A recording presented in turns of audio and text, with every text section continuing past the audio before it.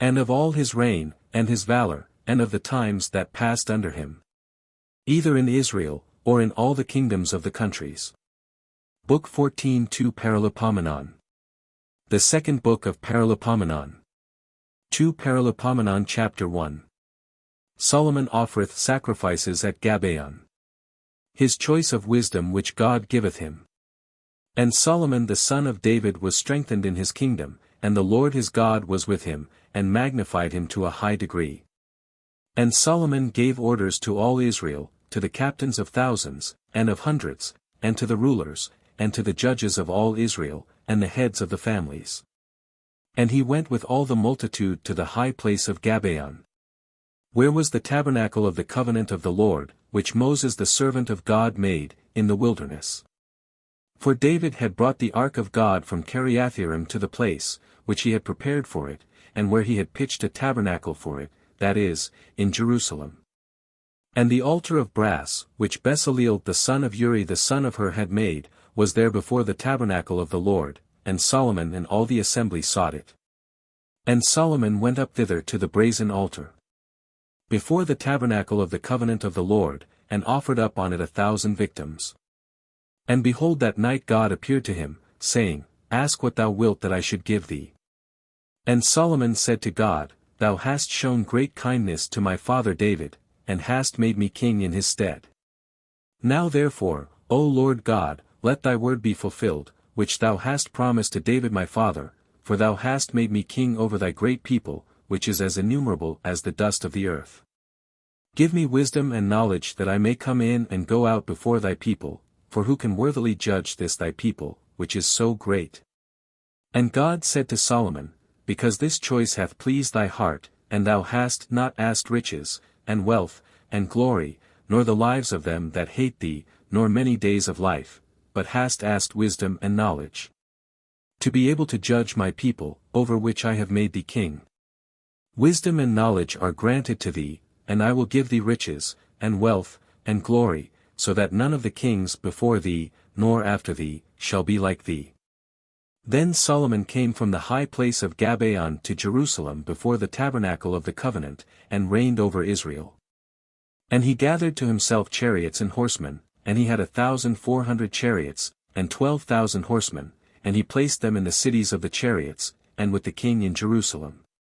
And the king made silver and gold to be in Jerusalem as stones, and cedar trees as sycamores, which grow in the plains in great multitude. And there were horses brought him from Egypt, and from Coa by the king's merchants, who went, and bought at a price a chariot of 4 horses for 600 pieces of silver, and a horse for 150, in like manner market was made in all the kingdoms of the Hittites, and of the kings of Syria. 2 Paralipomenon Chapter 2. Solomon's embassy to Hiram, who sends him a skillful workman and timber. And Solomon determined to build a house to the name of the Lord, and a palace for himself. And he numbered out 70,000 men to bear burdens, and 80,000 to hew stones in the mountains, and 3,600 to oversee them. He sent also to Hiram king of Tyre, saying, As thou didst with David my father, and didst send him cedars, to build him a house, in which he dwelt. So do with me that I may build a house to the name of the Lord my God, to dedicate it to burn incense before him, and to perfume with aromatical spices, and for the continual setting forth of bread, and for the holocausts, morning and evening, and on the Sabbaths, and on the new moons, and the solemnities of the Lord our God forever, which are commanded for Israel. For the house which I desire to build, is great, for our God is great above all gods. Who then can be able to build him a worthy house? If heaven, and the heavens of heavens cannot contain him, who am I that I should be able to build him a house? But to this end only, that incense may be burnt before him. Send me therefore a skillful man, that knoweth how to work in gold, and in silver, in brass, and in iron, in purple, in scarlet and in blue, and that hath skill in engraving, with the artificers, which I have with me in Judea and Jerusalem, whom David my father provided. Send me also cedars, and fir trees, and pine trees from Libanus, for I know that thy servants are skillful in cutting timber in Libanus, and my servants shall be with thy servants, to provide me timber in abundance. For the house which I desire to build, is to be exceeding great, and glorious. And I will give thy servants the workmen that are to cut down the trees, for their food 20,000 cores of wheat, and as many cores of barley, and 20,000 measures of wine, and 20,000 measures of oil. And Hiram king of Tyre sent a letter to Solomon, saying, Because the Lord hath loved his people, therefore he hath made thee king over them. And he added, saying, Blessed be the Lord the God of Israel, who made heaven and earth, who hath given to King David a wise and knowing son, endued with understanding and prudence, to build a house to the Lord, and a palace for himself. I therefore have sent thee my father Hiram, a wise and most skillful man, the son of a woman of the daughters of Dan, whose father was a Tyrian, who knoweth how to work in gold, and in silver, in brass, and in iron, and in marble, and in timber, in purple also, and violet, and silk and scarlet, and who knoweth to grave all sort of graving, and to devise ingeniously all that there may be need of in the work with thy artificers, and with the artificers of my lord David thy father. The wheat therefore, and the barley and the oil, and the wine, which thou, my lord, hast promised, send to thy servants.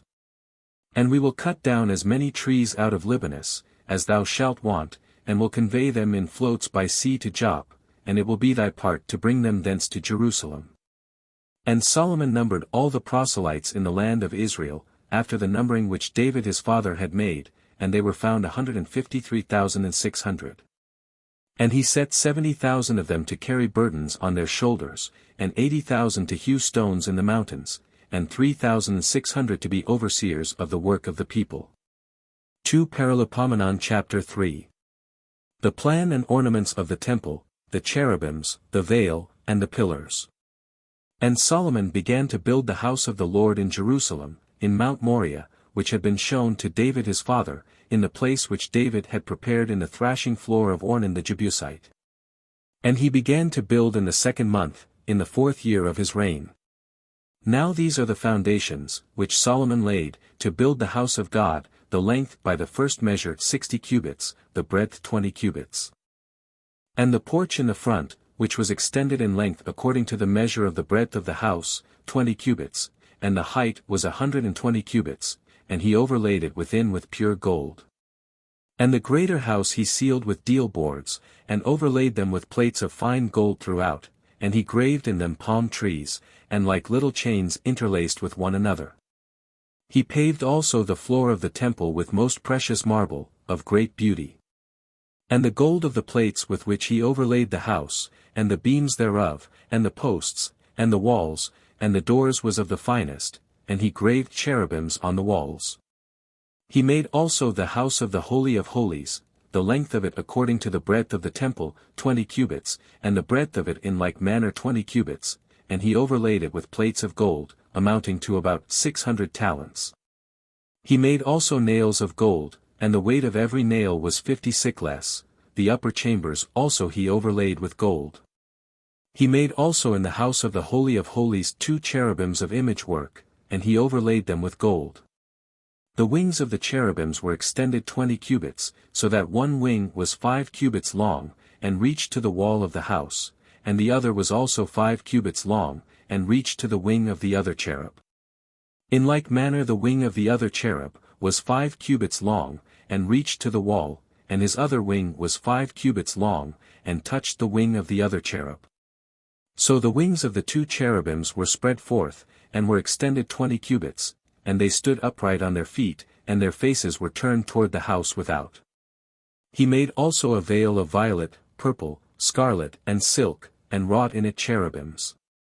He made also before the doors of the temple 2 pillars, which were 5 and 30 cubits high, and their chapiters were 5 cubits. He made also as it were little chains in the oracle, and he put them on the heads of the pillars, and 100 pomegranates, which he put between the little chains. These pillars he put at the entrance of the temple, one on the right hand, and the other on the left. That which was on the right hand, he called Jachin, and that on the left hand, Booz. 2 Paralipomenon chapter 4. The altar of brass, the molten seat upon 12 oxen, the 10 loaves, the candlesticks and other vessels and ornaments of the temple. He made also an altar of brass 20 cubits long, and 20 cubits broad, and 10 cubits high. Also a molten sea of 10 cubits from brim to brim, round in compass, it was 5 cubits high, and a line of 30 cubits compassed it round about. And under it there was the likeness of oxen, and certain engravings on the outside of 10 cubits compassed the belly of the sea, as it were with 2 rows. And the oxen were cast, and the sea itself was set upon the 12 oxen, 3 of which looked toward the north, and other 3 toward the west, and other 3 toward the south, and the other 3 that remained toward the east. And the sea stood upon them, and the hinder parts of the oxen were inward under the sea. Now the thickness of it was a handbreadth, and the brim of it was like the brim of a cup, or of a crisped lily, and it held 3,000 measures. He made also 10 lavers, and he set 5 on the right hand, and 5 on the left, to wash in them all such things as they were to offer for holocausts, but the sea was for the priests to wash in. And he made 10 golden candlesticks, according to the form which they were commanded to be made by, and he set them in the temple, 5 on the right hand, and 5 on the left. Moreover also 10 tables, and he set them in the temple, 5 on the right side, and 5 on the left. Also 100 bowls of gold. He made also the court of the priests, and a great hall, and doors in the hall, which he covered with brass. And he set the sea on the right side over against the east toward the south. And Hiram made cauldrons, and flesh hooks, and bowls, and finished all the king's work the house of God. That is to say, the 2 pillars, and the pommels, and the chapiters, and the network, to cover the chapiters over the pommels. And 400 pomegranates, and 2 wreaths of network, so that 2 rows of pomegranates were joined to each wreath, to cover the pommels, and the chapiters of the pillars. He made also bases, and lavers, which he set upon the bases. 1 sea, and 12 oxen under the sea. And the cauldrons, and flesh hooks, and bowls. All the vessels did Hiram his father make for Solomon in the house of the Lord of the finest brass. In the country near the Jordan did the king cast them, in a clay ground between Socket and Saredatha. And the multitude of vessels was innumerable, so that the weight of the brass was not known. And Solomon made all the vessels for the house of God, and the golden altar, and the tables, upon which were the loaves of proposition. The candlesticks also of most pure gold with their lamps to give light before the oracle, according to the manner. And certain flowers, and lamps, and golden tongs, all were made of the finest gold. The vessels also for the perfumes, and the censers, and the bowls, and the mortars, of pure gold. And he graved the doors of the inner temple, that is, for the Holy of Holies, and the doors of the temple without were of gold. And thus all the work was finished which Solomon made in the house of the Lord. 2 Paralipomenon chapter 5. The ark is brought with great solemnity into the temple is filled with the glory of God. Then Solomon brought in all those things that David his father had vowed, the silver, and the gold, and all the vessels he put among the treasures of the house of God. And after this he gathered together the ancients of Israel and all the princes of the tribes, and the heads of the families, of the children of Israel to Jerusalem, to bring the ark of the covenant of the Lord out of the city of David, which is Shaun. And all the men of Israel came to the king in the solemn day of the 7th month. And when all the ancients of Israel were come, the Levites took up the ark, and brought it in, together with all the furniture of the tabernacle. And the priests with the Levites carried the vessels of the sanctuary, which were in the tabernacle. And King Solomon and all the assembly of Israel and all that were gathered together before the ark, sacrificed rams, and oxen without number, so great was the multitude of the victims. And the priests brought in the ark of the covenant of the Lord into its place, that is, to the oracle of the temple, into the Holy of Holies under the wings of the cherubims. So that the cherubims spread their wings over the place, in which the ark was set, and covered the ark itself and its staves. Now the ends of the staves wherewith the ark was carried, because they were something longer, were seen before the oracle, but if a man were a little outward, he could not see them. So the ark has been there unto this day. And there was nothing else in the ark but the 2 tables which Moses put there at Horeb when the Lord gave the law to the children of Israel, at their coming out of Egypt. Now when the priests were come out of the sanctuary, for all the priests that could be found there, were sanctified, and as yet at that time the courses and orders of the ministries were not divided among them. Both the Levites and the singing men. That is, both they that were under Asaph, and they that were under Heman, and they that were under Idithun, with their sons, and their brethren, clothed with fine linen, sounded with cymbals, and psalteries, and harps. Standing on the east side of the altar, and with them 120 priests, sounding with trumpets. So when they all sounded together, both with trumpets, and voice, and cymbals, and organs, and with divers kind of musical instruments, and lifted up their voice on high, the sound was heard afar off, so that when they began to praise the Lord, and to say, Give glory to the Lord, for he is good, for his mercy endureth for ever, the house of God was filled with a cloud. Nor could the priest stand and minister by reason of the cloud. For the glory of the Lord had filled the house of God. 2 Paralipomenon chapter 6.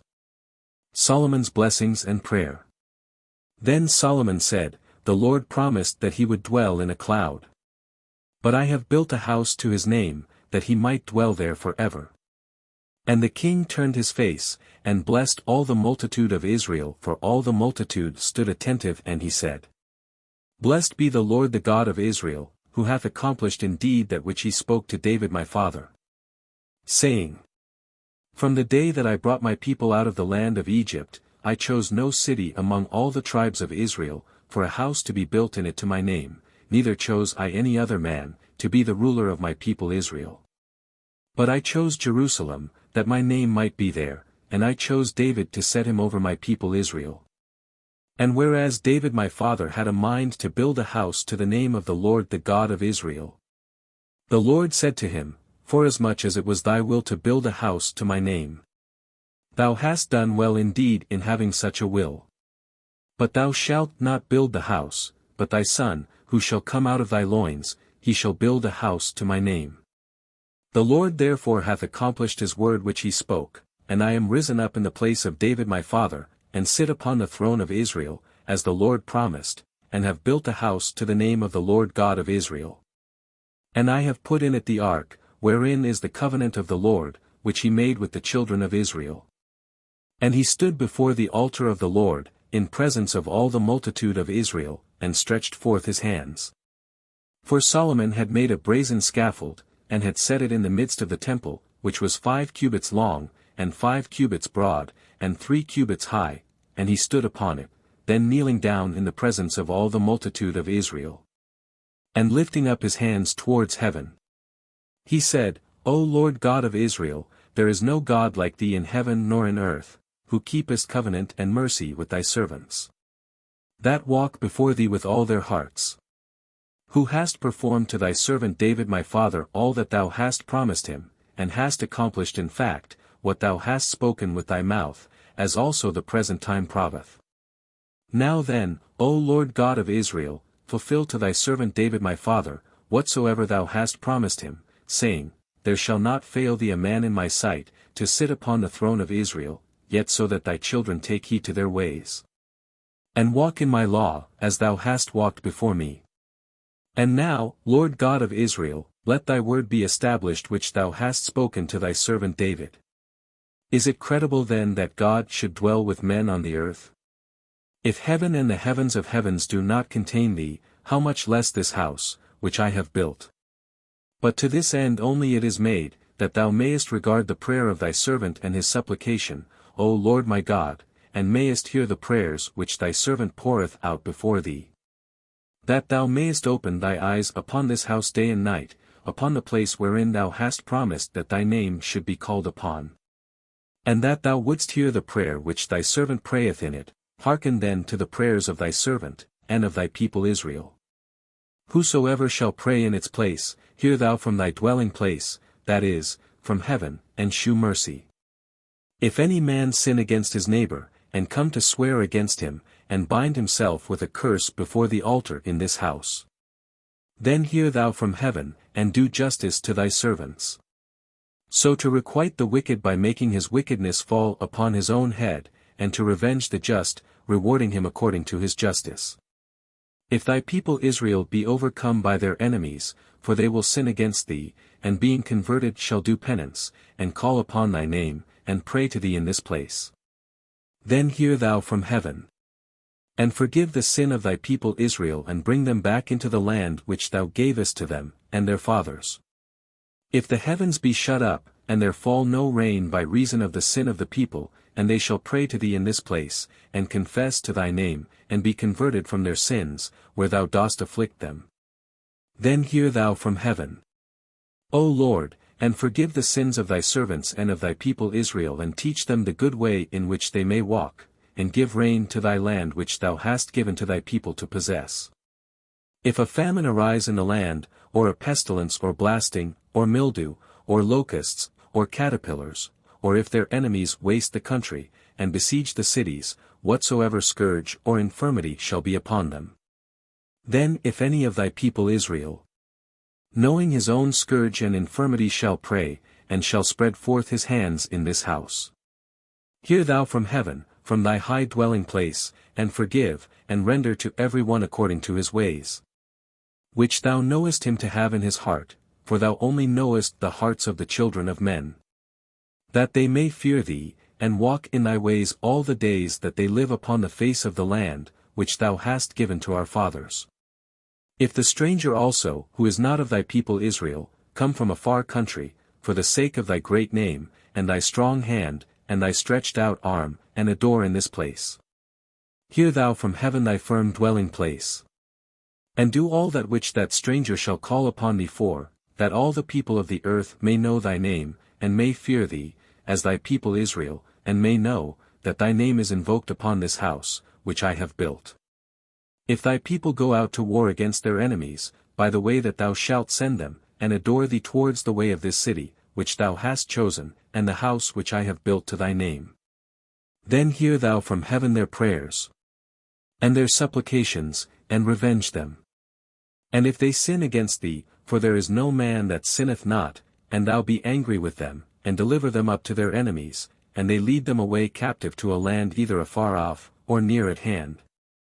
And if they be converted in their heart in the land to which they were led captive, and do penance, and pray to thee in the land of their captivity, saying, We have sinned, we have done wickedly, we have dealt unjustly, and return to thee with all their heart, and with all their soul, in the land of their captivity, to which they were led away, and adore thee towards the way of their own land which thou gavest their fathers, and of the city which thou hast chosen, and the house which I have built to thy name. Then hear thou from heaven, that is, from thy firm dwelling place, their prayers, and do judgment, and forgive thy people, although they have sinned. For thou art my God, let thy eyes, I beseech thee, be open, and let thy ears be attentive to the prayer that is made in this place. Now therefore arise, O Lord God, into thy resting place, thou and the ark of thy strength. Let thy priests, O Lord God, put on salvation, and thy saints rejoice in good things. O Lord God, turn not away the face of thy anointed, remember the mercies of David thy servant. 2 Paralipomenon chapter 7. Fire from heaven consumeth the sacrifices. The solemnity of the dedication of the temple. God signifieth his having heard Solomon's prayer, yet so if he continue to serve him. And when Solomon had made an end of his prayer, fire came down from heaven, and consumed the holocausts and the victims, and the majesty of the Lord filled the house.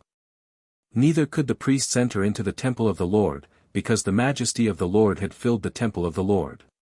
Moreover all the children of Israel saw the fire coming down, and the glory of the Lord upon the house, and falling down with their faces to the ground, upon the stone pavement, they adored and praised the Lord, because he is good, because his mercy endureth forever. And the king and all the people sacrificed victims before the Lord. And King Solomon offered a sacrifice of 22,000 oxen, and 120,000 rams, and the king and all the people dedicated the house of God. And the priests stood in their offices, and the Levites with the instruments of music of the Lord, which King David made to praise the Lord, because his mercy endureth forever. Singing the hymns of David by their ministry, and the priests sounded with trumpets before them, and all Israel stood. Solomon also sanctified the middle of the court before the temple of the Lord, for he offered there the holocausts, and the fat of the peace offerings, because the brazen altar, which he had made, could not hold the holocausts and the sacrifices and the fat. And Solomon kept the solemnity at that time 7 days, and all Israel with him, a very great congregation, from the entrance of Hamath to the torrent of Egypt. And he made on the 8th day a solemn assembly, because he had kept the dedication of the altar 7 days, and had celebrated the solemnity 7 days. So on the 23rd day of the 7th month he sent away the people to their dwellings, joyful and glad for the good that the Lord had done to David, and to Solomon, and to all Israel his people. And Solomon finished the house of the Lord, and the king's house, and all that he had designed in his heart to do, in the house of the Lord, and in his own house, and he prospered. And the Lord appeared to him by night, and said, I have heard thy prayer, and I have chosen this place to myself for a house of sacrifice. If I shut up heaven, and there fall no rain, or if I give orders, and command the locust to devour the land, or if I send pestilence among my people. And my people, upon whom my name is called, being converted, shall make supplication to me, and seek out my face, and do penance for their most wicked ways, then will I hear from heaven, and will forgive their sins and will heal their land. My eyes also shall be open, and my ears attentive to the prayer of him that shall pray in this place. For I have chosen, and have sanctified this place, that my name may be there forever, and my eyes and my heart may remain there perpetually. And as for thee, if thou walk before me, as David thy father walked, and do according to all that I have commanded thee, and keep my justices and my judgments, I will raise up the throne of thy kingdom, as I promised to David thy father, saying, There shall not fail thee a man of thy stock to be ruler in Israel. But if you turn away, and forsake my justices, and my commandments which I have set before you, and shall go and serve strange gods, and adore them, I will pluck you up by the root out of my land which I have given you, and this house which I have sanctified to my name, I will cast away from before my face, and will make it a byword, and an example among all nations. And this house shall be for a proverb to all that pass by, and they shall be astonished and say, Why hath the Lord done thus to this land, and to this house? And they shall answer, Because they forsook the Lord the God of their fathers, who brought them out of the land of Egypt, and laid hold on strange gods, and adored them, and worshipped them, therefore all these evils are come upon them. 2 Paralipomenon chapter 8. Solomon's buildings and other acts. And at the end of 20 years after Solomon had built the house of the Lord and his own house, he built the cities which Hiram had given to Solomon, and caused the children of Israel to dwell there. He went also into Hamath Subah, and possessed it. And he built Palmyra in the desert, and he built other strong cities in Hamath. And he built Beth-horon the upper, and Beth-horon the nether, walled cities with gates and bars and locks.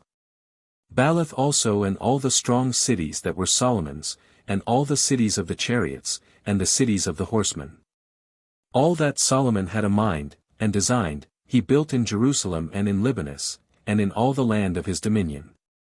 All the people that were left of the Hittites, and the Amorites, and the Perizzites, and the Hivites, and the Jebusites, that were not of the stock of Israel, of their children, and of the posterity, whom the children of Israel had not slain, Solomon made to be the tributaries, unto this day. But of the children of Israel he set none to serve in the king's works, for they were men of war, and chief captains, and rulers of his chariots and horsemen. And all the chief captains of King Solomon's army were 250, who taught the people. And he removed the daughter of Pharaoh from the city of David, to the house which he had built for her.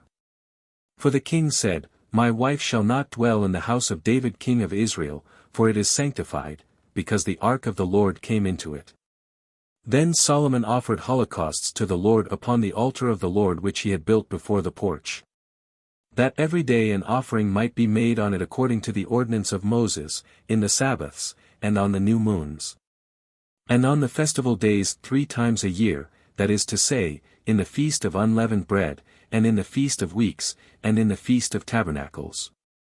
And he appointed according to the order of David his father the offices of the priests in their ministries, and the Levites in their order to give praise.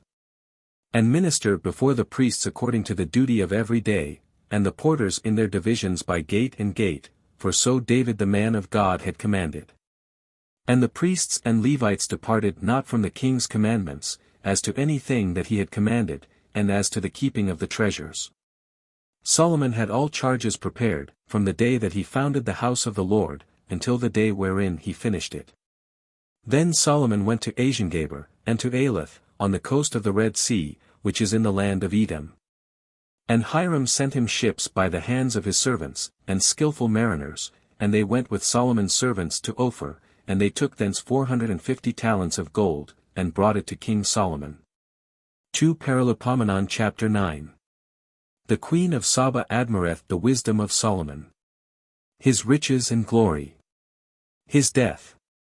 And when the queen of Saba heard of the fame of Solomon, she came to try him with hard questions at Jerusalem, with great riches, and camels, which carried spices, and abundance of gold, and precious stones. And when she was come to Solomon, she proposed to him all that was in her heart. And Solomon explained to her all that she proposed, and there was not anything that he did not make clear unto her. And when she had seen these things, to wit, the wisdom of Solomon, and the house which he had built, and the meats of his table, and the dwelling places of his servants, and the attendance of his officers, and their apparel, his cupbearers also, and their garments, and the victims which he offered in the house of the Lord, there was no more spirit in her, she was so astonished. And she said to the king, The word is true which I heard in my country of thy virtues and wisdom. I did not believe them that told it, until I came, and my eyes had seen, and I had proved that scarce one half of thy wisdom had been told me, thou hast exceeded the same with thy virtues. Happy are thy men, and happy are thy servants, who stand always before thee, and hear thy wisdom. Blessed be the Lord thy God, who hath been pleased to set thee on his throne, King of the Lord thy God. Because God loveth Israel, and will preserve them forever, therefore hath he made thee king over them, to do judgment and justice. And she gave to the king 120 talents of gold, and spices in great abundance, and most precious stones. There were no such spices as these which the queen of Saba gave to King Solomon. And the servants also of Hiram, with the servants of Solomon, brought gold from Ophir, and thyine trees, and most precious stones. And the king made of the thyine trees stairs in the house of the Lord, and in the king's house. And harps and psalteries for the singing men, never were there seen such trees in the land of Judah.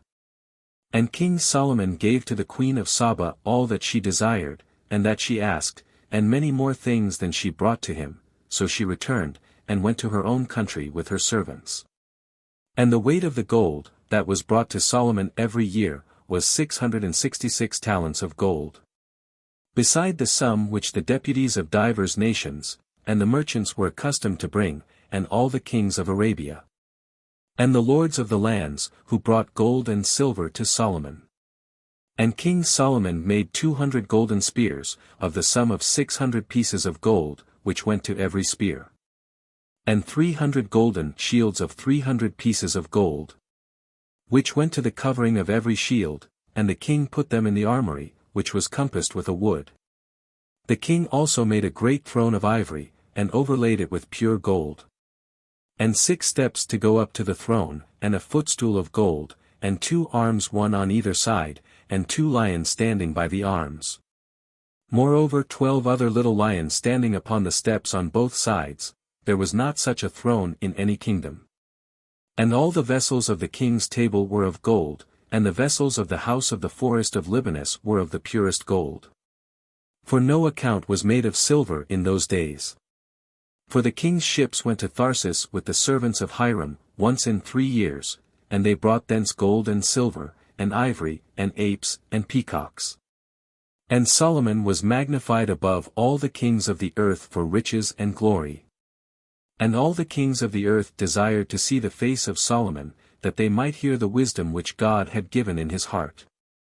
And every year they brought him presents, vessels of silver and of gold, and garments, and armor, and spices, and horses, and mules.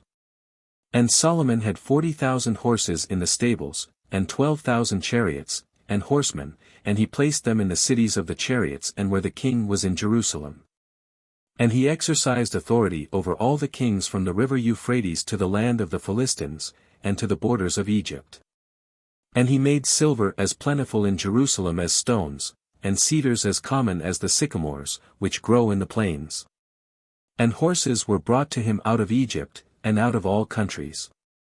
Now the rest of the acts of Solomon first and last are written in the words of Nathan the prophet, and in the books of Ahias the Silonite, and in the vision of Addo the seer, against Jeroboam the son of Nebat. And Solomon reigned in Jerusalem over all Israel 40 years. And he slept with his fathers, and they buried him in the city of David, and Rehoboam his son reigned in his stead. 2 Paralipomenon chapter 10. Rehoboam answereth the people roughly, upon which 10 tribes revolt. And Rehoboam went to Sichem, for thither all Israel were assembled, to make him king. And when Jeroboam the son of Nebat, who was in Egypt, for he was fled thither from Solomon, heard it, forthwith he returned. And they sent for him, and he came with all Israel, and they spoke to Rehoboam, saying, Thy father oppressed with a most grievous yoke, do thou govern us with a lighter hand than thy father, who laid upon us a heavy servitude. And ease some thing of the burden, that we may serve thee. And he said to them, Come to me again after 3 days. And when the people were gone, he took counsel with the ancients who had stood before his father Solomon, while he yet lived, saying, What counsel give you to me, that I may answer the people? And they said to him, If thou please this people, and soothe them with kind words, they will be thy servants forever. But he forsook the counsel of the ancients, and began to treat with the young men, that had been brought up with him, and were in his train. And he said to them, What seemeth good to you? Or what shall I answer this people, who have said to me, Ease the yoke which thy father laid upon us? But they answered as young men, and brought up with him in pleasures, and said, Thus shalt thou speak to the people, that said to thee, Thy father made our yoke heavy. Do thou ease it, thus shalt thou answer them, My little finger is thicker than the loins of my father. My father laid upon you a heavy yoke, and I will add more weight to it. My father beat you with scourges, but I will beat you with scorpions. So Jeroboam, and all the people came to Rehoboam the 3rd day, as he commanded them. And the king answered roughly, leaving the counsel of the ancients. And he spoke according to the advice of the young men, My father laid upon you a heavy yoke, which I will make heavier. My father beat you with scourges, but I will beat you with scorpions. And he condescended not to the people's requests, for it was the will of God, that his word might be fulfilled which he had spoken by the hand of Ahias the Silonite to Jeroboam the son of Nebat. And all the people upon the king speaking roughly, said thus unto him, We have no part in David, nor inheritance in the son of Isai. Return to thy dwellings, O Israel, and do thou, O David, feed thy own house. And Israel went away to their dwellings. But Rehoboam reigned over the children of Israel that dwelt in the cities of Judah. And King Rehoboam sent Adoram, who was over the tributes, and the children of Israel stoned him, and he died, and King Rehoboam made haste to get up into his chariot, and fled into Jerusalem. And Israel revolted from the house of David unto this day. 2 Paralipomenon chapter 11. Rehoboam's reign. His kingdom is strengthened. And Rehoboam came to Jerusalem, and called together all the house of Judah and of Benjamin, 180,000 chosen men and warriors, to fight against Israel, and to bring back his kingdom to him. And the word of the Lord came to Shemaiah the man of God, saying, Speak to Rehoboam the son of Solomon the king of Judah, and to all Israel, in Judah and Benjamin. Thus saith the Lord, You shall not go up, nor fight against your brethren, let every man return to his own house, for by my will this thing has been done. And when they heard the word of the Lord, they returned, and did not go against Jeroboam. And Rehoboam dwelt in Jerusalem, and built walled cities in Judah. And he built Bethlehem, and Etam, and the Q, and Bethsur, and Socho, and Odalam, and Geth, and Marisa, and Ziph, and Aduram, and Lachish, and Azekah. Sarah also, and Aijalon, and Hebron, which are in Judah and Benjamin, well-fenced cities. And when he had enclosed them with walls, he put in them governors and storehouses of provisions, that is, of oil and of wine. Moreover in every city he made an armory of shields and spears, and he fortified them with great diligence, and he reigned over Judah, and Benjamin. And the priests and Levites, that were in all Israel, came to him out of all their seats, leaving their suburbs, and their possessions, and passing over to Judah, and Jerusalem, because Jeroboam and his sons had cast them off, from executing the priestly office to the Lord. And he made to himself priests for the high places, and for the devils, and for the calves which he had made. Moreover out of all the tribes of Israel, whosoever gave their heart to seek the Lord the God of Israel, came into Jerusalem to sacrifice their victims before the Lord the God of their fathers. And they strengthened the kingdom of Judah, and established Rehoboam the son of Solomon for 3 years, for they walked in the ways of David and of Solomon, only 3 years. And Rehoboam took to wife Mahalath, the daughter of Jerimoth the son of David, and Abihail the daughter of Eliab the son of Isai. And they bore him sons Jeuz, and Samorias, and Zum. And after her he married Maachah the daughter of Absalom, who bore him Abiah, and Ethai, and Ziza, and Salamith. And Rehoboam loved Maachah the daughter of Absalom above all his wives and concubines, for he had married 18 wives, and 60 concubines, and he begot 28 sons, and 60 daughters. But he put at the head of them Abiah the son of Maachah to be the chief ruler over all his brethren, for he meant to make him king. Because he was wiser and mightier than all his sons, and in all the countries of Judah, and of Benjamin, and in all the walled cities, and he gave them provisions in abundance, and he sought many wives.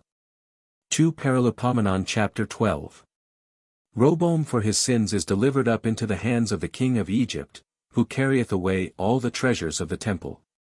And when the kingdom of Rehoboam was strengthened and fortified, he forsook the law of the Lord, and all Israel with him. And in the 5th year of the reign of Rehoboam, Shishak king of Egypt came up against Jerusalem, because they had sinned against the Lord, with 1,200 chariots and 60,000 horsemen, and the people were without number that came with him out of Egypt, to wit, Libyans, and Troglodytes, and Ethiopians. And he took the strongest cities in Judah, and came to Jerusalem. And Shemaiah the prophet came to Rehoboam, and to the princes of Judah, that were gathered together in Jerusalem, fleeing from Shishak, and he said to them, Thus saith the Lord, You have left me, and I have left you in the hand of Shishak.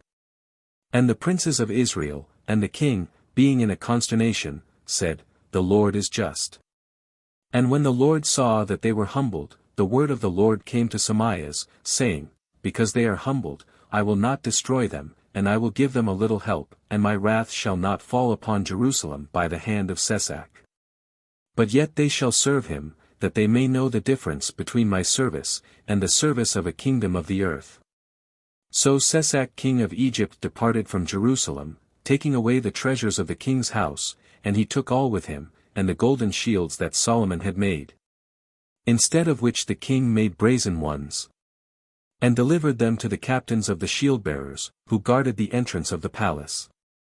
And when the king entered into the house of the Lord, the shield-bearers came and took them, and brought them back again to their armory. But yet because they were humbled, the wrath of the Lord turned away from them, and they were not utterly destroyed, for even in Judah there were found good works. King Rehoboam therefore was strengthened in Jerusalem, and reigned. He was 41 years old when he began to reign, and he reigned 17 years in Jerusalem, the city which the Lord chose out of all the tribes of Israel, to establish his name there, and the name of his mother was Naamah an Ammonitess. But he did evil, and did not prepare his heart to seek the Lord. Now the acts of Rehoboam first and last are written in the books of Shemaiah the prophet, and of Addo the seer, and diligently recorded, and there was war between Rehoboam and Jeroboam all their days. And Rehoboam slept with his fathers, and was buried in the city of David. And Abiah his son reigned in his stead. 2 Paralipomenon chapter 13. Abiah's reign, his victory over Jeroboam. In the 18th year of King Jeroboam, Abia reigned over Judah.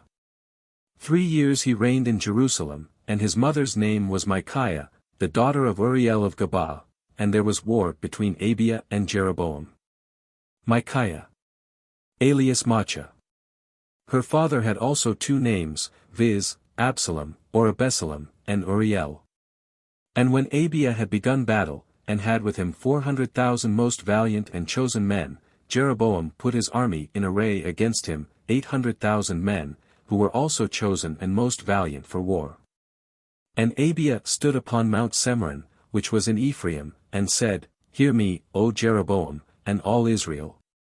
Do you not know that the Lord God of Israel gave to David the kingdom over Israel forever, to him and to his sons by a covenant of salt? A covenant of salt. That is, a firm and perpetual covenant. See number 18.19. And Jeroboam the son of Nebat, the servant of Solomon the son of David, rose up, and rebelled against his Lord. And there were gathered to him vain men, and children of Belial, and they prevailed against Roboam the son of Solomon, for Roboam was unexperienced, and of a fearful heart, and could not resist them. And now you say that you are able to withstand the kingdom of the Lord, which he possesseth by the sons of David, and you have a great multitude of people, and golden calves, which Jeroboam hath made you for gods. And you have cast out the priests of the Lord, the sons of Aaron, and the Levites, and you have made you priests, like all the nations of the earth, whosoever cometh and consecrateth his hand with a bullock of the herd, and with 7 rams, is made a priest of those who are no gods. But the Lord is our God, whom we forsake not, and the priests who minister to the Lord are the sons of Aaron, and the Levites are in their order. And they offer holocausts to the Lord, every day, morning and evening, and incense made according to the ordinance of the law, and the loaves are set forth on a most clean table, and there is with us the golden candlestick, and the lamps thereof. To be lighted always in the evening, for we keep the precepts of the Lord our God, whom you have forsaken. Therefore God is the leader in our army, and his priests who sound with trumpets, and resound against you, O children of Israel, fight not against the Lord the God of your fathers, for it is not good for you. While he spoke these things, Jeroboam caused an ambushment to come about behind him. And while he stood facing the enemies, he encompassed Judah, who perceived it not, with his army. And when Judah looked back, they saw the battle coming upon them both before and behind, and they cried to the Lord, and the priests began to sound with the trumpets. And all the men of Judah shouted, and behold when they shouted, God terrified Jeroboam, and all Israel that stood against Abia and Judah. And the children of Israel fled before Judah, and the Lord delivered them into their hand. And Abia and his people slew them with a great slaughter, and there fell wounded of Israel 500,000 valiant men. And the children of Israel were brought down, at that time, and the children of Judah were exceedingly strengthened, because they had trusted in the Lord the God of their fathers. And Abia pursued after Jeroboam, and took cities from him, Bethel and her daughters, and Jezanah with her daughters, Ephron also and her daughters. And Jeroboam was not able to resist any more, in the days of Abia, and the Lord struck him, and he died. But Abia, being strengthened in his kingdom, took 14 wives, and begot 22 sons, and 16 daughters. And the rest of the acts of Abia, and of his ways and works, are written diligently in the book of Addo the prophet. 2 PARALIPOMENON chapter 14. The reign of Asa, his victory over the Ethiopians. And Abia slept with his fathers, and they buried him in the city of David, and Asa his son reigned in his stead. In his days the land was quiet 10 years. And Asa did that which was good and pleasing in the sight of his God, and he destroyed the altars of foreign worship, and the high places. And broke the statues, and cut down the groves. And he commanded Judah to seek the Lord the God of their fathers, and to do the law, and all the commandments. And he took away out of all the cities of Judah the altars, and temples, and reigned in peace. He built also strong cities in Judah, for he was quiet, and there had no wars risen in his time, the Lord giving peace. And he said to Judah, Let us build these cities, and compass them with walls, and fortify them with towers, and gates, and bars, while all is quiet from wars, because we have sought the Lord the God of our fathers. And he hath given us peace round about. So they built, and there was no hindrance in building. And Asa had in his army of men that bore shields and spears of Judah 300,000, and of Benjamin that bore shields and drew bows 280,000, all these were most valiant men. And Zara the Ethiopian came out against them with his army of 100,000 men, and with 300 chariots, and he came as far as Marisa.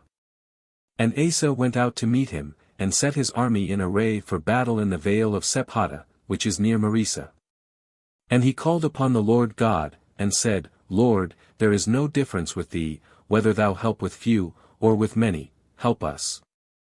O Lord our God, for with confidence in thee, and in thy name we are come against this multitude. O Lord thou art our God, let not man prevail against thee. And the Lord terrified the Ethiopians before Asa and Judah, and the Ethiopians fled. And Asa and the people that were with him pursued them to Gerar, and the Ethiopians fell even to utter destruction, for the Lord slew them, and his army fought against them, and they were destroyed. And they took abundance of spoils. And they took all the cities round about Gerar, for a great fear was come upon all men, and they pillaged the cities, and carried off much booty. And they destroyed the sheepcotes, and took an infinite number of cattle, and of camels, and returned to Jerusalem. 2 Paralipomenon chapter 15. The prophecy of Azarias. Asa's covenant with God. He deposeth his mother. And the Spirit of God came upon Azarias the son of Oded. And he went out to meet Asa, and said to him, Hear ye me, Asa, and all Judah and Benjamin, the Lord is with you, because you have been with him. If you seek him, ye shall find, but if you forsake him, he will forsake you.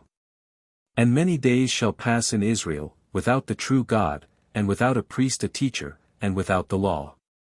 And when in their distress they shall return to the Lord the God of Israel, and shall seek him, they shall find him. At that time there shall be no peace to him that goeth out and cometh in, but terrors on every side among all the inhabitants of the earth. For nation shall fight against nation, and city against city, for the Lord will trouble them with all distress. Do you therefore take courage, and let not your hands be weakened, for there shall be a reward for your work. And when Asa had heard the words, and the prophecy of Azarias the son of Oded the prophet, he took courage, and took away the idols out of all the land of Judah, and out of Benjamin, and out of the cities of Mount Ephraim, which he had taken. And he dedicated the altar of the Lord, which was before the porch of the Lord. And he gathered together all Judah and Benjamin, and the strangers with them of Ephraim, and Manasseh, and Simeon, for many were come over to him out of Israel, seeing that the Lord his God was with him. And when they were come to Jerusalem in the 3rd month, in the 15th year of the reign of Asa, they sacrificed to the Lord in that day of the spoils, and of the prey, that they had brought, 700 oxen, and 7,000 rams. And he went in to confirm as usual the covenant, that they should seek the Lord the God of their fathers with all their heart, and with all their soul.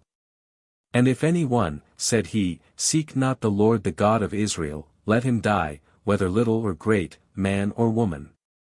And they swore to the Lord with a loud voice with joyful shouting, and with sound of trumpet, and sound of cornets.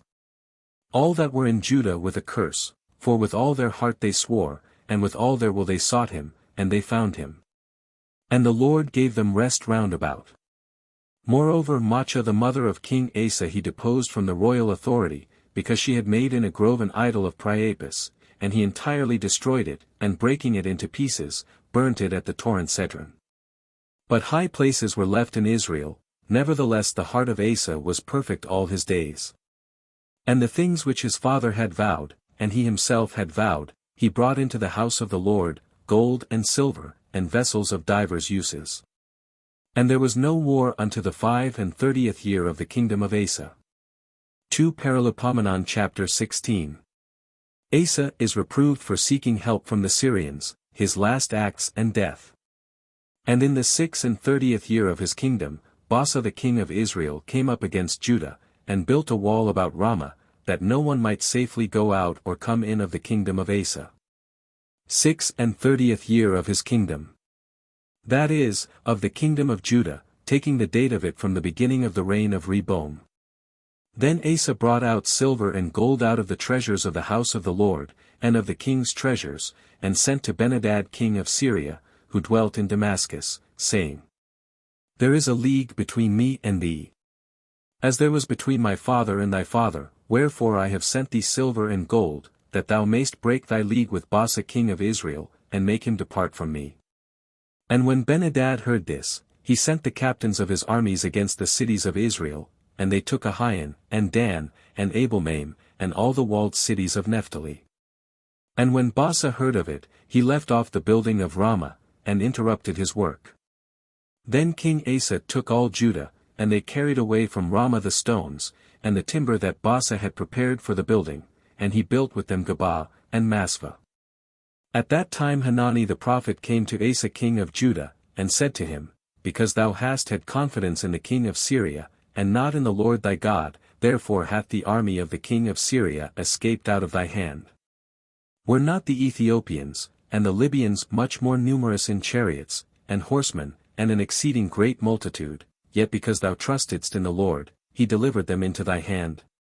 For the eyes of the Lord behold all the earth, and give strength to those who with a perfect heart trust in him. Wherefore thou hast done foolishly, and for this cause from this time wars shall arise against thee. And Asa was angry with the seer, and commanded him to be put in prison, for he was greatly enraged because of this thing, and he put to death many of the people at that time. But the works of Asa the first and last are written in the book of the kings of Judah and Israel. And Asa fell sick in the 39th year of his reign, of a most violent pain in his feet, and yet in his illness he did not seek the Lord, but rather trusted in the skill of physicians. And he slept with his fathers, and he died in the 41st year of his reign. And they buried him in his own sepulchre, which he had made for himself in the city of David, and they laid him on his bed full of spices and odoriferous ointments, which were made by the art of the perfumers. And they burnt them over him with very great pomp. 2 Paralipomenon chapter 17. Jehoshaphat's reign, his care for the instruction of his people, his numerous forces. And Jehoshaphat his son reigned in his stead, and grew strong against Israel. And he placed numbers of soldiers in all the fortified cities of Judah. And he put garrisons in the land of Judah, and in the cities of Ephraim, which Asa his father had taken. And the Lord was with Jehoshaphat, because he walked in the first ways of David his father, and trusted not in Baalim, but in the God of his father, and walked in his commandments, and not according to the sins of Israel. And the Lord established the kingdom in his hand, and all Judah brought presents to Jehoshaphat, and he acquired immense riches, and much glory. And when his heart had taken courage for the ways of the Lord, he took away also the high places and the groves out of Judah. And in the 3rd year of his reign, he sent of his princes Ben-Hail, and Abdias, and Zacharias, and Nathaniel, and Micheas, to teach in the sites of Judah. And with them the Levites, Semias, and Nethanias, and Zebadias, and Asael, and Semiramoth. And Jonathan, and Adonias, and Tobias, and Thobadonias Levites, and with them Elishama, and Joram priests. And they taught the people in Judah, having with them the book of the law of the Lord, and they went about all the cities of Judah, and instructed the people. And the fear of the Lord came upon all the kingdoms of the lands that were round about Judah, and they durst not make war against Jehoshaphat. The Philistines also brought presents to Jehoshaphat, and tribute in silver, and the Arabians brought him cattle, 7,700 rams, and as many he-goats. And Jehoshaphat grew, and became exceeding great, and he built in Judah houses like towers, and walled cities. And he prepared many works in the cities of Judah, and he had warriors, and valiant men in Jerusalem. Of whom this is the number of the houses and families of every one, in Judah captains of the army, Ednus the chief, and with him 300,000 most valiant men. After him Johanan the captain, and with him 280,000. And after him was Amaziah the son of Zechri, consecrated to the Lord, and with him were 200,000 valiant men. After him was Eliada valiant in battle, and with him 200,000 armed with bow and shield. After him also was Jozabad, and with him 180,000 ready for war. All these were at the hand of the king, beside others, whom he had put in the walled cities, in all Judah. 2 Paralipomenon chapter 18. Jehoshaphat accompanies Achab in his expedition against Ramoth, where Achab is slain, as Micaias had foretold. Now Jehoshaphat was rich and very glorious, and was joined by affinity to Achab. And he went down to him after some years to Samaria, and Achab at his coming killed sheep and oxen in abundance for him and the people that came with him, and he persuaded him to go up to Ramoth Galad. And Achab king of Israel said to Jehoshaphat king of Judah, Come with me to Ramoth Galad. And he answered him, Thou art as I am, and my people as thy people, and we will be with thee in the war. And Jehoshaphat said to the king of Israel, Inquire, I beseech thee, at present the word of the Lord. So the king of Israel gathered together of the prophets 400 men, and he said to them, Shall we go to Ramoth Galad to fight, or shall we forbear? But they said, Go up, and God will deliver into the king's hand. And Jehoshaphat said, Is there not here a prophet of the Lord, that we may inquire also of him? And the king of Israel said to Jehoshaphat, There is one man, of whom we may ask the will of the Lord, but I hate him, for he never prophesieth good to me, but always evil, and it is Micaias the son of Jemla. And Jehoshaphat said, Speak not thus, O king. And the king of Israel called one of the eunuchs, and said to him, Call quickly Micaias the son of Jemla. Now the king of Israel, and Jehoshaphat king of Judah, both sat on their thrones, clothed in royal robes, and they sat in the open court by the gate of Samaria, and all the prophets prophesied before them. And Sedecius the son of Shenanah made him horns of iron, and said, Thus saith the Lord, With these shalt thou push Syria, till thou destroy it. And all the prophets prophesied in like manner, and said, Go up to Ramoth Galad, and thou shalt prosper, and the Lord will deliver them into the king's hand.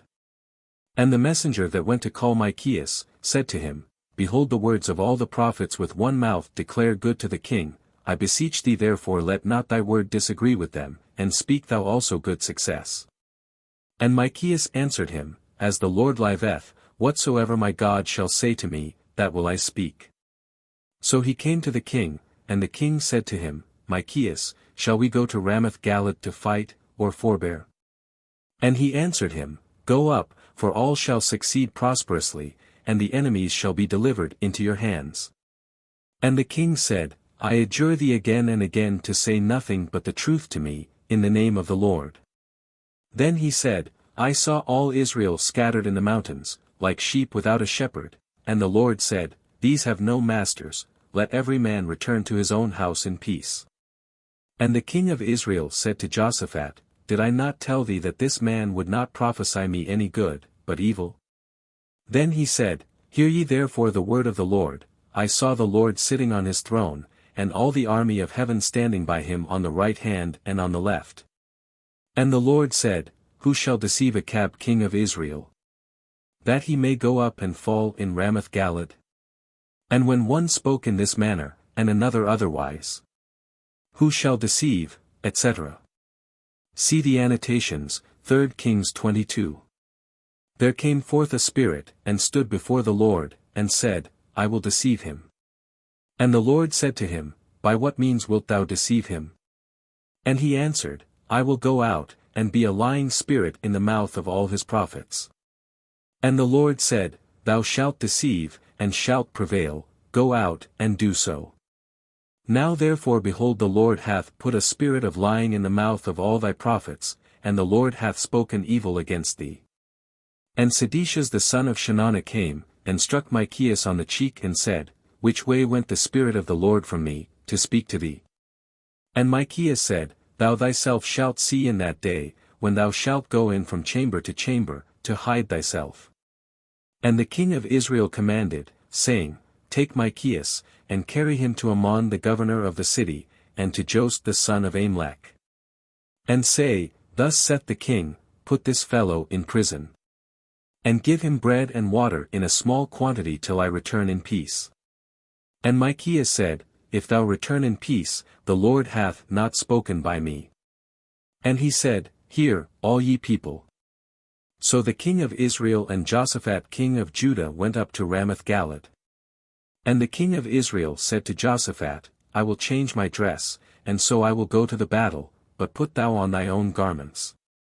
And the king of Israel having changed his dress, went to the battle. Now the king of Syria had commanded the captains of his cavalry, saying, Fight ye not with small, or great, but with the king of Israel only. So when the captains of the cavalry saw Jehoshaphat, they said, This is the king of Israel. And they surrounded him to attack him, but he cried to the Lord, and he helped him, and turned them away from him. For when the captains of the cavalry saw, that he was not the king of Israel, they left him. And it happened that one of the people shot an arrow at a venture, and struck the king of Israel between the neck and the shoulders, and he said to his chariot man, Turn thy hand, and carry me out of the battle, for I am wounded. And the fight was ended that day, but the king of Israel stood in his chariot against the Syrians until the evening, and died at the sunset. 2 Paralipomenon chapter 19. Jehoshaphat's charge to the judges and to the Levites. And Jehoshaphat king of Judah returned to his house in peace to Jerusalem. And Jehu the son of Hanani the seer met him, and said to him, Thou helpest the ungodly, and thou art joined in friendship with them that hate the Lord, and therefore thou didst deserve indeed the wrath of the Lord. But good works are found in thee. Because thou hast taken away the groves out of the land of Judah, and hast prepared thy heart to seek the Lord the God of thy fathers. And Jehoshaphat dwelt at Jerusalem, and he went out again to the people from Bersabee to Mount Ephraim, and brought them back to the Lord the God of their fathers. And he set judges of the land in all the fenced cities of Judah, in every place. And charging the judges, he said, Take heed what you do, for you exercise not the judgment of man, but of the Lord, and whatsoever you judge, it shall redound to you. Let the fear of the Lord be with you, and do all things with diligence, for there is no iniquity with the Lord our God, nor respect of persons, nor desire of gifts.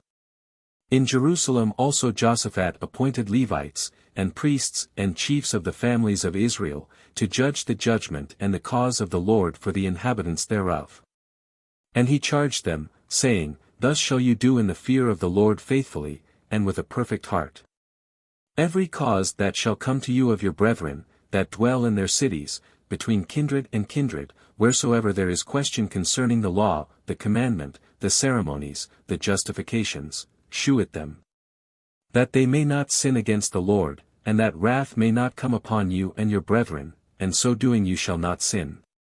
And Amarias the priest your high priest shall be chief in the things which regard God, and Zebadias the son of Ismael, who is ruler in the house of Judah, shall be over those matters which belong to the king's office, and you have before you the Levites for masters. Take courage and do diligently, and the Lord will be with you in good things. 2 Paralipomenon chapter 20. The Ammonites, Moabites, and Syrians combine against Jehoshaphat. He seeketh God's help by public prayer and fasting. A prophet foretelleth that God will fight for his people, the enemies destroy one another. Jehoshaphat with his men gathereth the spoils. He reigneth in peace, but his navy perisheth, for his society with wicked Ochozias. After this the children of Moab, and the children of Ammon, and with them of the Ammonites, were gathered together to fight against Jehoshaphat. And there came messengers, and told Jehoshaphat, saying, There cometh a great multitude against thee from beyond the sea, and out of Syria, and behold they are in Asasanthamar, which is En Gadi. And Jehoshaphat being seized with fear betook himself wholly to pray to the Lord, and he proclaimed a fast for all Judah. And Judah gathered themselves together to pray to the Lord, and all came out of their cities to make supplication to him. And Jehoshaphat stood in the midst of the assembly of Judah, and Jerusalem, in the house of the Lord before the new court. And said, O Lord God of our fathers, thou art God in heaven, and rulest over all the kingdoms and nations. In thy hand is strength and power, and no one can resist thee. Didst not thou our God kill all the inhabitants of this land before thy people Israel, and gavest it to the seed of Abraham thy friend forever? And they dwelt in it, and built in it a sanctuary to thy name, saying, If evils fall upon us, the sword of judgment, or pestilence, or famine, we will stand in thy presence before this house, in which thy name is called upon, and we will cry to thee in our afflictions, and thou wilt hear, and save us. Now therefore behold the children of Ammon, and of Moab, and Mount Seir, through whose lands thou didst not allow Israel to pass, when they came out of Egypt, but they turned aside from them, and slew them not. Do the contrary. And endeavor to cast us out of the possession which thou hast delivered to us. O our God, wilt thou not then judge them? As for us, we have not strength enough, to be able to resist this multitude, which cometh violently upon us. But as we know not what to do, we can only turn our eyes to thee. And all Judah stood before the Lord with their little ones, and their wives, and their children. And Jahaziel the son of Zacharias, the son of Benaias, the son of Jehiel, the son of Mathanias, a Levite of the sons of Asaph, was there, upon whom the Spirit of the Lord came in the midst of the multitude. And he said, Attend ye, all Judah. And you that dwell in Jerusalem, and thou King Jehoshaphat, thus saith the Lord to you, Fear ye not, and be not dismayed at this multitude, for the battle is not yours, but God's. Tomorrow you shall go down against them, for they will come up by the ascent named Sis, and you shall find them at the head of the torrent, which is over against the wilderness of Jeruel. It shall not be you that shall fight, but only stand with confidence, and you shall see the help of the Lord over you, O Judah, and Jerusalem. Fear ye not, nor be you dismayed, tomorrow you shall go out against them, and the Lord will be with you. Then Jehoshaphat, and Judah, and all the inhabitants of Jerusalem fell flat on the ground before the Lord, and adored him. And the Levites of the sons of Kath, and of the sons of Kor praised the Lord the God of Israel with a loud voice, on high. And they rose early in the morning, and went out through the desert of Tekoa, and as they were marching, Jehoshaphat standing in the midst of them, said, Hear me, ye men of Judah, and all the inhabitants of Jerusalem, believe in the Lord your God. And you shall be secure, believe his prophets, and all things shall succeed well. And he gave counsel to the people, and appointed the singing men of the Lord, to praise him by their companies, and to go before the army, and with one voice to say, Give glory to the Lord, for his mercy endureth forever. And when they began to sing praises, the Lord turned their ambushments upon themselves, that is to say, of the children of Ammon, and of Moab, and of Mount Seir, who were come out to fight against Judah, and they were slain. For the children of Ammon, and of Moab, rose up against the inhabitants of Mount Seir, to kill and destroy them, and when they had made an end of them, they turned also against one another, and destroyed one another. And when Judah came to the watchtower, that looketh toward the desert, they saw afar off all the country, for a great space, full of dead bodies, and that no one was left that could escape death. Then Jehoshaphat came, and all the people with him to take away the spoils of the dead, and they found among the dead bodies, stuff of various kinds, and garments, and most precious vessels, and they took them for themselves. Insomuch that they could not carry all, nor in 3 days take away the spoils, the booty was so great. And on the 4th day they were assembled in the valley of blessing, for there they blessed the Lord, and therefore they called that place the valley of blessing until this day. And every man of Judah, and the inhabitants of Jerusalem returned, and Jehoshaphat at their head, into Jerusalem with great joy, because the Lord had made them rejoice over their enemies. And they came into Jerusalem with psalteries, and harps, and trumpets into the house of the Lord. And the fear of the Lord fell upon all the kingdoms of the lands when they heard that the Lord had fought against the enemies of Israel. And the kingdom of Jehoshaphat was quiet, and God gave him peace round about.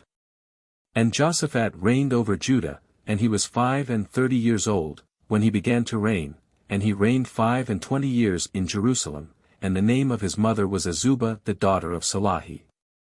And he walked in the way of his father Asa and departed not from it, doing the things that were pleasing before the Lord. But yet he took not away the high places, and the people had not yet turned their heart to the Lord the God of their fathers. But the rest of the acts of Jehoshaphat, first and last, are written in the words of Jehu the son of Hanani, which he digested into the books of the kings of Israel. After these things Jehoshaphat king of Judah made friendship with Ochozias king of Israel, whose works were very wicked. And he was partner with him in making ships, to go to Tharsis, and they made the ships in Aziongabor. And Eleazar the son of Dodo of Marisa prophesied to Joshaphat, saying, Because thou hast made a league with Ochozias, the Lord hath destroyed thy works, and the ships are broken, and they could not go to Tharsis. 2 Paralipomenon chapter 21. Joram's wicked reign, his punishment and death. And Joshaphat slept with his fathers, and was buried with them in the city of David, and Joram his son reigned in his stead. And he had brethren the sons of Joshaphat, Azarias, and Jehiel, and Zacharias, and Azariah, and Michael, and Saphatias, all these were the sons of Joshaphat king of Judah. And their father gave them great gifts of silver, and of gold, and pensions, with strong cities in Judah, but the kingdom he gave to Joram, because he was the eldest. So Joram rose up over the kingdom of his father, and when he had established himself, he slew all his brethren with the sword, and some of the princes of Israel. Joram was 32 years old when he began to reign, and he reigned 8 years in Jerusalem. And he walked in the ways of the kings of Israel, as the house of Achab had done, for his wife was a daughter of Achab, and he did evil in the sight of the Lord. But the Lord would not destroy the house of David, because of the covenant which he had made with him, and because he had promised to give a lamp to him, and to his sons forever. In those days Edom revolted, from being subject to Judah, and made themselves a king. And Joram went over with his princes, and all his cavalry with him, and rose in the night, and defeated the Edomites who had surrounded him, and all the captains of his cavalry. However Edom revolted, from being under the dominion of Judah unto this day, at that time Libnah also revolted, from being under his hand. For he had forsaken the Lord the God of his fathers. Moreover he built also high places in the cities of Judah, and he made the inhabitants of Jerusalem to commit fornication, and Judah to transgress. And there was a letter brought him from Eliseus the prophet, in which it was written, Thus saith the Lord the God of David thy father, because thou hast not walked in the ways of Joshaphat thy father nor in the ways of Asa king of Judah, but hast walked in the ways of the kings of Israel, and hast made Judah and the inhabitants of Jerusalem to commit fornication, imitating the fornication of the house of Achab, moreover also thou hast killed thy brethren, the house of thy father. Better men than thyself. Behold the Lord will strike thee with a great plague, with all thy people, and thy children, and thy wives, and all thy substance. And thou shalt be sick of a very grievous disease of thy bowels, till thy vital parts come out by little and little every day. And the Lord stirred up against Joram the spirit of the Philistines, and of the Arabians, who border on the Ethiopians.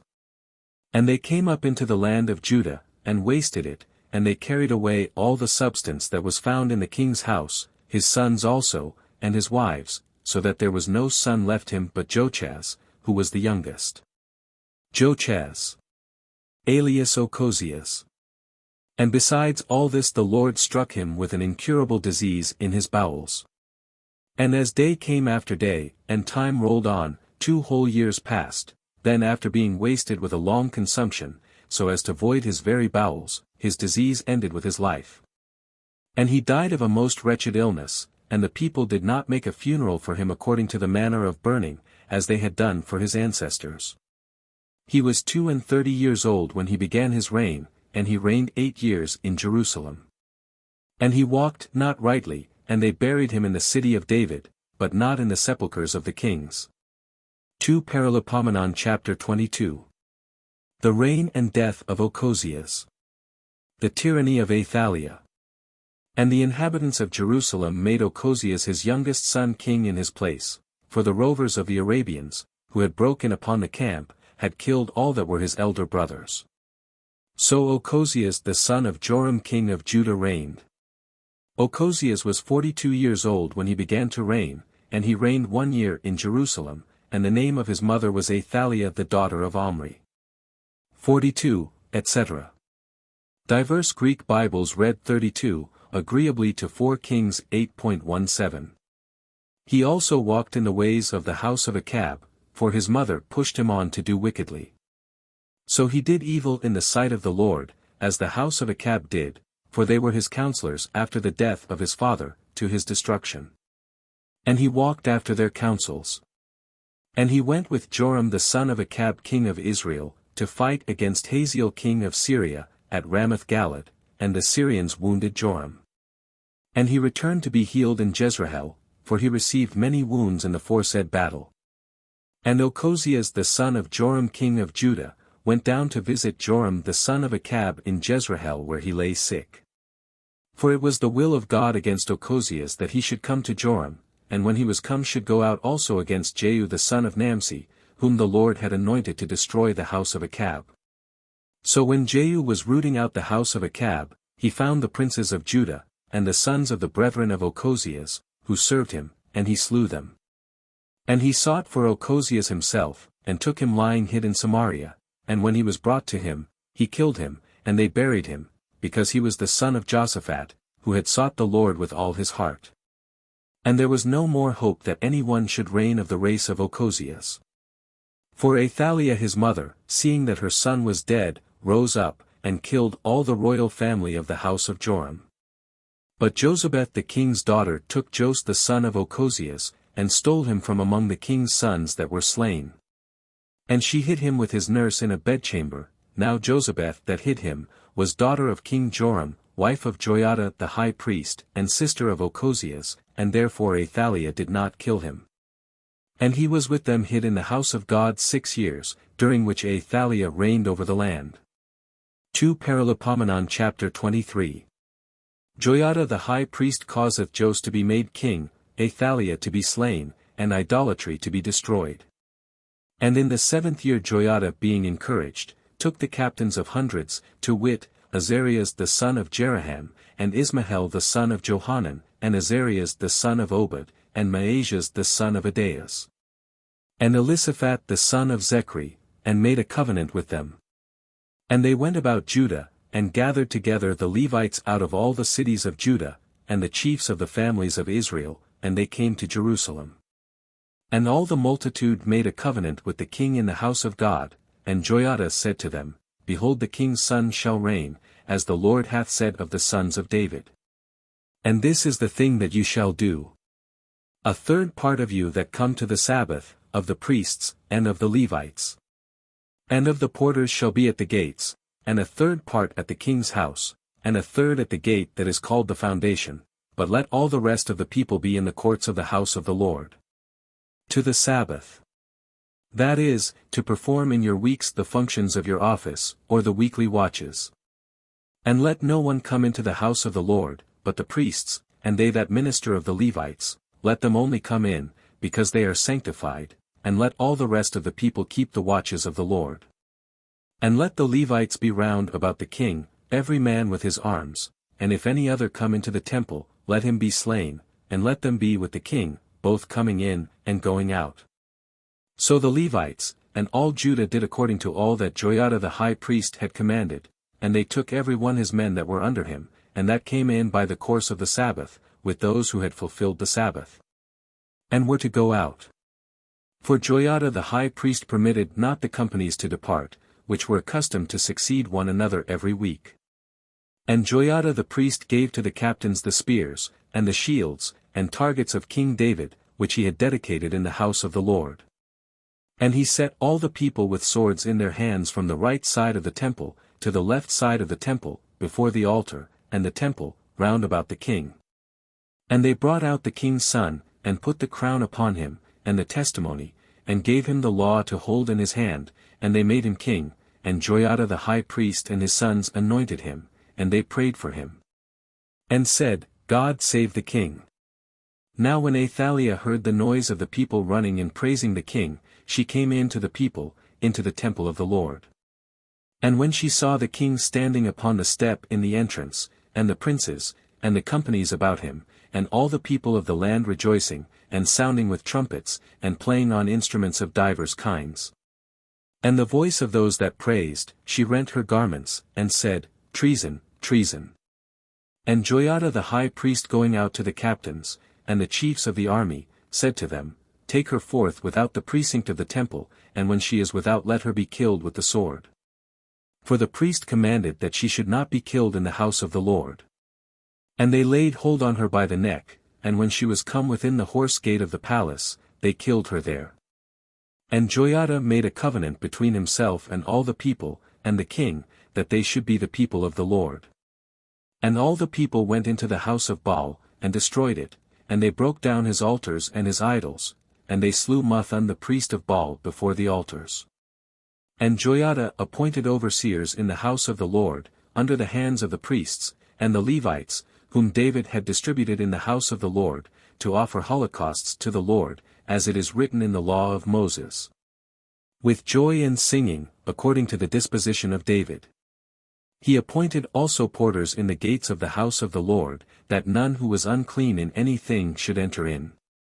And he took the captains of hundreds, and the most valiant men, and the chiefs of the people, and all the people of the land, and they brought down the king from the house of the Lord, and brought him through the upper gate into the king's house. And set him on the royal throne. And all the people of the land rejoiced, and the city was quiet, but Athaliah was slain with the sword.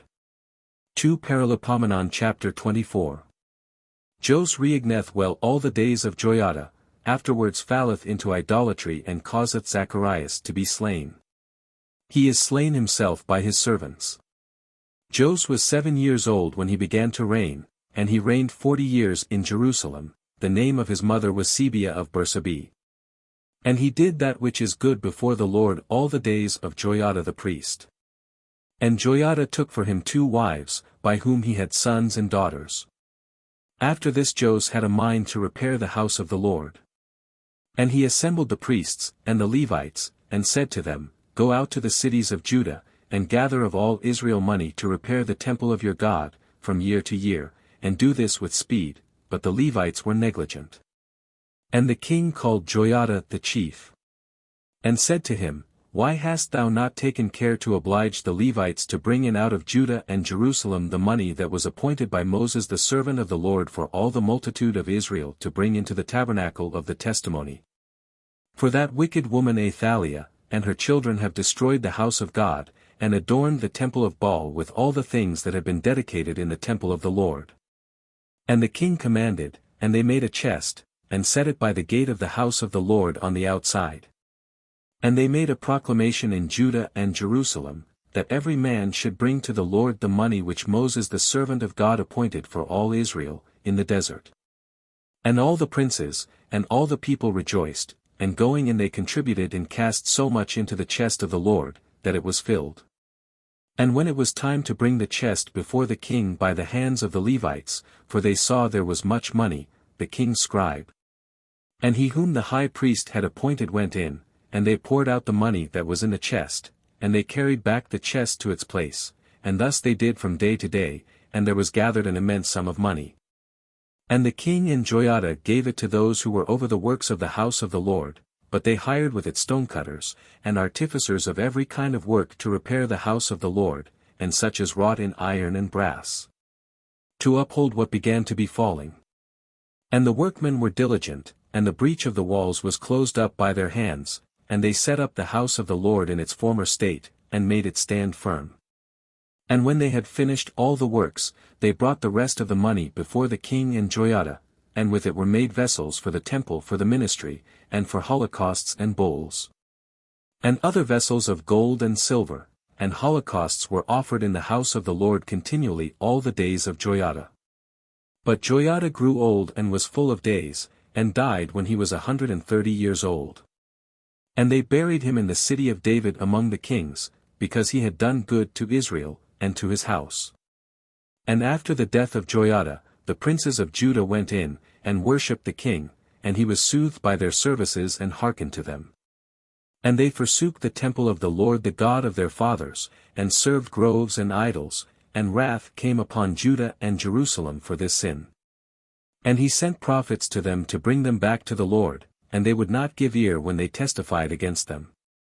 The Spirit of God then came upon Zacharias the son of Joiada the priest, and he stood in the sight of the people, and said to them, Thus saith the Lord God, Why transgress you the commandment of the Lord which will not be for your good? And have forsaken the Lord, to make him forsake you? And they gathered themselves together against him, and stoned him at the king's commandment in the court of the house of the Lord. And King Jos did not remember the kindness that Joiada his father had done to him, but killed his son. And when he died, he said, The Lord see, and require it.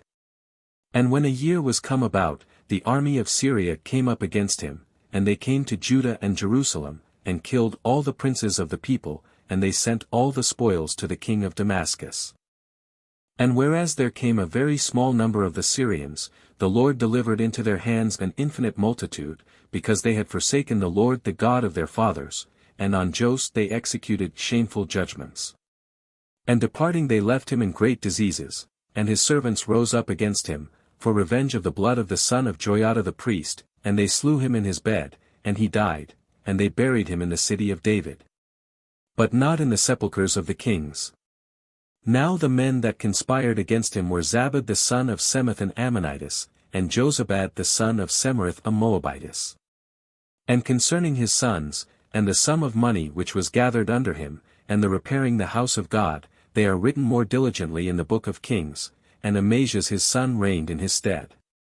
2 Paralipomenon chapter 25. Amazias' reign, he beginneth well, but in death ill, he is overthrown by Jos, and slain by his people. Amazias was 25 years old when he began to reign, and he reigned 29 years in Jerusalem. The name of his mother was Jodan of Jerusalem. And he did what was good in the sight of the Lord, but yet not with a perfect heart. And when he saw himself strengthened in his kingdom, he put to death the servants that had slain the king his father. But he slew not their children, as it is written in the book of the law of Moses, where the Lord commanded, saying, The fathers shall not be slain for the children, nor the children for their fathers, but every man shall die for his own sin. Amazias therefore gathered Judah together, and appointed them by families, and captains of thousands and of hundreds in all Judah, and Benjamin, and he numbered them from 20 years old and upwards. And found 300,000 young men that could go out to battle, and could hold the spear and shield. He hired also of Israel 100,000 valiant men, for 100 talents of silver. But a man of God came to him, and said, O king, let not the army of Israel go out with thee, for the Lord is not with Israel, and all the children of Ephraim. And if thou think that battles consist in the strength of the army, God will make thee to be overcome by the enemies, for it belongeth to God both to help, and to put to flight. And Amazias said to the man of God, What will then become of the 100 talents which I have given to the soldiers of Israel? And the man of God answered him, The Lord is rich enough to be able to give thee much more than this. Then Amazias separated the army, that came to him out of Ephraim, to go home again, but they being much enraged against Judah, returned to their own country. And Amazias taking courage led forth his people, and went to the vale of Saltpits, and slew of the children of Seir 10,000. And other 10,000 men the sons of Judah took, and brought to the steep of a certain rock, and cast them down headlong from the top, and they all were broken to pieces. But that army which Amazias had sent back, that they should not go with him to battle, spread themselves among the cities of Judah, from Samaria to Beth-horon, and having killed 3,000 took away much spoil. But Amazias after he had slain the Edomites, set up the gods of the children of Seir, which he had brought thence, to be his gods, and adored them, and burnt incense to them. Wherefore the Lord being angry against Amazias, sent a prophet to him, to say to him, Why hast thou adored gods that have not delivered their own people out of thy hand? And when he spoke these things, he answered him, Art thou the king's counselor? Be quiet, lest I kill thee. And the prophet departing, said, I know that God is minded to kill thee, because thou hast done this evil, and moreover hast not hearkened to my counsel. Then Amazias king of Judah taking very bad counsel, sent to Jos the son of Jochaz the son of Jehu, king of Israel, saying, Come, let us see one another. But he sent back the messengers, saying, The thistle that is in Libanus, sent to the cedar in Libanus, saying, Give thy daughter to my son to wife, and behold the beasts that were in the wood of Libanus passed by and trod down the thistle. Thou hast said, I have overthrown Edom, and therefore thy heart is lifted up with pride. Stay at home, why dost thou provoke evil against thee, that both thou shouldst fall and Judah with thee? Amazias would not hearken to him, because it was the Lord's will that he should be delivered into the hands of enemies, because of the gods of Edom. So Jos king of Israel went up, and they presented themselves to be seen by one another, and Amazias king of Judah was in Bethsames of Judah. And Judah fell before Israel, and they fled to their dwellings. And Jos king of Israel took Amaziah king of Judah, the son of Jos, the son of Jochaz, in Bethsames, and brought him to Jerusalem, and broke down the walls thereof from the gate of Ephraim, to the gate of the corner, 400 cubits. And he took all the gold, and silver, and all the vessels, that he found in the house of God, and with Obededom, and in the treasures of the king's house, moreover also the sons of the hostages, he brought back to Samaria. And Amaziah the son of Jos king of Judah lived, after the death of Jos the son of Jochaz king of Israel, 15 years. Now the rest of the acts of Amaziah, the first and last, are written in the book of the kings of Judah and Israel. And after he revolted from the Lord, they made a conspiracy against him in Jerusalem. And he fled into Lachish, and they sent, and killed him there. And they brought him back upon horses, and buried him with his fathers in the city of David. 2 Paralipomenon chapter 26. Ozias reigneth prosperously, till he invadeth the priest's office, upon which he is struck with a leprosy. And all the people of Judah took his son Ozias, who was 16 years old, and made him king in the room of Amaziah his father. He built Elath, and restored it to the dominion of Judah, after that the king slept with his fathers. Ozias was 16 years old when he began to reign, and he reigned 52 years in Jerusalem. The name of his mother was Jechiliah of Jerusalem. And he did that which was right in the eyes of the Lord, according to all that Amaziah his father had done. And he sought the Lord in the days of Zacharias that understood and saw God, and as long as he sought the Lord, he directed him in all things.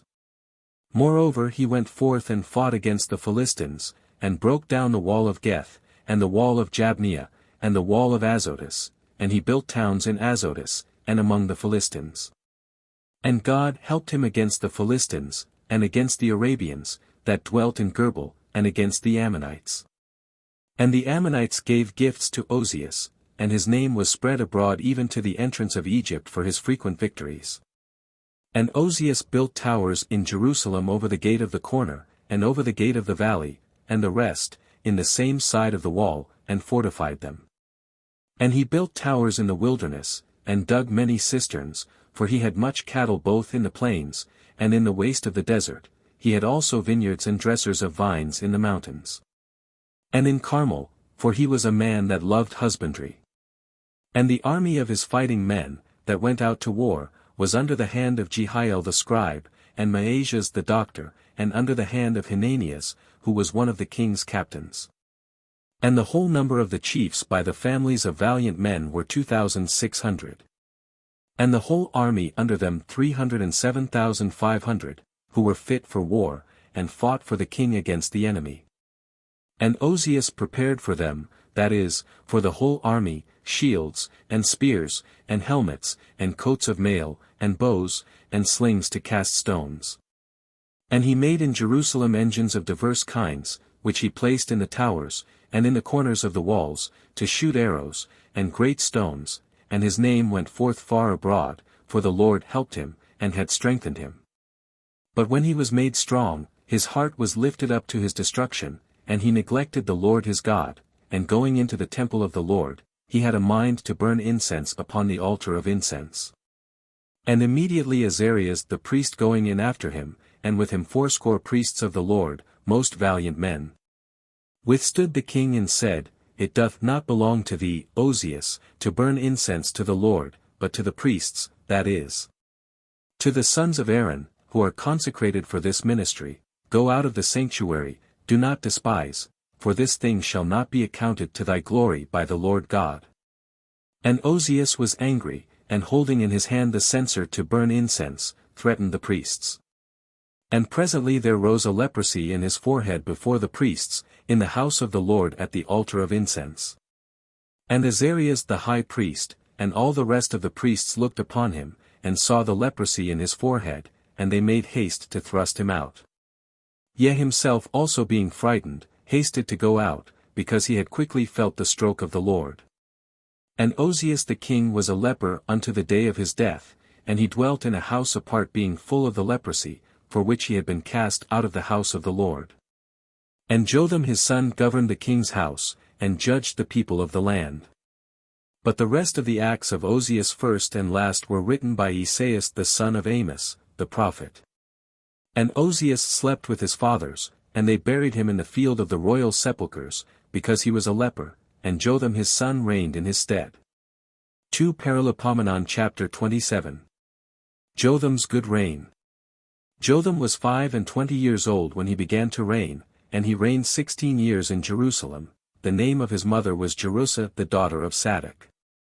And he did that which was right before the Lord, according to all that Ozias his father had done, only that he entered not into the temple of the Lord, and the people still transgressed.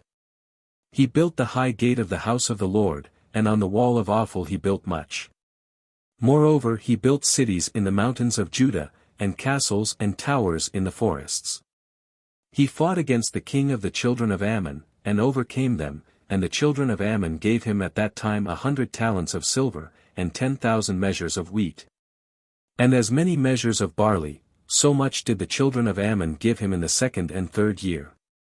And Jotham was strengthened, because he had his way directed before the Lord his God. Now the rest of the acts of Jotham, and all his wars, and his works, are written in the book of the kings of Israel and Judah. He was 25 years old when he began to reign, and he reigned 16 years in Jerusalem. And Jotham slept with his fathers, and they buried him in the city of David, and Achaz his son reigned in his stead. 2 Paralipomenon chapter 28. The wicked and unhappy reign of Achaz.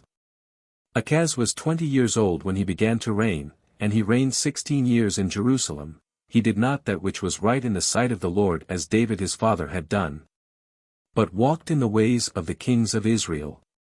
Moreover also he cast statues for Baalim. It was he that burnt incense in the valley of Benenim, and consecrated his sons in the fire according to the manner of the nations, which the Lord slew at the coming of the children of Israel. He sacrificed also, and burnt incense in the high places, and on the hills, and under every green tree. And the Lord his God delivered him into the hands of the king of Syria, who defeated him, and took a great booty out of his kingdom, and carried it to Damascus. He was also delivered into the hands of the king of Israel, who overthrew him with a great slaughter.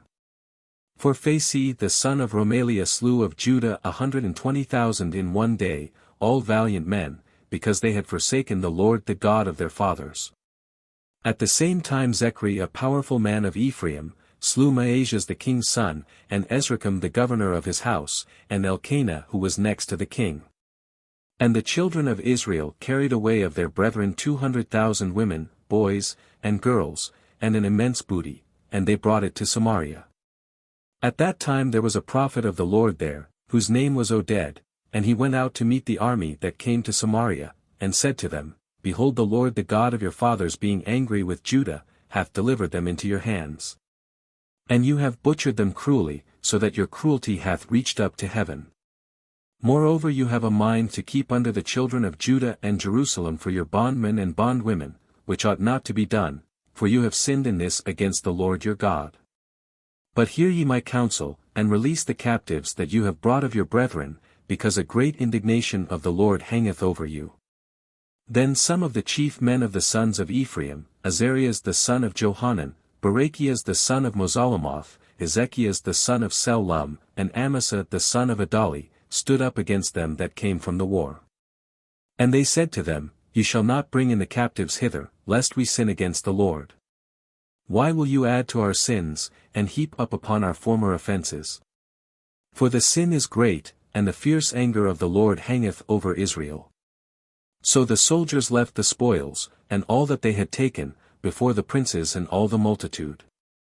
And the men, whom we mentioned above, rose up and took the captives, and with the spoils clothed all them that were naked, and when they had clothed and shod them, and refreshed them with meat and drink, and anointed them because of their labor, and had taken care of them, they set such of them as could not walk, and were feeble, upon beasts, and brought them to Jericho the city of palm trees to their brethren, and they returned to Samaria. At that time King Achaz sent to the king of the Assyrians asking help. And the Edomites came and slew many of Judah, and took a great booty. The Philistines also spread themselves among the cities of the plains, and to the south of Judah, and they took Bethsames, and Aijalon, and Gadaroth, and Socho, and Thamnon, and Gamzo, with their villages, and they dwelt in them. For the Lord had humbled Judah because of Achaz the king of Judah, for he had stripped it of help, and had contemned the Lord. For he had stripped it of help. That is, Achaz stripped the kingdom of Judah of the divine assistance by his wickedness, and by his introducing idolatry. And he brought against him Telgath-Pilneser king of the Assyrians, who also afflicted him, and plundered him without any resistance. And Achaz stripped the house of the Lord, and the house of the kings, and of the princes, and gave gifts to the king of the Assyrians, and yet it availed him nothing. Moreover also in the time of his distress he increased contempt against the Lord, King Achaz himself by himself sacrificed victims to the gods of Damascus that struck him, and he said, The gods of the kings of Syria help them.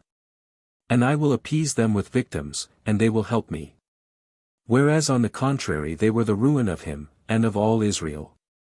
Then Achaz having taken away all the vessels of the house of God, and broken them, shut up the doors of the temple of God, and made himself altars in all the corners of Jerusalem.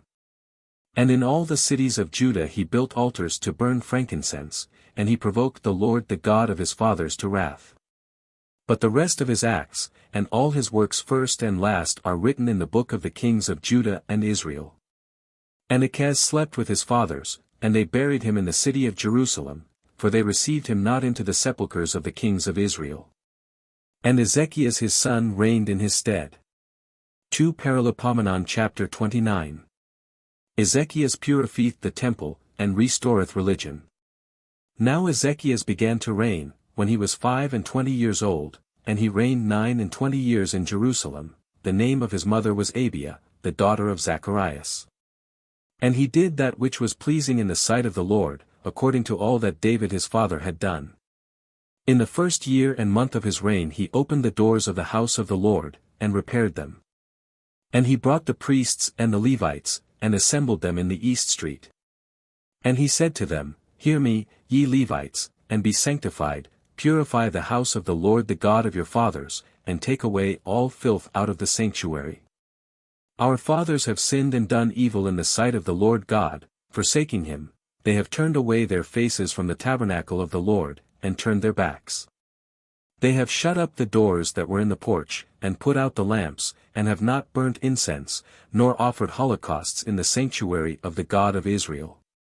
Therefore the wrath of the Lord hath been stirred up against Judah and Jerusalem, and he hath delivered them to trouble, and to destruction, and to be hissed at, as you see with your eyes. Behold, our fathers are fallen by the sword, our sons, and our daughters, and wives are led away captives for this wickedness. Now therefore I have a mind that we make a covenant with the Lord the God of Israel, and he will turn away the wrath of his indignation from us. My sons, be not negligent, the Lord hath chosen you to stand before him, and to minister to him, and to worship him, and to burn incense to him. Then the Levites arose, Mahath the son of Amasai, and Joel the son of Azarias, of the sons of Kath, and of the sons of Merari, Sis the son of Abdi, and Azarias the son of Jalaliel. And of the sons of Jerson, Joah the son of Zemah, and Eden the son of Joah. And of the sons of Elisaphan, Samri, and Jehiel. Also of the sons of Asaph, Zacharias, and Mathanias. And of the sons of Heman, Jehiel, and Semei, and of the sons of Idithun, Semias, and Oziel. And they gathered together their brethren, and sanctified themselves, and went in according to the commandment of the king, and the precept of the Lord, to purify the house of God. And the priests went into the temple of the Lord to sanctify it, and brought out all the uncleanness that they found within to the entrance of the house of the Lord, and the Levites took it away, and carried it out abroad to the torrent Cedron. And they began to cleanse on the first day of the first month, and on the 8th day of the same month they came into the porch of the temple of the Lord, and they purified the temple in 8 days. And on the 16th day of the same month they finished what they had begun. And they went in to King Ezekias, and said to him, We have sanctified all the house of the Lord, and the altar of holocaust, and the vessels thereof, and the table of proposition with all its vessels. And all the furniture of the temple, which King Achaz in his reign had defiled, after his transgression. And behold, they are all set forth before the altar of the Lord. And King Ezekias rising early, assembled all the rulers of the city, and went up into the house of the Lord. And they offered together 7 bullocks, and 7 rams, and 7 lambs, and 7 he-goats for sin, for the kingdom, for the sanctuary, for Judah, and he spoke to the priests the sons of Aaron, to offer them upon the altar of the Lord. Therefore they killed the bullocks, and the priests took the blood, and poured it upon the altar. They killed also the rams, and their blood they poured also upon the altar, and they killed the lambs, and poured the blood upon the altar. And they brought the he-goats for sin before the king, and the whole multitude, and they laid their hand upon them. And the priests immolated them, and sprinkled their blood before the altar for an expiation of all Israel, for the king had commanded that the holocaust and the sin offering should be made for all Israel. And he set the Levites in the house of the Lord with cymbals, and psalteries, and harps according to the regulation of David the king, and of Gad the seer, and of Nathan the prophet, for it was the commandment of the Lord by the hand of his prophets. And the Levites stood, with the instruments of David, and the priests with trumpets. And Ezekias commanded that they should offer holocausts upon the altar, and when the holocausts were offered, they began to sing praises to the Lord, and to sound with trumpets, and divers instruments which David the king of Israel had prepared. And all the multitude adored, and the singers, and the trumpeters, were in their office till the holocaust was finished. And when the oblation was ended, the king, and all that were with him bowed down and adored. And Ezekias and the princes commanded the Levites to praise the Lord with the words of David, and Asaph the seer, and they praised him with great joy, and bowing the knee adored. And Ezekias added, and said, You have filled your hands to the Lord, come and offer victims, and praises in the house of the Lord. And all the multitude offered victims, and praises, and holocausts with a devout mind. And the number of the holocausts which the multitude offered, was 70 bullocks, 100 rams, and 200 lambs. And they consecrated to the Lord 600 oxen, and 3,000 sheep. But the priests were few, and were not enough to flay the holocausts, wherefore the Levites their brethren helped them, till the work was ended, and priests were sanctified, for the Levites are sanctified with an easier rite than the priests. So there were many holocausts, and the fat of peace offerings, and the libations of holocausts, and the service of the house of the Lord was completed. And Ezekias, and all the people rejoiced because the ministry of the Lord was accomplished. For the resolution of doing this thing was taken suddenly. 2 Paralipomenon chapter 30. Ezekias inviteth all Israel to celebrate the Pasch, the solemnity is kept 14 days. And Ezekias sent to all Israel and Judah, and he wrote letters to Ephraim and Manasseh, that they should come to the house of the Lord in Jerusalem, and keep the feast to the Lord the God of Israel. For the king, taking counsel, and the princes, and all the assembly of Jerusalem, decreed to keep the feast the 2nd month.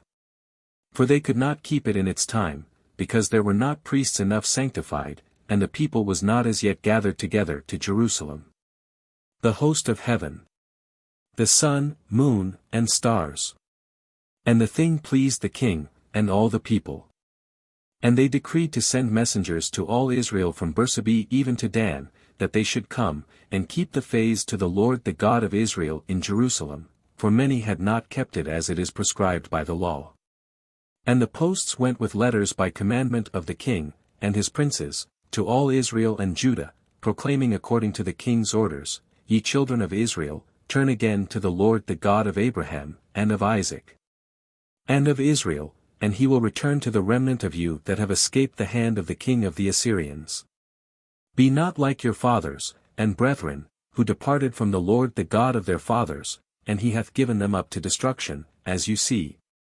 Harden not your necks, as your fathers did, yield yourselves to the Lord, and come to his sanctuary, which he hath sanctified forever, serve the Lord the God of your fathers, and the wrath of his indignation shall be turned away from you.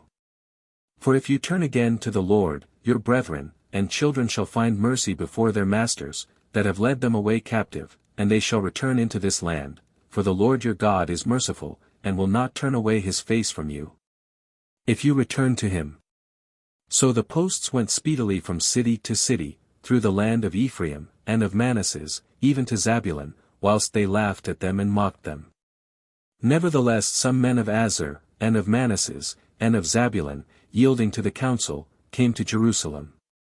But the hand of God was in Judah, to give them one heart to do the word of the Lord, according to the commandment of the king, and of the princes. And much people were assembled to Jerusalem to celebrate the solemnity of the unleavened bread in the 2nd month. And they arose and destroyed the altars that were in Jerusalem, and took away all things in which incense was burnt to idols and cast them into the torrent Cedron. And they immolated the fays on the 14th day of the 2nd month. And the priests and the Levites being at length sanctified offered holocausts in the house of the Lord. And they stood in their order according to the disposition and law of Moses the man of God, but the priests received the blood which was to be poured out, from the hands of the Levites. Because a great number was not sanctified, and therefore the Levites immolated the fays for them that came not in time to be sanctified to the Lord. For a great part of the people from Ephraim, and Manasseh, and Issachar, and Zabulon, that had not been sanctified, ate the fays otherwise than it is written, and Ezekias prayed for them, saying, The Lord who is good will shew mercy to all them, who with their whole heart seek the Lord the God of their fathers, and will not impute it to them that they are not sanctified. And the Lord heard him, and was merciful to the people. And the children of Israel, that were found at Jerusalem, kept the feast of unleavened bread 7 days with great joy, praising the Lord every day, the Levites also, and the priests, with instruments that agreed to their office. And Ezekias spoke to the heart of all the Levites, that had good understanding concerning the Lord, and they ate during the 7 days of the solemnity, immolating victims of peace offerings, and praising the Lord the God of their fathers. And it pleased the whole multitude to keep other 7 days, which they did with great joy.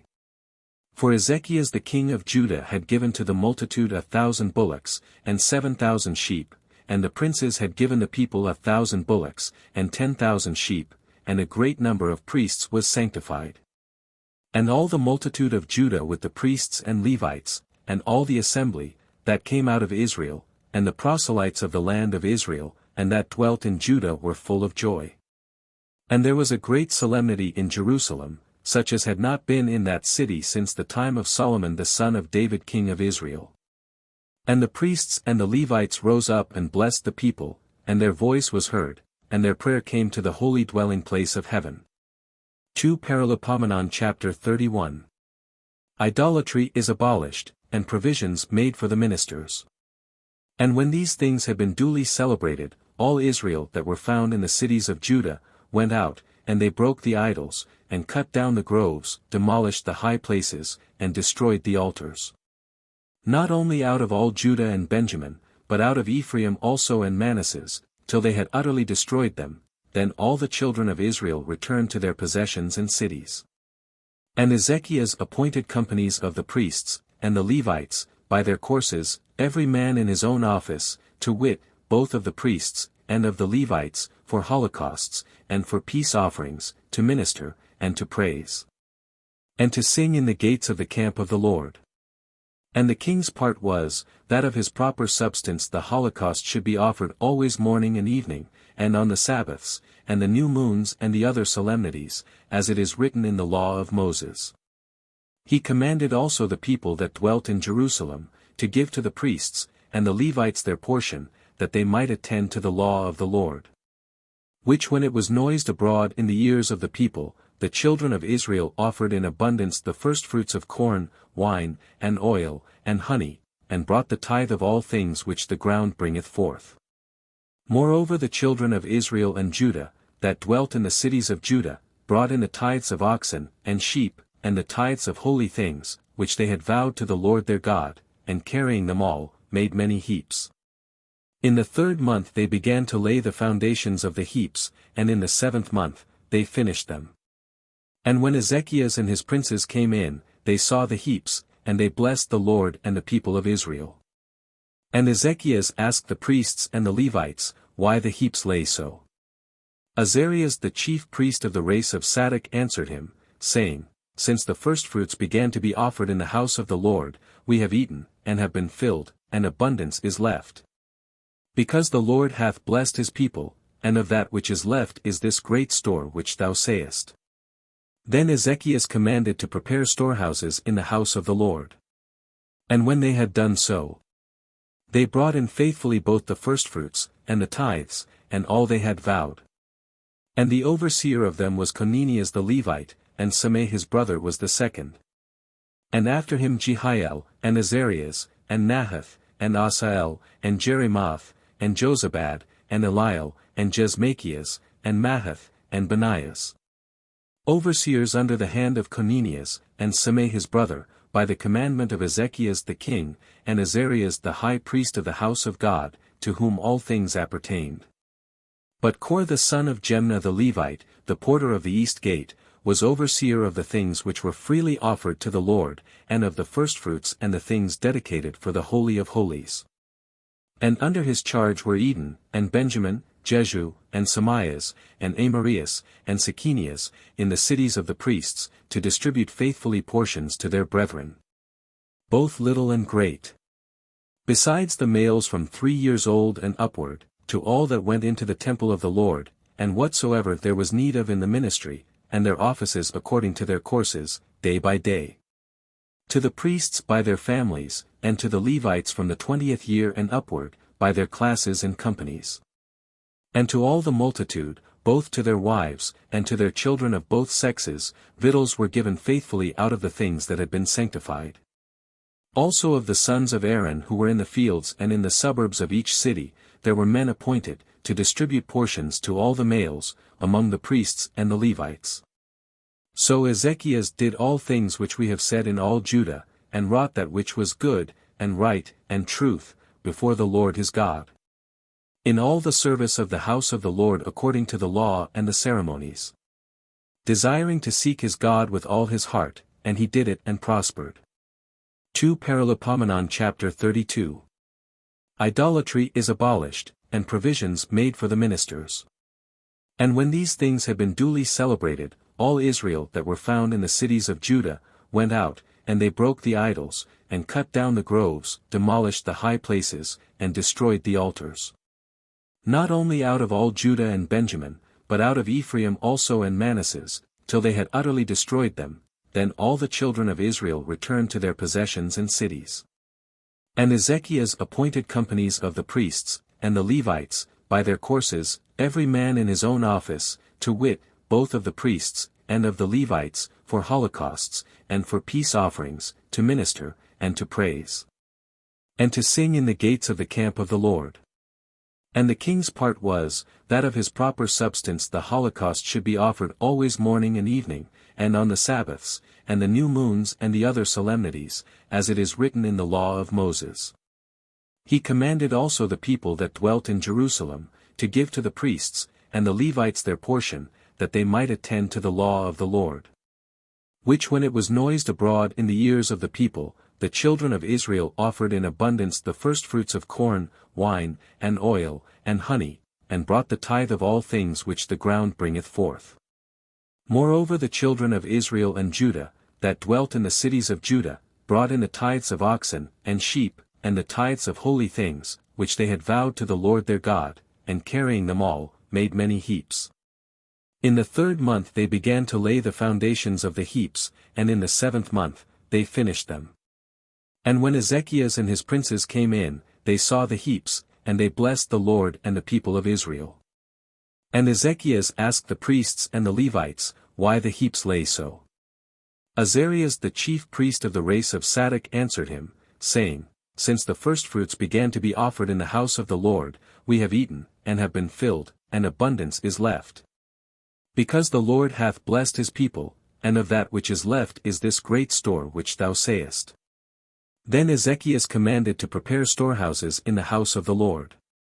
And when they had done so, they brought in faithfully both the firstfruits, and the tithes, and all they had vowed.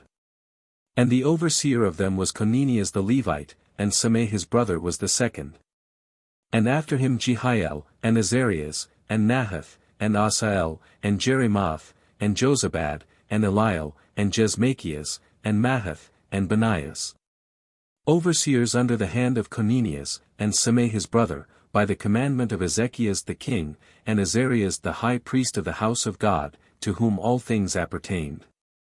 But Kor the son of Jemna the Levite, the porter of the east gate, was overseer of the things which were freely offered to the Lord, and of the firstfruits and the things dedicated for the Holy of Holies. And under his charge were Eden, and Benjamin, Jehu, and Samias, and Amarias, and Sekenias, in the cities of the priests, to distribute faithfully portions to their brethren, both little and great. Besides the males from 3 years old and upward, to all that went into the temple of the Lord, and whatsoever there was need of in the ministry, and their offices according to their courses, day by day. To the priests by their families, and to the Levites from the 20th year and upward, by their classes and companies. And to all the multitude, both to their wives, and to their children of both sexes, victuals were given faithfully out of the things that had been sanctified. Also of the sons of Aaron who were in the fields and in the suburbs of each city, there were men appointed, to distribute portions to all the males, among the priests and the Levites. So Ezechias did all things which we have said in all Judah, and wrought that which was good, and right, and truth, before the Lord his God. In all the service of the house of the Lord according to the law and the ceremonies. Desiring to seek his God with all his heart, and he did it and prospered. 2 Paralipomenon chapter 33. Manasseh for his manifold wickedness is led captive to Babylon, he repenteth, and is restored to his kingdom, and destroyeth idolatry, his successor Ammon is slain by his servants.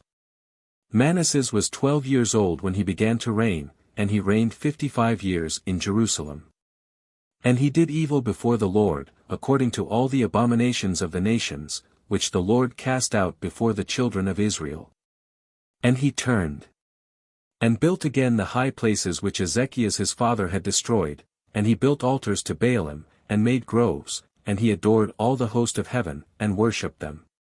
The host of heaven, the sun, moon, and stars.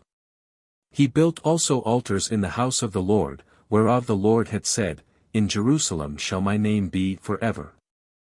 And he built them for all the host of heaven in the 2 courts of the house of the Lord. And he made his sons to pass through the fire in the valley of Benenim, he observed dreams, followed divinations, gave himself up to magic arts, had with him magicians, and enchanters, and he wrought many evils before the Lord, to provoke him to anger.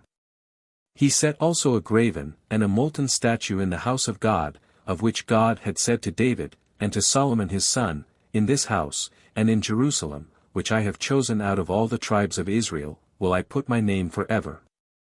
And I will not make the foot of Israel to be removed out of the land which I have delivered to their fathers, yet so if they will take heed to do what I have commanded them, and all the law, and the ceremonies, and judgments by the hand of Moses. So Manasseh seduced Judah, and the inhabitants of Jerusalem, to do evil beyond all the nations, which the Lord had destroyed before the face of the children of Israel. And the Lord spoke to his people, and they would not hearken.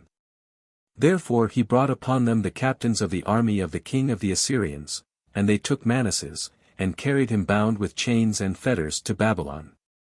And after that he was in distress he prayed to the Lord his God, and did penance exceedingly before the God of his fathers. And he entreated him, and besought him earnestly, and he heard his prayer, and brought him again to Jerusalem into his kingdom, and Manasseh knew that the Lord was God.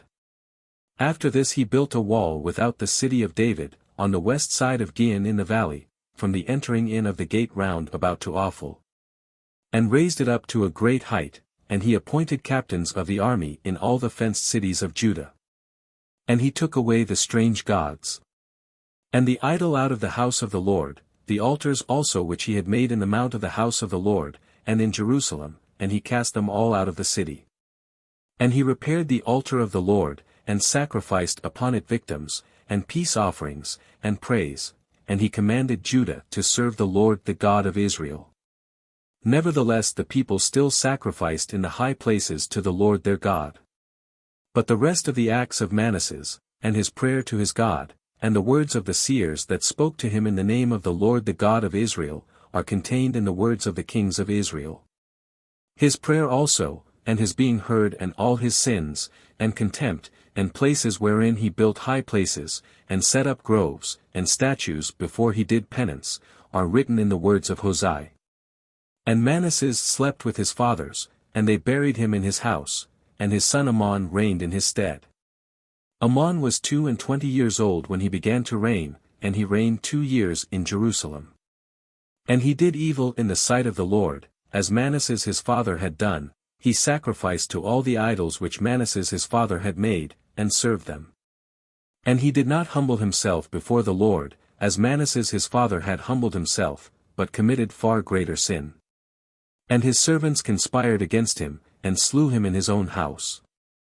But the rest of the multitude of the people slew them that had killed Amon, and made Josias his son king in his stead. 2 Paralipomenon chapter 34. Josias destroyeth idolatry, repaireth the temple, and reneweth the covenant between God and the people. Josias was 8 years old when he began to reign, and he reigned 31 years in Jerusalem. And he did that which was right in the sight of the Lord, and walked in the ways of David his father. He declined not, neither to the right hand, nor to the left. And in the 8th year of his reign, when he was yet a boy, he began to seek the God of his father David, and in the 12th year after he began to reign, he cleansed Judah and Jerusalem from the high places, and the groves, and the idols, and the graven things. And they broke down before him the altars of Baalim, and demolished the idols that had been set upon them, and he cut down the groves and the graven things, and broke them in pieces, and strewed the fragments upon the graves of them that had sacrificed to them. And he burnt the bones of the priests on the altars of the idols, and he cleansed Judah and Jerusalem. And in the cities of Manasseh, and of Ephraim, and of Simeon, even to Naphtali he demolished all. And when he had destroyed the altars, and the groves, and had broken the idols in pieces, and had demolished all profane temples throughout all the land of Israel, he returned to Jerusalem. Now in the 18th year of his reign, when he had cleansed the land, and the temple of the Lord, he sent Shaphan the son of Elzalias, and Maaseiah the governor of the city, Joah the son of Jochaz the recorder, to repair the house of the Lord his God. And they came to Helshaz the high priest, and received of him the money which had been brought into the house of the Lord, and which the Levites and porters had gathered together from Manasseh, and Ephraim, and all the remnant of Israel, and from all Judah, and Benjamin, and the inhabitants of Jerusalem, which they delivered into the hands of them that were over the workmen in the house of the Lord, to repair the temple, and mend all that was weak. But they gave it to the artificers, and to the masons, to buy stones out of the quarries, and timber for the couplings of the building, and to rafter the houses, which the kings of Judah had destroyed. And they did all faithfully.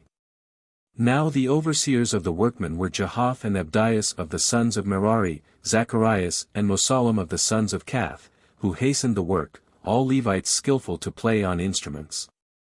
But over them that carried burdens for divers uses, were scribes, and masters of the number of the Levites, and porters. Now when they carried out the money that had been brought into the temple of the Lord, Helshaz the priest found the book of the law of the Lord, by the hand of Moses. And he said to Shaphan the scribe, I have found the book of the law in the house of the Lord, and he delivered it to him. But he carried the book to the king, and told him, saying, Lo, all that thou hast committed to thy servants, is accomplished.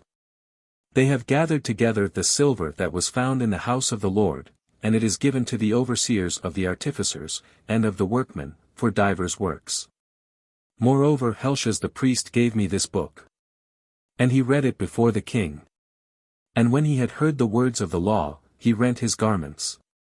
And he commanded Helshaz, and Ahikam the son of Shaphan, and Abdon the son of Micah, and Shaphan the scribe, and Asa the king's servant, saying, Go, and pray to the Lord for me, and for the remnant of Israel, and Judah, concerning all the words of this book, which is found, for the great wrath of the Lord hath fallen upon us, because our fathers have not kept the words of the Lord, to do all things that are written in this book.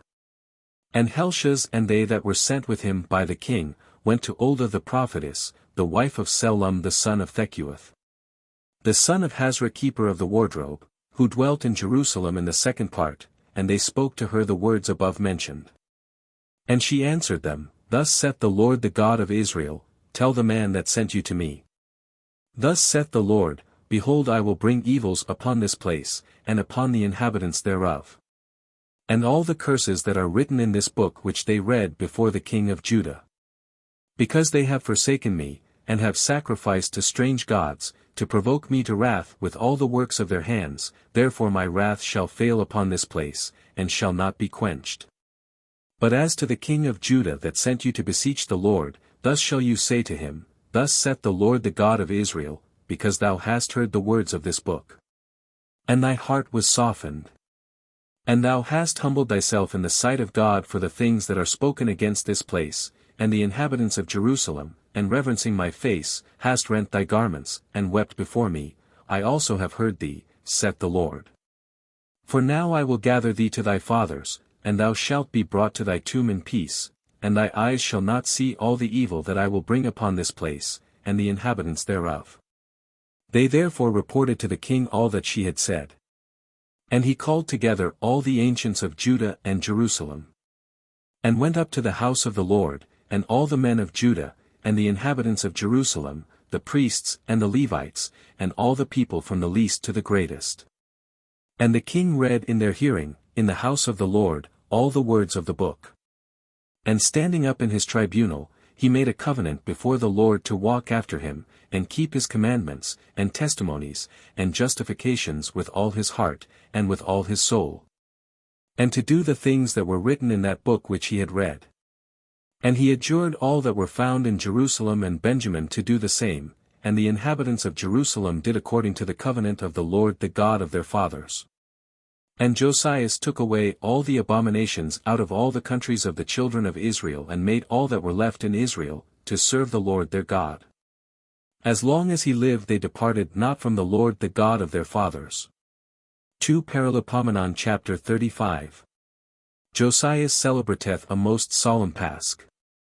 He is slain by the king of Egypt. And Josias kept a phase to the Lord in Jerusalem, and it was sacrificed on the 14th day of the first month. And he set the priests in their offices, and exhorted them to minister in the house of the Lord. And he spoke to the Levites, by whose instruction all Israel was sanctified to the Lord, saying, Put the ark in the sanctuary of the temple, which Solomon the son of David king of Israel built, for you shall carry it no more, but minister now to the Lord your God, and to his people Israel. And prepare yourselves by your houses, and families according to your courses, as David king of Israel commanded, and Solomon his son hath written. And serve ye in the sanctuary by the families and companies of Levi. And being sanctified kill the phase, and prepare your brethren, that they may do according to the words which the Lord spoke by the hand of Moses. And Josias gave to all the people that were found there in the solemnity of the phase, of lambs, and of kids of the flocks, and of other small cattle 30,000, and of oxen 3,000, all these were of the king's substance. And his princes willingly offered what they had vowed, both to the people and to the priests and the Levites. Moreover Helshaz, and Zacharias, and Jehiel rulers of the house of the Lord, gave to the priests to keep the phase 2,600 small cattle, and 300 oxen. And Conenias, and Samias and Nathaniel, his brethren, and Hasabias, and Jehiel, and Jozabad princes of the Levites, gave to the rest of the Levites to celebrate the phase 5,000 small cattle, and 500 oxen. And the ministry was prepared, and the priests stood in their office, the Levites also in their companies, according to the king's commandment. And the phase was immolated, and the priests sprinkled the blood with their hand, and the Levites flayed the holocausts. And they separated them, to give them by the houses and families of every one, and to be offered to the Lord. As it is written in the book of Moses, and with the oxen they did in like manner. And they roasted the phase with fire, according to that which is written in the law, but the victims of peace offerings they boiled in cauldrons, and kettles, and pots, and they distributed them speedily among all the people. And afterwards they made ready for themselves, and for the priests were busied in offering of holocausts and the fat until night, wherefore the Levites prepared for themselves, and for the priests the sons of Aaron last. And the singers the sons of Asaph stood in their order, according to the commandment of David, and Asaph, and Heman, and Idithun, the prophets of the king, and the porters kept guard at every gate, so as not to depart one moment from their service. And therefore their brethren the Levites prepared meats for them. So all the service of the Lord was duly accomplished that day, both in keeping the feasts and offering holocausts upon the altar of the Lord, according to the commandment of King Josias. And the children of Israel that were found there, kept the feasts at that time, and the feast of unleavened 7 days.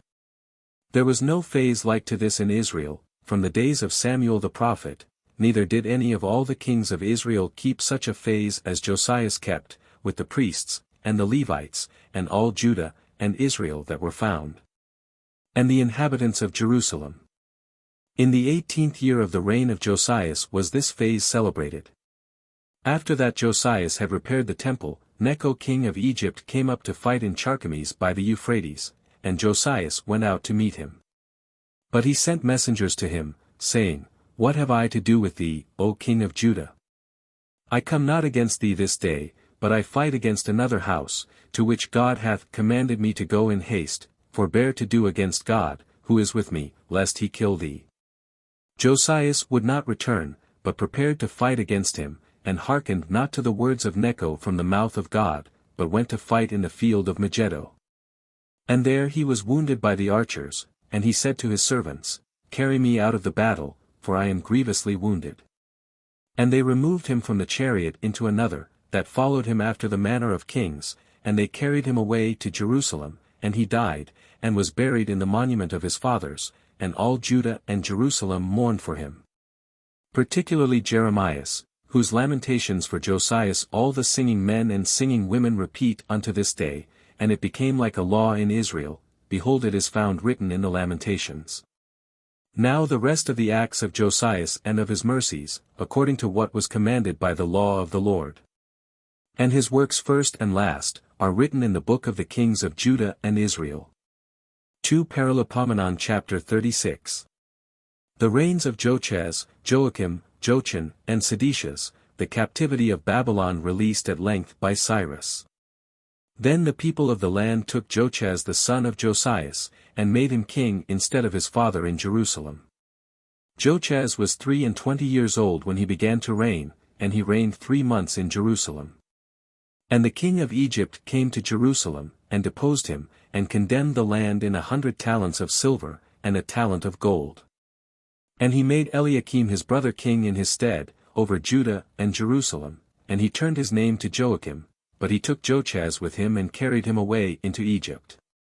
Joachim was 25 years old when he began to reign, and he reigned 11 years in Jerusalem, and he did evil before the Lord his God.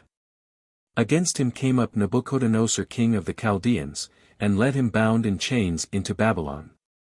And he carried also thither the vessels of the Lord, and put them in his temple. But the rest of the acts of Joachim, and his abominations, which he wrought, and the things that were found in him, are contained in the book of the kings of Judah and Israel. And Jochan his son reigned in his stead.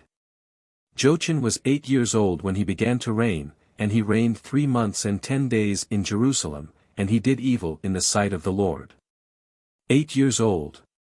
He was associated by his father to the kingdom, when he was but 8 years old. But after his father's death, when he reigned alone, he was 18 years old. 4 Kings 24.8. And at the return of the year, King Nebuchadnezzar sent, and brought him to Babylon, carrying away at the same time the most precious vessels of the house of the Lord, and he made Sedecias his uncle king over Judah and Jerusalem. Sedecias was 21 years old when he began to reign, and he reigned 11 years in Jerusalem. And he did evil in the eyes of the Lord his God, and did not reverence the face of Jeremias the prophet speaking to him from the mouth of the Lord. He also revolted from King Nebuchadnezzar, who had made him swear by God, and he hardened his neck and his heart, from returning to the Lord the God of Israel. Moreover all the chief of the priests, and the people wickedly transgressed according to all the abominations of the Gentiles, and they defiled the house of the Lord, which he had sanctified to himself in Jerusalem.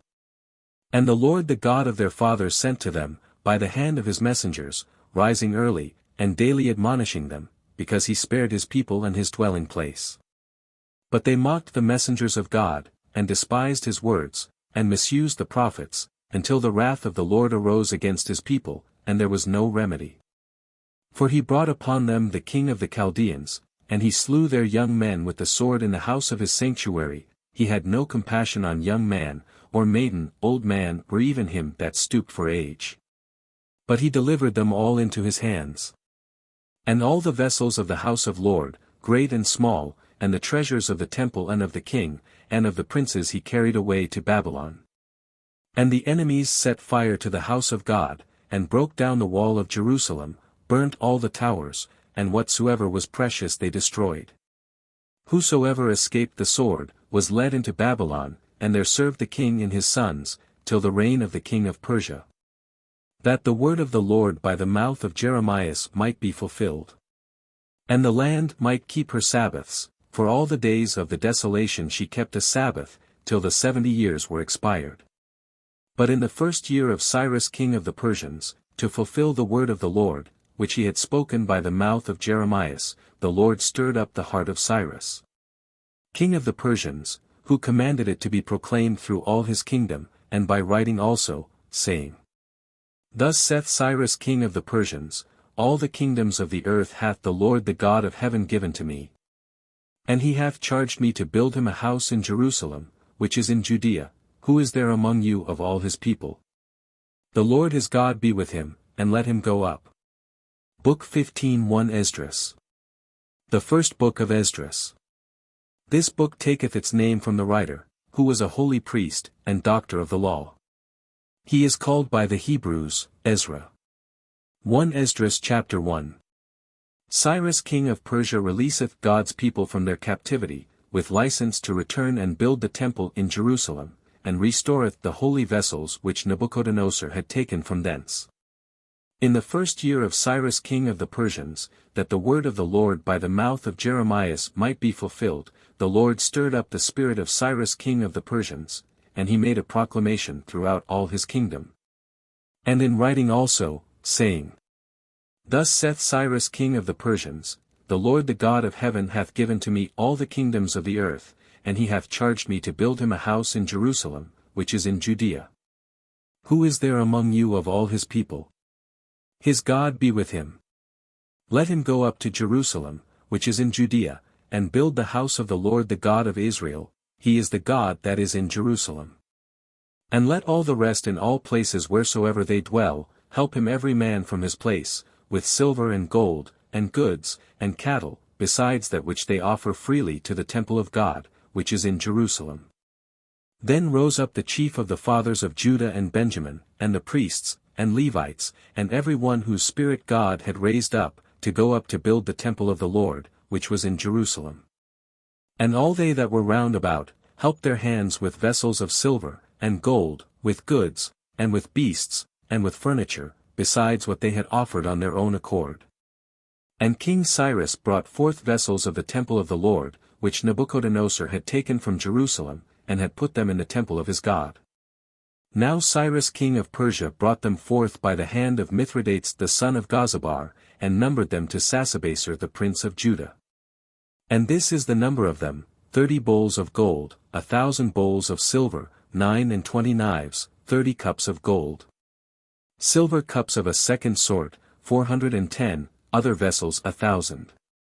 All the vessels of gold and silver, 5,400, all these Sasabassar brought with them that came up from the captivity of Babylon to Jerusalem. 1 ESDRAS chapter 2. The number of them that returned to Judea, their oblations. Now these are the children of the province, that went out of the captivity, which Nebuchadnezzar king of Babylon had carried away to Babylon, and who returned to Jerusalem and Judah, every man to his city. Who came with Zorobabel, Josue, Nehemiah, Sariah, Rahaliah, Mardecai, Belson, Mesphar, Bigwai, Rehum, Bana. The number of the men of the people of Israel. The children of Pharos 2,172. The children of Sephatia, 372. The children of Ariah, 775. The children of Fahath Moab, of the children of Josue, Joab, 2,812. The children of Elam, 1,254. The children of Zethua, 945. The children of Zakkai, 760. The children of Bani, 642. The children of Bibai, 623. The children of Azgad, 1222. The children of Adonikam, 666. The children of Bigwai, 2056. The children of Adin, 454. The children of Ather, who were of Ezekias, 98. The children of Bisai, 323. The children of Jorah, 112. The children of Hazem, 223. The children of Jeber, 95. The children of Bethlehem, 123. The men of Netopha, 56. The men of Anathoth, 128. The children of Asmaveth, 42. The children of Kiriathaim, Sephra, and Beroth, 743. The children of Ramah and Gabah, 621. The men of Machmas, 122. The men of Bethel and Hai, 223. The children of Nebo, 52. The children of Megbis, 156. The children of the other Elam, 1255. The children of Haram, 320. The children of Lod, Hadid and Ono, 725. The children of Jericho, 345. The children of Sina, 3630. The priests, the children of Jediah of the house of Josue, 973. The children of Emer, 1052. The children of Fesher, 1247. The children of Haram, 1017. The Levites, the children of Josue and of Sedmahel, the children of Odovia, 74. The singing men, the children of Asaph, 128. The children of the porters, the children of Selum, the children of Ater, the children of Telmon, the children of Akub, the children of Hadadah, the children of Sobai, in all 139. The Nathanites, the children of Siha, the children of Hasupha, the children of Tabaoth. The children of Siros, the children of Sia, the children of Phatin. The children of Labana, the children of Hagaba, the children of Akub. The children of Hagab, the children of Semlai, the children of Hanan. The children of Gadol, the children of Gar, the children of Reah. The children of Razin, the children of Nekoda, the children of Gazam. The children of Asa. The children of Phazia, the children of Besi. The children of Asina, the children of Munim, the children of Nephusim. The children of Bakbuk, the children of Hakupha, the children of Harhur. The children of Besluth, the children of Mehida. The children of Harsa. The children of Berkos, the children of Sisera, the children of Thema. The children of Najah, the children of Hatipha. The children of the servants of Solomon, the children of Sotai, the children of Sopharet. The children of Pharudah. The children of Jalah, the children of Darkon, the children of Geddel. The children of Sephatia, the children of Hattil, the children of Phachereth, which were of Asabaim, the children of Ami. All the Nathanites. And the children of the servants of Solomon, 392. And these are they that came up from Thelmelah, Thelharsa, Cherub, and Adon, and Emergency. And they could not shew the house of their fathers and their seed, whether they were of Israel. The children of Daliah, the children of Tobiah, the children of Nekoda, 652. And of the children of the priests, the children of Hobiah, the children of Akos, the children of Barzillai, who took a wife of the daughters of Barzillai, the Galadite, and was called by their name. These sought the writing of their genealogy. And found it not, and they were cast out of the priesthood. And Athursathah said to them, that they should not eat of the Holy of Holies, till there arose a priest learned and perfect. All the multitudes as one man, were 42,360. 42,000, etc. Those who are reckoned up above of the tribes of Judah, Benjamin, and Levi, fall short of this number. The rest, who must be taken in to make up the whole sum, were of the other tribes. Besides their men servants and women servants, of whom there were 7,337, and among them singing men, and singing women 200. Their horses 736, their mules 245. Their camels 435, their asses 6,720. And some of the chief of the fathers, when they came to the temple of the Lord, which is in Jerusalem, offered freely to the house of the Lord to build it in its place. According to their ability, they gave towards the expenses of the work, 61,000 solids of gold, 5,000 pounds of silver, and 100 garments for the priests. So the priests and the Levites, and some of the people, and the singing men, and the porters, and the Nathanites dwelt in their cities, and all Israel in their cities. 1 ESDRAS chapter 3. An altar is built for sacrifice, the Feast of Tabernacles is solemnly celebrated, and the foundations of the temple are laid. And now the 7th month was come, and the children of Israel were in their cities, and the people gathered themselves together as one man to Jerusalem. And Josue the son of Josedech rose up, and his brethren the priests, and Zorobabel the son of Salathiel, and his brethren, and they built the altar of the God of Israel that they might offer holocausts upon it. As it is written in the law of Moses the man of God. Josue, or Jesus, Jeshua, the son of Josedech, he was the high priest, at that time. And they set the altar of God upon its bases, while the people of the lands round about put them in fear, and they offered upon it a holocaust to the Lord morning and evening. And they kept the Feast of Tabernacles, as it is written, and offered the holocaust every day orderly according to the commandment, the duty of the day in its day.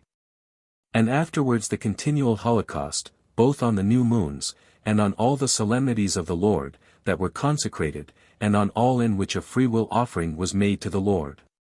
From the first day of the 7th month they began to offer holocausts to the Lord, but the temple of God was not yet founded.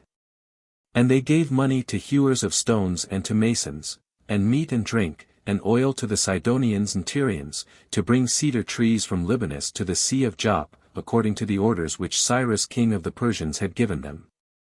And in the 2nd year of their coming to the temple of God in Jerusalem, the 2nd month, Zorobabel the son of Salathiel, and Josue the son of Josedech, and the rest of their brethren the priests, and the Levites. And all that were come from the captivity to Jerusalem began, and they appointed Levites from 20 years old and upward, to hasten forward the work of the Lord. Then Josue and his sons and his brethren, Sedmahel, and his sons, and the children of Judah, as one man, stood to hasten them that did the work in the temple of God, the sons of Henadad, and their sons, and their brethren the Levites. And when the masons laid the foundations of the temple of the Lord, the priests stood in their ornaments with trumpets, and the Levites the sons of Asaph with cymbals, to praise God by the hands of David king of Israel.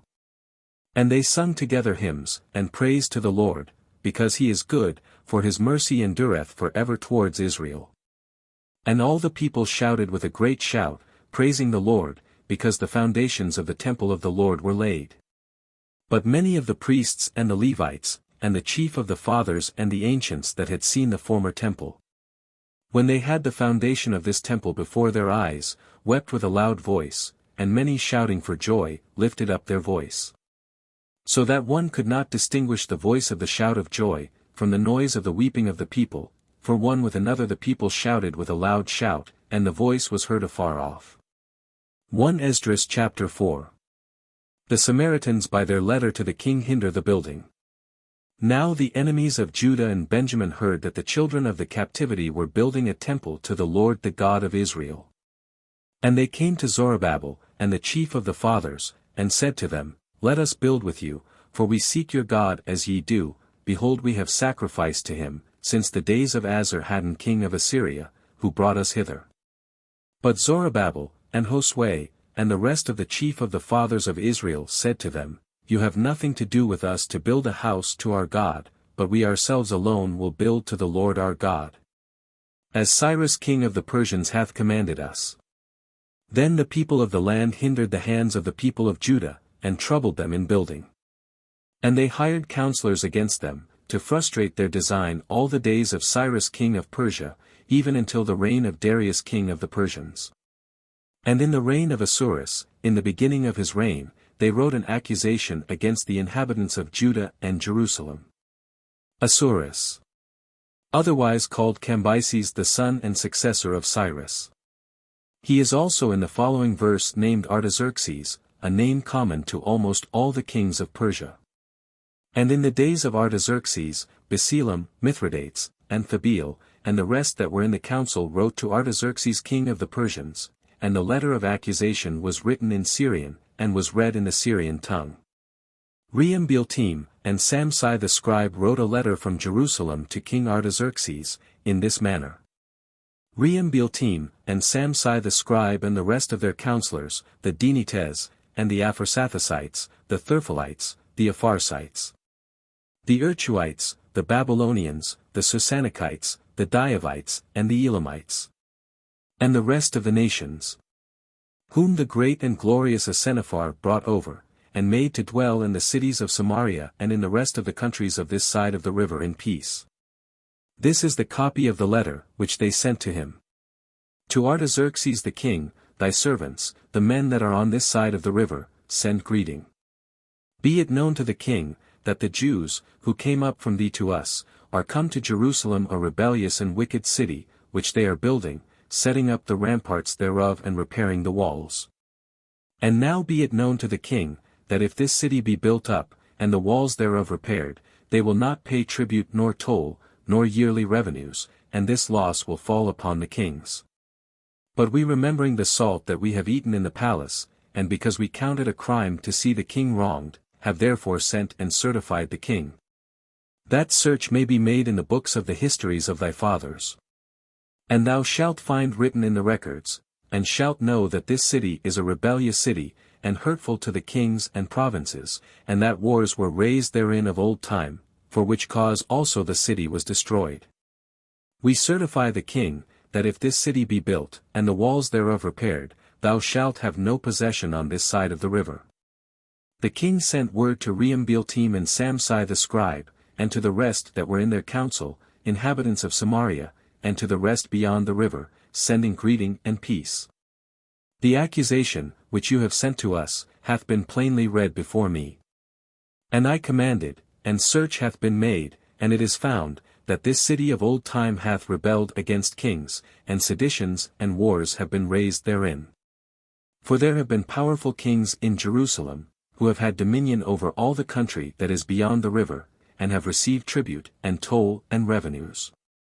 Now therefore hear the sentence, hinder those men, that this city be not built, till further orders be given by me.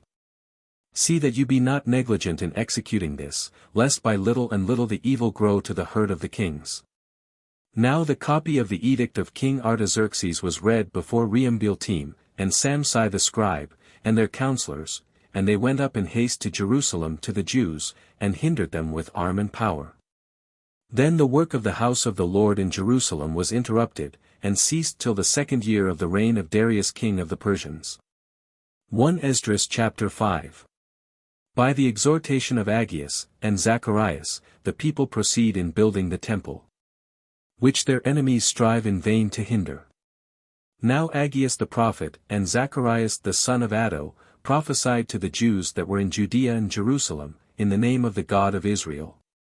Then rose up Zorobabel the son of Salathiel, and Josue the son of Hosedek, and began to build the temple of God in Jerusalem, and with them were the prophets of God helping them. And at the same time came to them Thathenai, who was governor beyond the river, and Starbuzani, and their counselors, and said thus to them, Who hath given you counsel to build this house, and to repair the walls thereof? In answer to which we gave them the names of the men who were the promoters of that building. But the eye of their God was upon the ancients of the Jews, and they could not hinder them. And it was agreed that the matter should be referred to Darius, and then they should give satisfaction concerning that accusation. The copy of the letter that Thathenai governor of the country beyond the river, and Starbuzani, and his counselors the Arphasacites, who dwelt beyond the river, sent to Darius the king. The letter which they sent him, was written thus, To Darius the king all peace. Be it known to the king, that we went to the province of Judea, to the house of the great God, which they are building with unpolished stones, and timber is laid in the walls, and this work is carried on diligently and advanceth in their hands. And we asked those ancients, and said to them thus, Who hath given you authority to build this house, and to repair these walls? We asked also of them their names, that we might give thee notice, and we have written the names of the men that are the chief among them. And they answered us in these words, saying, We are the servants of the God of heaven and earth, and we are building a temple that was built these many years ago, and which a great king of Israel built and set up. But after that our fathers had provoked the God of heaven to wrath, he delivered them into the hands of Nebuchadnezzar the king of Babylon the Chaldean, and he destroyed this house, and carried away the people to Babylon. But in the first year of Cyrus the king of Babylon, King Cyrus set forth a decree, that this house of God should be built. And the vessels also of gold and silver of the temple of God, which Nebuchadnezzar had taken out of the temple, that was in Jerusalem, and had brought them to the temple of Babylon, King Cyrus brought out of the temple of Babylon. And they were delivered to one Sasabassar, whom also he appointed governor. And said to him, Take these vessels, and go, and put them in the temple that is in Jerusalem, and let the house of God be built in its place. Then came this same Sasabassar, and laid the foundations of the temple of God in Jerusalem, and from that time until now it is in building, and is not yet finished. Now therefore if it seem good to the king, let him search in the king's library, which is in Babylon, whether it hath been decreed by Cyrus the king, that the house of God in Jerusalem should be built. And let the king send his pleasure to us concerning this matter. 1 ESDRAS chapter 6. King Darius favoureth the building and contributeth to it. Then King Darius gave orders, and they searched in the library of the books that were laid up in Babylon. And there was found in Ecbatana, which is a castle in the province of Media, a book in which this record was written. In the first year of Cyrus the king decreed, that the house of God should be built, which is in Jerusalem, in the place where they may offer sacrifices. And that they lay the foundations that may support the height of 80 cubits, and the breadth of 80 cubits. 3 rows of unpolished stones, and so rows of new timber, and the charges shall be given out of the king's house. And also let the golden and silver vessels of the temple of God, which Nebuchadnezzar took out of the temple of Jerusalem, and brought to Babylon, be restored, and carried back to the temple of Jerusalem to their place. Which also were placed in the temple of God. Now therefore Thathenai, governor of the country beyond the river, Starbuzani, and your counselors the Apharsachites, who are beyond the river, depart far from them. And let that temple of God be built by the governor of the Jews. And by their ancients, that they may build that house of God in its place. I also have commanded what must be done by those ancients of the Jews, that the house of God may be built, to wit, that of the king's chest, that is, of the tribute that is paid out of the country beyond the river. The charges be diligently given to those men, lest the work be hindered. And if it shall be necessary, let calves also, and lambs, and kids, for holocausts to the God of heaven, wheat, salt, wine, and oil, according to the custom of the priests that are in Jerusalem, be given them day by day. That there be no complaint in anything.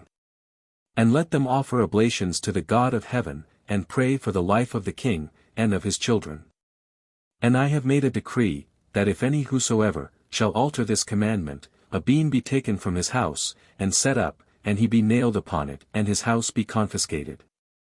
And may the God, that hath caused his name to dwell there, destroy all kingdoms, and the people that shall put out their hand to resist, and to destroy the house of God, that is in Jerusalem. I Darius have made the decree, which I will have diligently complied with. So then Thathenai, governor of the country beyond the river, and Starbuzani, and his counselors diligently executed what Darius the king had commanded. And the ancients of the Jews built, and prospered according to the prophecy of Aggeus the prophet, and of Zacharias the son of Addo, and they built and finished, by the commandment of the God of Israel, and by the commandment of Cyrus, and Darius, and Artaxerxes kings of the Persians. And they were finishing this house of God, until the 3rd day of the month of Adar, which was in the 6th year of the reign of King Darius. And the children of Israel, the priests, and the Levites, and the rest of the children of the captivity kept the dedication of the house of God with joy. And they offered at the dedication of the house of God, 100 calves, 200 rams, 400 lambs, and for a sin offering for all Israel 12 he-goats, according to the number of the tribes of Israel. And they set the priests in their divisions, and the Levites in their courses over the works of God in Jerusalem, as it is written in the book of Moses. And the children of Israel of the captivity kept the phase, on the 14th day of the first month. For all the priests and the Levites were purified as one man, all were clean to kill the phase for all the children of the captivity, and for their brethren the priests, and themselves. And the children of Israel that were returned from captivity, and all that had separated themselves from the filthiness of the nations of the earth to them, to seek the Lord the God of Israel, did eat. And they kept the feast of unleavened bread 7 days with joy, for the Lord had made them joyful, and had turned the heart of the king of Assyria to them, that he should help their hands in the work of the house of the Lord the God of Israel. 1 Esdras chapter 7. Esdras goeth up to Jerusalem to teach, and assist the people, with a gracious decree of Artaxerxes. Now after these things in the reign of Artaxerxes king of the Persians, Esdras the son of Sarias, the son of Azarias, the son of Helshas, the son of Shallum, the son of Sadoc, the son of Akitab, the son of Amarias, the son of Azarias, the son of Meraioth, the son of Zerahias, the son of Ozi, the son of Bachi, the son of Abiju, the son of Phinehas, the son of Eleazar, the son of Aaron, the priest from the beginning. This Esdras went up from Babylon, and he was a ready scribe in the law of Moses, which the Lord God had given to Israel, and the king granted him all his request, according to the hand of the Lord his God upon him. And there went up some of the children of Israel, and of the children of the priests, and of the children of the Levites, and of the singing men, and of the porters, and of the Nathanites to Jerusalem in the 7th year of Artaxerxes the king. And they came to Jerusalem in the 5th month, in the 7th year of the king. For upon the 1st day of the 1st month he began to go up from Babylon, and on the 1st day of the 5th month he came to Jerusalem according to the good hand of his God upon him. For Esdras had prepared his heart to seek the law of the Lord, and to do and to teach in Israel the commandments and judgment. And this is the copy of the letter of the edict, which King Artaxerxes gave to Esdras the priest, the scribe instructed in the words and commandments of the Lord, and his ceremonies in Israel. Artaxerxes king of kings to Esdras the priest, the most learned scribe of the law of the God of heaven, greeting. It is decreed by me, that all they of the people of Israel, and of the priests and of the Levites in my realm, that are minded to go into Jerusalem, should go with thee. For thou art sent from before the king, and his 7 counselors, to visit Judea and Jerusalem according to the law of thy God, which is in thy hand. And to carry the silver and gold, which the king and his counselors have freely offered to the God of Israel, whose tabernacle is in Jerusalem.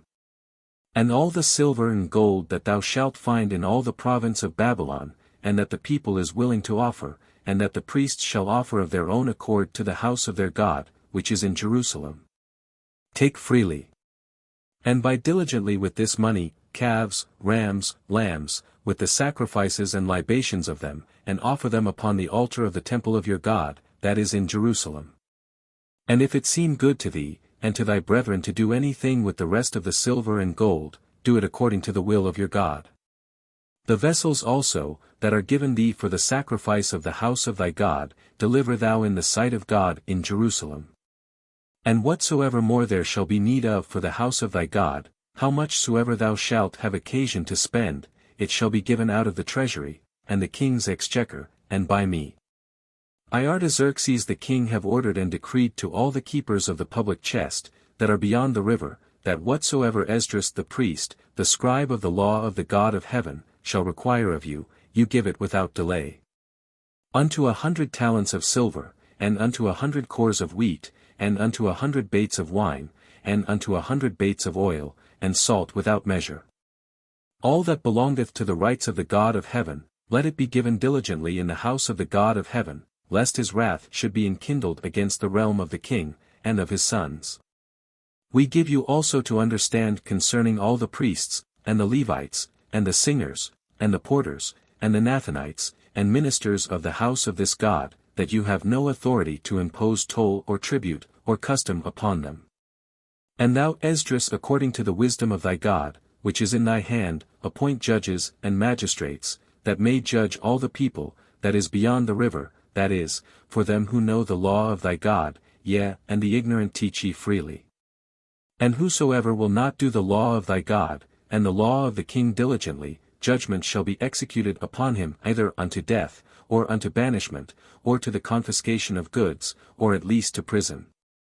Blessed be the Lord the God of our fathers, who hath put this in the king's heart, to glorify the house of the Lord, which is in Jerusalem.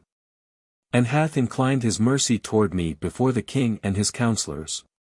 And all the mighty princes of the king, and I being strengthened by the hand of the Lord my God, which was upon me, gathered together out of Israel chief men to go up with me. 1 Esdras chapter 8. The companions of Esdras. The fast which he appointed. They bring the holy vessels into the temple. Now these are the chief of families, and the genealogy of them, who came up with me from Babylon in the reign of Artaxerxes the king. Of the sons of Phinehas, Jersam. Of the sons of Ithamar, Daniel. Of the sons of David, Hattus. Of the sons of Sekenias, the son of Pharos, Zacharias, and with him were numbered 150 men. Of the sons of Fahath Moab, Elioenai the son of Zeriah, and with him 200 men. Of the sons of Sekenias, the son of Ezekiel, and with him 300 men. Of the sons of Adon, Obed the son of Jonathan, and with him 50 men. Of the sons of Elam, Esaias the son of Athalias, and with him 70 men. Of the sons of Sephatia, Zebodiah the son of Michael, and with him 80 men. Of the sons of Joab, Obediah the son of Jehiel, and with him 218 men. Of the sons of Selomith, the son of Josphiah, and with him 160 men. Of the sons of Bibai, Zacharias the son of Bibai, and with him 28 men. Of the sons of Azgad, Jonan the son of Exedon, and with him 110 men. Of the sons of Adonikam, who were the last, and these are their names, Eliphalet, and Jehiel, and Samias, and with them 60 men. Of the sons of Begai, Uthai, and Zachar, and with them 70 men. And I gathered them together to the river, which runneth down to Ahava, and we stayed there 3 days, and I sought among the people and among the priests for the sons of Levi, and found none there. So I sent Eleazar, and Ariel, and Samias, and Elnathan, and Jerib, and another Elnathan, and Nathan, and Zacharias, and Mosallam, chief men, and Joarib, and Elnathan, wise men. And I sent them to Edo, who is chief in the place of Chasphiah, and I put in their mouth the words that they should speak to Edo, and his brethren the Nathanites in the place of Chasphiah, that they should bring us ministers of the house of our God. And by the good hand of our God upon us, they brought us a most learned man of the sons of Mahali the son of Levi the son of Israel, and Sarabias and his sons, and his brethren 18. And Hasabias, and with him Esaias of the sons of Merari. And his brethren, and his sons 20. And of the Nathanites, whom David, and the princes gave for the service of the Levites, Nathanites 220, all these were called by their names. And I proclaimed there a fast by the river Ahava, that we might afflict ourselves before the Lord our God, and might ask of him a right way for us and for our children, and for all our substance. And I proclaimed a fast. It is not enough to part from Babylon, that is, figuratively from sin, but we must also do works of penance, and therefore Esdras here proclaimed an extraordinary fast to those that were come from captivity. This shews that fasting was commanded and practiced from the earliest times. For I was ashamed to ask the king for aid and for horsemen, to defend us from the enemy in the way, because we had said to the king, The hand of our God is upon all them that seek him in goodness, and his power and strength. And wrath upon all them that forsake him. And we fasted, and besought our God for this, and it fell out prosperously unto us. And I separated 12 of the chief of the priests, Sarabias, and Hasabias, and with them 10 of their brethren. And I weighed unto them the silver and gold, and the vessels consecrated for the house of our God, which the king and his counselors, and his princes, and all Israel, that were found had offered. And I weighed to their hands 650 talents of silver, and 100 vessels of silver, and 100 talents of gold. And 20 cups of gold, of 1,000 solids, and 2 vessels of the best shining brass, beautiful as gold.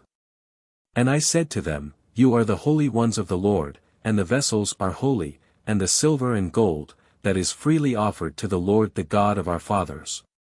Watch ye and keep them, till you deliver them by weight before the chief of the priests, and of the Levites, and the heads of the families of Israel in Jerusalem, into the treasure of the house of the Lord.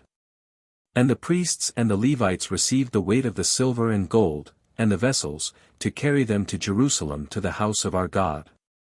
Then we set forward from the river Ahava on the 12th day of the first month to go to Jerusalem, and the hand of our God was upon us, and delivered us from the hand of the enemy, and of such as lay in wait by the way.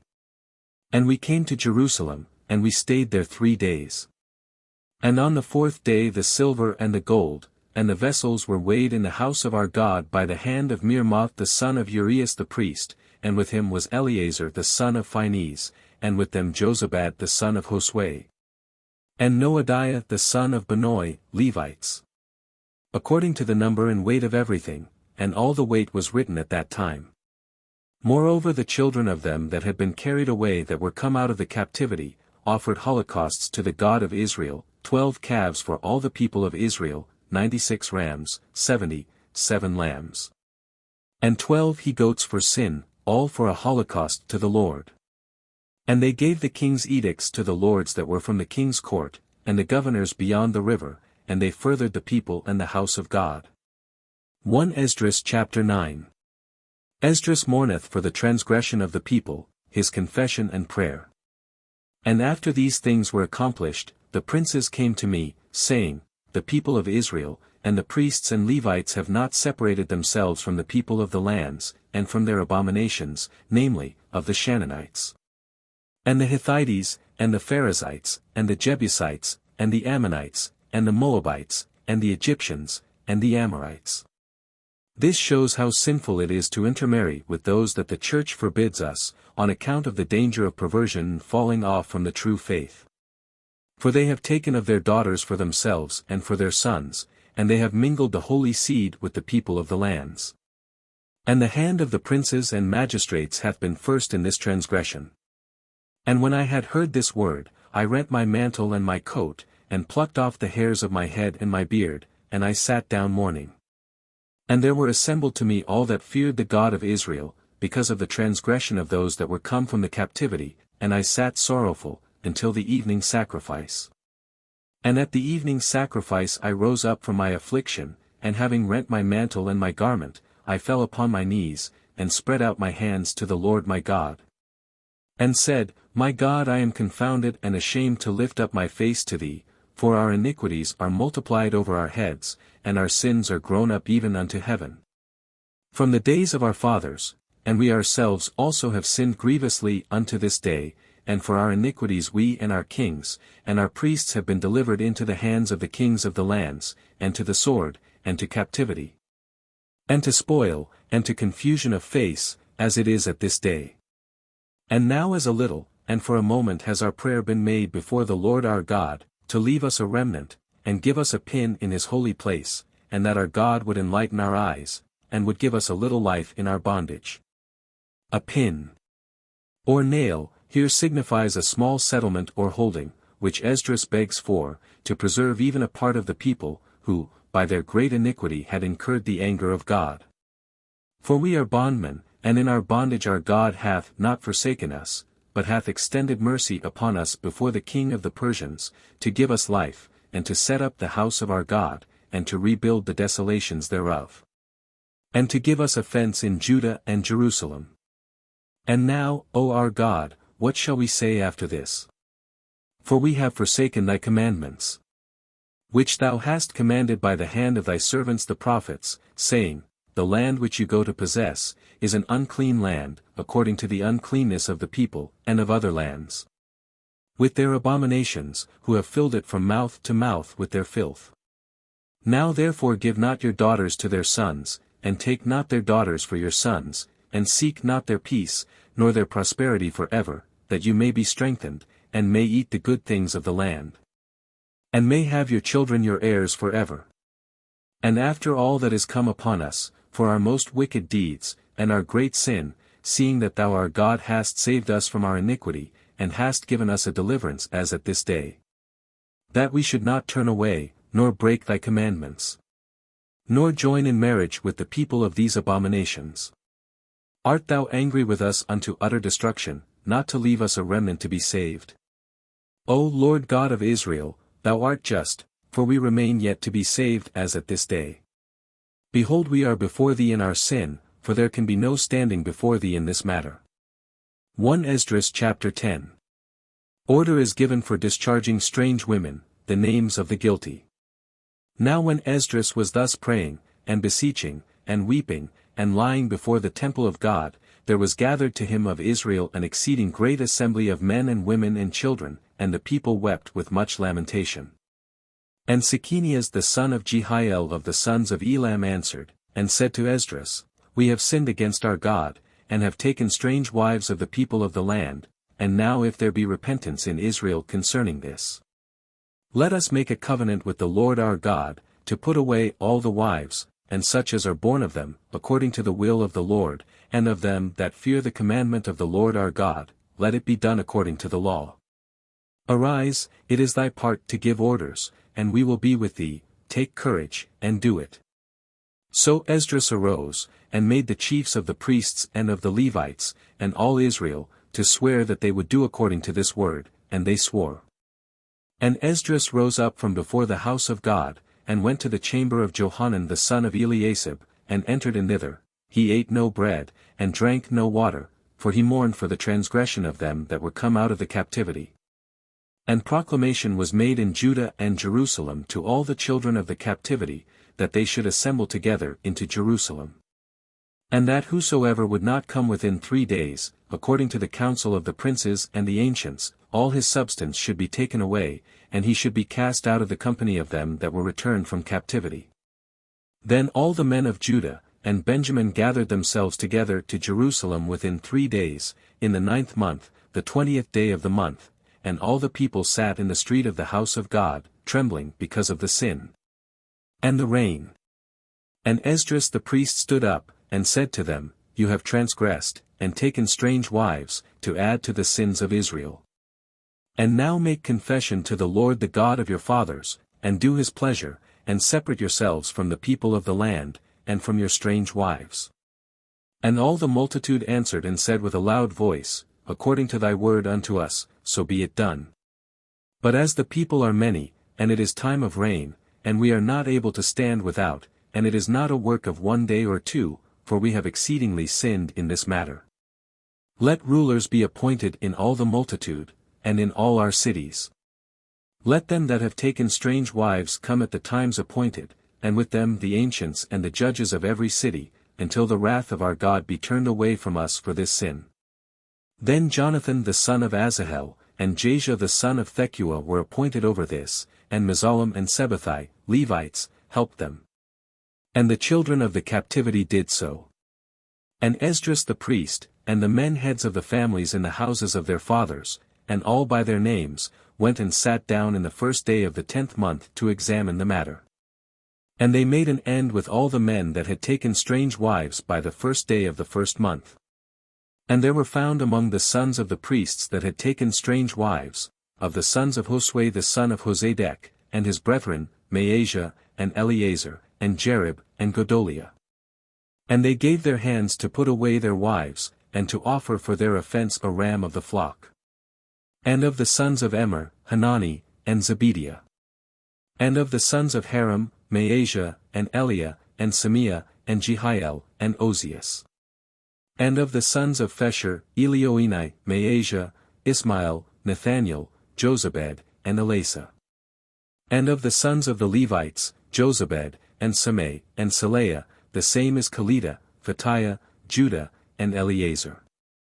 And of the singing men, Eligiab, and of the porters, Salum, and Telem, and Uri.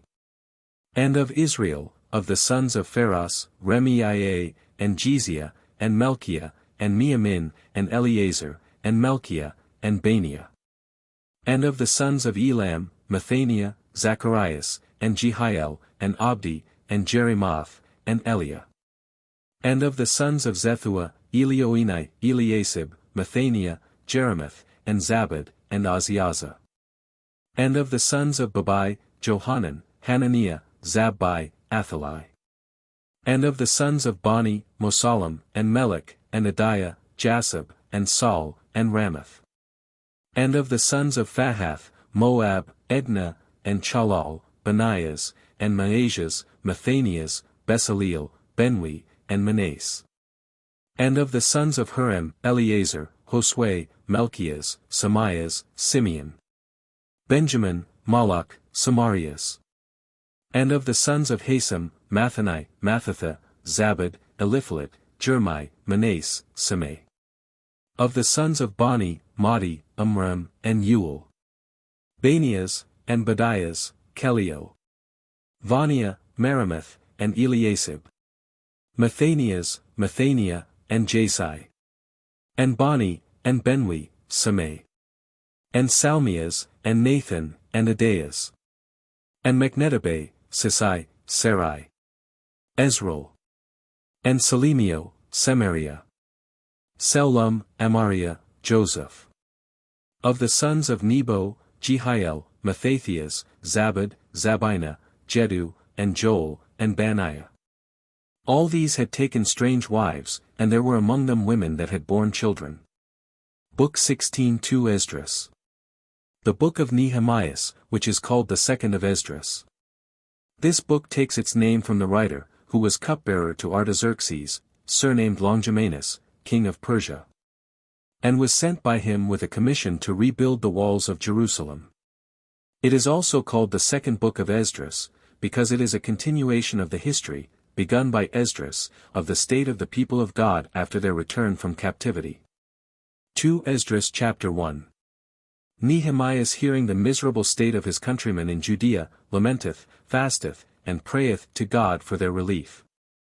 The words of Nehemias the son of Helchias.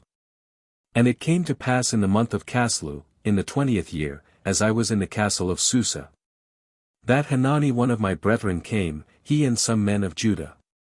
And I asked them concerning the Jews, that remained and were left of the captivity, and concerning Jerusalem.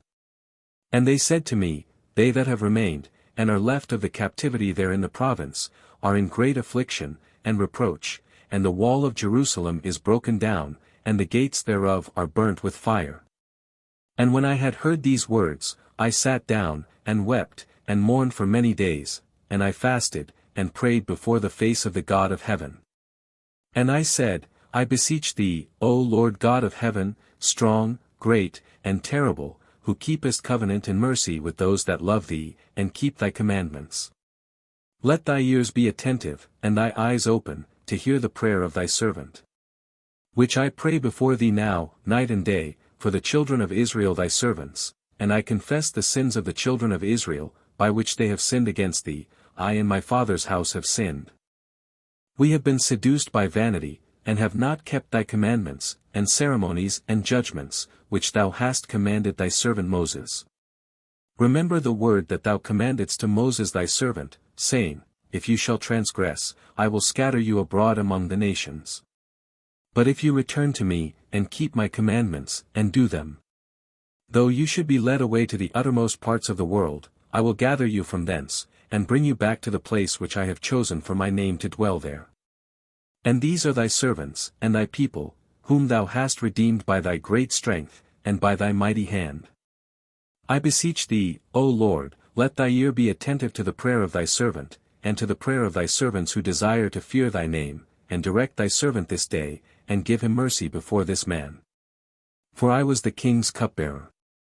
2 Esdras chapter 2.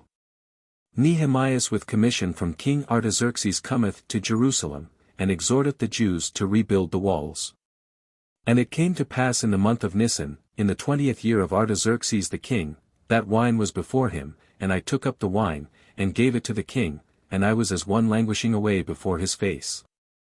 And the king said to me, Why is thy countenance sad, seeing thou dost not appear to be sick? This is not without cause, but some evil, I know not what, is in thy heart. And I was seized with an exceeding great fear. And I said to the king, O king, live for ever, why should not my countenance be sorrowful, seeing the city of the place of the sepulchres of my fathers is desolate? And the gates thereof are burnt with fire? Then the king said to me, For what dost thou make request? And I prayed to the God of heaven. And I said to the king, If it seem good to the king, and if thy servant hath found favor in thy sight, that thou wouldst send me into Judea to the city of the sepulchre of my father, and I will build it. And the king said to me, and the queen that sat by him, For how long shall thy journey be, and when wilt thou return? And it pleased the king, and he sent me, and I fixed him a time. And I said to the king, If it seem good to the king, let him give me letters to the governors of the country beyond the river, that they convey me over, till I come into Judea. And a letter to Asaph the keeper of the king's forest, to give me timber that I may cover the gates of the tower of the house, and the walls of the city, and the house that I shall enter into. And the king gave me according to the good hand of my God with me. And I came to the governors of the country beyond the river, and gave them the king's letters. And the king had sent with me captains of soldiers, and horsemen. And Sanballat the Horonite, and Tobias the servant, the Ammonite, heard it, and it grieved them exceedingly, that a man was come, who sought the prosperity of the children of Israel. And I came to Jerusalem, and was there 3 days. And I arose in the night, I and some few men with me, and I told not any man what God had put in my heart to do in Jerusalem, and there was no beast with me, but the beast that I rode upon. And I went out by night by the gate of the valley, and before the dragon fountain, and to the dung gate, and I viewed the wall of Jerusalem which was broken down, and the gates thereof which were consumed with fire. And I passed to the gate of the fountain, and to the king's aqueduct, and there was no place for the beast on which I rode to pass. And I went up in the night by the torrent, and viewed the wall, and going back I came to the gate of the valley, and returned. But the magistrates knew not whither I went, or what I did, neither had I as yet told anything to the Jews, or to the priests, or to the nobles, or to the magistrates, or to the rest that did the work.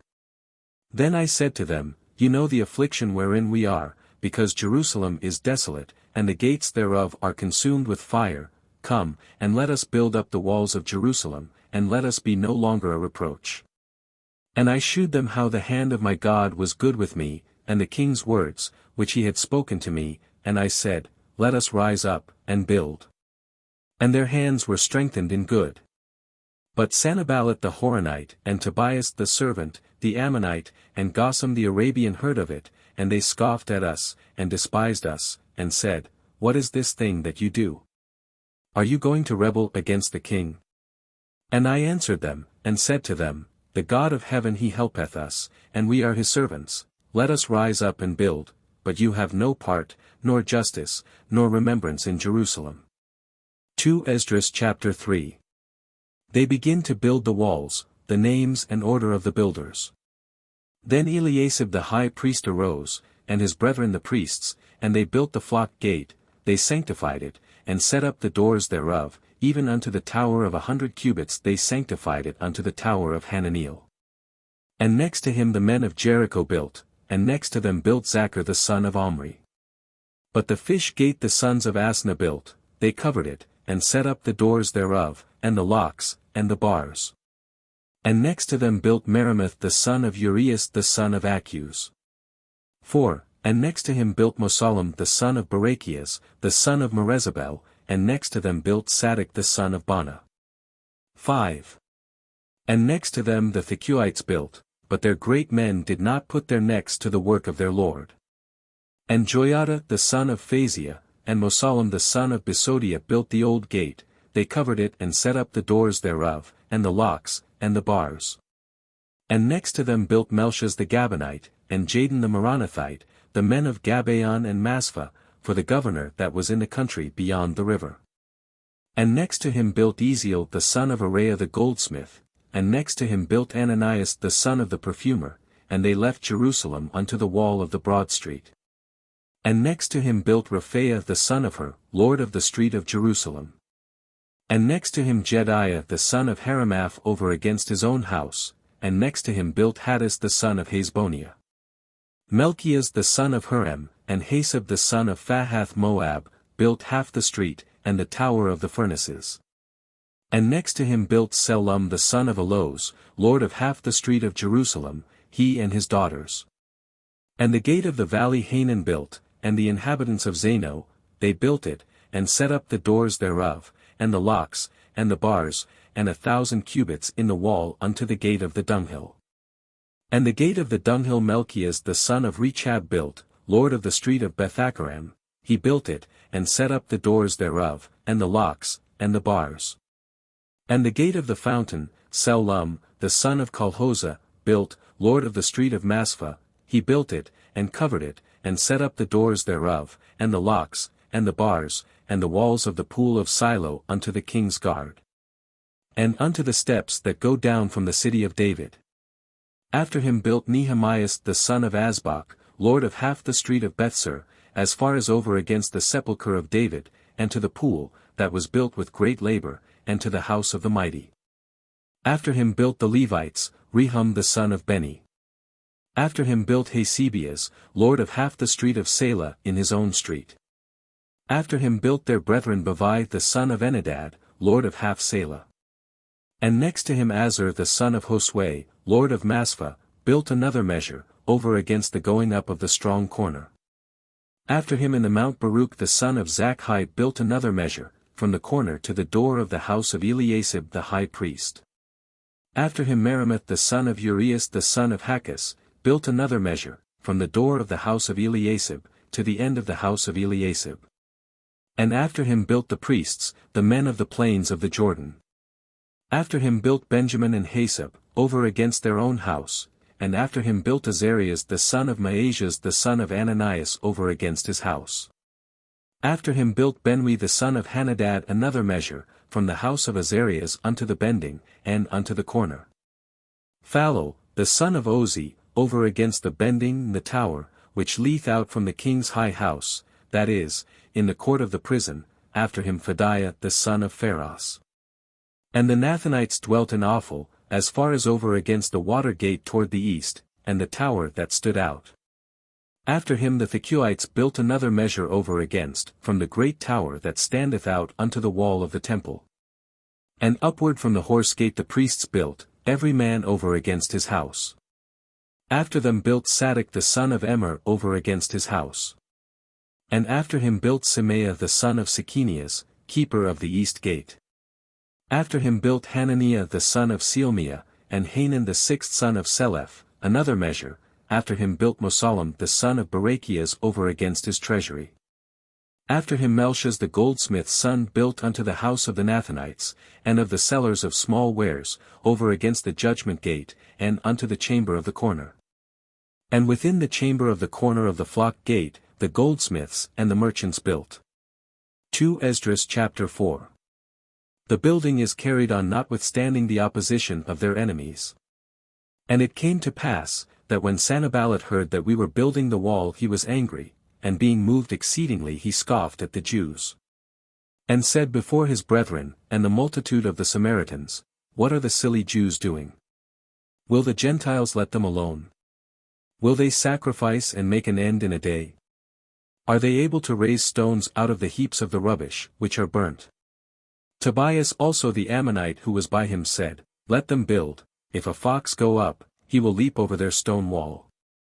Hear thou our God, for we are despised, turn their reproach upon their own head, and give them to be despised in a land of captivity. Cover not their iniquity, and let not their sin be blotted out from before thy face, because they have mocked thy builders. So we built the wall, and joined it all together unto the half thereof, and the heart of the people was excited to work. And it came to pass, when Sanballat, and Tobias, and the Arabians, and the Ammonites, and the Azotians heard that the walls of Jerusalem were made up, and the breaches began to be closed, that they were exceedingly angry. And they all assembled themselves together, to come, and to fight against Jerusalem, and to prepare ambushes. And we prayed to our God, and set watchmen upon the wall day and night against them. And Judah said, The strength of the bearer of burdens is decayed, and the rubbish is very much, and we shall not be able to build the wall. And our enemies said, Let them not know, nor understand, till we come in the midst of them, and kill them, and cause the work to cease.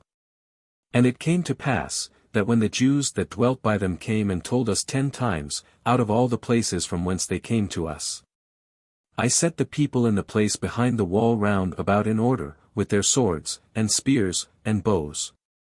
And I looked and rose up, and I said to the chief men and the magistrates, and to the rest of the common people, Be not afraid of them.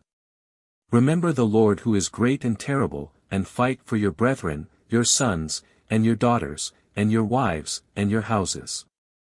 And it came to pass, when our enemies heard that the thing had been told us, that God defeated their counsel. And we returned all of us to the walls, every man to his work. And it came to pass from that day forward, that half of their young men did the work, and half were ready for to fight, with spears, and shields, and bows, and coats of mail, and the rulers were behind them in all the house of Judah. Of them that built on the wall and that carried burdens, and that laded, with one of his hands he did the work, and with the other he held a sword. For every one of the builders was girded with a sword about his reins. And they built, and sounded with a trumpet by me. And I said to the nobles, and to the magistrates, and to the rest of the common people, The work is great and wide, and we are separated on the wall one far from another. In what place soever you shall hear the sound of the trumpet, run all thither unto us, our God will fight for us. And let us do the work, and let one half of us hold our spears from the rising of the morning, till the stars appear. At that time also I said to the people, Let every one with his servants stay in the midst of Jerusalem, and let us take our turns in the night, and by day, to work. Now I and my brethren, and my servants, and the watchmen that followed me, did not put off our clothes, only every man stripped himself when he was to be washed. 2 ESDRAS chapter 5. Nehemias blameth the rich, for their oppressing the poor. His exhortation, and bounty to his countrymen. Now there was a great cry of the people, and of their wives against their brethren the Jews. And there were some that said, Our sons and our daughters are very many, let us take up corn for the price of them, and let us eat and live. And there were some that said, Let us mortgage our lands, and our vineyards, and our houses, and let us take corn because of the famine. And others said, Let us borrow money for the king's tribute, and let us give up our fields and vineyards. And now our flesh is as the flesh of our brethren, and our children as their children. Behold, we bring into bondage our sons and our daughters, and some of our daughters are bondwomen already, neither have we wherewith to redeem them, and our fields and our vineyards other men possess. And I was exceedingly angry when I heard their cry according to these words. And my heart thought with myself, and I rebuked the nobles and magistrates, and said to them, Do you every one exact usury of your brethren? And I gathered together a great assembly against them. And I said to them, We, as you know, have redeemed according to our ability our brethren the Jews, that were sold to the Gentiles, and will you then sell your brethren, for us to redeem them? And they held their peace, and found not what to answer. And I said to them, The thing you do is not good, why walk you not in the fear of our God, that we be not exposed to the reproaches of the Gentiles our enemies? Both I and my brethren, and my servants, have lent money and corn to many, let us all agree not to call for it again, let us forgive the debt that is owing to us. Restore ye to them this day their fields, and their vineyards, and their olive yards, and their houses, and the 100th part of the money, and of the corn, the wine, and the oil, which you were wont to exact of them, give it rather for them. And they said, We will restore, and we will require nothing of them, and we will do as thou sayest. And I called the priests and took an oath of them, to do according to what I had said. Moreover I shook my lap, and said, So may God shake every man that shall not accomplish this word, out of his house, and out of his labors, thus may he be shaken out, and become empty. And all the multitude said, Amen. And they praised God. And the people did according to what was said. And from the day, in which the king commanded me to be governor in the land of Judah, from the 20th year even to the 32nd year of Artaxerxes the king, for 12 years. I and my brethren did not eat the yearly allowance that was due to the governors. But the former governors that had been before me, were chargeable to the people, and took of them in bread, and wine, and in money every day 40 sickles, and their officers also oppressed the people. But I did not so for the fear of God. Moreover I built in the work of the wall, and I bought no land, and all my servants were gathered together to the work. The Jews also and the magistrates to the number of 150 men, were at my table, besides them that came to us from among the nations that were round about us. And there was prepared for me day by day 1 ox, and 6 choice rams, besides fowls, and once in 10 days I gave store of divers wines. And many other things, yet I did not require my yearly allowance as governor, for the people were very much impoverished. Remember me, O my God, for good according to all that I have done for this people. 2 Esdras chapter 6. The enemies seek to terrify Nehemias. He proceedeth and finisheth the wall. And it came to pass, when Sanballat, and Tobias, and Geshem the Arabian, and the rest of our enemies, heard that I had built the wall, and that there was no breach left in it, though at that time I had not set up the doors and the gates. Sanballat and Geshem sent to me, saying, Come, and let us make a league together in the villages, in the plain of Ono. But they thought to do me mischief. And I sent messengers to them, saying, I am doing a great work, and I cannot come down, lest it be neglected whilst I come, and go down to you. And they sent to me according to this word, for times, and I answered them after the same manner. And Sanballat sent his servant to me the 5th time according to the former word, and he had a letter in his hand written in this manner. It is reported amongst the Gentiles, and Geshem hath said it, that thou and the Jews think to rebel. And therefore thou buildest the wall, and hast a mind to set thyself king over them, for which end? Thou hast also set up prophets, to preach of thee at Jerusalem, saying, There is a king in Judea. The king will hear of these things, therefore come now, that we may take counsel together. And I sent to them, saying, There is no such thing done as thou sayest, but thou feignest these things out of thy own heart. For all these men thought to frighten us, thinking that our hands would cease from the work, and that we would leave off. Wherefore I strengthened my hands the more. And I went into the house of Samaiah the son of Delaiah, the son of Metabeel privately. And he said, Let us consult together in the house of God in the midst of the temple, and let us shut the doors of the temple, for they will come to kill thee, and in the night they will come to slay thee. And I said, Should such a man as I flee? And who is there that being as I am, would go into the temple, to save his life? I will not go in. And I understood that God had not sent him, but that he had spoken to me as if he had been prophesying, and Tobias, and Sanballat had hired him. For he had taken money, that I being afraid should do this thing, and sin, and they might have some evil to upbraid me withal. Remember me, O Lord, for Tobias and Sanballat, according to their works of this kind, and Noadias the prophet, and the rest of the prophets that would have put me in fear. But the wall was finished the 25th day of the month of Elul, in 52 days. And it came to pass when all our enemies heard of it, that all nations which were round about us, were afraid, and were cast down within themselves, for they perceived that this work was the work of God. Moreover in those days many letters were sent by the principal men of the Jews to Tobias, and from Tobias there came letters to them. For there were many in Judea sworn to him, because he was the son-in-law of Shechanias the son of Ariah, and Johanan his son had taken to wife the daughter of Mosallam the son of Barachias.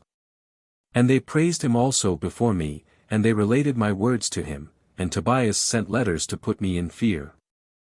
2 Esdras chapter 7. Nehemias appointeth watchmen in Jerusalem. The list of those who came first from Babylon. Now after the wall was built, and I had set up the doors, and numbered the porters and singing men, and Levites. I commanded Hanani my brother, and Hananias ruler of the house of Jerusalem, for he seemed as a sincere man, and one that feared God above the rest. And I said to them, Let not the gates of Jerusalem be opened till the sun be hot. And while they were yet standing by the gates were shut, and barred, and I set watchmen of the inhabitants of Jerusalem, every one by their courses, and every man over against his house. And the city was very wide and great, and the people few in the midst thereof, and the houses were not built.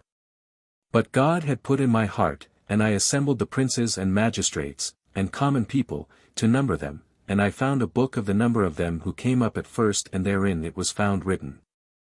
These are the children of the province, who came up from the captivity of them that had been carried away, whom Nebuchadnezzar the king of Babylon had carried away, and who returned into Judea, every one into his own city. Who came with Zorobabel, Josue, Nehemias, Azarias, Ramias, Naamani, Mardecai, Belsam, Mespherath, Begoiah, Nahum, Bana. The number of the men of the people of Israel. The children of Pharos, 2,172. The children of Sephatia, 372. The children of Area, 652. The children of Fahath Moab of the children of Josue and Joab, 2,818. The children of Elam, 1,254. The children of Zethua, 845. The children of Zakkai, 760. The children of Banui, 648. The children of Bibai, 628. The children of Azgad, 2,322.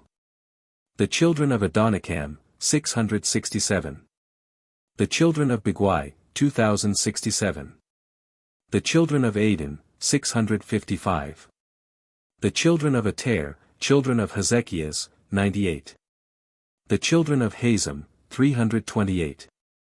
The children of Bisai, 324. The children of Hereth, 112. The children of Gabaon, 95. The children of Bethlehem, and Netopha, 188. The men of Anathoth, 128. The men of Bethasmath, 42. The men of Kiriathaim, Sephirah, and Beroth, 743. The men of Ramah and Geba, 621.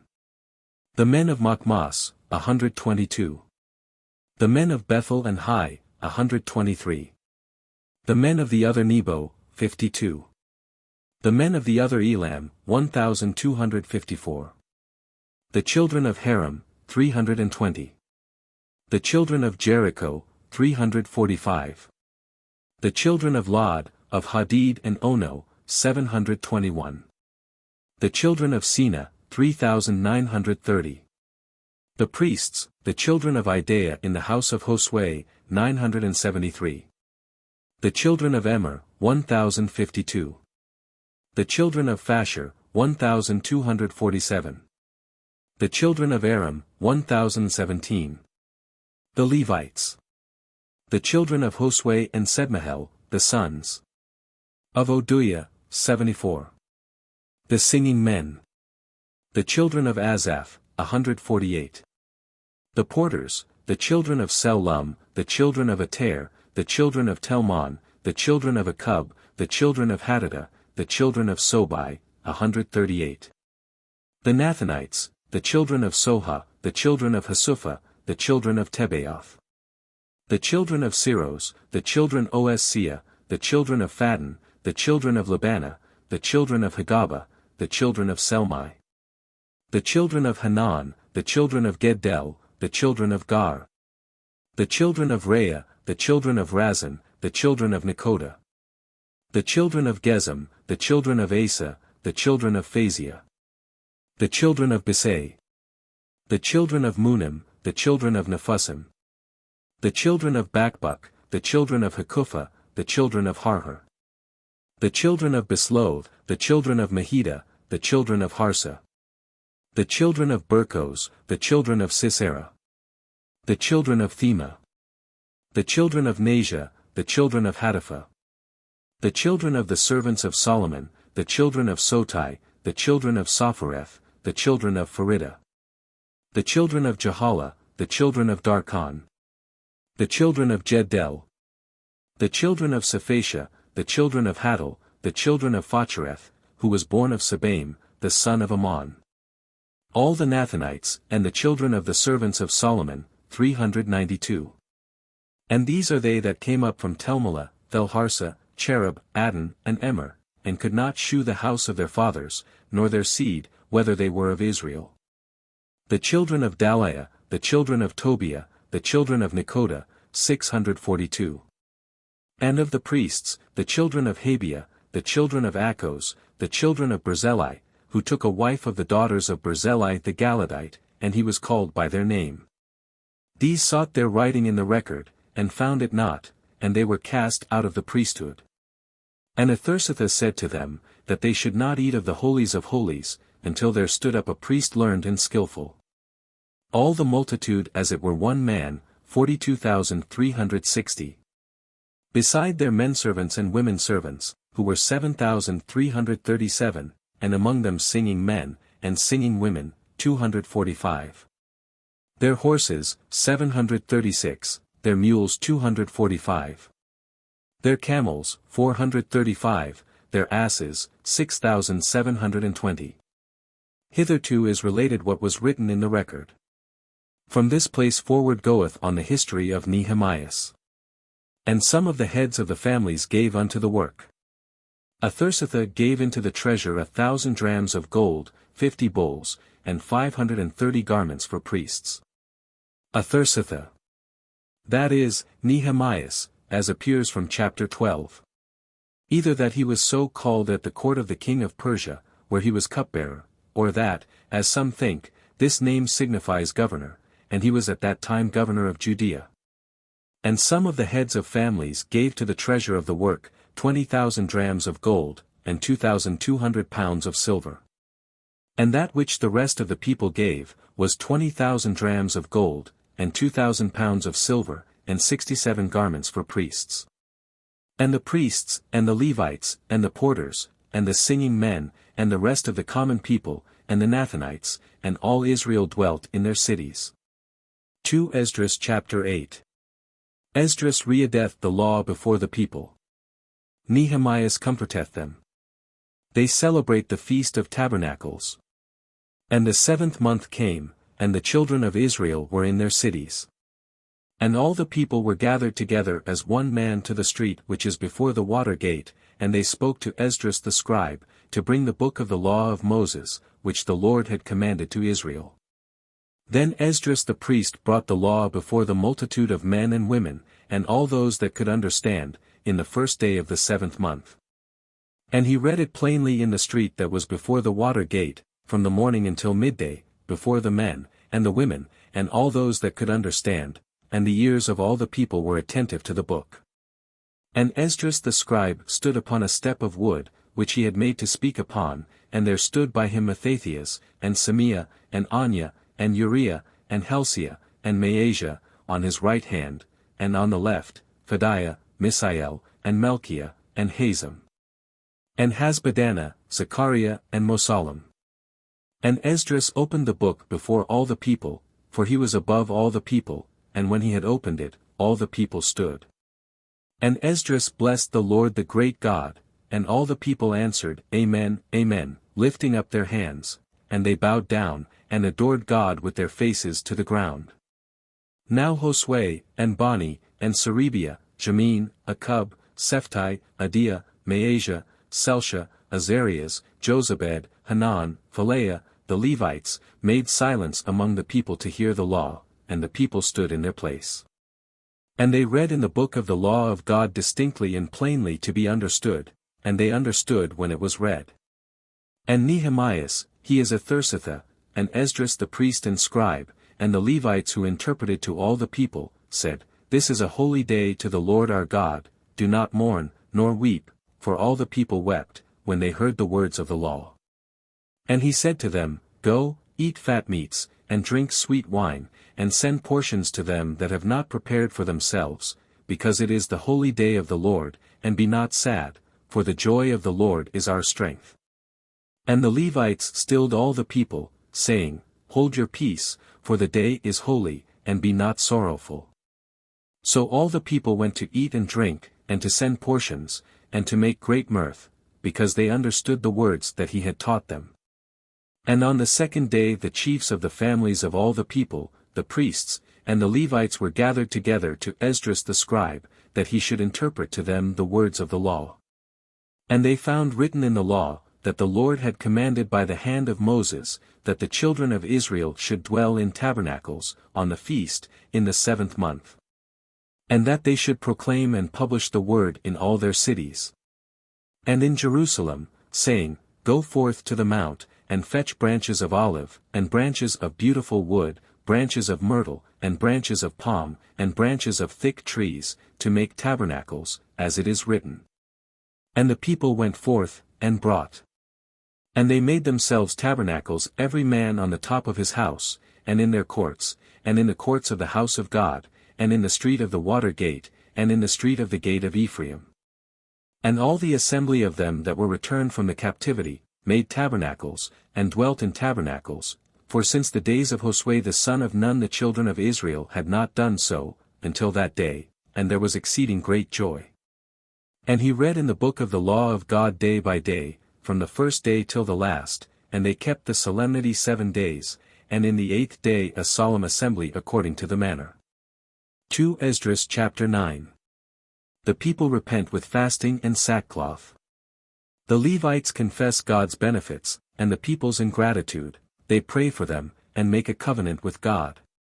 And in the 24th day of the month the children of Israel came together with fasting and with sackcloth, and earth upon them. And the seed of the children of Israel separated themselves from every stranger, and they stood, and confessed their sins, and the iniquities of their fathers. And they rose up to stand, and they read in the book of the law of the Lord their God, 4 times in the day, and 4 times they confessed, and adored the Lord their God. And there stood up upon the step of the Levites, Josue, and Bani, and Sedmahel, Sabaniah, Bani, Serebias, Bani, and Chanani, and they cried with a loud voice to the Lord their God. And the Levites Josue and Sedmahel, Bani, Hasebniah, Serebiah, Oduiah, Sebniah, and Phathahiah, said, Arise, bless the Lord your God from eternity to eternity, and blessed be the high name of thy glory with all blessing and praise. Thou thyself, O Lord alone, thou hast made heaven, and the heaven of heavens, and all the host thereof, the earth and all things that are in it, the seas and all that are therein, and thou givest life to all these things. And the host of heaven adoreth thee. Thou, O Lord God, art he who chosest Abram, and broughtest him forth out of the fire of the Chaldeans, and gavest him the name of Abraham. The fire of the Chaldeans. The city of Ur in Chaldea, the name of which signifies fire. Or out of the fire of the tribulations and temptations, to which he was there exposed, the ancient rabbins understood this literally, affirming that Abram was cast into the fire by the idolaters, and brought out by a miracle without any hurt. And thou didst find his heart faithful before thee, and thou madest a covenant with him, to give him the land of the Canaanite, of the Hethite, and of the Amorite, and of the Perizzite, and of the Jebusite, and of the Girgazite.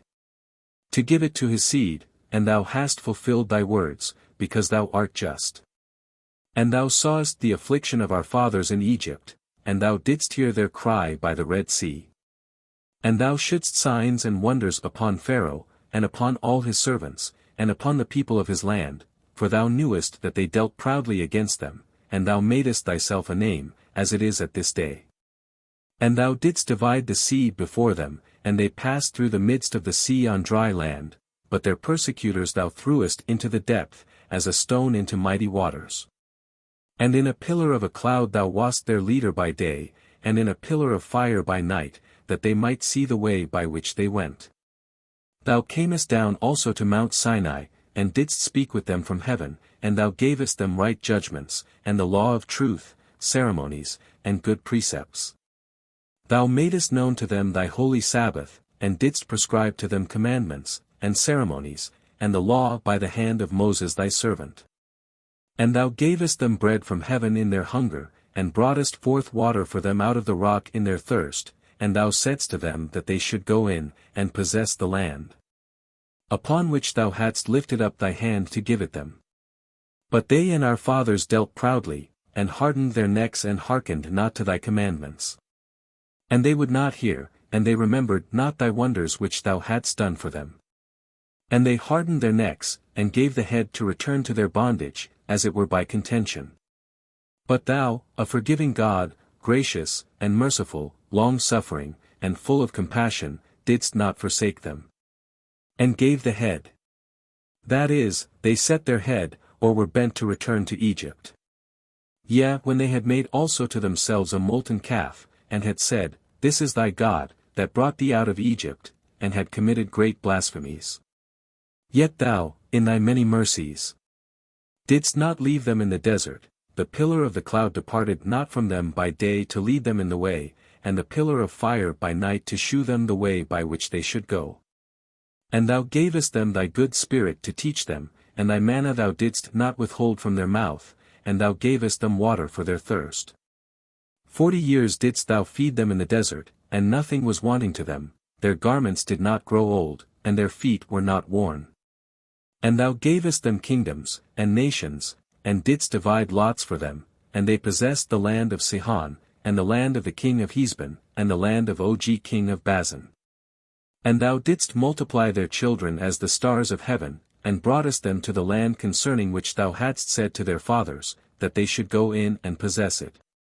And the children came and possessed the land, and thou didst humble before them the inhabitants of the land, the Canaanites, and gavest them into their hands, with their kings, and the people of the land, that they might do with them as it pleased them. And they took strong cities and a fat land, and possessed houses full of all goods, cisterns made by others, vineyards, and oliveyards, and fruit trees in abundance, and they ate, and were filled, and became fat, and abounded with delight in thy great goodness. But they provoked thee to wrath, and departed from thee, and threw thy law behind their backs, and they killed thy prophets, who admonished them earnestly to return to thee, and they were guilty of great blasphemies. And thou gavest them into the hands of their enemies, and they afflicted them. And in the time of their tribulation they cried to thee, and thou heardest from heaven, and according to the multitude of thy tender mercies thou gavest them saviours, to save them from the hands of their enemies. But after they had rest, they returned to do evil in thy sight, and thou leftest them in the hand of their enemies, and they had dominion over them. Then they returned, and cried to thee, and thou heardest from heaven, and deliveredst them many times in thy mercies. And thou didst admonish them to return to thy law. But they dealt proudly, and hearkened not to thy commandments, but sinned against thy judgments, which if a man do, he shall live in them, and they withdrew the shoulder, and hardened their neck, and would not hear.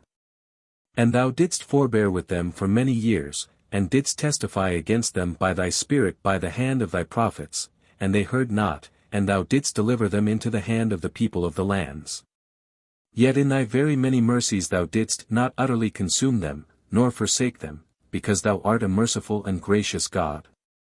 Now therefore our God, great, strong, and terrible, who keepest covenant and mercy, turn not away from thy face all the labor which hath come upon us, upon our kings, and our princes, and our priests, and our prophets, and our fathers, and all the people from the days of the king of Assur, until this day.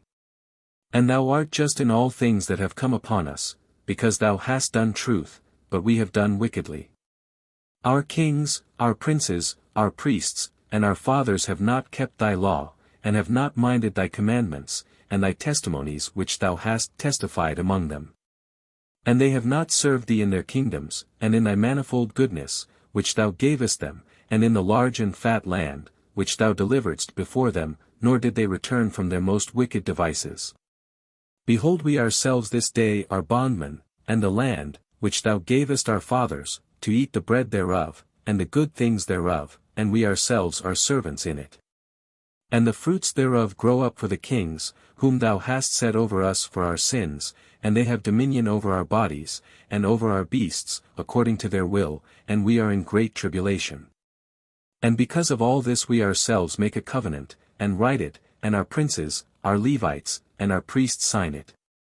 2 ESDRAS chapter 10. The names of the subscribers to the covenant, and the contents of it. And the subscribers were Nehemias, Athersathah the son of Hachali, and Sedecias, Sarias, Azarias, Jeremias, Fesher, Amarias, Melchias, Hattus, Sabiniah, Melech, Haram, Meremoth, Abdias, Daniel, Jenthan, Baruch, Mosallam, Abia, Miamin. Maaziah. Belgia, Samia, these were priests. And the Levites, Josue the son of Azanias, Benui of the sons of Henadad, Sedmahel. And their brethren, Sabiniah, Oduiah, Salita, Phaleah, Hanan. Micah, Rohab, Hasbiah. Zachar, Serebiah, Sabaniah. Odiah, Bani, Baninu. The heads of the people, Pharos, Fahath Moab, Elam, Zethu, Bani. Bani, Asgad, Bibay. Adoniah, Begoi, Adin. Ater, Hazisha, Azza. Odiah, Hazam, Bisay. Hereph, Anathoth, Nebai. Megphias, Mosallam, Hazar. Mizizabel, Sadak, Jejua. Pheltiah, Hanan. Aniah. Ozi, Hananiah, Hasab. Aloz, Phaliah, Sobek. Rehum, Hasebna, Maaziah. Ikeah, Hanan, Anan. Melech, Haran, Bana. And the rest of the people, priests, Levites, porters, and singing men, Nathanites. And all that had separated themselves from the people of the lands to the law of God, their wives, their sons, and their daughters. All that could understand, promising for their brethren, with their chief men, and they came to promise, and swear that they would walk in the law of God, which he gave in the hand of Moses the servant of God. That they would do and keep all the commandments of the Lord our God, and his judgments and his ceremonies. And that we would not give our daughters to the people of the land, nor take their daughters for our sons. And if the people of the land bring in things to sell, or any things for use, to sell them on the Sabbath day, that we would not buy them on the Sabbath, or on the holy day. And that we would leave the 7th year, and the exaction of every hand. And we made ordinances for ourselves, to give the 3rd part of a cycle every year for the work of the house of our God. For the loaves of proposition, and for the continual sacrifice, and for a continual holocaust on the Sabbaths, on the new moons. On the set feasts, and for the holy things, and for the sin offering, that atonement might be made for Israel, and for every use of the house of our God. And we cast lots among the priests, and the Levites, and the people for the offering of wood, that it might be brought into the house of our God by the houses of our fathers at set times. From year to year, to burn upon the altar of the Lord our God, as it is written in the law of Moses. And that we would bring the firstfruits of our land, and the firstfruits of all fruit of every tree, from year to year, in the house of our Lord. And the firstborn of our sons, and of our cattle, as it is written in the law, and the firstlings of our oxen, and of our sheep, to be offered in the house of our God, to the priests who minister in the house of our God. And that we would bring the firstfruits of our meats, and of our libations, and the fruit of every tree, of the vintage also and of oil to the priests, to the storehouse of our God, and the tithes of our ground to the Levites. The Levites also shall receive the tithes of our works out of all the cities. And the priest the son of Aaron shall be with the Levites in the tithes of the Levites, and the Levites shall offer the tithe of their tithes in the house of our God, to the storeroom into the treasure house. For the children of Israel and the children of Levi shall carry to the treasury the firstfruits of corn, of wine, and of oil, and the sanctified vessels shall be there, and the priests, and the singing men, and the porters, and ministers. And we will not forsake the house of our God. 2 Esdras chapter 11. Who were the inhabitants of Jerusalem, and the other cities? And the princes of the people dwelt at Jerusalem, but the rest of the people cast lots, to take 1 part in 10 to dwell in Jerusalem the holy city, and 9 parts in the other cities. And the people blessed all the men that willingly offered themselves to dwell in Jerusalem. These therefore are the chief men of the province, who dwelt in Jerusalem, and in the cities of Judah. And every one dwelt in his possession, in their cities, Israel, the priests, the Levites, the Nathanites, and the children of the servants of Solomon. And in Jerusalem there dwelt some of the children of Judah, and some of the children of Benjamin, of the children of Judah, Athaias the son of Aziam, the son of Zacharias, the son of Amarias, the son of Saphatias. The son of Malaleel, of the sons of Phares. Maaziah the son of Baruch, the son of Colhoza, the son of Haziah, the son of Adiah, the son of Joiarib, the son of Zacharias, the son of the Silonite. All these the sons of Phares, who dwelt in Jerusalem, were 468 valiant men. And these are the children of Benjamin, Selum the son of Mosallam, the son of Jod, the son of Phadiah, the son of Kaliah, the son of Majah, the son of Ethiel, the son of Isaiah. And after him Jebai, Seleh, 928. And Joel the son of Zechri their ruler, and Judas the son of Senua was second over the city. And of the priests Idaiah the son of Jorib, Jachin. Sariah the son of Helshaz, the son of Mosallam, the son of Sadok, the son of Meraioth, the son of Achitob the prince of the house of God. And their brethren that do the works of the temple, 822. And Adiah the son of Jeroham, the son of Phileliah, the son of Amsi, the son of Zacharias, the son of Pheshur, the son of Melchias. And his brethren the chiefs of the fathers, 242. And Amasai the son of Azriel, the son of Ahatzi, the son of Mozalamoth, the son of Emer. And their brethren who were very mighty, 128, and their ruler Zabdiel son of the mighty. And of the Levites Semiah the son of Hasab, the son of Azarikam, the son of Hasabiah, the son of Boni. And Sabbatai and Jozabed, who were over all the outward business of the house of God, of the princes of the Levites. And Methaniah the son of Micah, the son of Zebedii, the son of Asaph, was the principal man to praise, and to give glory in prayer, and Bekbishia, the second, one of his brethren, and Abda the son of Sammua, the son of Galal, the son of Idithun. All the Levites in the holy city were 284.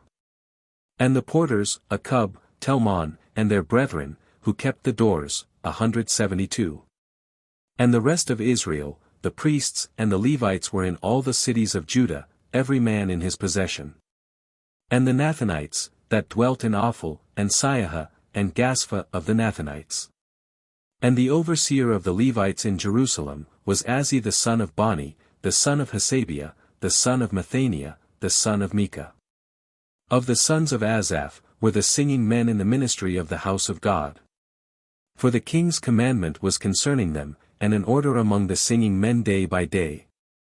And Phathahiah the son of Mezezabel of the children of Zara the son of Judah was at the hand of the king, in all matters concerning the people. And in the houses through all their countries. Of the children of Judah some dwelt at Kiriatharb, and in the villages thereof, and at Dibon, and in the villages thereof, and at Kabzeel, and in the villages thereof.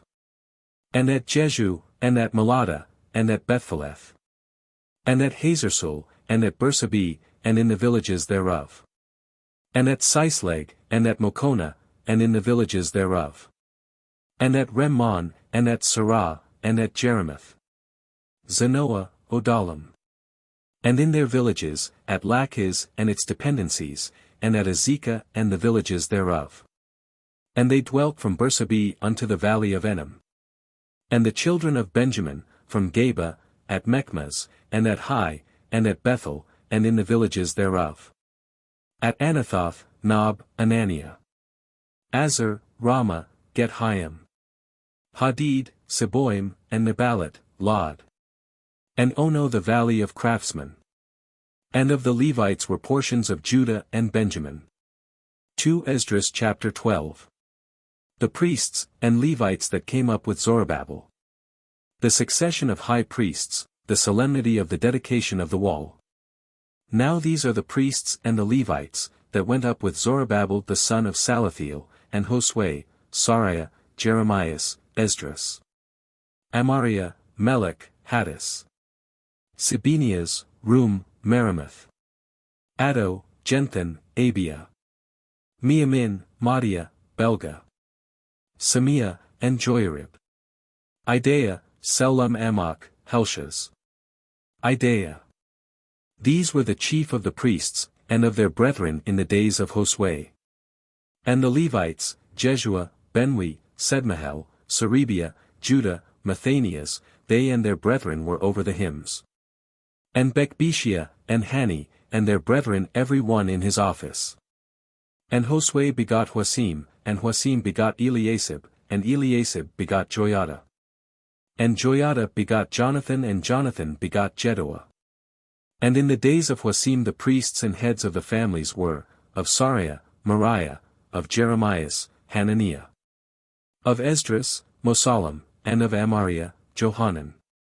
Of Milicho, Jonathan, of Sabiniah, Joseph. Of Haram, Edna, of Meraioth, Helsi. Of Adiah, Zechariah, of Jenthan, Mosallam.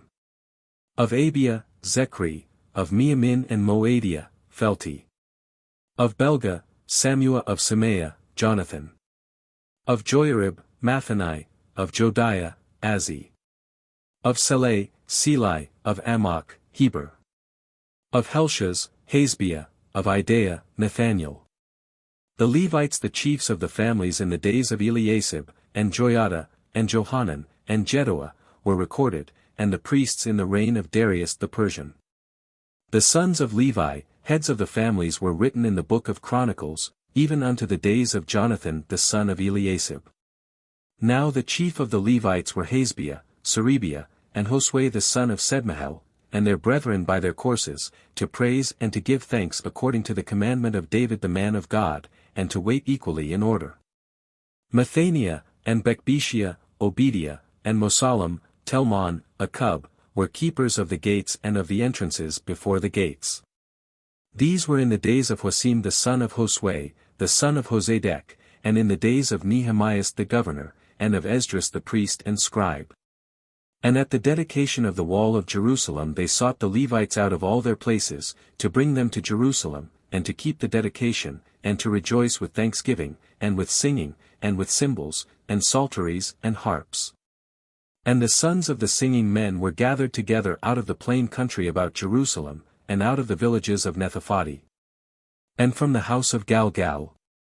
And from the countries of Geba and Asmaveth, for the singing men had built themselves villages round about Jerusalem. And the priests and the Levites were purified, and they purified the people, and the gates, and the wall. And I made the princes of Judah go up upon the wall, and I appointed 2 great choirs to give praise. And they went on the right hand upon the wall toward the dung gate.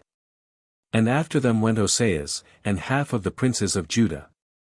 And Azarias, Esdras, and Mosallam, Judas, and Benjamin, and Semaiah, and Jeremias.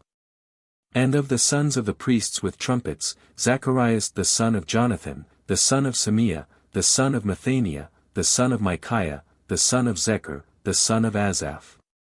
And his brethren Semaiah, and Azareel, Malalai, Galalai, Maai, Nathaniel. And Judas, and Hanani, with the musical instruments of David the man of God, and Esdras the scribe before them at the fountain gate. And they went up over against them by the stairs of the city of David, at the going up of the wall of the house of David, and to the water gate eastward. And the second choir of them that gave thanks went on the opposite side, and I after them. And the half of the people upon the wall, and upon the tower of the furnaces, even to the broad wall. And above the gate of Ephraim, and above the old gate, and above the fish gate and the tower of Hananiel, and the tower of Amath. And even to the flock gate, and they stood still in the watch gate. And the 2 choirs of them that gave praise stood still at the house of God, and I and the half of the magistrates with me. And the priests, Eliakim, Maaseiah, Miamin, Michi, Elioenai, Zechariah, Hananiah with trumpets. And Maaseiah, and Semaiah, and Eleazar, and Azzi, and Johanan, and Melchiah, and Elam, and Ezer. And the singers sung loud, and Jezreiah was their overseer. And they sacrificed on that day great sacrifices, and they rejoiced, for God had made them joyful with great joy, their wives also and their children rejoiced. And the joy of Jerusalem was heard afar off. They appointed also in that day men over the storehouses of the treasure, for the libations, and for the firstfruits, and for the tithes, that the rulers of the city might bring them in by them in honor of thanksgiving. For the priests and Levites, for Judah was joyful in the priests and Levites that assisted.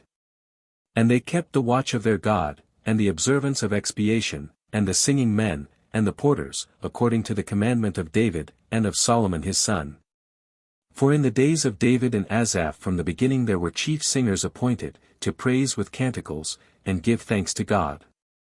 And all Israel, in the days of Zorobabel, and in the days of Nehemias gave portions to the singing men, and to the porters, day by day, and they sanctified the Levites, and the Levites sanctified the sons of Aaron. Sanctified. That is, they gave them that which by the law was set aside, and sanctified for their use. 2 ESDRAS chapter 13. Divers abuses are reformed. And on that day they read in the book of Moses in the hearing of the people, and therein was found written, that the Ammonites and the Moabites should not come into the church of God forever.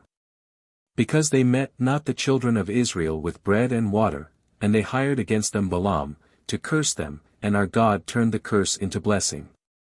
And it came to pass, when they had heard the law, that they separated every stranger from Israel. And over this thing was Eliasib the priest, who was set over the treasury of the house of our God, and was near akin to Tobias.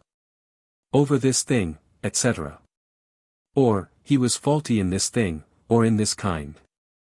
And he made him a great storeroom, where before him they laid up gifts, and frankincense, and vessels, and the tithes of the corn, of the wine, and of the oil, the portions of the Levites, and of the singing men, and of the porters. And the firstfruits of the priests. But in all this time I was not in Jerusalem, because in the 32nd year of Artaxerxes king of Babylon, I went to the king, and after certain days I asked the king.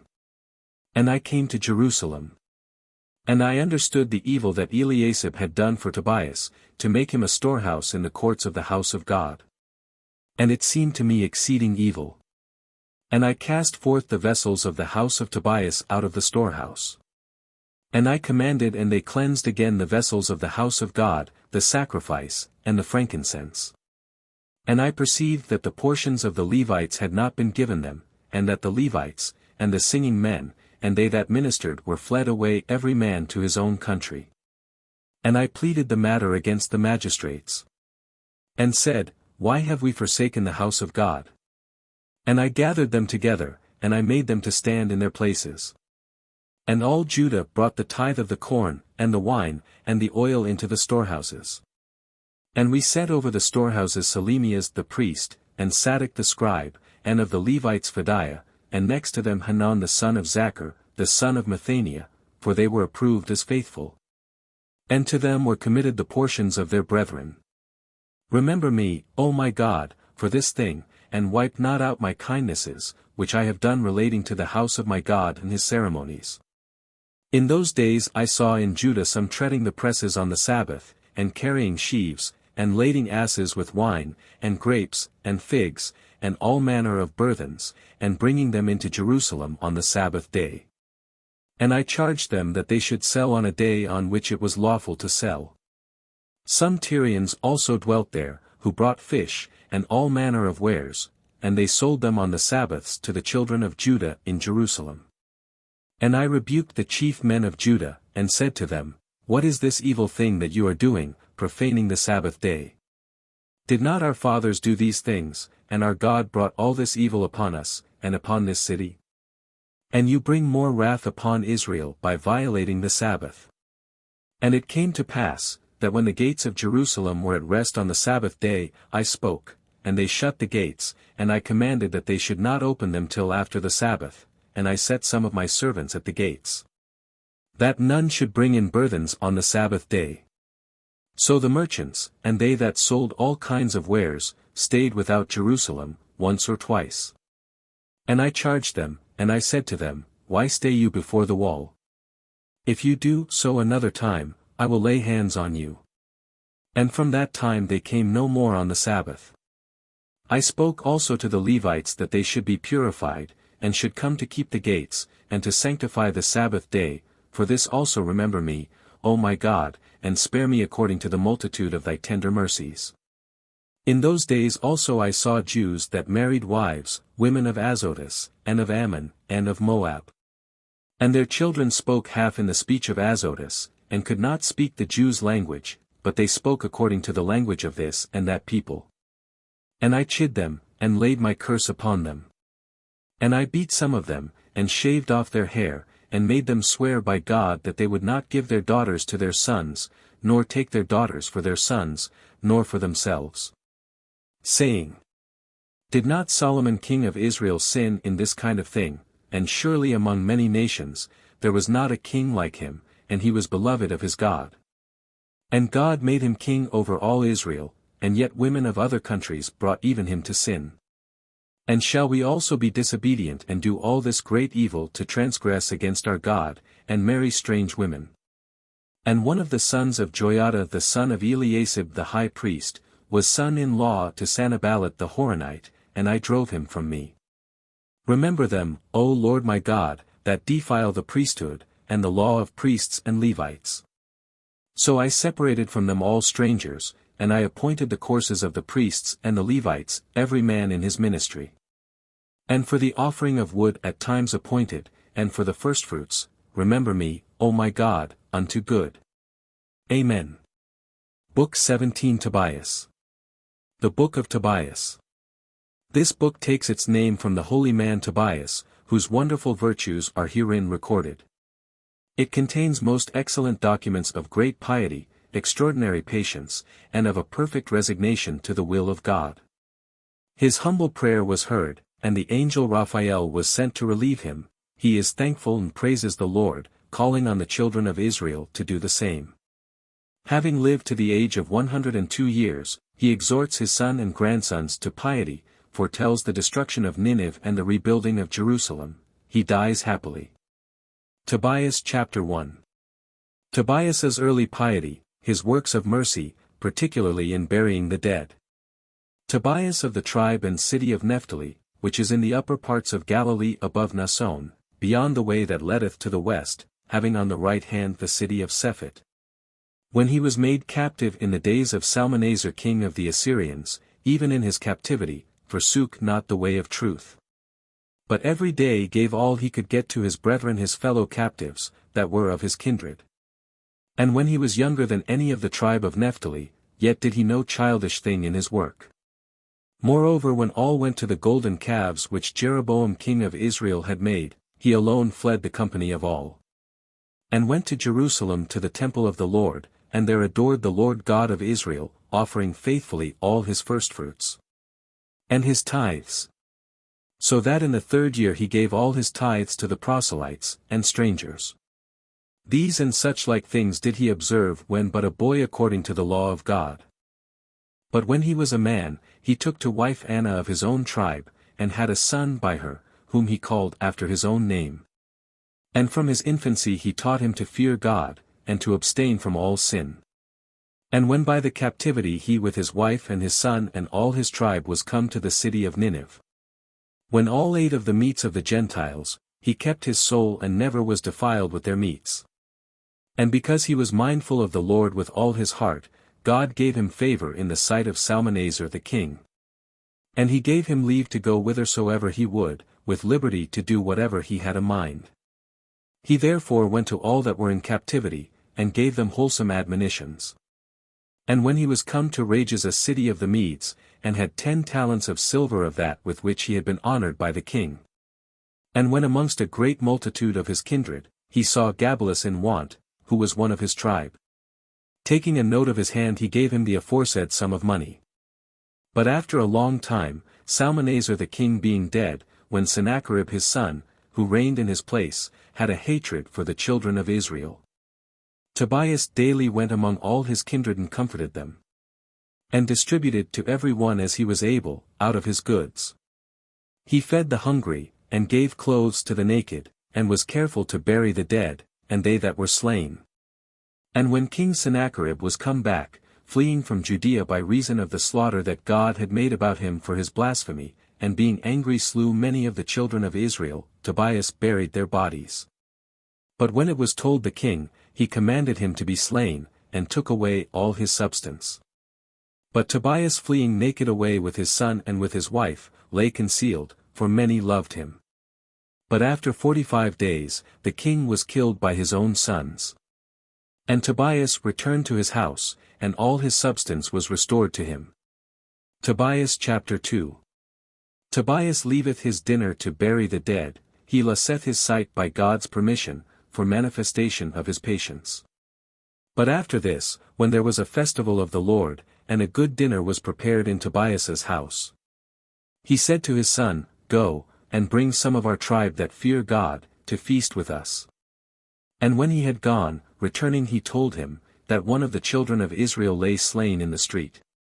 And he forthwith leaped up from his place at the table, and left his dinner, and came fasting to the body.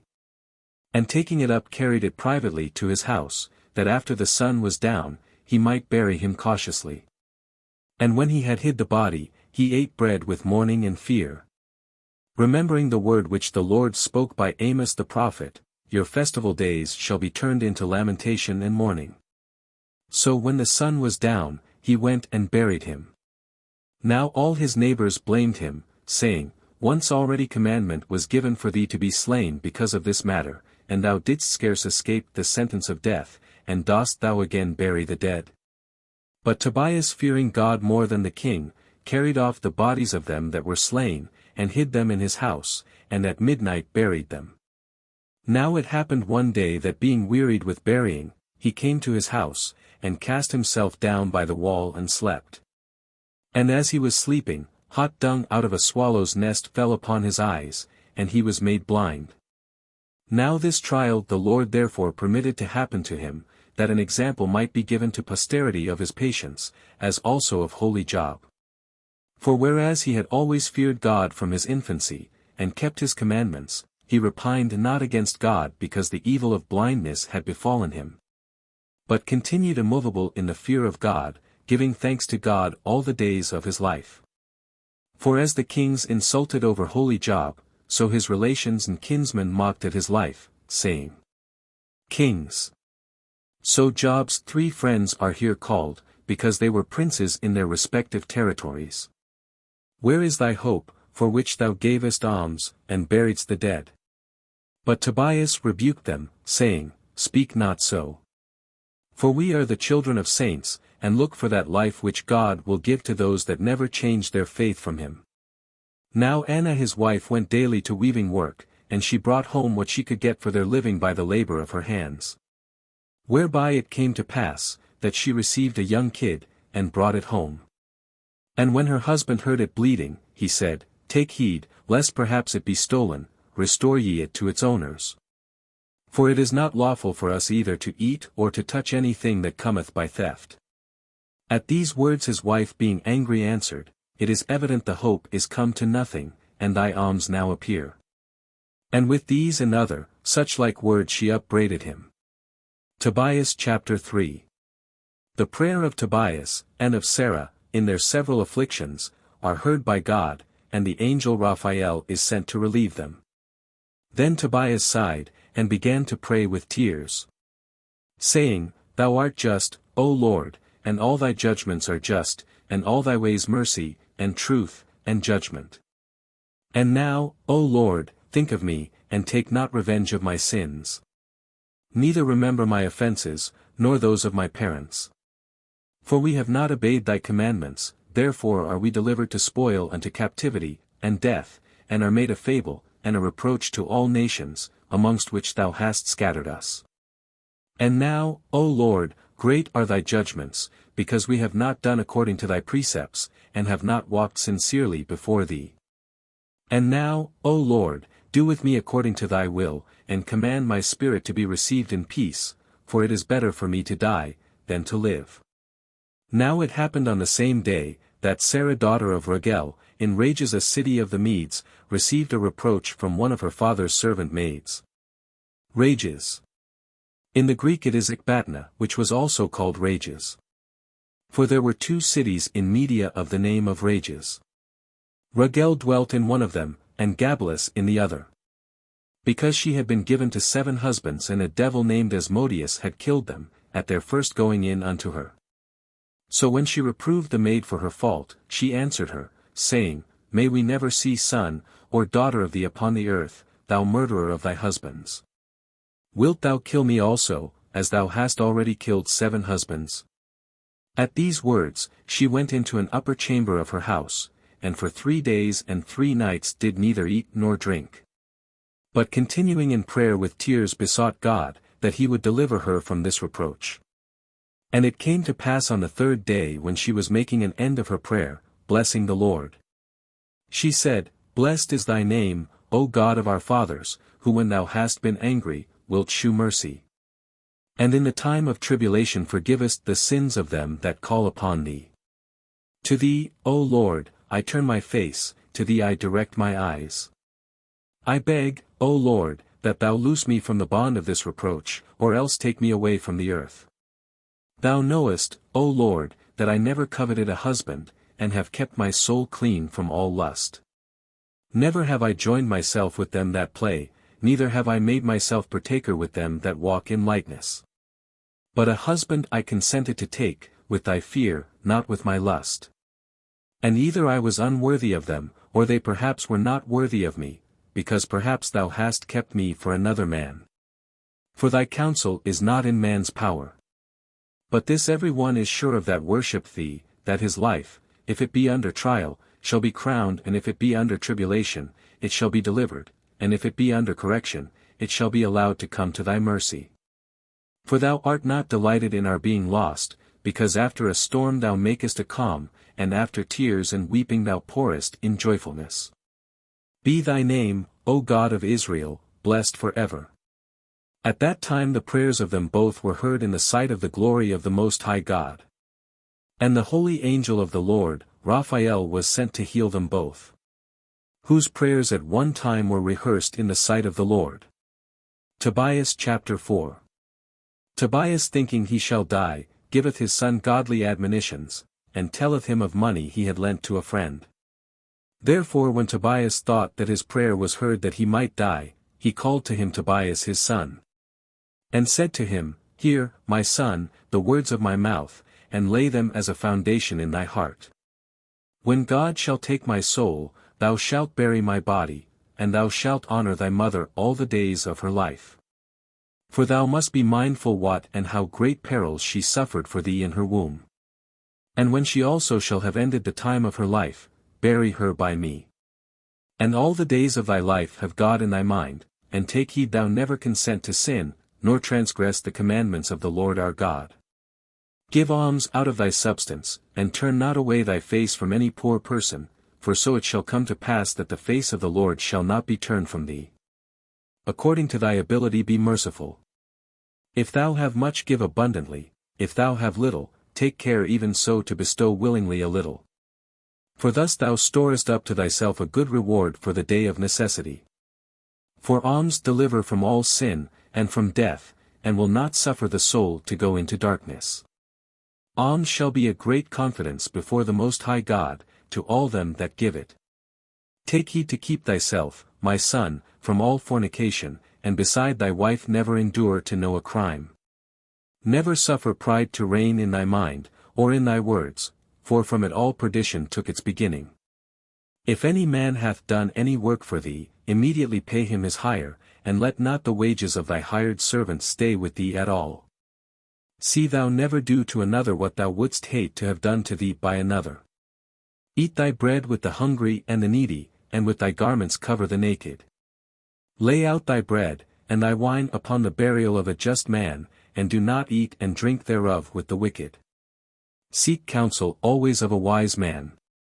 Bless God at all times, and desire of him to direct thy ways, and that all thy counsels may abide in him.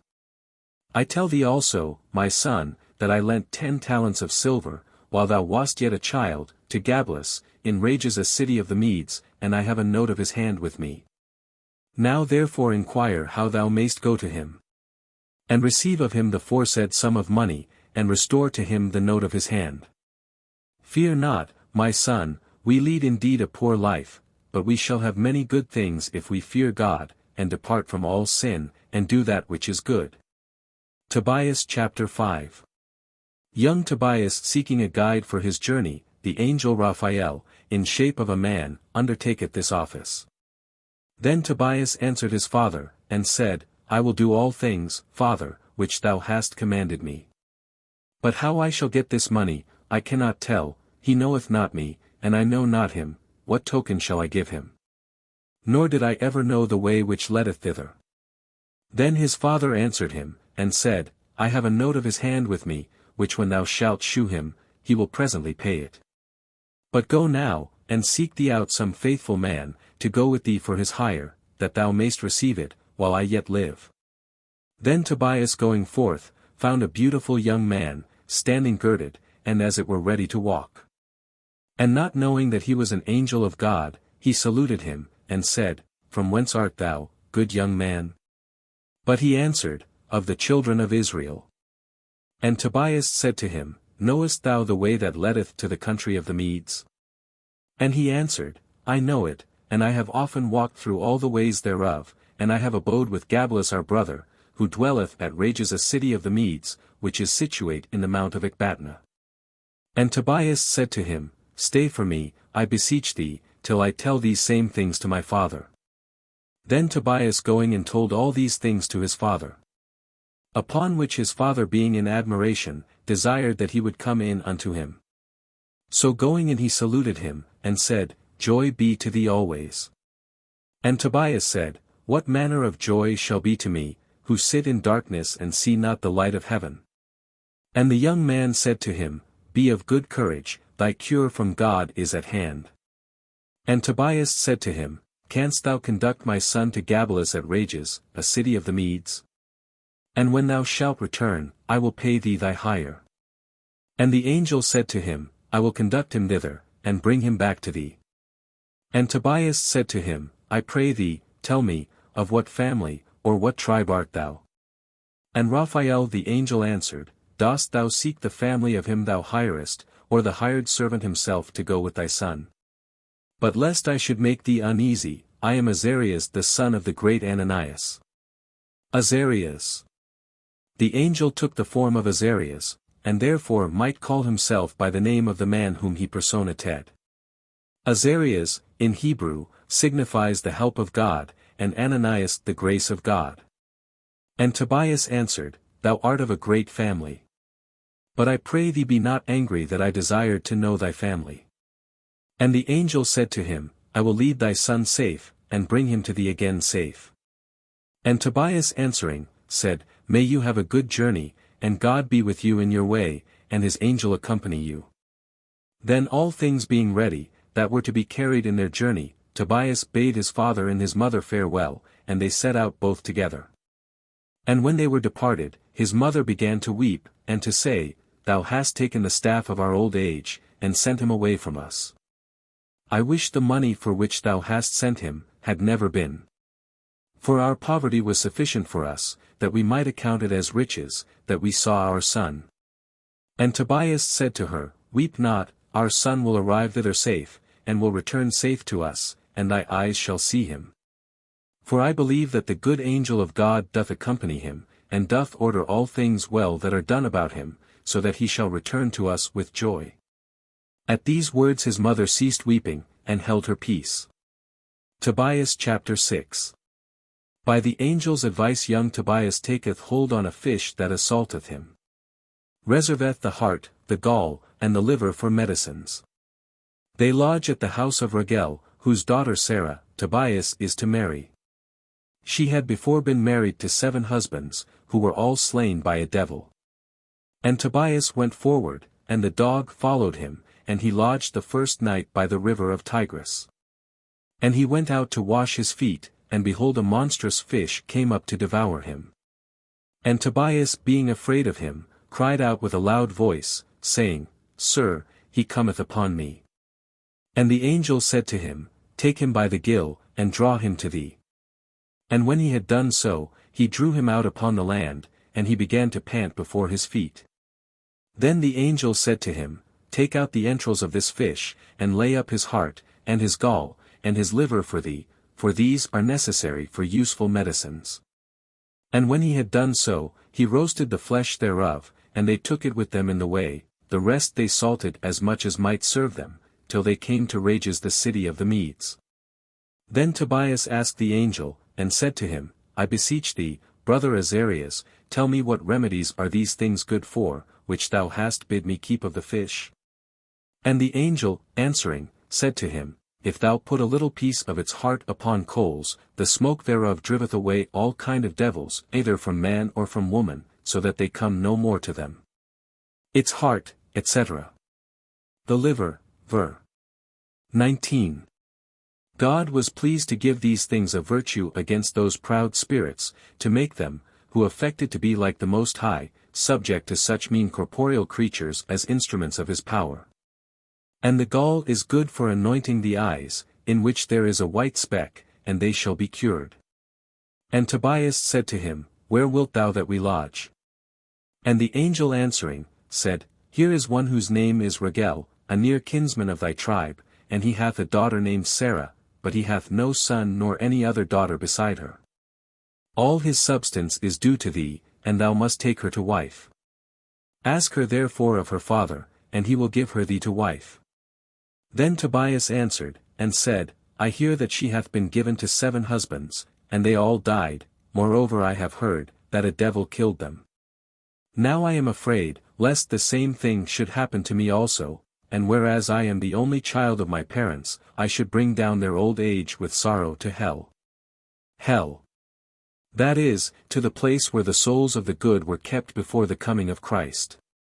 Then the angel Raphael said to him, Hear me, and I will shew thee who they are, over whom the devil can prevail. For they who in such manner receive matrimony, as to shut out God from themselves, and from their mind, and to give themselves to their lust, as the horse and mule, which have not understanding, over them the devil hath power. But thou when thou shalt take her, go into the chamber, and for 3 days keep thyself continent from her, and give thyself to nothing else but to prayers with her. And on that night lay the liver of the fish on the fire, and the devil shall be driven away. But the 2nd night thou shalt be admitted into the society of the holy patriarchs. And the 3rd night thou shalt obtain a blessing that sound children may be born of you. And when the 3rd night is past, thou shalt take the virgin with the fear of the Lord, moved rather for love of children than for lust, that in the seed of Abraham thou mayst obtain a blessing in children. Tobias chapter 7. They are kindly entertained by Ragel. Tobias demandeth Sarah to wife. And they went in to Ragel, and Ragel received them with joy. And Ragel looking upon Tobias, said to Anna his wife, How like is this young man to my cousin? And when he had spoken these words, he said, Whence are ye young men our brethren? But they said, We are of the tribe of Naphtali, of the captivity of Nineveh. And Ragel said to them, Do you know Tobias my brother? And they said, We know him. And when he was speaking many good things of him, the angel said to Ragel, Tobias concerning whom thou inquirest is this young man's father. And Ragel went to him, and kissed him with tears and weeping upon his neck, said, A blessing be upon thee, my son, because thou art the son of a good and most virtuous man. And Anna his wife, and Sarah their daughter wept. And after they had spoken, Ragel commanded a sheep to be killed, and a feast to be prepared. And when he desired them to sit down to dinner, Tobias said, I will not eat nor drink here this day, unless thou first grant me my petition, and promise to give me Sarah thy daughter. Now when Ragel heard this he was afraid, knowing what had happened to those 7 husbands, that went in unto her, and he began to fear lest it might happen to him also in like manner, and as he was in suspense, and gave no answer to his petition. The angel said to him, Be not afraid to give her to this man, for to him who feareth God is thy daughter due to be his wife, therefore another could not have her. Then Ragel said, I doubt not but God hath regarded my prayers and tears in his sight. And I believe he hath therefore made you come to me, that this maid might be married to one of her own kindred, according to the law of Moses, and now doubt not but I will give her to thee. And taking the right hand of his daughter, he gave it into the right hand of Tobias, saying, The God of Abraham, and the God of Isaac, and the God of Jacob be with you, and may he join you together, and fulfill his blessing in you. And taking paper they made a writing of the marriage. And afterwards they made merry, blessing God. And Ragel called to him Anna his wife, and bade her to prepare another chamber. And she brought Sarah her daughter in thither, and she wept. And she said to her, Be of good cheer, my daughter, the Lord of heaven give thee joy for the trouble thou hast undergone. Tobias chapter 8. Tobias burneth part of the fish's liver, and Raphael bindeth the devil. Tobias and Sarah pray. And after they had supped, they brought in a young man to her. And Tobias, remembering the angel's word, took out of his bag part of the liver, and laid it upon burning coals. Then the angel Raphael took the devil, and bound him in the desert of Upper Egypt. Then Tobias exhorted the virgin, and said to her, Sarah, arise, and let us pray to God today, and tomorrow, and the next day, because for these 3 nights we are joined to God, and when the 3rd night is over, we will be in our own wedlock. For we are the children of saints, and we must not be joined together like heathens that know not God. So they both arose, and prayed earnestly both together that health might be given them. And Tobias said, Lord God of our fathers, may the heavens and the earth, and the sea, and the fountains, and the rivers, and all thy creatures that are in them, bless thee. Thou madest Adam of the slime of the earth, and gavest him Eve for a helper. And now, Lord, thou knowest, that not for fleshly lust do I take my sister to wife, but only for the love of posterity, in which thy name may be blessed for ever and ever. Sarah also said, Have mercy on us, O Lord, have mercy on us, and let us grow old both together in health. And it came to pass about the cock crowing, Rachel ordered his servants to be called for, and they went with him together to dig a grave. For he said, Lest perhaps it may have happened to him, in like manner as it did to the other 7 husbands, that went in unto her. And when they had prepared the pit, Rachel went back to his wife, and said to her, Send one of thy maids, and let her see if he be dead, that I may bury him before it be day.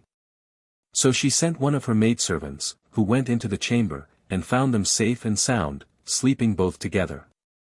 And returning she brought the good news, and Rachel and Anna his wife blessed the Lord.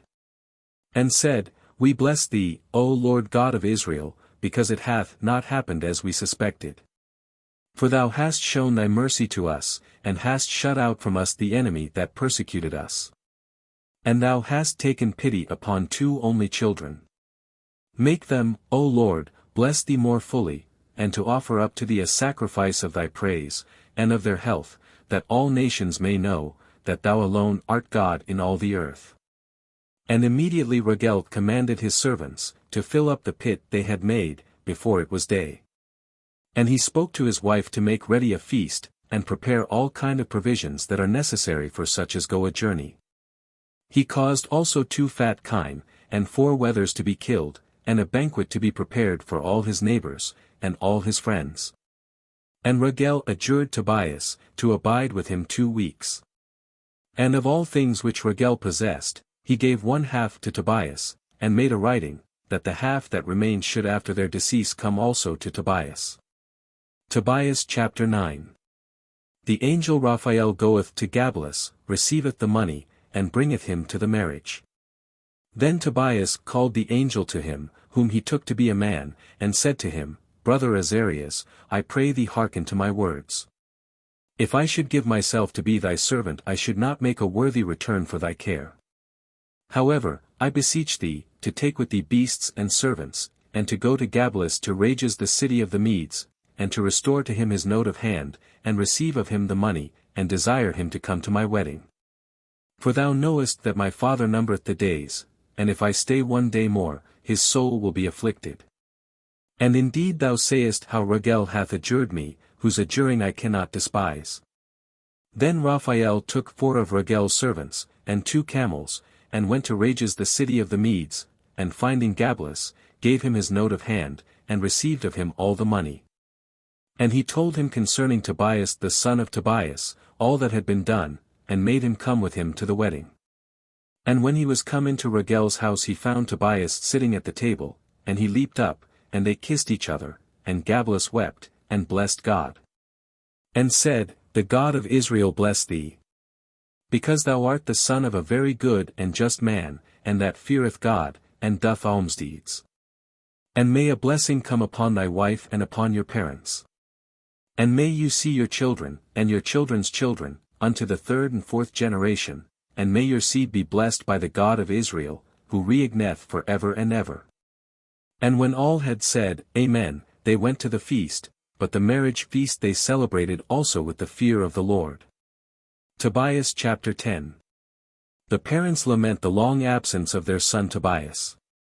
He sets out to return. But as Tobias made longer stay upon occasion of the marriage, Tobias his father was solicitous, saying, Why thinkest thou doth my son tarry, or why is he detained there? Is Gabelus dead, thinkest thou, and no man will pay him the money? And he began to be exceeding sad, both he and Anna his wife with him, and they began both to weep together, because their son did not return to them on the day appointed. But his mother wept and was quite disconsolate, and said, Woe, woe is me, my son, why did we send thee to go to a strange country, the light of our eyes, the staff of our old age, the comfort of our life, the hope of our posterity? We having all things together in thee alone, ought not to have let thee go from us. And Tobias said to her, Hold thy peace, and be not troubled, our son is safe, that man with whom we sent him is very trusty. But she could by no means be comforted, but daily running out looked round about, and went into all the ways by which there seemed any hope he might return, that she might if possible see him coming afar off. But Raguel said to his son-in-law, Stay here, and I will send a messenger to Tobias thy father, that thou art in health. And Tobias said to him, I know that my father and mother now count the days, and their spirit is grievously afflicted within them. And when Raguel had pressed Tobias with many words, and he by no means would hearken to him, he delivered Sarah unto him, and half of all his substance in menservants, and women servants, in cattle, in camels, and in kine, and in much money. And sent him away safe and joyful from him, saying, The holy angel of the Lord be with you in your journey, and bring you through safe, and that you may find all things well about your parents, and my eyes may see your children before I die. And the parents taking their daughter kissed her, and let her go, admonishing her to honor her father and mother-in-law, to love her husband, to take care of the family, to govern the house, and to behave herself irreprehensibly. Tobias chapter 11. Tobias anointeth his father's eyes with the fish's gall, and he recovereth his sight. And as they were returning they came to Charan, which is in the midway to Nineveh, the 11th day. And the angel said, Brother Tobias, thou knowest how thou didst leave thy father. If it please thee therefore, let us go before, and let the family follow softly after us, together with thy wife, and with the beasts. And as this their going pleased him, Raphael said to Tobias, Take with thee of the gall of the fish, for it will be necessary. So Tobias took some of that gall and departed. But Anna sat beside the way daily, on the top of a hill, from whence she might see afar off. And while she watched his coming from that place, she saw him afar off, and presently perceived it was her son coming, and returning she told her husband, saying, Behold thy son cometh. And Raphael said to Tobias, As soon as thou shalt come into thy house, forthwith adore the Lord thy God, and giving thanks to him, go to thy father, and kiss him. And immediately anoint his eyes with this gall of the fish, which thou carriest with thee. For be assured that his eyes shall be presently opened, and thy father shall see the light of heaven, and shall rejoice in the sight of thee. Then the dog, which had been with them in the way, ran before, and coming as if he had brought the news, shewed his joy by his fawning and wagging his tail. The dog, etc. This may seem a very minute circumstance to be recorded in sacred history, but as we learn from our Saviour, St. Matt 5:18, there are iotas and tittles in the Word of God, that is to say, things that appear minute, but which have indeed a deep and mysterious meaning in them. And his father that was blind, rising up, began to run stumbling with his feet, and giving a servant his hand, went to meet his son. And receiving him kissed him, as did also his wife, and they began to weep for joy. And when they had adored God, and given him thanks, they sat down together. Then Tobias taking of the gall of the fish, anointed his father's eyes. And he stayed about half an hour, and a white skin began to come out of his eyes, like the skin of an egg. And Tobias took hold of it, and drew it from his eyes, and recovered his sight. And they glorified God, both he and his wife and all that knew him. And Tobias said, I bless thee, O Lord God of Israel, because thou hast chastised me, and thou hast saved me, and behold, I see Tobias my son. And after 7 days Sarah his son's wife and all the family arrived safe, and the cattle, and the camels, and an abundance of money of his wife's, and that money also which he had received of Gabelus. And he told his parents all the benefits of God, which he had done to him by the man that conducted him. And Achior and Naboth the kinsmen of Tobias came, rejoicing for Tobias, and congratulating with him for all the good things that God had done for him. And for 7 days they feasted and rejoiced all with great joy. Tobias chapter 12. Raphael maketh himself known. Then Tobias called to him his son and said to him, What can we give to this holy man, that is come with thee? Tobias answering, said to his father, Father, what wages shall we give him? Or what can be worthy of his benefits? He conducted me and brought me safe again, he received the money of Gabelus, he caused me to have my wife, and he chased from her the evil spirit, he gave joy to her parents, myself he delivered from being devoured by the fish. Thee also he hath made to see the light of heaven, and we are filled with all good things through him. What can we give him sufficient for these things? But I beseech thee, my father, to desire him, that he would vouchsafe to accept of 1/2 of all things that have been brought. So the father and the son calling him, took him aside, and began to desire him that he would vouchsafe to accept of 1/2 of all things that they had brought. Then he said to them secretly, Bless ye the God of heaven. Give glory to him in the sight of all that live, because he hath shown his mercy to you. For it is good to hide the secret of a king, to reveal and confess the works of God. Prayer is good with fasting and alms more than to lay up treasures of gold. For alms delivereth from death, and the same is that which purgeth away sins, and maketh to find mercy and life everlasting. But they that commit sin and iniquity, are enemies to their own soul. I discover then the truth unto you, and I will not hide the secret from you. When thou didst pray with tears, and didst bury the dead, and didst leave thy dinner, and hide the dead by day in thy house, and bury them by night, I offered thy prayer to the Lord. And because thou wast acceptable to God, it was necessary that temptation should prove thee. And now the Lord hath sent me to heal thee, and to deliver Sarah thy son's wife from the devil. For I am the angel Raphael, one of the 7, who stand before the Lord. And when they had heard these things, they were troubled, and being seized with fear they fell upon the ground on their face. And the angel said to them, Peace be to you, fear not. For when I was with you, I was there by the will of God, bless ye him, and sing praises to him. I seemed indeed to eat and to drink with you, but I use an invisible meat and drink, which cannot be seen by men. It is time therefore that I return to him that sent me, but bless ye God, and publish all his wonderful works. And when he had said these things, he was taken from their sight, and they could see him no more. Then they lying prostrate for 3 hours upon their face, blessed God, and rising up, they told all his wonderful works. Tobias chapter 13. Tobias the father praiseth God, exhorting all Israel to do the same.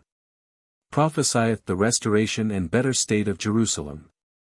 And Tobias the elder opening his mouth, blessed the Lord, and said, Thou art great, O Lord, for ever, and thy kingdom is unto all ages. For thou scourgest, and thou savest, thou leadest down to hell, and bringest up again, and there is none that can escape thy hand. Give glory to the Lord, ye children of Israel, and praise him in the sight of the Gentiles. Because he hath therefore scattered you among the Gentiles, who know not him, that you may declare his wonderful works. And make them know that there is no other Almighty God besides him. He hath chastised us for our iniquities, and he will save us for his own mercy.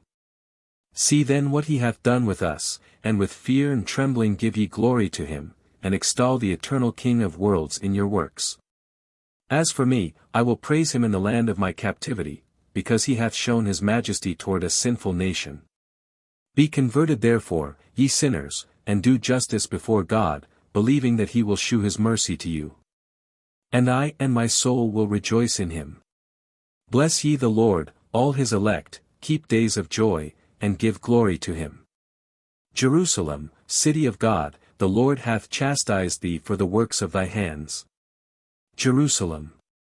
What is prophetically delivered here, and in the following chapter, with relation to Jerusalem, is partly to be understood of the rebuilding of the city after the captivity, and partly of the spiritual Jerusalem, which is the Church of Christ. And the eternal Jerusalem in heaven.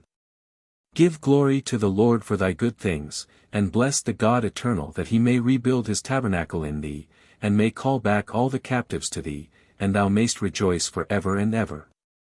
Thou shalt shine with a glorious light, and all the ends of the earth shall worship thee. Nations from afar shall come to thee, and shall bring gifts, and shall adore the Lord in thee, and shall esteem thy land as holy. For they shall call upon the great name in thee. They shall be cursed that shall despise thee, and they shall be condemned that shall blaspheme thee, and blessed shall they be that shall build thee up. But thou shalt rejoice in thy children. Because they shall all be blessed, and shall be gathered together to the Lord. Blessed are all they that love thee, and that rejoice in thy peace. My soul, bless thou the Lord, because the Lord our God hath delivered Jerusalem his city from all her troubles. Happy shall I be if there shall remain of my seed, to see the glory of Jerusalem. The gates of Jerusalem shall be built of sapphire, and of emerald, and all the walls thereof round about of precious stones. All its streets shall be paved with white and clean stones, and Alleluia shall be sung in its streets. Blessed be the Lord, who hath exalted it, and may he reign over it for ever and ever. Amen. Tobias chapter 14. Old Tobias dieth at the age of 102 years, after exhorting his son and grandsons to piety, foreshewing that Nineveh shall be destroyed, and Jerusalem rebuilt. The younger Tobias returneth with his family to Regel, and dieth happily as he had lived. And the words of Tobias were ended. And after Tobias was restored to his sight, he lived 42 years, and saw the children of his grandchildren. And after he had lived 102 years, he was buried honorably in Nineveh. For he was 56 years old when he lost the sight of his eyes, and 60 when he recovered it again. And the rest of his life was in joy, and with great increase of the fear of God he departed in peace. And at the hour of his death he called unto him his son Tobias and his children, 7 young men, his grandsons, and said to them, The destruction of Nineveh is at hand, for the word of the Lord must be fulfilled, and our brethren, that are scattered abroad from the land of Israel, shall return to it. And all the land thereof that is desert shall be filled with people, and the house of God which is burnt in it, shall again be rebuilt, and all that fear God shall return thither. And the Gentiles shall leave their idols, and shall come into Jerusalem, and shall dwell in it. And all the kings of the earth shall rejoice in it, adoring the King of Israel. Hearken therefore, my children, to your father, serve the Lord in truth, and seek to do the things that please him. And command your children that they do justice and almsdeeds, and that they be mindful of God, and bless him at all times in truth, and with all their power. And now, children, hear me, and do not stay here, but as soon as you shall bury your mother by me in one sepulchre, without delay direct your steps to depart hence. For I see that its iniquity will bring it to destruction. And it came to pass that after the death of his mother, Tobias departed out of Nineveh with his wife, and children, and children's children, and returned to his father and mother-in-law. And he found them in health in a good old age, and he took care of them, and he closed their eyes, and all the inheritance of Regel's house came to him, and he saw his children's children to the 5th generation. And after he had lived 99 years in the fear of the Lord, with joy they buried him. And all his kindred, and all his generation continued in good life, and in holy conversation, so that they were acceptable both to God, and to men, and to all that dwelt in the land. Book 18 Judith. The Book of Judith.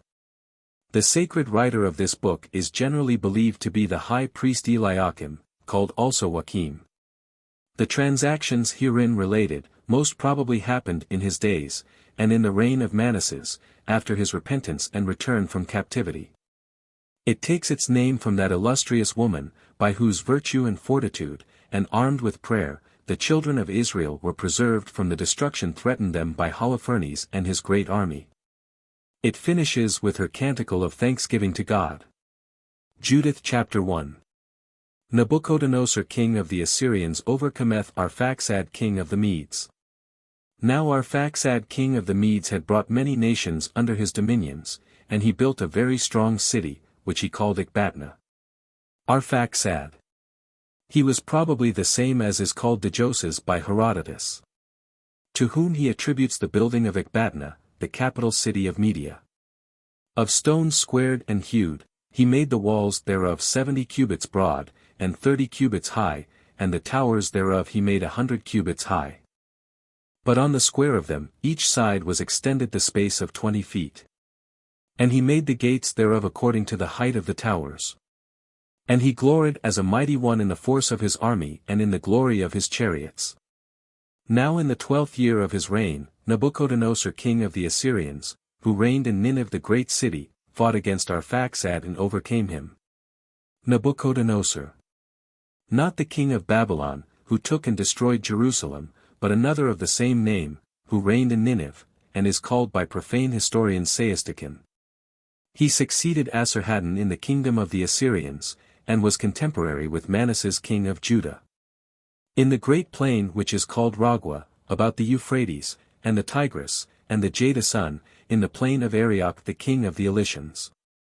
Then was the kingdom of Nabuchodonosor exalted, and his heart was elevated, and he sent to all that dwelt in Cilicia and Damascus, and Libanus. And to the nations that are in Carmelis, and Cedar. And to the inhabitants of Galilee in the great plain of Asdraelon. And to all that were in Samaria, and beyond the river Jordan even to Jerusalem, and all the land of Jesse till you come to the borders of Ethiopia. To all these Nabuchodonosor king of the Assyrians sent messengers.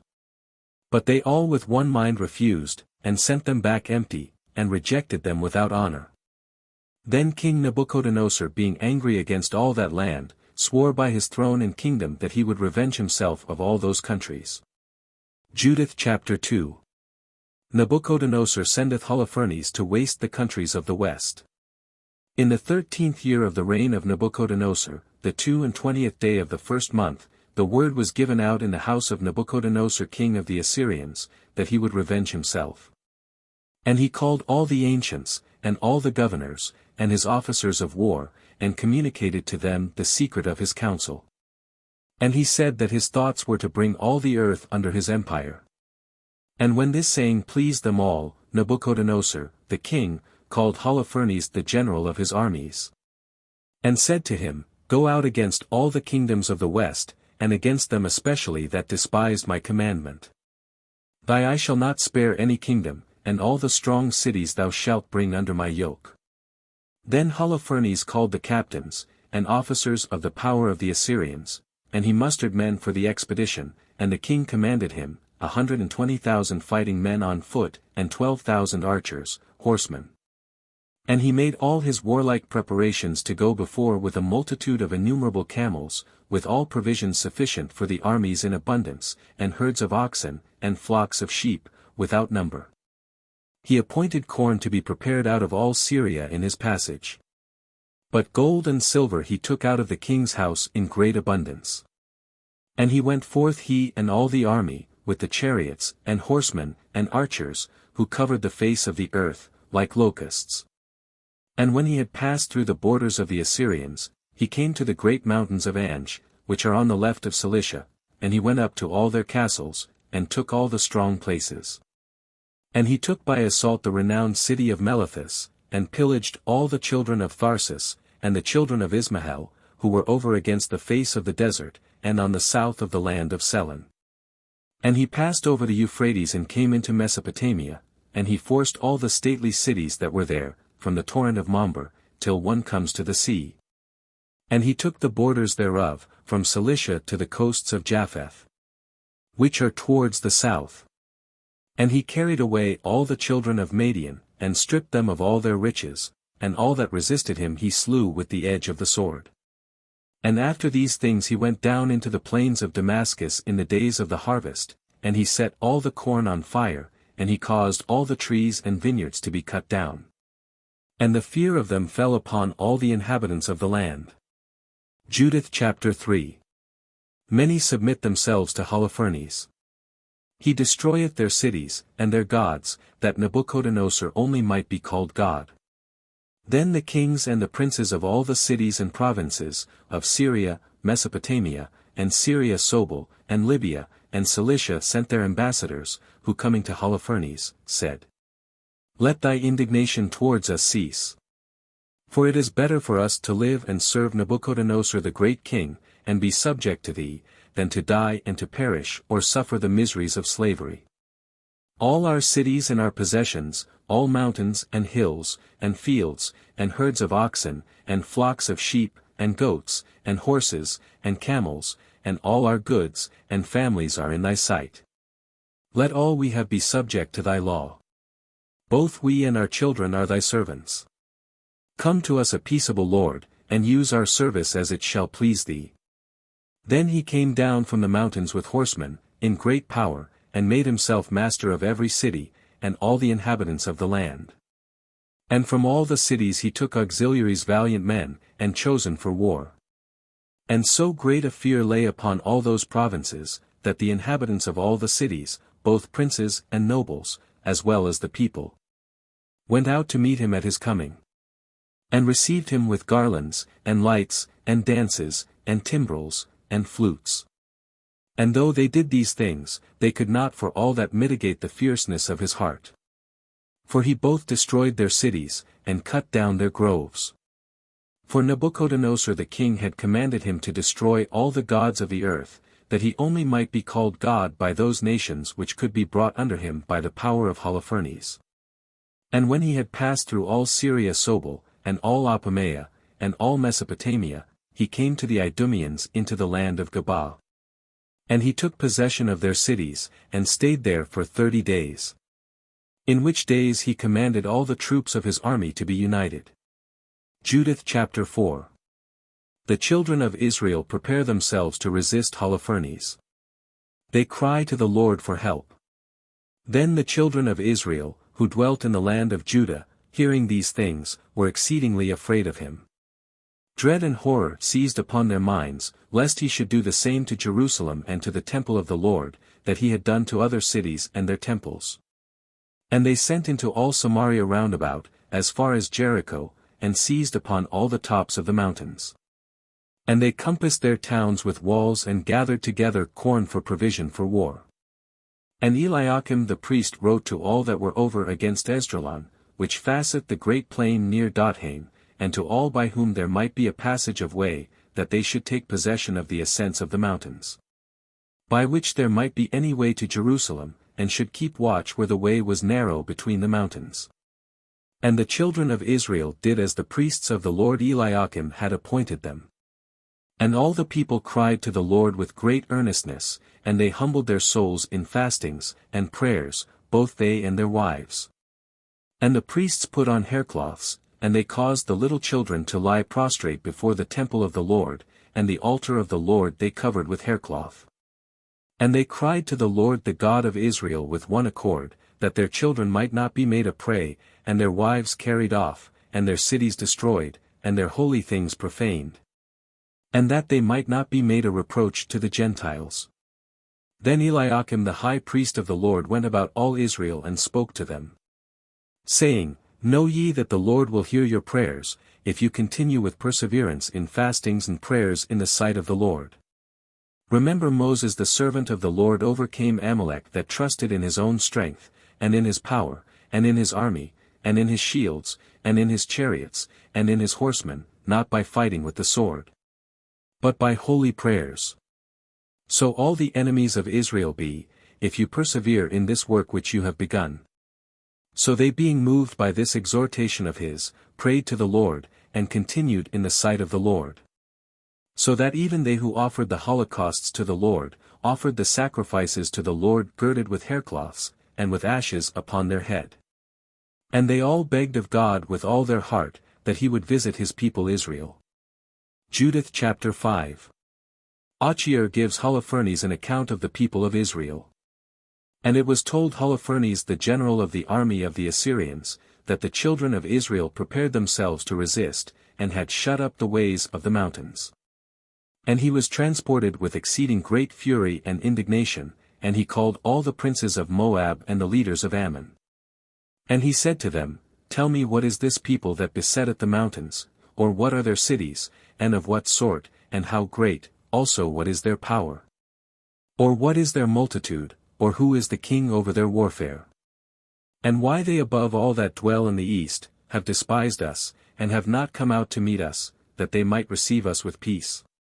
Then Achior, captain of all the children of Ammon, answering, said, If thou vouchsafe, my lord, to hear, I will tell the truth in thy sight concerning this people, that dwelleth in the mountains, and there shall not a false word come out of my mouth. This people is of the offspring of the Chaldeans. They dwelt first in Mesopotamia, because they would not follow the gods of their fathers, who were in the land of the Chaldeans.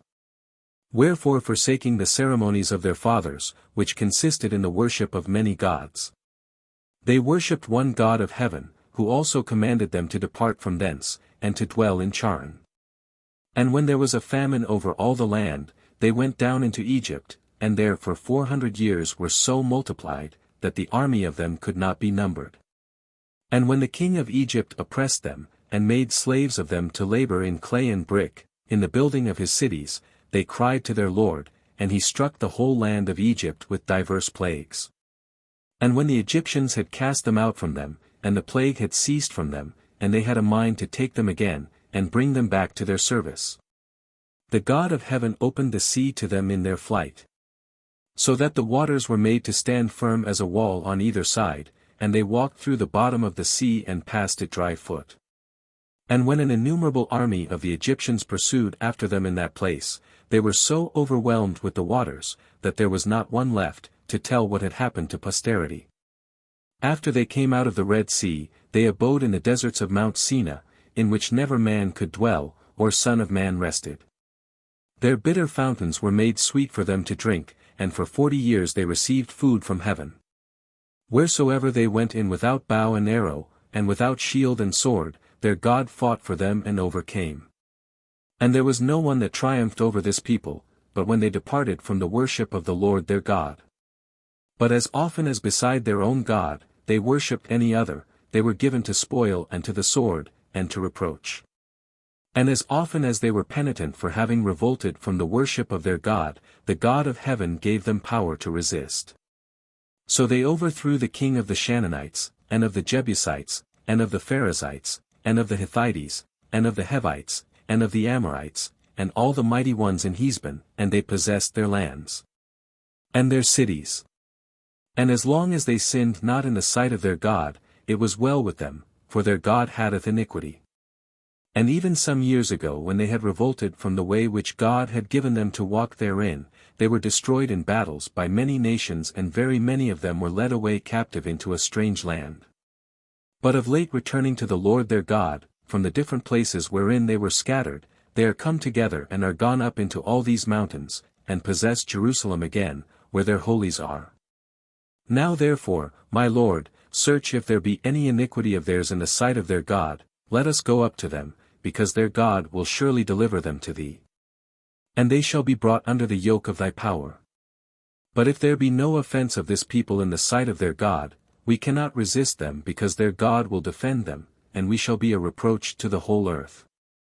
And it came to pass, when Achior had ceased to speak these words, all the great men of Holofernes were angry, and they had a mind to kill him, saying to each other, Who is this, that saith the children of Israel can resist King Nebuchadnezzar and his armies, men unarmed, and without force, and without skill in the art of war? That Achior therefore may know that he deceiveth us, let us go up into the mountains, and when the bravest of them shall be taken, then shall he with them be stabbed with the sword. That every nation may know that Nebuchadnezzar is God of the earth, and besides him there is no other. Judith chapter 6. Holofernes in great rage sendeth Achior to Bethulia, there to be slain with the Israelites. And it came to pass, when they had left off speaking, that Holofernes, being in a violent passion, said to Achior, Because thou hast prophesied unto us, saying, that the nation of Israel is defended by their God, to shew thee that there is no God but Nebuchadnezzar. When we shall slay them all as one man, then thou also shalt die with them by the sword of the Assyrians. And all Israel shall perish with thee. And thou shalt find that Nebuchadnezzar is Lord of the whole earth, and then the sword of my soldiers shall pass through thy sides, and thou shalt be stabbed and fall among the wounded of Israel. And thou shalt breathe no more till thou be destroyed with them. But if thou think thy prophecy true, let not thy countenance sink, and let the paleness that is in thy face depart from thee, if thou imaginest these my words cannot be accomplished. And that thou mayst know that thou shalt experience these things together with them, behold, from this hour thou shalt be associated to their people, that when they shall receive the punishment they deserve from my sword, thou mayst fall under the same vengeance. Then Holofernes commanded his servants to take Achior, and to lead him to Bethulia, and to deliver him into the hands of the children of Israel. And the servants of Holofernes taking him, went through the plains, but when they came near the mountains, the slingers came out against them. Then turning out of the way by the side of the mountain, they tied Achior to a tree hand and foot, and so left him bound with ropes, and returned to their master. And the children of Israel coming down from Bethulia, came to him, and loosing him they brought him to Bethulia, and setting him in the midst of the people, asked him what was the matter that the Assyrians had left him bound. In those days the rulers there were Ozias the son of Micah of the tribe of Simeon, and Charmi, called also Gothaniel. And Achior related in the midst of the ancients, and in the presence of all the people, all that he had said being asked by Holofernes, and how the people of Holofernes would have killed him for this word. And how Holofernes himself being angry had commanded him to be delivered for this cause to the Israelites, that when he should overcome the children of Israel, then he might command Achior also himself to be put to death by diverse torments. For having said, the God of heaven is their defender. And when Achior had declared all these things, all the people fell upon their faces, adoring the Lord, and all of them together mourning and weeping poured out their prayers with one accord to the Lord, saying, O Lord God of heaven and earth, behold their pride, and look on our low condition, and have regard to the face of thy saints, and shew that thou forsakest not them that trust on thee, and that thou humblest them that presume of themselves, and glory in their own strength. So when their weeping was ended, and the people's prayer, in which they continued all the day, was concluded, they comforted Achior, saying, The God of our fathers, whose power thou hast set forth, will make this return to thee, that thou rather shalt see their destruction. And when the Lord our God shall give this liberty to his servants, let God be with thee also in the midst of us, that as it shall please thee, so thou with all thine mayst converse with us. Then Ozias, after the assembly was broken up, received him into his house, and made him a great supper. And all the ancients were invited, and they refreshed themselves together after their fast was over. And afterwards all the people were called together, and they prayed all the night long within the church, desiring help of the God of Israel. The church. That is, the synagogue or place where they met for prayer. Judith chapter 7. Holofernes besiegeth Bethulia. The distress of the besieged. But Holofernes on the next day gave orders to his army, to go up against Bethulia. Now there were in his troops 120,000 footmen, and 22,000 horsemen, besides the preparations of those men who had been taken, and who had been brought away out of the provinces and cities of all the youth. All these prepared themselves together to fight against the children of Israel, and they came by the hillside to the top, which looketh toward Dothaim, from the place which is called Belma, unto Chelman, which is over against Esdraelon. But the children of Israel, when they saw the multitude of them, prostrated themselves upon the ground, putting ashes upon their heads, praying with one accord, that the God of Israel would shew his mercy upon his people. And taking their arms of war, they posted themselves at the places, which by a narrow pathway lead directly between the mountains, and they guarded them all day and night. Now Holofernes, in going round about, found that the fountain which supplied them with water, ran through an aqueduct without the city on the south side, and he commanded their aqueduct to be cut off. Nevertheless there were springs not far from the walls, out of which they were seen secretly to draw water, to refresh themselves a little rather than to drink their fill. But the children of Ammon and Moab came to Holofernes, saying, The children of Israel trust not in their spears, nor in their arrows, but the mountains are their defense, and the steep hills and precipices guard them. Wherefore that thou mayst overcome them without joining battle, set guards at the springs that they may not draw water out of them, and thou shalt destroy them without sword, or at least being wearied out they will yield up their city. Which they suppose, because it is situate in the mountains, to be impregnable. And these words pleased Holofernes, and his officers, and he placed all round about 100 men at every spring. And when they had kept this watch for full 20 days, the cisterns, and the reserve of waters failed among all the inhabitants of Bethulia, so that there was not within the city, enough to satisfy them, no not for 1 day. For water was daily given out to the people by measure. Then all the men and women, young men, and children, gathering themselves together to Ozias, all together with one voice, said, God be judge between us and thee, for thou hast done evil against us. In that thou wouldst not speak peaceably with the Assyrians, and for this cause God hath sold us into their hands. And therefore there is no one to help us, while we are cast down before their eyes in thirst, and sad destruction. And now assemble ye all that are in the city, that we may of our own accord yield ourselves all up to the people of Holofernes. For it is better, that being captives we should live and bless the Lord, than that we should die, and be a reproach to all flesh, after we have seen our wives and our infants die before our eyes.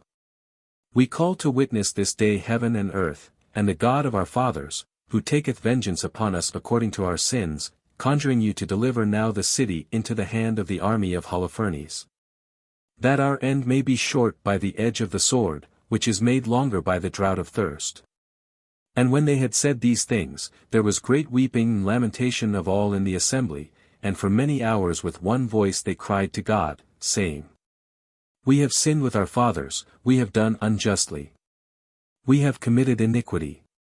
Have thou mercy on us, because thou art good, or punish our iniquities by chastising us thyself, and deliver not them that trust in thee to a people that knoweth not thee.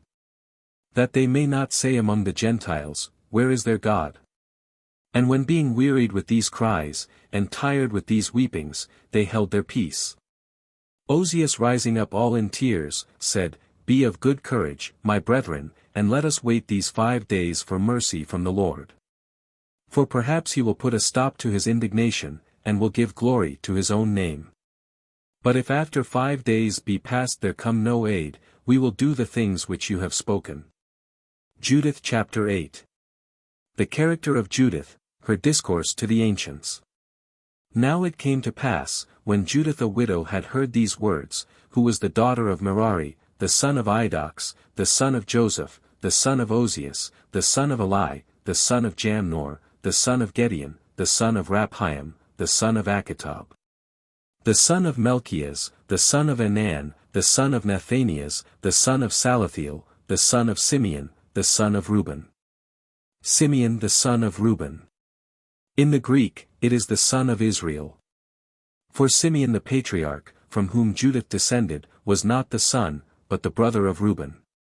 It seems more probable that the Simeon and the Reuben here mentioned are not the patriarchs, but two of the descendants of the patriarch Simeon, and that the genealogy of Judith, recorded in this place, is not carried up so high as the patriarchs. No more than that of Elkanah the father of Samuel, 1 Kings 1.1, and that of King Saul, 1 Kings 9.1. And her husband was Manasses, who died in the time of the barley harvest. For he was standing over them that bound sheaves in the field. And the heat came upon his head, and he died in Bethulia his own city, and was buried there with his fathers. And Judith his relict was a widow now 3 years and 6 months. And she made herself a private chamber in the upper part of her house, in which she abode shut up with her maids. And she wore haircloth upon her loins, and fasted all the days of her life, except the Sabbaths, and new moons, and the feasts of the house of Israel. And she was exceedingly beautiful, and her husband left her great riches, and very many servants, and large possessions of herds of oxen, and flocks of sheep. And she was greatly renowned among all, because she feared the Lord very much, neither was there any one that spoke an ill word of her. When therefore she had heard that Ozias had promised that he would deliver up the city after the 5th day, she sent to the ancients Chabri and Charmi. And they came to her, and she said to them, What is this word, by which Ozias hath consented to give up the city to the Assyrians, if within 5 days there come no aid to us. And who are you that tempt the Lord? This is not a word that may draw down mercy, but rather that may stir up wrath, and enkindle indignation. You have set a time for the mercy of the Lord, and you have appointed him a day, according to your pleasure. But forasmuch as the Lord is patient, let us be penitent for this same thing, and with many tears let us beg his pardon. For God will not threaten like man, nor be inflamed to anger like the Son of Man. And therefore let us humble our souls before him, and continuing in an humble spirit, in his service. Let us ask the Lord with tears, that according to his will so he would shew his mercy to us, that as our heart is troubled by their pride, so also we may glorify in our humility. For we have not followed the sins of our fathers, who forsook their God, and worship strange gods. For which crime they were given up to their enemies, to the sword, and to pillage, and to confusion, but we know no other God but him. Let us humbly wait for his consolation, and the Lord our God will require our blood of the afflictions of our enemies, and he will humble all the nations that shall rise up against us, and bring them to disgrace. And now, brethren, as you are the ancients among the people of God, and their very soul resteth upon you, comfort their hearts by your speech, that they may be mindful how our fathers were tempted that they might be proved, whether they worshipped their God truly. They must remember how our father Abraham was tempted, and being proved by many tribulations, was made the friend of God. So Isaac, so Jacob, so Moses, and all that have pleased God, passed through many tribulations, remaining faithful. But they that did not receive the trials with the fear of the Lord, but uttered their impatience and the reproach of their murmuring against the Lord, were destroyed by the destroyer, and perished by serpents. As for us therefore let us not revenge ourselves for these things which we suffer, but esteeming these very punishments to be less than our sins deserve, let us believe that these scourges of the Lord, with which like servants we are chastised, have happened for our amendment, and not for our destruction. And Ozias and the ancient said to her, All things which thou hast spoken are true, and there is nothing to be reprehended in thy words. Now therefore pray for us, for thou art a holy woman, and one fearing God. And Judith said to them, As you know that what I have been able to say is of God. So that which I intend to do prove ye if it be of God, and pray that God may strengthen my design. You shall stand at the gate this night, and I will go out with my maidservant, and pray ye, that as you have said, in 5 days the Lord may look down upon his people Israel. But I desire that you search not into what I am doing, until I bring you word let nothing else be done but to pray for me to the Lord our God. And Ozias the prince of Judah said to her, Go in peace, and the Lord be with thee to take revenge of our enemies. So returning they departed. Judith chapter 9. Judith's prayer, to beg of God to fortify her in her undertaking. And when they were gone, Judith went into her oratory, and putting on haircloth, laid ashes on her head, and falling down prostrate before the Lord, she cried to the Lord, saying, Lord God of my father Simeon, who gavest him a sword to execute vengeance against strangers, who had defiled by their uncleanness, and uncovered the virgin unto confusion. Gavest him a sword, etc. The justice of God is here praised, in punishing by the sword of Simeon the crime of the Sychemites, and not the act of Simeon, which was justly condemned by his father, Gen 49.5. Though even with regard to this act, we may distinguish between his zeal against the crime committed by the ravishers of his sister, which zeal may be considered just, and the manner of his punishing that crime, which was irregular and excessive. And who gavest their wives to be made a prey, and their daughters into captivity, and all their spoils to be divided to the servants, who were zealous with thy zeal, assist, I beseech thee, O Lord God, me a widow. For thou hast done the things of old, and hast devised one thing after another, and what thou hast designed hath been done. For all thy ways are prepared, and in thy providence thou hast placed thy judgments. Look upon the camp of the Assyrians now, as thou wast pleased to look upon the camp of the Egyptians, when they pursued armed after thy servants, trusting in their chariots, and in their horsemen, and in a multitude of warriors. But thou lookedst over their camp, and darkness wearied them. The deep held their feet, and the waters overwhelmed them. So may it be with these also, O Lord, who trust in their multitude, and in their chariots, and in their pikes, and in their shields, and in their arrows, and glory in their spears. And know not that thou art our God, who destroyest wars from the beginning, and the Lord is thy name. Lift up thy arm as from the beginning, and crush their power with thy power, let their power fall in their wrath, who promise themselves to violate thy sanctuary, and defile the dwelling place of thy name. And to beat down with their sword the horn of thy altar. Bring to pass, O Lord, that his pride may be cut off with his own sword. Let him be caught in the net of his own eyes in my regard, and do thou strike him by the graces of the words of my lips. Give me constancy in my mind, that I may despise him, and fortitude that I may overthrow him. For this will be a glorious monument for thy name, when he shall fall by the hand of a woman. For thy power, O Lord, is not in a multitude, nor is thy pleasure in the strength of horses, nor from the beginning have the proud been acceptable to thee, but the prayer of the humble and the meek hath always pleased thee. O God of the heavens, Creator of the waters, and Lord of the whole creation, hear me a poor wretch, making supplication to thee, and presuming of thy mercy. Remember, O Lord, thy covenant, and put thou words in my mouth, and strengthen the resolution in my heart, that thy house may continue in thy holiness. And all nations may acknowledge that thou art God, and there is no other besides thee. Judith chapter 10. Judith goeth out towards the camp, and is taken, and brought to Holofernes. And it came to pass, when she had ceased to cry to the Lord, that she rose from the place wherein she lay prostrate before the Lord. And she called her maid, and going down into her house she took off her haircloth, and put away the garments of her widowhood. And she washed her body, and anointed herself with the best ointment, and plaited the hair of her head. And put a bonnet upon her head, and clothed herself with the garments of her gladness, and put sandals on her feet, and took her bracelets, and lilies, and earlets, and rings, and adorned herself with all her ornaments.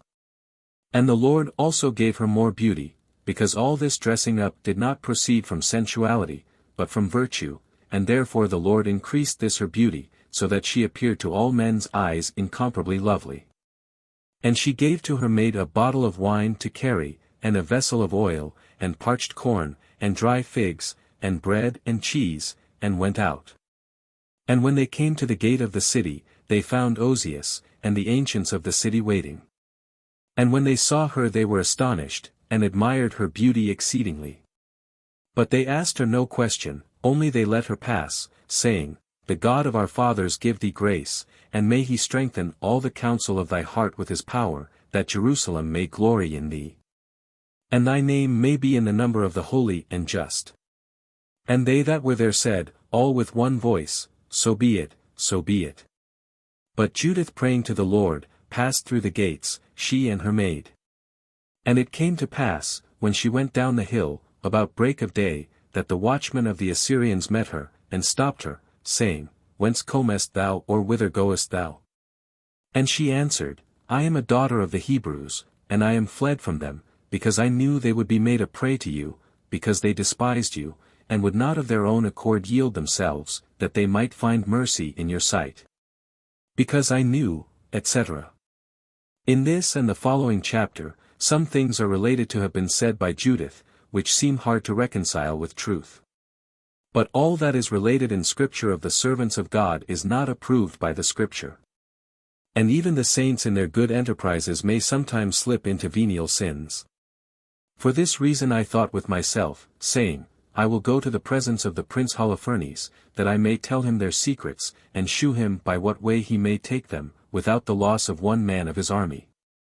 And when the men had heard her words, they beheld her face, and their eyes were amazed, for they wondered exceedingly at her beauty. And they said to her, Thou hast saved thy life by taking this resolution, to come down to our Lord. And be assured of this, that when thou shalt stand before him, he will treat thee well, and thou wilt be most acceptable to his heart. And they brought her to the tent of Holofernes, telling him of her. And when she was come into his presence, forthwith Holofernes was caught by his eyes. And his officers said to him, Who can despise the people of the Hebrews, who have such beautiful women, that we should not think it worth our while for their sakes to fight against them. And Judith seeing Holofernes sitting under a canopy, which was woven of purple and gold, with emeralds and precious stones. After she had looked on his face, bowed down to him, prostrating herself to the ground. And the servants of Holofernes lifted her up, by the command of their master. Judith chapter 11. Judith's speech to Holofernes. Then Holofernes said to her, Be of good comfort, and fear not in thy heart, for I have never heard a man that was willing to serve Nebuchadnezzar the king. And if thy people had not despised me, I would never have lifted up my spear against them. But now tell me, for what cause hast thou left them, and why it hath pleased thee to come to us? And Judith said to him, Receive the words of thy handmaid, for if thou wilt follow the words of thy handmaid, the Lord will do with thee a perfect thing. For as Nebuchadnezzar the king of the earth liveth, and his power liveth which is in thee for chastising of all straying souls, not only men serve him through thee, but also the beasts of the field obey him. For the industry of thy mind is spoken of among all nations, and it is told through the whole world, that thou only art excellent, and mighty in all his kingdom, and thy discipline is cried up in all provinces. It is known also what Achior said, nor are we ignorant of what thou hast commanded to be done to him. For it is certain that our God is so offended with sins, that he hath sent word by his prophets to the people, that he will deliver them up for their sins. And because the children of Israel know they have offended their God, thy dread is upon them. Moreover also a famine hath come upon them, and for drought of water they are already to be counted among the dead. And they have a design even to kill their cattle, and to drink the blood of them. And the consecrated things of the Lord their God which God forbade them to touch, in corn, wine, and oil, these have they purposed to make use of. And they design to consume the things which they ought not to touch with their hands, therefore because they do these things, it is certain they will be given up to destruction. And I thy handmaid knowing this, am fled from them, and the Lord hath sent me to tell thee these very things. For I thy handmaid worship God even now that I am with thee, and thy handmaid will go out, and I will pray to God. And he will tell me when he will repay them for their sins, and I will come and tell thee. So that I may bring thee through the midst of Jerusalem, and thou shalt have all the people of Israel, as sheep that have no shepherd. And there shall not so much as one dog bark against thee. Because these things are told me by the providence of God. And because God is angry with them, I am sent to tell these very things to thee. And all these words pleased Holofernes, and his servants, and they admired her wisdom, and they said one to another, There is not such another woman upon earth in look, in beauty, and in sense of words. And Holofernes said to her, God hath done well who sent thee before the people, that thou mightest give them into our hands. And because thy promise is good, if thy God shall do this for me, he shall also be my God. And thou shalt be great in the house of Nebuchadnezzar, and thy name shall be renowned through all the earth. Judith chapter 12. Judith goeth out in the night to pray, she is invited to a banquet with Holofernes. Then he ordered that she should go in where his treasures were laid up, and bade her tarry there, and he appointed what should be given her from his own table. And Judith answered him and said, Now I cannot eat of these things which thou commandest to be given me, lest sin come upon me, but I will eat of the things which I have brought. And Holofernes said to her, If these things which thou hast brought with thee fail thee, what shall we do for thee? And Judith said, As thy soul liveth, my lord, thy handmaid shall not spend all these things till God do by my hand that which I have purposed. And his servants brought her into the tent which he had commanded. And when she was going in, she desired that she might have liberty to go out at night and before day to prayer, and to beseech the Lord. And he commanded his chamberlains, that she might go out and in, to adore her God as she pleased, for 3 days. And she went out in the nights into the valley of Bethulia, and washed herself in a fountain of water. And as she came up, she prayed to the Lord the God of Israel, that he would direct her way to the deliverance of his people. And going in, she remained pure in the tent, until she took her own meat in the evening.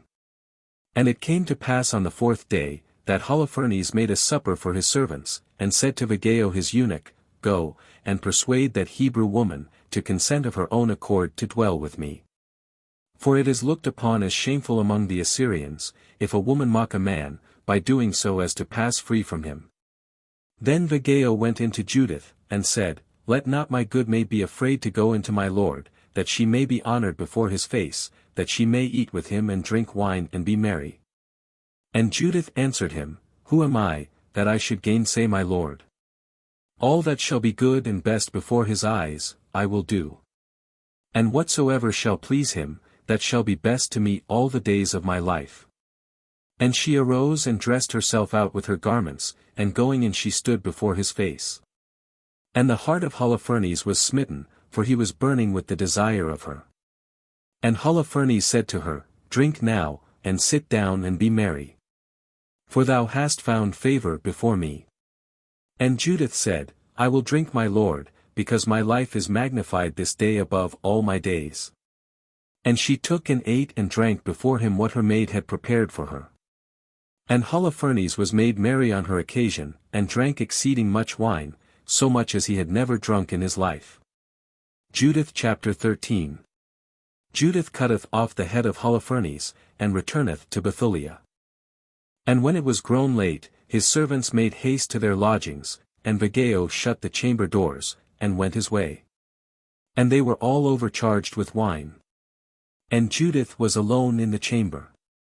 But Holofernes lay on his bed, fast asleep, being exceedingly drunk. And Judith spoke to her maid to stand without before the chamber, and to watch. And Judith stood before the bed praying with tears, and the motion of her lips in silence. Saying, Strengthen me, O Lord God of Israel. And in this hour look on the works of my hands, that as thou hast promised, thou mayst raise up Jerusalem thy city, and that I may bring to pass that which I have purposed, having a belief that it might be done by thee. And when she had said this, she went to the pillar that was at his bed's head, and loosed his sword that hung tied upon it. And when she had drawn it out, she took him by the hair of his head, and said, Strengthen me, O Lord God, at this hour. And she struck twice upon his neck, and cut off his head, and took off his canopy from the pillars, and rolled away his headless body. And after a while she went out, and delivered the head of Holofernes to her maid, and bade her put it into her wallet. And they two went out according to their custom, as it were to prayer, and they passed the camp, and having compassed the valley, they came to the gate of the city. And Judith from afar off cried to the watchmen upon the walls, Open the gates, for God is with us, who hath shown his power in Israel. And it came to pass, when the men had heard her voice, that they called the ancients of the city. And all ran to meet her from the least to the greatest, for they now had no hopes that she would come. And lighting up lights they all gathered round about her, and she went up to a higher place, and commanded silence to be made. And when all had held their peace, Judith said, Praise ye the Lord our God, who hath not forsaken them that hope in him. And by me his handmaid he hath fulfilled his mercy, which he promised to the house of Israel, and he hath killed the enemy of his people by my hand this night. Then she brought forth the head of Holofernes out of the wallet, and shewed it them, saying, Behold the head of Holofernes the general of the army of the Assyrians, and behold his canopy, wherein he lay in his drunkenness. Where the Lord our God slew him by the hand of a woman. But as the same Lord liveth, his angel hath been my keeper both going hence, and abiding there, and returning from thence hither, and the Lord hath not suffered me his handmaid to be defiled, but hath brought me back to you without pollution of sin. Rejoicing for his victory, for my escape, and for your deliverance. Give all of you glory to him, because he is good, because his mercy endureth forever.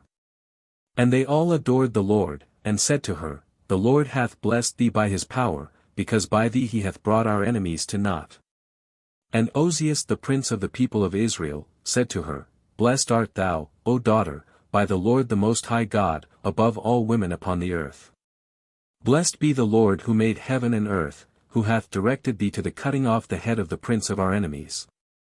Because he hath so magnified thy name this day, that thy praise shall not depart out of the mouth of men who shall be mindful of the power of the Lord forever, for that thou hast not spared thy life.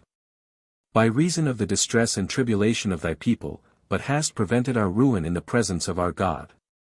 And all the people said, So be it, so be it.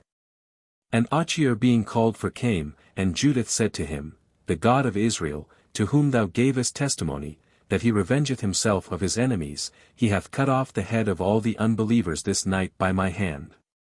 And that thou mayst find that it is so, behold the head of Holofernes, who in the contempt of his pride despised the God of Israel, and threatened them with death, saying, When the people of Israel shall be taken, I will command thy sides to be pierced with a sword. Then Achior seeing the head of Holofernes, being seized with a great fear he fell on his face upon the earth, and his soul swooned away.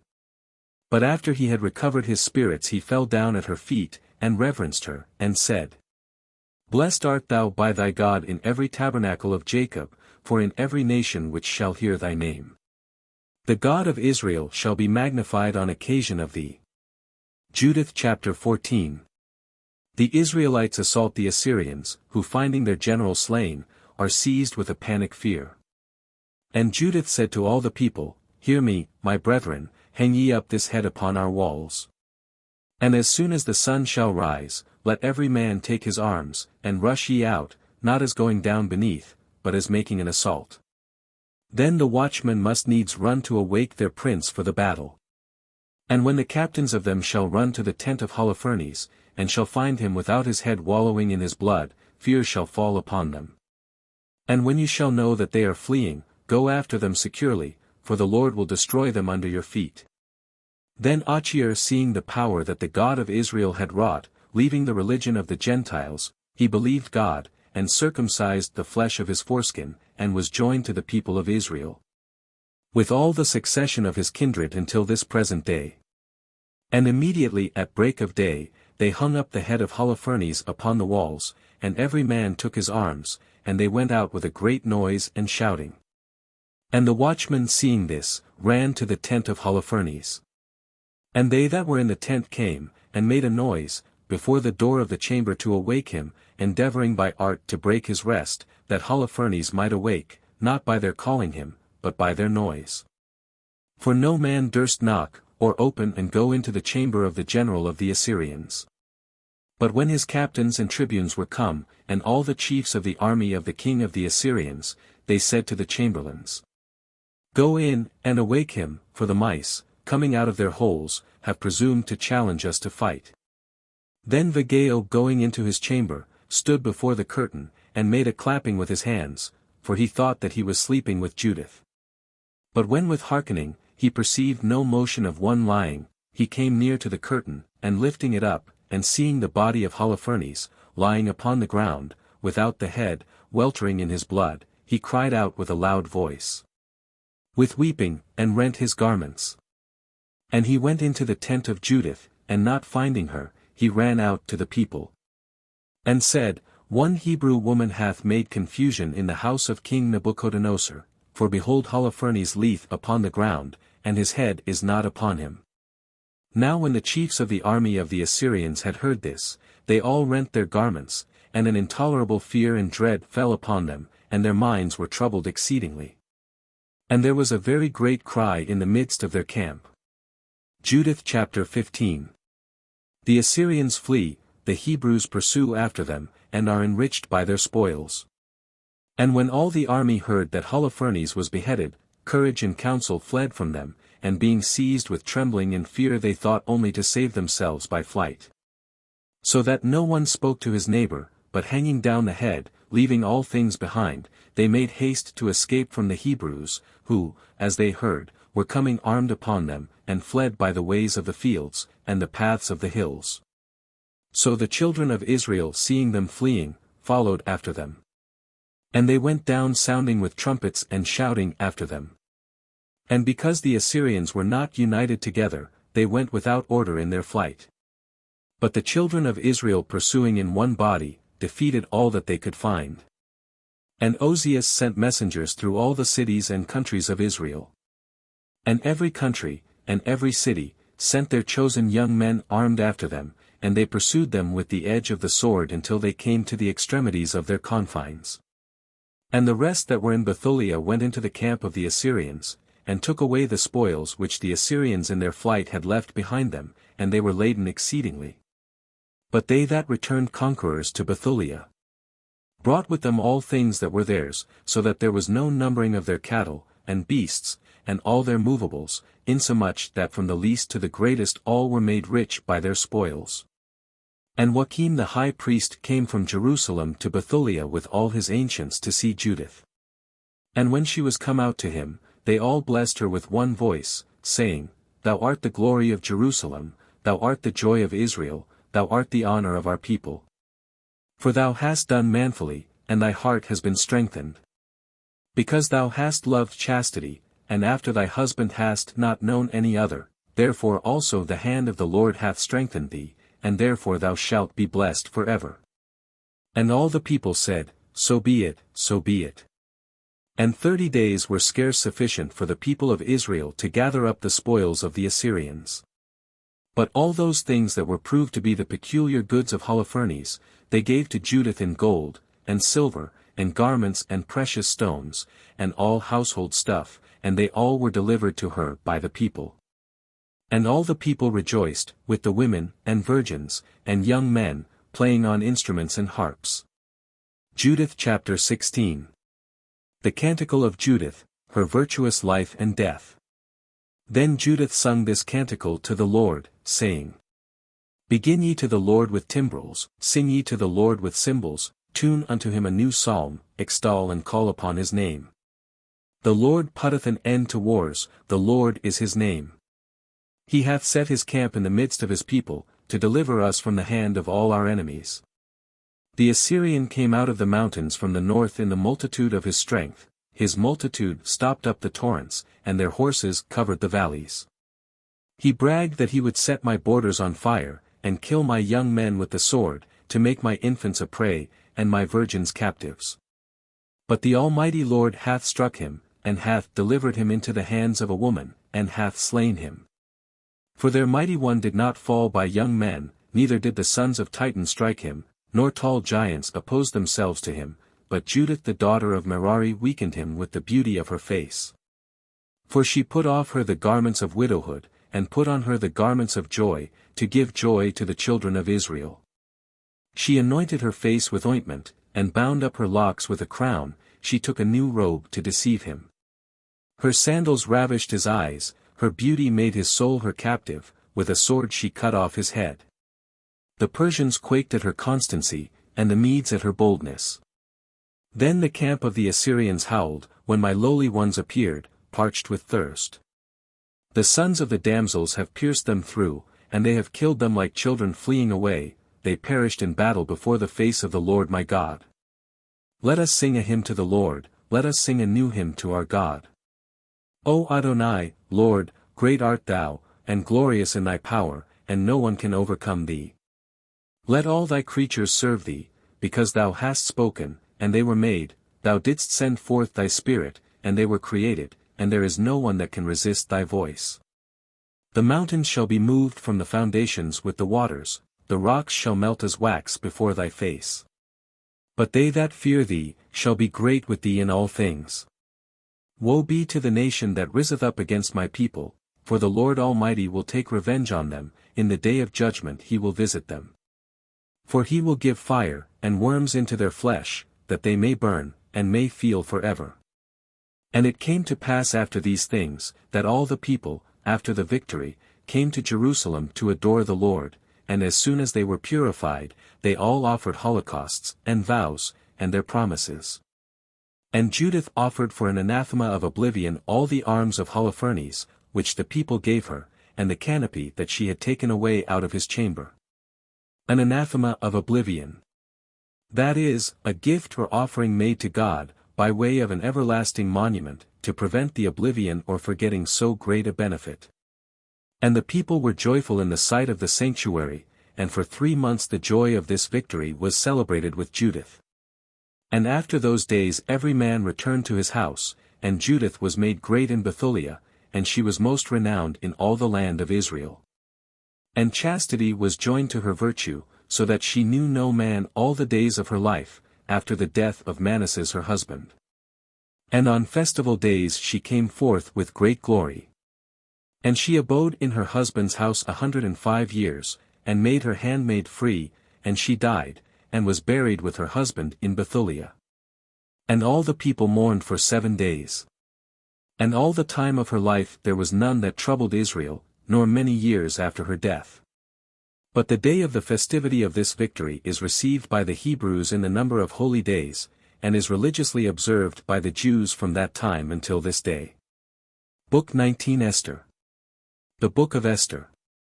This book takes its name from Queen Esther, whose history is here recorded. The general opinion of almost all commentators on the Holy Scriptures makes Mordecai the writer of it, which also may be collected below from chapter 9 ver. 20. Esther chapter 1. King Ahasuerus maketh a great feast. Queen Vashti being sent for refuseth to come, for which disobedience she is deposed.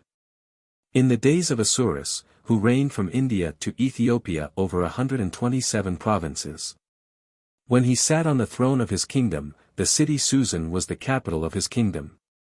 Now in the 3rd year of his reign he made a great feast for all the princes, and for his servants, for the most mighty of the Persians, and the nobles of the Medes, and the governors of the provinces in his sight. That he might shew the riches of the glory of his kingdom, and the greatness, and boasting of his power, for a long time, to wit, for 180 days. And when the days of the feast were expired, he invited all the people that were found in Susan, from the greatest to the least, and commanded a feast to be made 7 days in the court of the garden, and of the wood, which was planted by the care and the hand of the king. And there were hung up on every side sky-colored, and green, and violet hangings, fastened with cords of silk, and of purple, which were put into rings of ivory, and were held up with marble pillars. The beds also were of gold and silver, placed in order upon a floor paved with porphyry and white marble, which was embellished with painting of wonderful variety. And they that were invited, drank in golden cups, and the meats were brought in divers vessels one after another. Wine also in abundance and of the best was presented, as was worthy of a king's magnificence. Neither was there any one to compel them to drink that were not willing, but as the king had appointed, who set over every table one of his nobles, that every man might take what he would. Also Vashti the queen made a feast for the women in the palace, where King Ahasuerus was used to dwell. Now on the 7th day, when the king was merry, and after very much drinking was well warmed with wine, he commanded Mauman, and Bazatha, and Harbona, and Bagatha, and Abgatha, and Zethar, and Charchas, the 7 eunuchs that served in his presence, to bring in Queen Vashti before the king, with the crown set upon her head, to shew her beauty to all the people and the princes, for she was exceeding beautiful. But she refused, and would not come at the king's commandment, which he had signified to her by the eunuchs. Whereupon the king, being angry, and inflamed with a very great fury, asked the wise men, who according to the custom of the kings, were always near his person, and all he did was by their counsel, who knew the laws and judgments of their forefathers. Now the chief and nearest him were, Charsenna, and Sethar, and Admatha, and Tharsis, and Mares, and Marzanna, and Mamuchin, 7 princes of the Persians and of the Medes, who saw the face of the king, and were used to sit first after him. What sentence ought to pass upon Vashti the queen, who had refused to obey the commandment of King Ahasuerus, which he had sent to her by the eunuchs?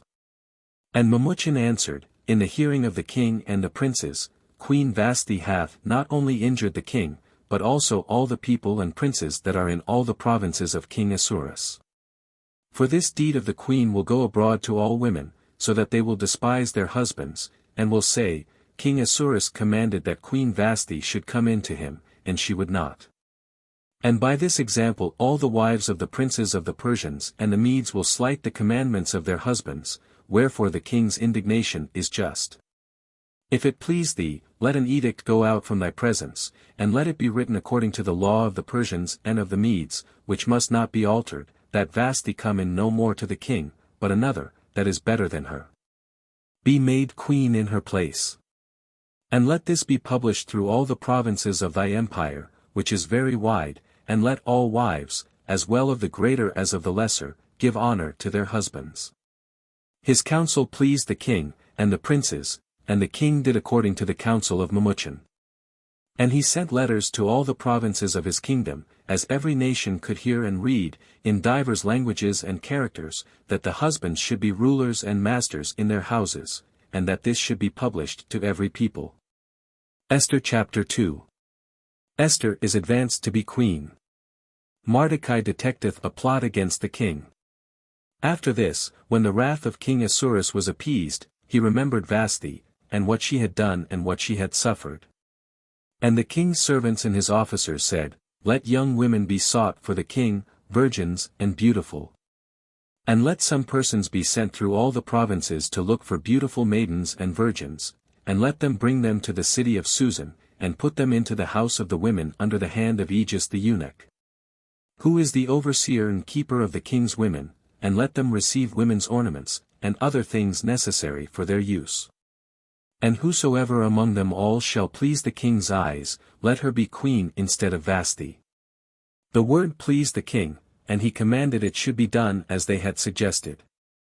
There was a man in the city of Susan, a Jew, named Mordecai, the son of Jair, the son of Simei, the son of Cis, of the race of Gemini, who had been carried away from Jerusalem at the time that Nebuchadnezzar king of Babylon carried away Jeconias king of Judah. And he had brought up his brother's daughter Edissa, who by another name was called Esther. Now she had lost both her parents, and was exceeding fair and beautiful. And her father and mother being dead, Mordecai adopted her for his daughter. And when the king's ordinance was noised abroad, and according to his commandment many beautiful virgins were brought to Susan, and were delivered to Aegis the eunuch, Esther also among the rest of the maidens was delivered to him to be kept in the number of the women. And she pleased him, and found favor in his sight. And he commanded the eunuch to hasten the women's ornaments, and to deliver to her her part, and 7 of the most beautiful maidens of the king's house, and to adorn and deck out both her and her waiting maids. And she would not tell him her people nor her country. For Mordecai had charged her to say nothing at all of that. And he walked every day before the court of the house, in which the chosen virgins were kept, having a care for Esther's welfare, and desiring to know what would befall her. Now when every virgin's turn came to go into the king, after all had been done for setting them off to advantage, it was the 12th month, so that for 6 months they were anointed with oil of myrrh. And for other 6 months they used certain perfumes and sweet spices. And when they were going into the king, whatsoever they asked to adorn themselves they received, and being decked out, as it pleased them, they passed from the chamber of the women to the king's chamber.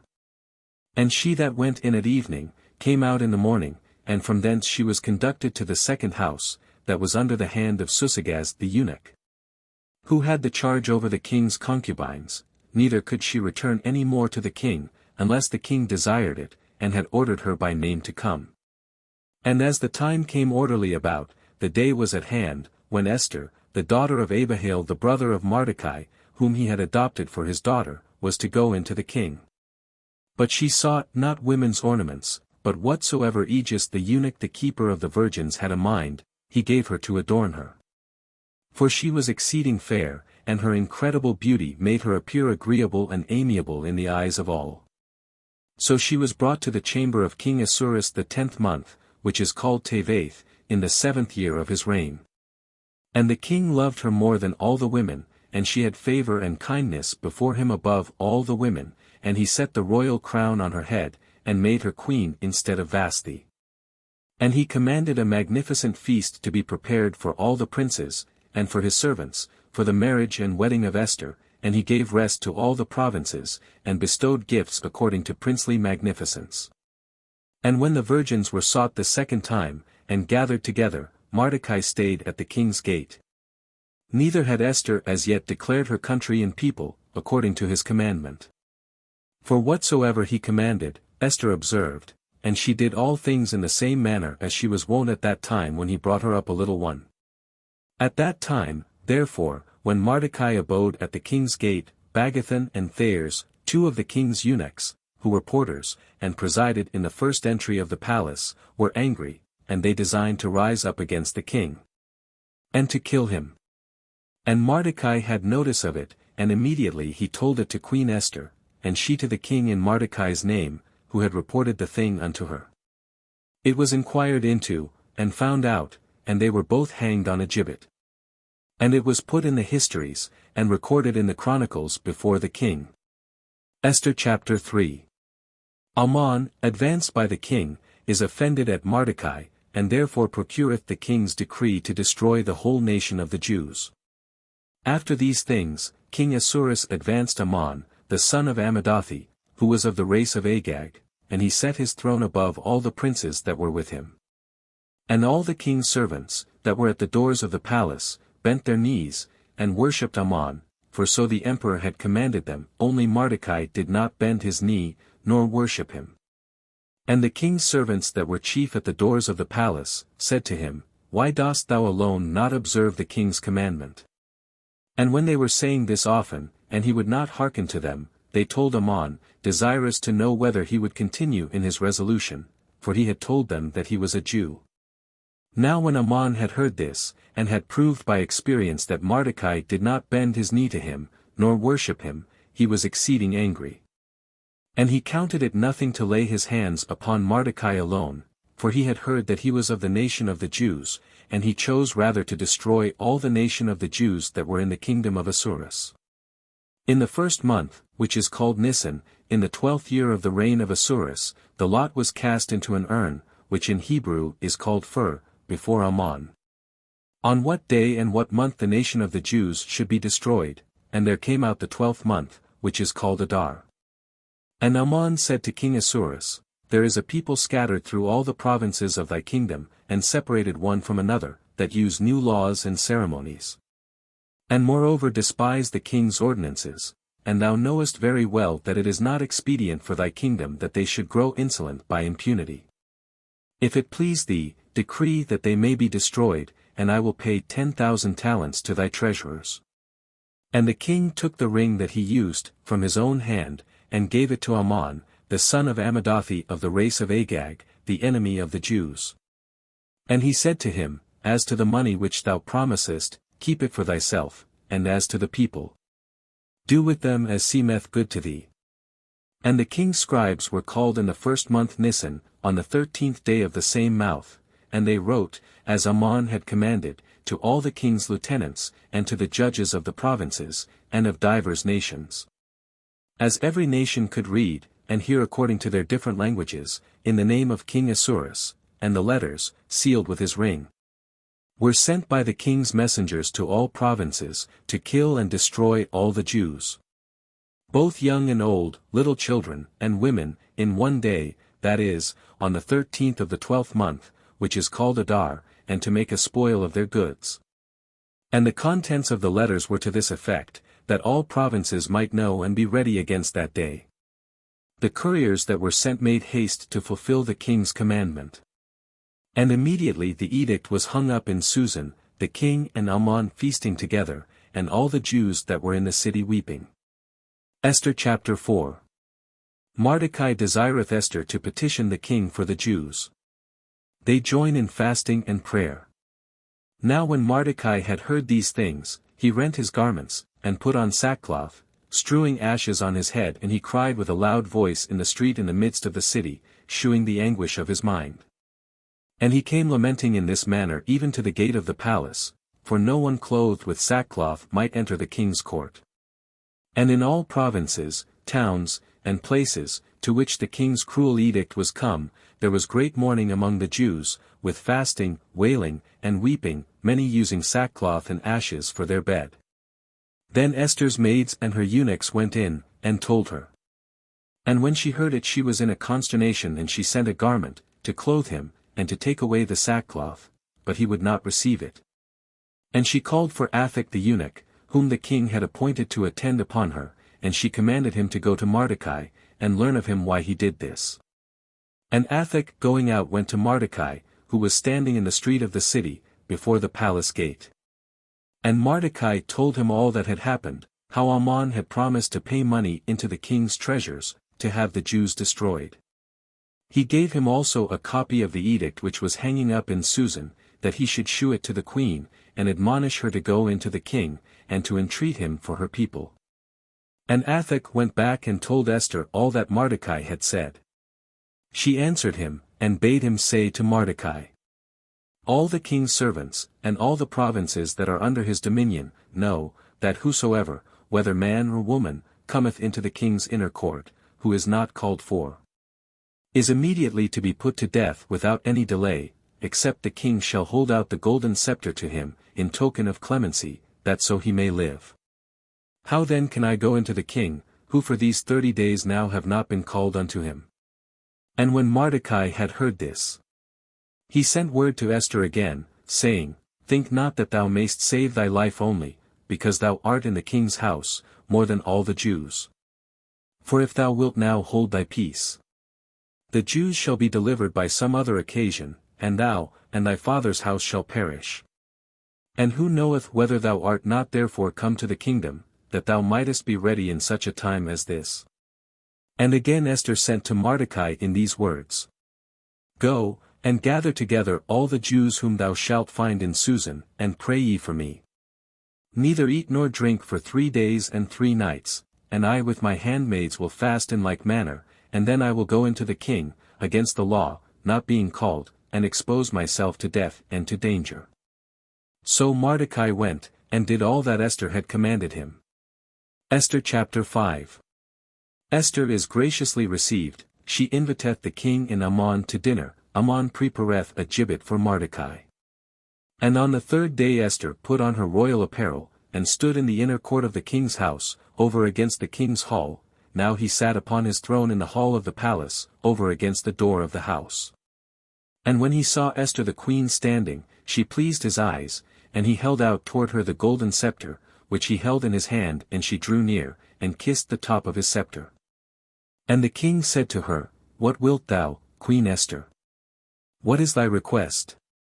If thou shouldst even ask 1/2 of the kingdom, it shall be given to thee.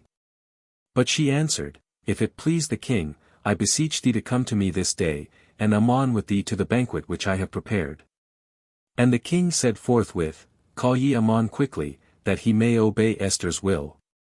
So the king and Aman came to the banquet which the queen had prepared for them. And the king said to her, after he had drunk wine plentifully, what dost thou desire should be given thee? And for what thing askest thou? Although thou shouldst ask the half of my kingdom, thou shalt have it. And Esther answered, my petition and request is this. If I have found favor in the king's sight, and if it please the king to give me what I ask, and to fulfill my petition, let the king and Aman come to the banquet which I have prepared them. And tomorrow I will open my mind to the king. So Aman went out that day joyful and merry. And when he saw Mordecai sitting before the gate of the palace, and that he not only did not rise up to honor him, but did not so much as move from the place where he sat, he was exceedingly angry. But dissembling his anger, and returning into his house, he called together to him his friends, and Zeres his wife. And he declared to them the greatness of his riches, and the multitude of his children. And with how great glory the king had advanced him above all his princes and servants. And after this he said, Queen Esther also hath invited no other to the banquet with the king, but me, and with her I am also to dine tomorrow with the king. And whereas I have all these things, I think I have nothing. So long as I see Mordecai the Jew sitting before the king's gate. Then Zeres his wife, and the rest of his friends answered him, order a great beam to be prepared, 50 cubits high, and in the morning speak to the king, that Mordecai may be hanged upon it. And so thou shalt go full of joy with the king to the banquet. The counsel pleased him, and he commanded a high gibbet to be prepared. Esther chapter 6. The king hearing of the good service done him by Mordecai, commandeth Aman to honor him next to the king, which he performeth. That night the king passed without sleep, and he commanded the histories and chronicles of former times to be brought him. And when they were reading them before him, they came to that place where it was written, how Mordecai had discovered the treason of Bagathan and Thers the eunuchs, who sought to kill King Ahasuerus. And when the king heard this, he said, What honor and reward hath Mordecai received for this fidelity? His servants and ministers said to him, He hath received no reward at all. No reward at all. He received some presents from the king, chap. 12.5, but these were so inconsiderable in the opinion of the courtiers, that they esteemed them as nothing at all. And the king said immediately, "Who is in the court?" For Haman was coming into the inner court of the king's house, to speak to the king, that he might order Mordecai to be hanged upon the gibbet, which was prepared for him. The servants answered, "Haman standeth in the court," and the king said, "Let him come in." And when he was come in, he said to him, "What ought to be done to the man whom the king is desirous to honor?" But Haman, thinking in his heart, and supposing that the king would honor no other but himself, answered, "The man whom the king desireth to honor ought to be clothed with the king's apparel, and to be set upon the horse that the king rideth upon, and to have the royal crown upon his head. And let the first of the king's princes and nobles hold his horse, and going through the street of the city, proclaim before him and say, Thus shall he be honored, whom the king hath a mind to honor." And the king said to him, "Make haste and take the robe and the horse, and do as thou hast spoken to Mordecai the Jew, who sitteth before the gates of the palace. Beware thou pass over any of those things which thou hast spoken." So Haman took the robe and the horse, and arraying Mordecai in the street of the city, and setting him on the horse, went before him, and proclaimed, "This honor is he worthy of, whom the king hath a mind to honor." But Mordecai returned to the palace gate, and Haman made haste to go to his house, mourning and having his head covered. And he told Zeres his wife, and his friends, all that had befallen him. And the wise men whom he had in council, and his wife answered him, "If Mordecai be of the seed of the Jews, before whom thou hast begun to fall, thou canst not resist him, but thou shalt fall in his sight." As they were yet speaking, the king's eunuchs came, and compelled him to go quickly to the banquet which the queen had prepared. Esther chapter 7. Esther's petition for herself and her people. Haman is hanged upon the gibbet he had prepared for Mordecai. So the king and Haman went in, to drink with the queen. And the king said to her again the second day, after he was warm with wine, "What is thy petition, Esther, that it may be granted thee? And what wilt thou have done, although thou ask the half of my kingdom, thou shalt have it?" Then she answered, "If I have found favor in thy sight, O king, and if it please thee, give me my life for which I ask, and my people for which I request. For we are given up, I and my people, to be destroyed, to be slain, and to perish. And would God we were sold for bondmen and bondwomen, the evil might be borne with, and I would have mourned in silence, but now we have an enemy, whose cruelty redoundeth upon the king." And King Ahasuerus answered and said, "Who is this, and of what power, that he should do these things?" And Esther said, "It is this Haman that is our adversary and most wicked enemy." Haman hearing this was forthwith astonished, not being able to bear the countenance of the king and of the queen. But the king being angry rose up, and went from the place of the banquet into the garden set with trees. Haman also rose up to entreat Esther the queen for his life, for he understood that evil was prepared for him by the king. And when the king came back out of the garden set with trees, and entered into the place of the banquet, he found Haman was fallen upon the bed on which Esther lay, and he said, "He will force the queen also in my presence, in my own house." The word was not yet gone out of the king's mouth, and immediately they covered his face. And Harbona, one of the eunuchs that stood waiting on the king, said, "Behold the gibbet which he hath prepared for Mordecai, who spoke for the king, standeth in Haman's house, being 50 cubits high." And the king said to him, "Hang him upon it." So Haman was hanged on the gibbet, which he had prepared for Mordecai, and the king's wrath ceased. Esther chapter 8. Mordecai is advanced, Haman's letters are reversed. On that day King Ahasuerus gave the house of Haman, the Jews' enemy, to Queen Esther, and Mordecai came in before the king. For Esther had confessed to him that he was her uncle. And the king took the ring which he had commanded to be taken again from Haman, and gave it to Mordecai. And Esther set Mordecai over her house. And not content with these things, she fell down at the king's feet and wept, and speaking to him besought him, that he would give orders that the malice of Haman the Agagite, and his most wicked devices which he had invented against the Jews, should be of no effect. But he, as the manner was, held out the golden scepter with his hand, which was the sign of clemency, and she arose up and stood before him. And said, If it please the king, and if I have found favor in his sight, and my request be not disagreeable to him, I beseech thee, that the former letters of Ammon the traitor and enemy of the Jews, by which he commanded that they should be destroyed in all the king's provinces, may be reversed by new letters. For how can I endure the murdering and slaughter of my people? And King Ahasuerus answered Esther the queen, and Mordecai the Jew, I have given Ammon's house to Esther, and I have commanded him to be hanged on a gibbet, because he durst lay hands on the Jews.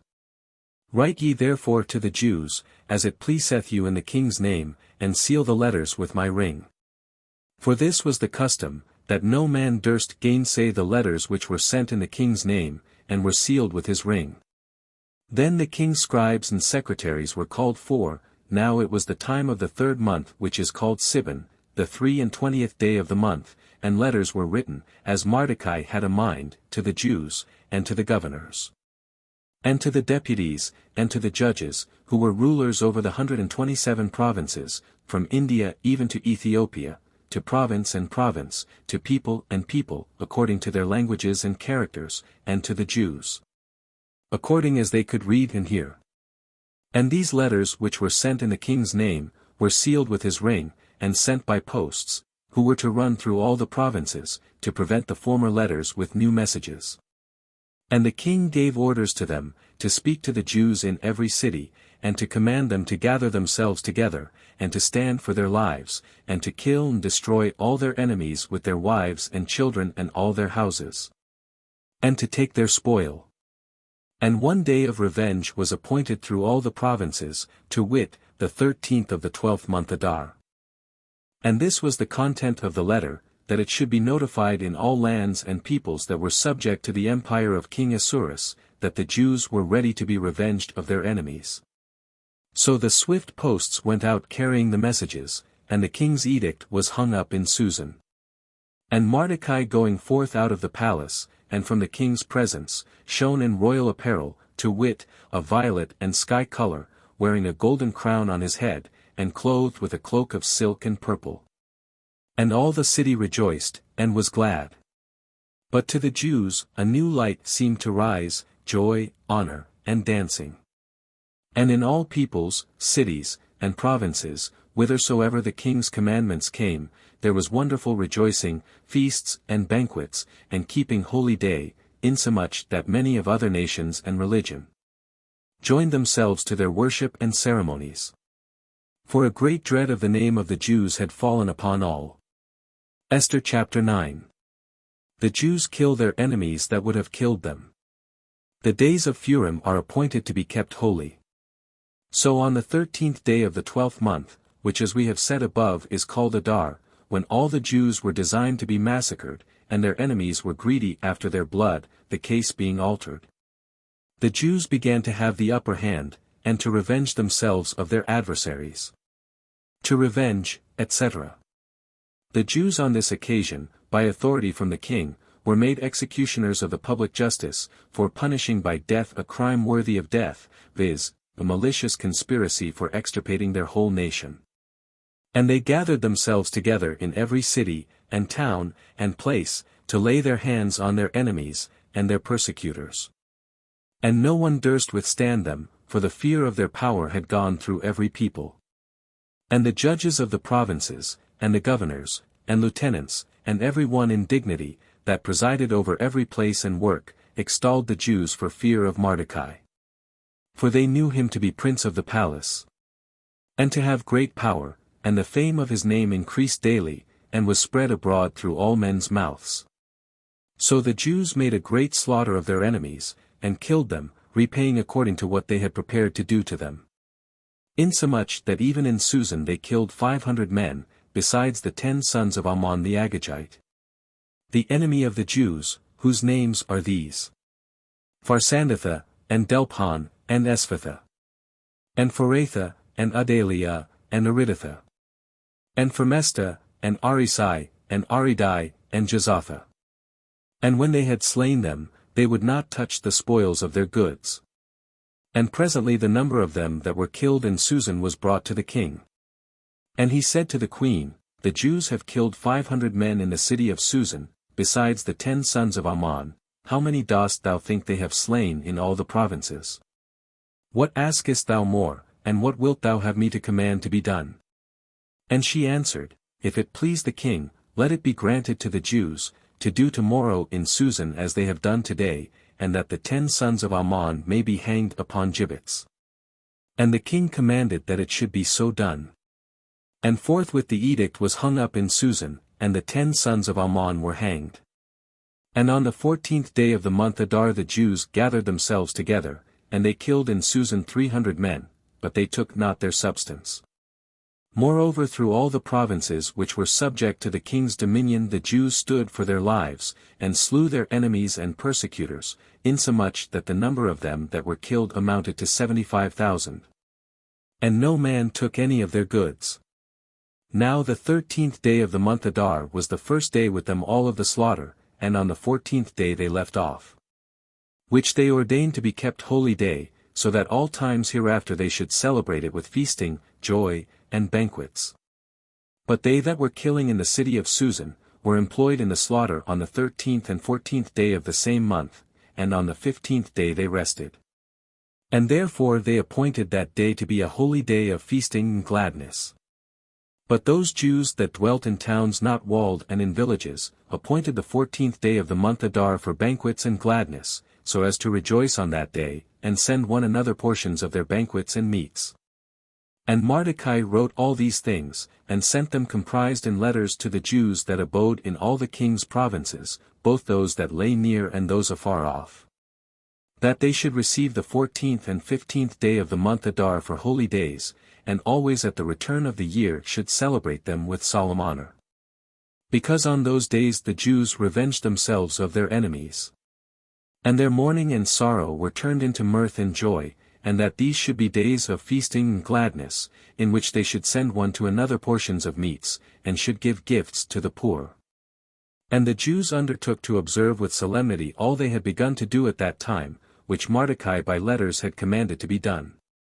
For Ammon, the son of Ammedatha of the race of Agag, the enemy and adversary of the Jews, had devised evil against them, to kill them and destroy them, and had cast fur, that is, the lot. And afterwards Esther went into the king, beseeching him that his endeavors might be made void by the king's letters, and the evil that he had intended against the Jews, might return upon his own head. And so both he and his sons were hanged upon gibbets.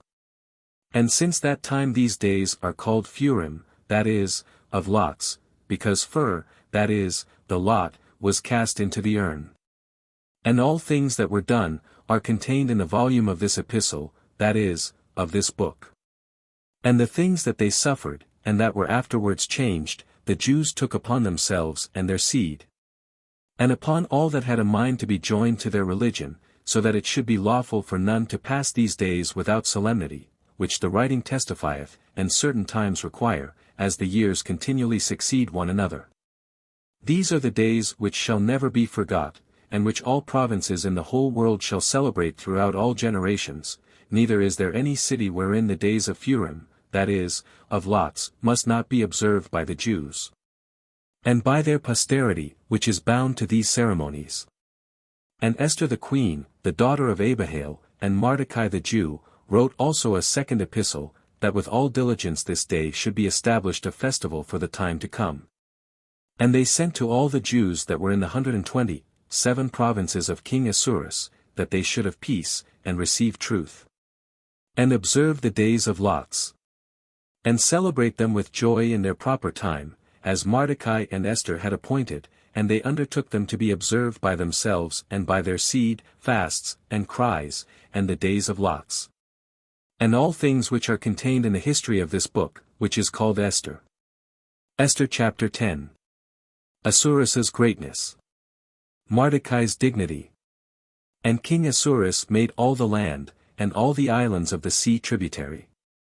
And his strength and his empire, and the dignity and greatness wherewith he exalted Mordecai, are written in the books of the Medes, and of the Persians.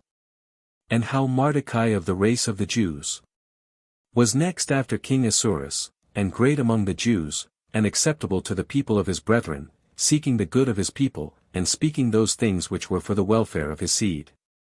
Then Mordecai said, God hath done these things. Then Mordecai, etc. Here est. Jerome advertiseth the reader, that what follows is not in the Hebrew, but is found in the Septuagint Greek edition, which the 72 interpreters translated out of the Hebrew, or added by the inspiration of the Holy Ghost. I remember a dream that I saw, which signified these same things, and nothing thereof hath failed. A dream. This dream was prophetical and extraordinary, otherwise the general rule is not to observe dreams. The little fountain which grew into a river, and was turned into a light, and into the sun, and abounded into many waters, is Esther, whom the king married, and made queen. But the 2 dragons are I and Ammon.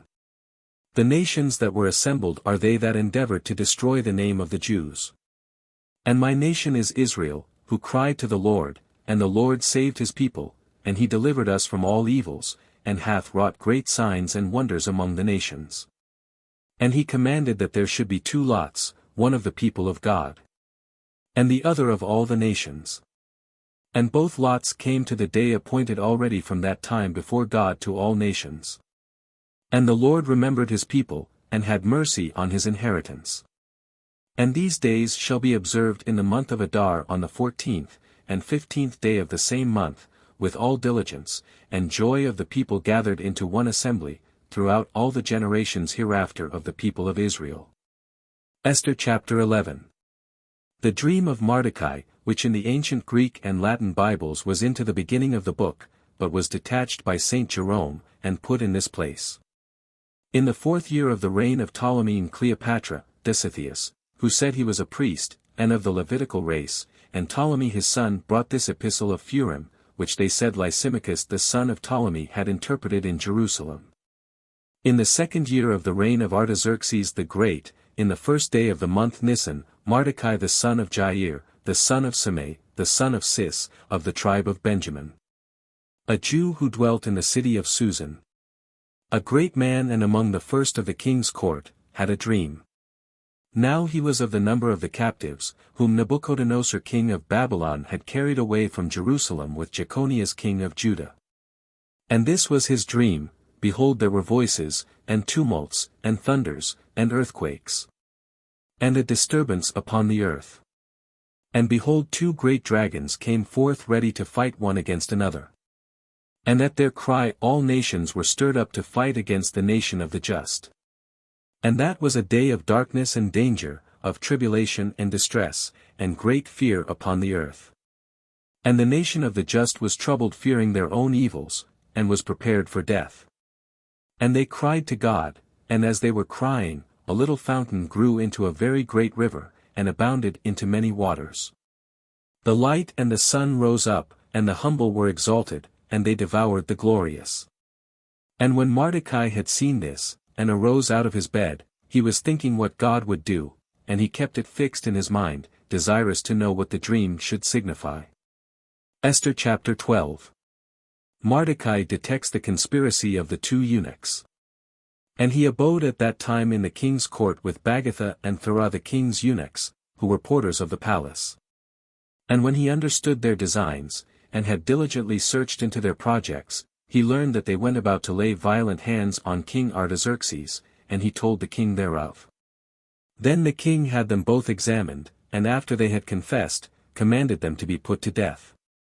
But the king made a record of what was done, and Mordecai also committed the memory of the thing to writing. And the king commanded him to abide in the court of the palace, and gave him presents for the information.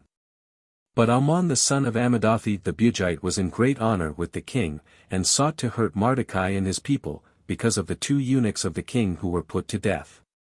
Esther chapter 13.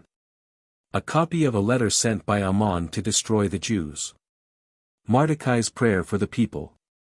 And this was the copy of the letter: Artaxerxes the great king who reigneth from India to Ethiopia, to the princes and governors of the 127 provinces, that are subject to his empire, greeting. Whereas I reigned over many nations, and had brought all the world under my dominion, I was not willing to abuse the greatness of my power, but to govern my subjects with clemency, and that they might live quietly without any terror, and might enjoy peace, which is desired by all men. But when I asked my counselors how this might be accomplished, one that excelled the rest in wisdom and fidelity, and was second after the king, Ammon by name, told me that there was a people scattered through the whole world, which used new laws, and acted against the customs of all nations, despised the commandments of kings, and violated by their opposition the concord of all nations.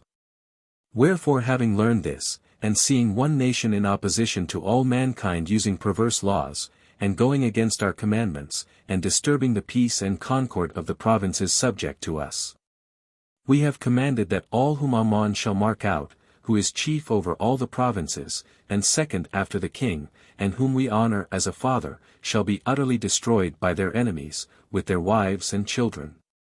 And that none shall have pity on them, on the 14th day of the 12th month Adar of this present year. That these wicked men going down to hell in one day, may restore to our empire the peace which they had disturbed.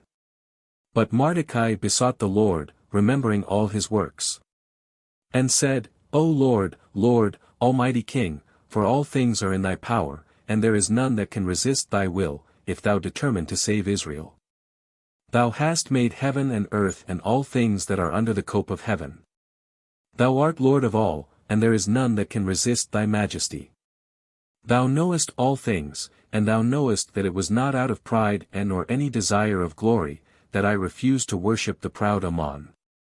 For I would willingly and readily for the salvation of Israel have kissed even the steps of his feet. But I feared lest I should transfer the honor of my God to a man, and lest I should adore any one except my God. And now, O Lord, O King, O God of Abraham, have mercy on thy people, because our enemies resolve to destroy us, and extinguish thy inheritance. Despise not thy portion, which thou hast redeemed for thyself out of Egypt. Hear my supplication, and be merciful to thy lot and inheritance, and turn our mourning into joy, that we may live and praise thy name, O Lord, and shut not the mouths of them that sing to thee. And all Israel with like mind and supplication cried to the Lord, because they saw certain death hanging over their heads. Esther chapter 14. The prayer of Esther for herself and her people. Queen Esther also, fearing the danger that was at hand, had recourse to the Lord. And when she had laid away her royal apparel, she put on garments suitable for weeping and mourning, instead of divers precious ointments, she covered her head with ashes and dung. And she humbled her body with fasts, and all the places in which before she was accustomed to rejoice, she filled with her torn hair. And she prayed to the Lord the God of Israel, saying, O my Lord, who alone art our King, help me a desolate woman, and who have no other helper but thee. My danger is in my hands. I have heard of my father that thou, O Lord, didst take Israel from among all nations, and our fathers from all their predecessors, to possess them as an everlasting inheritance, and thou hast done to them as thou hast promised. We have sinned in thy sight, and therefore thou hast delivered us into the hands of our enemies. For we have worshipped their gods.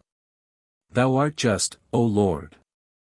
And now they are not content to oppress us with most hard bondage, but attributing the strength of their hands to the power of their idols. They design to change thy promises, and destroy thy inheritance, and shut the mouths of them that praise thee, and extinguish the glory of thy temple and altar. That they may open the mouths of Gentiles, and praise the strength of idols. And magnify for ever a carnal king. Give not, O Lord, thy scepter to them that are not, lest they laugh at our ruin, but turn their counsel upon themselves, and destroy him that hath begun to rage against us. Remember, O Lord, and shew thyself to us in the time of our tribulation, and give me boldness, O Lord, King of gods, and of all power. Give me a well-ordered speech in my mouth in the presence of the lion. And turn his heart to the hatred of our enemy, that both he himself may perish, and the rest that consent to him. But deliver us by thy hand, and help me, who have no other helper, but thee, O Lord, who hast the knowledge of all things. And thou knowest that I hate the glory of the wicked, and abhor the bed of the uncircumcised, and of every stranger. Thou knowest my necessity, that I abominate the sign of my pride and glory, which is upon my head in the days of my public appearance, and detest it as a menstruous rag, and wear it not in the days of my silence. And that I have not eaten at Amon's table, nor hath the king's banquet pleased me, and that I have not drunk the wine of the drink offerings. And that thy handmaid hath never rejoiced, since I was brought hither unto this day, but in thee, O Lord, the God of Abraham. O God, who art mighty above all, hear the voice of them that have no other hope, and deliver us from the hand of the wicked, and deliver me from my fear. Esther chapter 15. Esther comes into the king's presence. She is terrified, but God turns his heart. And he commanded her, no doubt, but he was Mordecai, to go to the king, and petition for her people, and for her country. Remember, said he, the days of thy low estate, how thou wast brought up by my hand, because Amon the second after the king hath spoken against us unto death. And do thou call upon the Lord, and speak to the king for us, and deliver us from death. And on the third day she laid away the garments she wore, and put on her glorious apparel. And glittering in royal robes, after she had called upon God the ruler and Saviour of all, she took 2 maids with her. And upon one of them she leaned, as if for delicateness and overmuch tenderness she were not able to bear up her own body. And the other maid followed her lady, bearing up her train flowing on the ground. But she with a rosy colour in her face, and with gracious and bright eyes hid a mind full of anguish, and exceeding great fear. So going in she passed through all doors in order, and stood before the king, where he sat upon his royal throne, clothed with his royal robes, and glittering with gold, and precious stones, and he was terrible to behold. And when he had lifted up his countenance, and with burning eyes had shown the wrath of his heart, the queen sunk down, and her colour turned pale, and she rested her weary head upon her handmaid.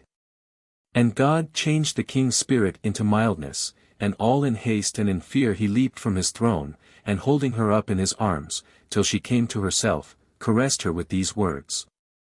What is the matter, Esther? I am thy brother, fear not. Thou shalt not die, for this law is not made for thee, but for all others. Come near then, and touch the scepter. And as she held her peace, he took the golden scepter, and laid it upon her neck, and kissed her, and said, Why dost thou not speak to me? She answered, I saw thee, my Lord, as an angel of God, and my heart was troubled for fear of thy majesty. For thou, my Lord, art very admirable, and thy face is full of graces. And while she was speaking, she fell down again, and was almost in a swoon. But the king was troubled, and all his servants comforted her. Esther chapter 16. A copy of the king's letter in favor of the Jews. The great King Artaxerxes, from India to Ethiopia, to the governors and princes of 127 provinces, which obey our command, sendeth greeting. From India to Ethiopia. That is, who reigneth from India to Ethiopia. Many have abused unto pride the goodness of princes, and the honour that hath been bestowed upon them. And not only endeavour to oppress the king's subjects, but not bearing the glory that is given them, take in hand to practice also against them that gave it. Neither are they content not to return thanks for benefits received, and to violate in themselves the laws of humanity, but they think they can also escape the justice of God who seeth all things. And they break out into so great madness, as to endeavour to undermine by lies such as observe diligently the offices committed to them, and do all things in such manner as to be worthy of all men's praise. While with crafty fraud they deceive the ears of princes that are well-meaning, and judge of others by their own nature. Now this is proved both from ancient histories, and by the things which are done daily, how the good designs of kings are depraved by the evil suggestions of certain men. Wherefore we must provide for the peace of all provinces. Neither must you think, if we command different things, that it cometh of the levity of our mind, but that we give sentence according to the quality and necessity of times, as the profit of the commonwealth requireth. Now that you may more plainly understand what we say, Amon the son of Amadathi, a Macedonian both in mind and country, and having nothing of the Persian blood, but with his cruelty staining our goodness, was received being a stranger by us, and found our humanity so great towards him, that he was called our father, and was worshipped by all as the next man after the king. But he was so far puffed up with arrogancy as to go about to deprive us of our kingdom and life. For with certain new and unheard of devices he hath sought the destruction of Mordecai, by whose fidelity and good services our life was saved, and of Esther the partner of our kingdom with all their nation. Thinking that after they were slain, he might work treason against us left alone without friends, and might transfer the kingdom of the Persians to the Macedonians. But we have found that the Jews, who were by that most wicked man appointed to be slain, are in no fault at all, but contrariwise, use just laws, and are the children of the highest and the greatest, and the ever-living God, by whose benefit the kingdom was given both to our fathers and to us, and is kept unto this day. Wherefore know ye that those letters which he sent in our name, are void and of no effect. For which crime both he himself that devised it, and all his kindred hang on gibbets, before the gates of this city Susan, not we, but God repaying him as he deserved. But this edict, which we now send, shall be published in all cities, that the Jews may freely follow their own laws. And you shall aid them that they may kill those who have prepared themselves to kill them, on the 13th day of the 12th month, which is called Adar. For the Almighty God hath turned this day of sadness and mourning into joy to them.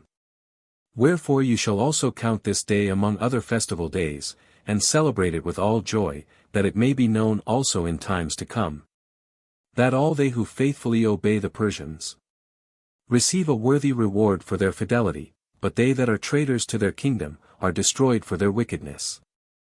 And let every province and city, that will not be partaker of this solemnity, perish by the sword and by fire, and be destroyed in such manner as to be made unpassable, both to men and beasts, for an example of contempt and disobedience. Book 20 Job. The Book of Job.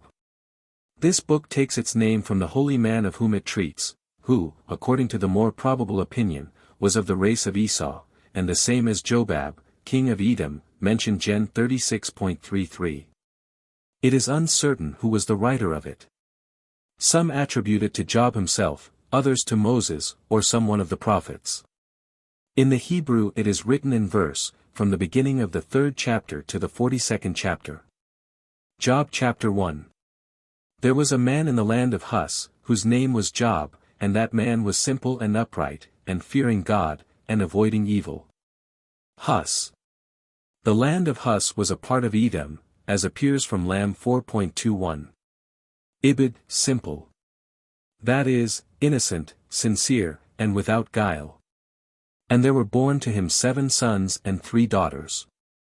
And his possession was 7,000 sheep, and 3,000 camels, and 500 yoke of oxen, and 500 she-asses, and a family exceedingly great, and this man was great among all the people of the east.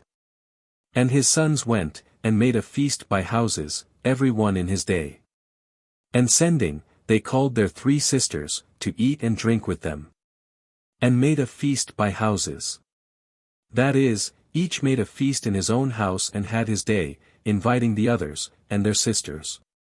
And when the days of their feasting were gone about, Job sent to them, and sanctified them, and rising up early, offered holocausts for every one of them. For he said, Lest perhaps my sons have sinned, and have blessed God in their hearts. So did Job all days. Blessed. For greater horror of the very thought of blasphemy, the scripture both here and ver. 11, and in the following chapter, ver. 5 and 9, uses the word blessed to signify its contrary. Now on a certain day, when the sons of God came to stand before the Lord, Satan also was present among them. The sons of God. The angels, Ibid, Satan also, etc. This passage represents to us in a figure, accommodated to the ways and understandings of men, 1. The restless endeavors of Satan against the servants of God, 2. That he can do nothing without God's permission, 3. That God doth not permit him to tempt them above their strength, but assists them by his divine grace in such manner, that the vain efforts of the enemy only serve to illustrate their virtue and increase their merit. And the Lord said to him, Whence comest thou? And he answered and said, I have gone round about the earth, and walked through it. And the Lord said to him, Hast thou considered my servant, Job, that there is none like him in the earth, a simple and upright man, and fearing God, and avoiding evil? And Satan answering, said, Doth Job fear God in vain? Hast thou not made a fence for him, and his house, and all his substance round about, blessed the works of his hands, and his possession hath increased on the earth? But stretch forth thy hand a little, and touch all that he hath, and see if he bless thee not to thy face. Then the Lord said to Satan, Behold, all that he hath is in thy hand, only put not forth thy hand upon his person. And Satan went forth from the presence of the Lord. Now upon a certain day, when his sons and daughters were eating and drinking wine, in the house of their eldest brother, there came a messenger to Job, and said, The oxen were plowing, and the asses feeding beside them. And the Sabaeans rushed in, and took all away, and slew the servants with the sword. And I alone have escaped to tell thee. And while he was yet speaking, another came, and said, The fire of God fell from heaven, and striking the sheep and the servants, hath consumed them, and I alone have escaped to tell thee. And while he also was yet speaking, there came another, and said, The Chaldeans made 3 troops, and have fallen upon the camels, and taken them, moreover, they have slain the servants with the sword, and I alone have escaped to tell thee. He was yet speaking, and behold another came in, and said, Thy sons and daughters were eating and drinking wine in the house of their eldest brother. A violent wind came on a sudden from the side of the desert, and shook the 4 corners of the house, and it fell upon thy children, and they are dead, and I alone have escaped to tell thee. Then Job rose up, and rent his garments, and having shaven his head, fell down upon the ground, and worshipped. And said, Naked came I out of my mother's womb, and naked shall I return thither, the Lord gave. And the Lord hath taken away, as it hath pleased the Lord, so is it done, blessed be the name of the Lord. In all these things Job sinned not by his lips, nor spoke he any foolish thing against God. Job chapter 2. And it came to pass, when on a certain day the sons of God came, and stood before the Lord, and Satan came amongst them, and stood in his sight, that the Lord said to Satan, Whence comest thou? And he answered, and said, I have gone round about the earth, and walked through it. And the Lord said to Satan, Hast thou considered my servant, Job, that there is none like him in the earth, a man simple and upright, and fearing God, and avoiding evil, and still keeping his innocence? But thou hast moved me against him, that I should afflict him without cause. And Satan answered, and said, Skin for skin. And all that a man hath, he will give for his life. But put forth thy hand, and touch his bone and his flesh, and then thou shalt see that he will bless thee to thy face. And the Lord said to Satan, Behold, he is in thy hand, but yet save his life. So Satan went forth from the presence of the Lord, and struck Job with a very grievous ulcer, from the sole of the foot even to the top of his head. And he took a potsherd and scraped the corrupt matter, sitting on a dunghill. And his wife said to him, Dost thou still continue in thy simplicity? Bless God and die. And he said to her, Thou hast spoken like one of the foolish women, if we have received good things at the hand of God, why should we not receive evil? In all these things Job did not sin with his lips. Now when Job's 3 friends heard all the evil that had befallen him, they came every one from his own place, Eliphaz, the Themanite, and Baldad, the Suhite, and Sophar, the Naamathite. For they had made an appointment to come together and visit him, and comfort him. And when they had lifted up their eyes afar off, they knew him not, and crying out, they wept, and rending their garments, they sprinkled dust upon their heads toward heaven. And they sat with him on the ground 7 days and 7 nights, and no man spoke to him a word, for they saw that his grief was very great. Job chapter 3. After this, Job opened his mouth, and cursed his day. Cursed his day. Job cursed the day of his birth, not by way of wishing evil to anything of God's creation, but only to express in a stronger manner his sense of human miseries in general, and of his own calamities in particular. And he said, Let the day perish wherein I was born, and the night in which it was said, A man-child is conceived. Let that day be turned into darkness, let not God regard it from above, and let not the light shine upon it. Let darkness, and the shadow of death, cover it, let a mist overspread it, and let it be wrapped up in bitterness. Let a darksome whirlwind seize upon that night, let it not be counted in the days of the year, nor numbered in the months. Let that night be solitary, and not worthy of praise. Let them curse it who curse the day, who are ready to raise up a Leviathan. Let the stars be darkened with the mist thereof, let it expect light, and not see it. Nor the rising of the dawning of the day. Because it shut not up the doors of the womb that bore me, nor took away evils from my eyes. Why did I not die in the womb? Why did I not perish when I came out of the belly? Why received upon the knees? Why suckled at the breasts? For now I should have been asleep and still, and should have rest in my sleep. With kings and consuls of the earth, who build themselves solitudes. Or with princes, that possess gold, and fill their houses with silver. Or as a hidden untimely birth. I should not be. Or as they that, being conceived, have not seen the light. There the wicked cease from tumult, and there the wearied in strength are at rest. And they sometime bound together without disquiet, have not heard the voice of the oppressor. The small and great are there, and the servant is free from his master. Why is light given to him that is in misery, and life to them that are in bitterness of soul? That look for death, and it cometh not, as they that dig for a treasure. And they rejoice exceedingly when they have found the grave. To a man whose way is hidden, and God hath surrounded him with darkness. Before I eat I sigh, and as overflowing waters, so is my roaring.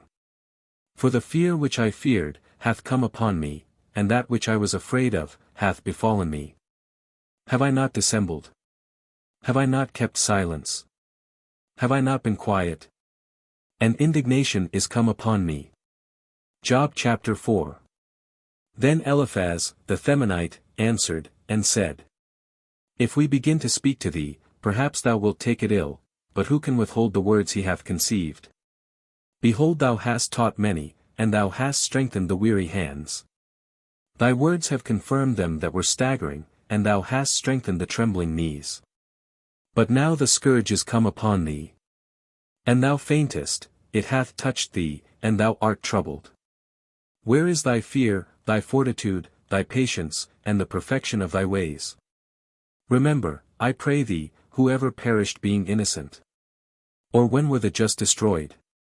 On the contrary, I have seen those who work iniquity, and sow sorrows, and reap them. Perishing by the blast of God, and consumed by the spirit of his wrath. The roaring of the lion, and the voice of the lioness, and the teeth of the whelps of lions, are broken. The tiger hath perished for want of prey, and the young lions are scattered abroad. Now there was a word spoken to me in private, and my ears by stealth, as it were, received the veins of its whisper. In the horror of a vision by night, when deep sleep is wont to hold men. Fear seized upon me, and trembling, and all my bones were affrighted. And when a spirit passed before me, the hair of my flesh stood up. There stood one whose countenance I knew not, an image before my eyes, and I heard the voice, as it were, of a gentle wind. Shall man be justified in comparison of God, or shall a man be more pure than his Maker? Shall man be justified in comparison of God, etc.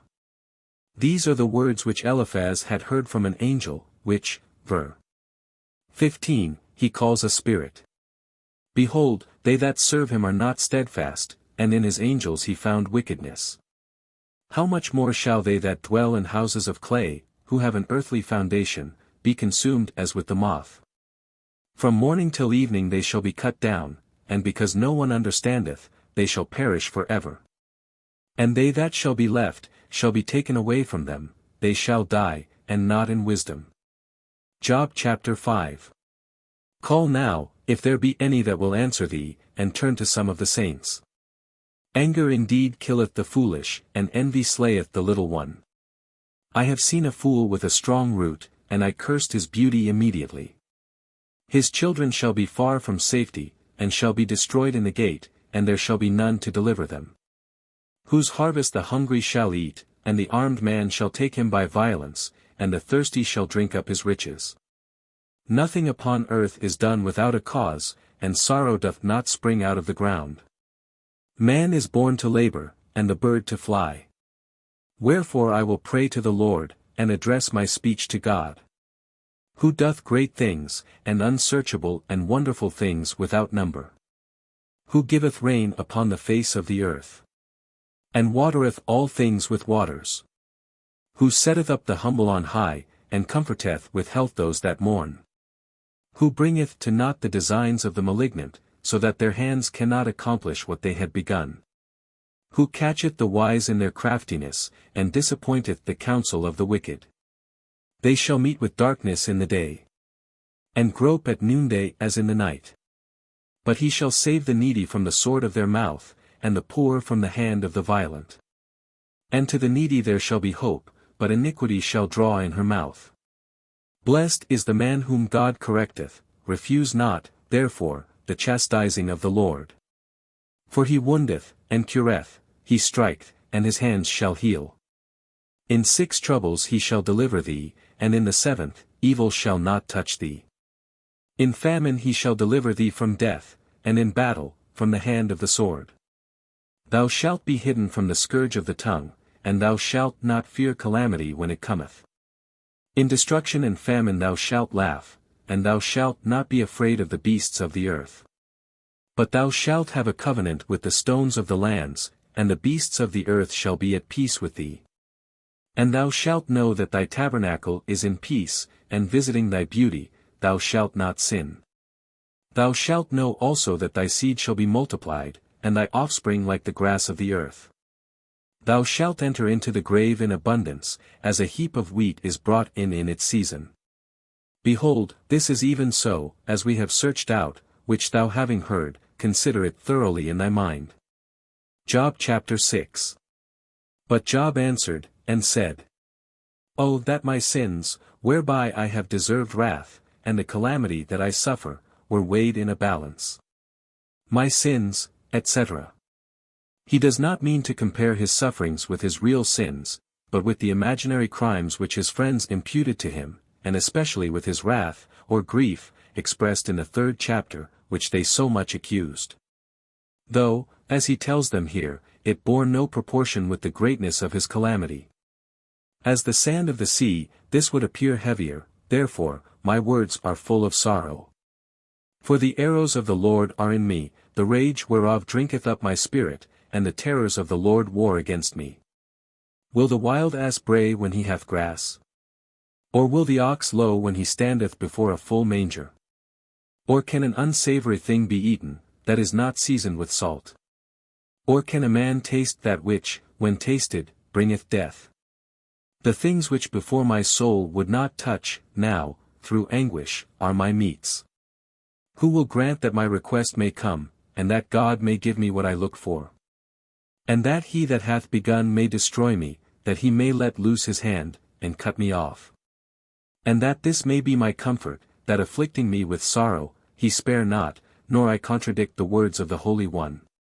For what is my strength, that I can hold out? Or what is my end, that I should keep patience? My strength is not the strength of stones, nor is my flesh of brass. Behold, there is no help for me in myself, and my familiar friends also are departed from me. He that taketh away mercy from his friend, forsooketh the fear of the Lord. My brethren have passed by me, as the torrent that passeth swiftly in the valleys. They that fear the hoary frost, the snow shall fall upon them. At the time when they shall be scattered they shall perish, and after it groweth hot, they shall be melted out of their place. The paths of their steps are entangled, they shall walk in vain, and shall perish. Consider the paths of Thema, the ways of Saba, and wait a little while. They are confounded, because I have hoped, they are come also even unto me, and are covered with shame. Now you are come, and now, seeing my affliction, you are afraid. Did I say, bring to me, and give me of your substance? Or deliver me from the hand of the enemy, and rescue me out of the hand of the mighty? Teach me, and I will hold my peace, and if I have been ignorant of anything, instruct me. Why have you detracted the words of truth, whereas there is none of you that can reprove me? You dress up speeches only to rebuke, and you utter words to the wind. You rush in upon the fatherless, and you endeavor to overthrow your friend. However, finish what you have begun, give ear and see whether I lie. Answer, I beseech you, without contention, and speaking that which is just, judge ye. And you shall not find iniquity in my tongue, neither shall folly sound in my mouth. Job chapter 7. The life of man upon earth is a warfare, and his days are like the days of a hireling. As a servant longeth for the shade, as the hireling looketh for the end of his work. So I also have had empty months, and have numbered to myself wearisome nights. If I lie down to sleep, I shall say, when shall I rise? And again, I shall look for the evening, and shall be filled with sorrows even till darkness. My flesh is clothed with rottenness and the filth of dust, my skin is withered and drawn together. My days have passed more swiftly than the web is cut by the weaver, and are consumed without any hope. Remember that my life is but wind, and my eye shall not return to see good things. Nor shall the sight of man behold me, thy eyes are upon me, and I shall be no more. As a cloud is consumed, and passeth away, so he that shall go down to hell shall not come up. Nor shall he return any more into his house, neither shall his place know him any more. Wherefore, I will not spare my month, I will speak in the affliction of my spirit, I will talk with the bitterness of my soul. Am I a sea, or a whale, that thou hast enclosed me in a prison? If I say, my bed shall comfort me, and I shall be relieved, speaking with myself on my couch. Thou wilt frighten me with dreams, and terrify me with visions. So that my soul rather chooseth hanging, and my bones death. I have done with hope, I shall now live no longer, spare me, for my days are nothing. What is a man, that thou shouldst magnify him, or why dost thou set thy heart upon him? Thou visitest him early in the morning, and thou provest him suddenly. How long wilt thou not spare me, nor suffer me to swallow down my spittle? I have sinned, what shall I do to thee, O keeper of men? Why hast thou set me opposite to thee, and am I become burdensome to myself? Why dost thou not remove my sin, and why dost thou not take away my iniquity? Behold, now I shall sleep in the dust, and if thou seek me in the morning, I shall not be. Job chapter 8. Then Baldad, the Suhite, answered, and said, How long wilt thou speak these things, and how long shall the words of thy mouth be like a strong wind? Doth God pervert judgment, or doth the Almighty overthrow that which is just? Although thy children have sinned against him, and he hath left them in the hand of their iniquity. Yet if thou wilt arise early to God, and wilt beseech the Almighty. If thou wilt walk clean and upright, he will presently awake unto thee. And will make the dwelling of thy justice peaceable. Insomuch, that if thy former things were small, thy latter things would be multiplied exceedingly. For inquire of the former generation, and search diligently into the memory of the fathers. For we are but of yesterday, and are ignorant that our days upon earth are but a shadow. And they shall teach thee, they shall speak to thee, and utter words out of their hearts. Can the rush be green without moisture? Or sedge bush grow without water? When it is yet in flower, and is not plucked you with the hand, it withereth before all herbs. Even so are the ways of all that forget God, and the hope of the hypocrite shall perish. His folly shall not please him, and his trust shall be like the spider's web. He shall lean upon his house, and it shall no stand, he shall prop it up, and it shall not rise. He seemeth to have moisture before the sun cometh, and at his rising, his blossom shall shoot forth. His roots shall be thick upon a heap of stones. And among the stones he shall abide. If one swallow him up out of his place, he shall deny him, and shall say, I know thee not. For this is the joy of his way, that others may spring again out of the earth. God will not cast away the simple, nor reach out his hand to the evildoer. Until thy mouth be filled with laughter, and thy lips with rejoicing. They that hate thee, shall be clothed with confusion, and the dwelling of the wicked shall not stand. Job chapter 9. And Job answered, and said, Indeed I know it is so, and that man cannot be justified, compared with God. If he will contend with him, he cannot answer him 1 for 1,000. He is wise in heart, and mighty in strength, who hath resisted him, and hath had peace? Who hath removed mountains, and they whom he overthrew in his wrath, knew it not? Who shake the earth out of her place, and the pillars thereof tremble? Who commandeth the sun, and it riseth not, and shutteth up the stars, as it were, under a seal? Who alone spreadeth out the heavens, and walketh upon the waves of the sea? Who mocketh Arcturus, and Orion, and Hyades, and the inner parts of the south? Arcturus, etc. These are names of stars or constellations.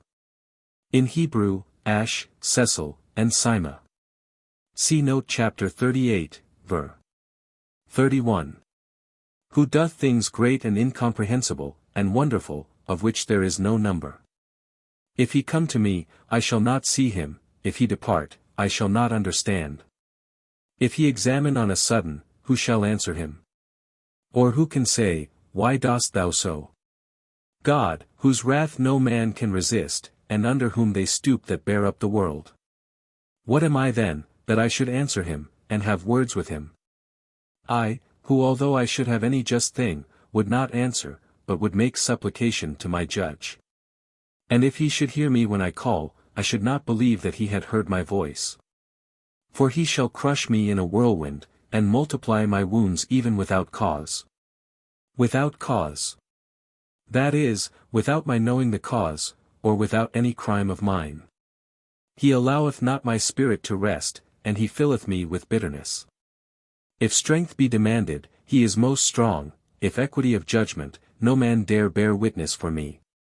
If I would justify myself, my own mouth shall condemn me, if I would shew myself innocent, he shall prove me wicked. Although I should be simple, even this my soul shall be ignorant of, and I shall be weary of my life. One thing there is that I have spoken, both the innocent and the wicked he consumeth. If he scourge, let him kill at once, and not laugh at the pains of the innocent.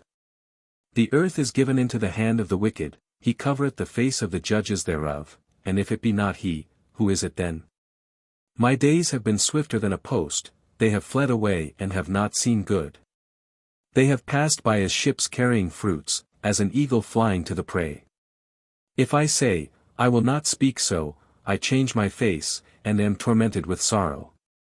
I feared all my works, knowing that thou didst not spare the offender. But if so also I am wicked, why have I labored in vain? If I be washed, as it were, with snow waters, and my hands shall shine ever 80. Clean. Yet thou shalt plunge me in filth, and my garments shall abhor me. For I shall not answer a man that is like myself, nor one that may be heard with me equally in judgment. There is none that may be able to reprove both, and to put his hand between both. Let him take his rod away from me, and let not his fear terrify me. I will speak, and will not fear him, for I cannot answer while I am in fear. Job chapter 10. My soul is weary of my life, I will let go my speech against myself, I will speak in the bitterness of my soul. I will say to God, do not condemn me, tell me why thou judgest me so. Doth it seem good to thee that thou shouldst calumniate me, and oppress me, the work of thy own hands, and help the counsel of the wicked? Hast thou eyes of flesh, or, shalt thou see as man seeth? Are thy days as the days of man, and are thy years as the times of men? That thou shouldst inquire after my iniquity, and search after my sin. And shouldst know that I have done no wicked thing, whereas there is no man that can deliver out of thy hand. Thy hands have made me, and fashioned me wholly round about, and dost thou thus cast me down headlong on a sudden? Remember, I beseech thee, that thou hast made me as the clay, and thou wilt bring me into dust. Hast thou not milked me as milk, and curdled me like cheese? Thou hast clothed me with skin and flesh, thou hast put me together with bones and sinews. Thou hast granted me life and mercy, and thy visitation hath preserved my spirit. Although thou conceal these things in thy heart, yet I know that thou rememberest all things. If I have sinned, and thou hast spared me for an hour, why dost thou not suffer me to be clean from my iniquity? And if I be wicked, woe unto me, and if just, I shall not lift up my head, being filled with affliction and misery. And for pride thou wilt take me as a lioness, and returning, thou tormentest me wonderfully. Thou renewest thy witnesses against me, and multipliest thy wrath upon me, and pains war against me. Why didst thou bring me forth out of the womb? Oh, that I had been consumed, that I might not see me. I should have been as if I had not been, carried from the womb to the grave. Shall not the fewness of my days be ended shortly?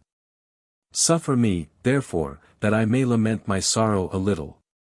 Before I go and return no more, to a land that is dark and covered with the mist of death. A land of misery and darkness, where the shadow of death, and no order. But everlasting horror dwelleth. Job chapter 11. Zophar reproves Job, for justifying himself, and invites him to repentance. Then Zophar the Naamathite answered, and said, Shall not he that speaketh much, hear also? Or shall a man full of talk be justified? Shall men hold their peace to thee only? And when thou hast mocked others, shall no man confute thee? For thou hast said, My word is pure, and I am clean in thy sight. And I wish that God would speak with thee, and would open his lips to thee. That he might shew thee the secrets of wisdom, and that his law is manifold, and thou mightest understand that he exacteth much less of thee, than thy iniquity deserveth. Peradventure thou wilt comprehend the steps of God, and wilt find out the Almighty perfectly. He is higher than heaven, and what wilt thou do? He is deeper than hell, and how wilt thou know? The measure of him is longer than the earth, and broader than the sea. If he shall overturn all things, or shall press them together, who shall contradict him? For he knoweth the vanity of men, and when he seeth iniquity, doth he not consider it? A vain man is lifted up into pride, and thinketh himself born free like a wild ass's colt. But thou hast hardened thy heart, and hast spread thy hands to him. If thou wilt put away from thee the iniquity that is in thy hand, and let not injustice remain in thy tabernacle, then mayst thou lift up thy face without spot, and thou shalt be steadfast, and shalt not fear. Thou shalt also forget misery, and remember it only as waters that are passed away. And brightness like that of the noonday, shall arise to thee at evening, and when thou shalt think thyself consumed, thou shalt rise as the day star. And thou shalt have confidence, hope being set before thee, and being buried thou shalt sleep secure. Thou shalt rest, and there shall be none to make thee afraid, and many shall entreat thy face. But the eyes of the wicked shall decay, and the way to escape shall fail them, and their hope the abomination of the soul. Job chapter 12. Job's reply to Zophar. He extols God's power and wisdom. Then Job answered, and said, Are you then men alone, and shall wisdom die with you? I also have a heart as well as you, for who is ignorant of these things, which you know? He that is mocked by his friends as I, shall call upon God and he will hear him, for the simplicity of the just man is laughed to scorn. The lamp despised in the thoughts of the rich, is ready for the time appointed. The tabernacles of robbers abound, and they provoke God boldly, whereas it is he that hath given all into their hands. But ask now the beasts, and they shall teach thee, and the birds of the air, and they shall tell thee. Speak to the earth, and it shall answer thee, and the fishes of the sea shall tell. Who is ignorant that the hand of the Lord hath made all these things? In whose hand is the soul of every living thing, and the spirit of all flesh of man? Doth not the ear discern words, and the palate of him that eateth, the taste? In the ancient is wisdom, and in length of days prudence. With him is wisdom and strength, he hath counsel and understanding. If he pull down, there is no man that can build up, if he shut up a man, there is none that can open. If he withhold the waters, all things shall be dried up, and if he send them out, they shall overturn the earth. With him is strength and wisdom, he knoweth both the deceivers, and him that is deceived. He bringeth counselors to a foolish end, and judges to insensibility. He looseth the belt of kings, and girdeth their loins with a cord. He letteth away priests without glory, and overthroweth nobles. He changeth the speech of the true speakers, and taketh away the doctrine of the aged. He poureth contempt upon princes, and relieveth them that were oppressed. He discovereth deep things out of darkness, and bringeth up to light the shadow of death. He multiplieth nations, and destroyeth them, and restoreth them again after they were overthrown. He changeth the heart of the princes of the people of the earth, and deceiveth them that they walk in vain where there is no way. They shall grope as in the dark, and not in the light, and he shall make them stagger like men that are drunk. Job chapter 13. Job persists in maintaining his innocence, and reproves his friends. Behold, my eye hath seen all these things, and my ear hath heard them, and I have understood them all. According to your knowledge I also know, neither am I inferior to you. But yet I will speak to the Almighty, and I desire to reason with God. Having first shown that you are forgers of lies, and maintainers of perverse opinions. And I wish you would hold your peace, that you might be thought to be wise men. Hear ye therefore my reproof, and attend to the judgment of my lips. Hath God any need of your lie, that you should speak deceitfully for him? Do you accept this person, and do you endeavor to judge for God? Or shall it please him, from whom nothing can be concealed? Or shall he be deceived as a man, with your deceitful dealings? He shall reprove you, because in secret you accept his person. As soon as he shall move himself, he shall trouble you, and his dread shall fall upon you. Your remembrance shall be compared to ashes, and your necks shall be brought to clay. Hold your peace a little while, that I may speak whatsoever my mind shall suggest to me. Why do I tear my flesh with my teeth, and carry my soul in my hands? Although he should kill me, I will trust in him, but yet I will reprove my ways in his sight.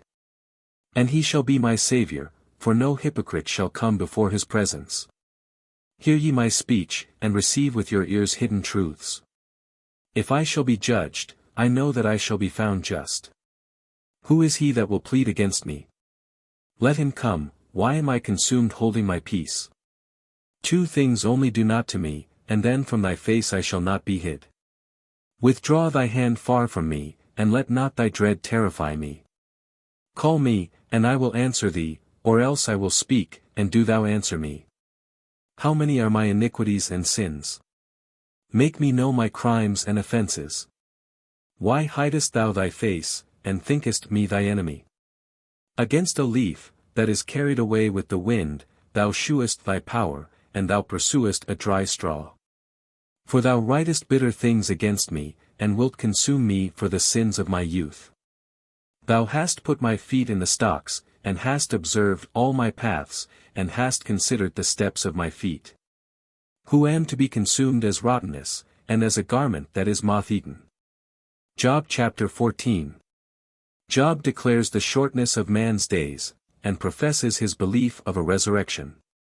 Man born of a woman, living for a short time, is filled with many miseries. Who cometh forth like a flower, and is destroyed, and fleeth as a shadow, and never continueth in the same state. And dost thou think it meet to open thy eyes upon such an one, and to bring him into judgment with thee? Who can make him clean that is conceived of unclean seed? Is it not thou who only art? The days of man are short, and the number of his months is with thee, thou hast appointed his bounds which cannot be passed. Depart a little from him, that he may rest until his wished-for day come, as that of the hireling. A tree hath hope, if it be cut, it groweth green again, and the boughs thereof sprout. If its roots be old in the earth, and its stock be dead in the dust. At the scent of water, it shall spring, and bring forth leaves, as when it was first planted. But man when he shall be dead, and stripped and consumed, I pray you where is he? As if the waters should depart out of the sea, and an emptied river should be dried up. So man when he is fallen asleep shall not rise again, till the heavens be broken, he shall not awake, nor rise up out of his sleep. Who will grant me this, that thou mayst protect me in hell, and hide me till thy wrath pass, and appoint me a time when thou wilt remember me? That thou mayst protect me in hell. That is, in the state of the dead. And in the place where the souls are kept waiting for their Redeemer. Shall man that is dead, thinkest thou, live again? All the days in which I am now in warfare, I expect until my change come. Thou shalt call me, and I will answer thee, to the work of thy hands thou shalt reach out thy right hand. Thou indeed hast numbered my steps, but spare my sins. Thou hast sealed up my offences as it were in a bag, but hast cured my iniquity. A mountain falling cometh to naught, and a rock is removed out of its place. Waters wear away the stones, and with inundation the ground by little and little is washed away, so in like manner thou shalt destroy man. Thou hast strengthened him for a little while, that he may pass away for ever, thou shalt change his face, and shalt send him away. Whether his children come to honor or dishonor, he shall not understand. But yet his flesh, while he shall live, shall have pain, and his soul shall mourn over him. Job chapter 15. Eliphaz returns to the charge against Job, and describes the wretched state of the wicked. And Eliphaz the Themanite answered, and said, Will a wise man answer as if he were speaking in the wind, and fill his stomach with burning heat? Thou reprovest him by words, who is not equal to thee, and thou speakest that which is not good for thee. As much as is in thee, thou hast made void fear, and hast taken away prayers from before God. Thou hast made void fear. That is, cast off the fear of offending God. For thy iniquity hath taught thy mouth, and thou imitatest the tongue of blasphemers. Thy own mouth shall condemn thee, and not I, and thy own lips shall answer thee. Art thou the first man that was born, or wast thou made before the hills? Hast thou heard God's counsel, and shall his wisdom be inferior to thee? What knowest thou that we are ignorant of? What dost thou understand that we know not? There are with us also aged and ancient men, much elder than thy fathers. Is it a great matter that God should comfort thee? But thy wicked words hinder this. Why doth thy heart elevate thee, and why dost thou stare with thy eyes, as if they were thinking great things? Why doth thy spirit swell against God, to utter such words out of thy mouth? What is man that he should be without spot, and he that is born of a woman that he should appear just? Behold, among his saints none is unchangeable, and the heavens are not pure in his sight. How much more is man abominable, and unprofitable, who drinketh iniquity like water? I will shew thee, hear me, and I will tell thee what I have seen. Wise men confess and hide not their fathers. Wise men confess and hide not their fathers. That is, the knowledge and documents they have received from their fathers they are not ashamed to own. To whom alone the earth was given, and no stranger hath passed among them. The wicked man is proud all his days, and the number of the years of his tyranny is uncertain. The sound of dread is always in his ears, and when there is peace, he always suspecteth treason. He believeth not that he may return from darkness to light, looking round about for the sword on every side. When he moveth himself to seek bread, he knoweth that the day of darkness is ready at his hand. Tribulation shall terrify him, and distress shall surround him, as a king that is prepared for the battle. For he hath stretched out his hand against God, and hath strengthened himself against the Almighty. He hath run against him with his neck raised up, and is armed with a fat neck. Fatness hath covered his face, and the fat hangeth down on his sides. He hath dwelt in desolate cities, and in desert houses that are reduced into heaps. He shall not be enriched, neither shall his substance continue, neither shall he push his root in the earth. He shall not depart out of darkness, the flame shall dry up his branches, and he shall be taken away by the breath of his own mouth. He shall not believe, being vainly deceived by error, that he may be redeemed with any price. Before his days be full he shall perish, and his hands shall wither away. He shall be blasted as a vine when its grapes are in the first flower, and as an olive tree that casteth its flower.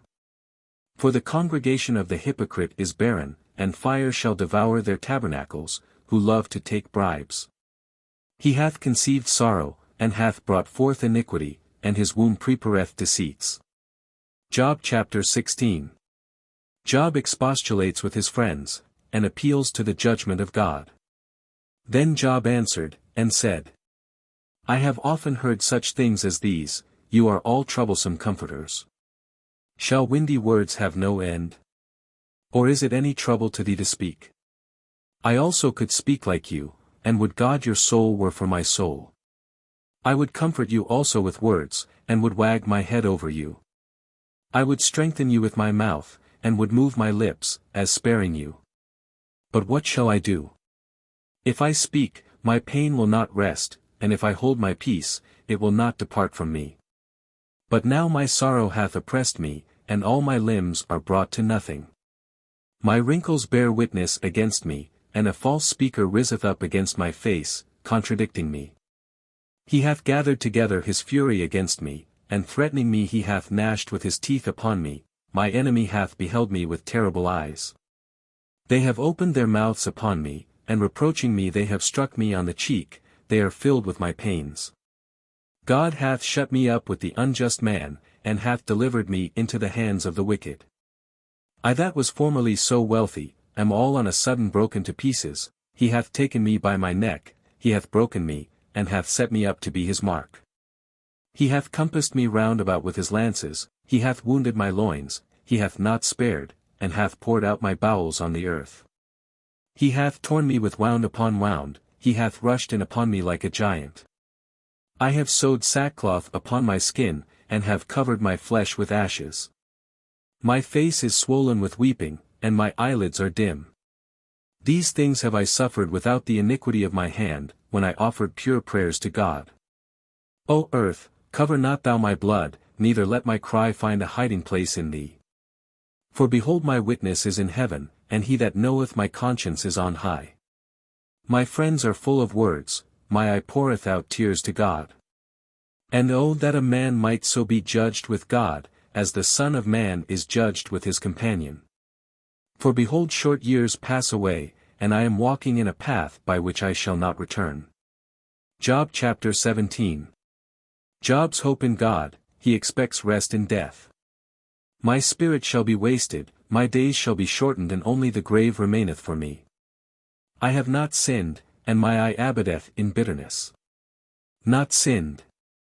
That is, I am not guilty of such sins as they charge me with. Deliver me, O Lord, and set me beside thee, and let any man's hand fight against me. Thou hast set their heart far from understanding, therefore they shall not be exalted. He promiseth a prey to his companions, and the eyes of his children shall fail. He hath made me as it were a byword of the people, and I am an example before them. My eye is dim through indignation, and my limbs are brought as it were to nothing. The just shall be astonished at this, and the innocent shall be raised up against the hypocrite. And the just man shall hold on his way, and he that hath clean hands shall be stronger and stronger. Wherefore be you all converted, and come, and I shall not find among you any wise man. My days have passed away, my thoughts are dissipated, tormenting my heart. They have turned night into day, and after darkness I hope for light again. If I wait, hell is my house, and I have made my bed in darkness. Hell. Sheol. The region of the dead. I have said to rottenness, thou art my father, to worms, my mother and my sister. Where is now then my expectation, and who considereth my patience? All that I have shall go down into the deepest pit, thinkest thou that there at least I shall have rest? Deepest pit. Literally, hell. Job chapter 18. Baldad again reproves Job and describes the miseries of the wicked. Then Baldad the Suhite answered, and said, How long will you throw out words? Understand first, and so let us speak. Why are we reputed as beasts, and counted vile before you? Thou that destroyest thy soul in thy fury, shall the earth be forsaken for thee, and shall rocks be removed out of their place? Shall not the light of the wicked be extinguished, and the flame of his fire not shine? The light shall be dark in his tabernacle, and the lamp that is over him, shall be put out. The step of his strength shall be straitened, and his own counsel shall cast him down headlong. For he hath thrust his feet into a net, and walketh in its meshes. The sole of his foot shall be held in a snare, and thirst shall burn against him. A gin is hidden for him in the earth, and his trap upon the path. Fears shall terrify him on every side, and shall entangle his feet. Let his strength be wasted with famine, and let hunger invade his ribs. Let it devour the beauty of his skin, let the firstborn death consume his arms. Let his confidence be rooted out of his tabernacle, and let destruction tread upon him like a king. Let the companions of him that is not, dwell in his tabernacle, let brimstone be sprinkled in his tent. Let his roots be dried up beneath, and his harvest destroyed above. Let the memory of him perish from the earth, and let not his name be renowned in the streets. He shall drive him out of light into darkness, and shall remove him out of the world. His seed shall not subsist, nor his offspring among his people, nor any remnants in his country. They that come after him shall be astonished at his day, and horror shall fall upon them that went before. These then are the tabernacles of the wicked, and this the place of him that knoweth not God. Job chapter 19.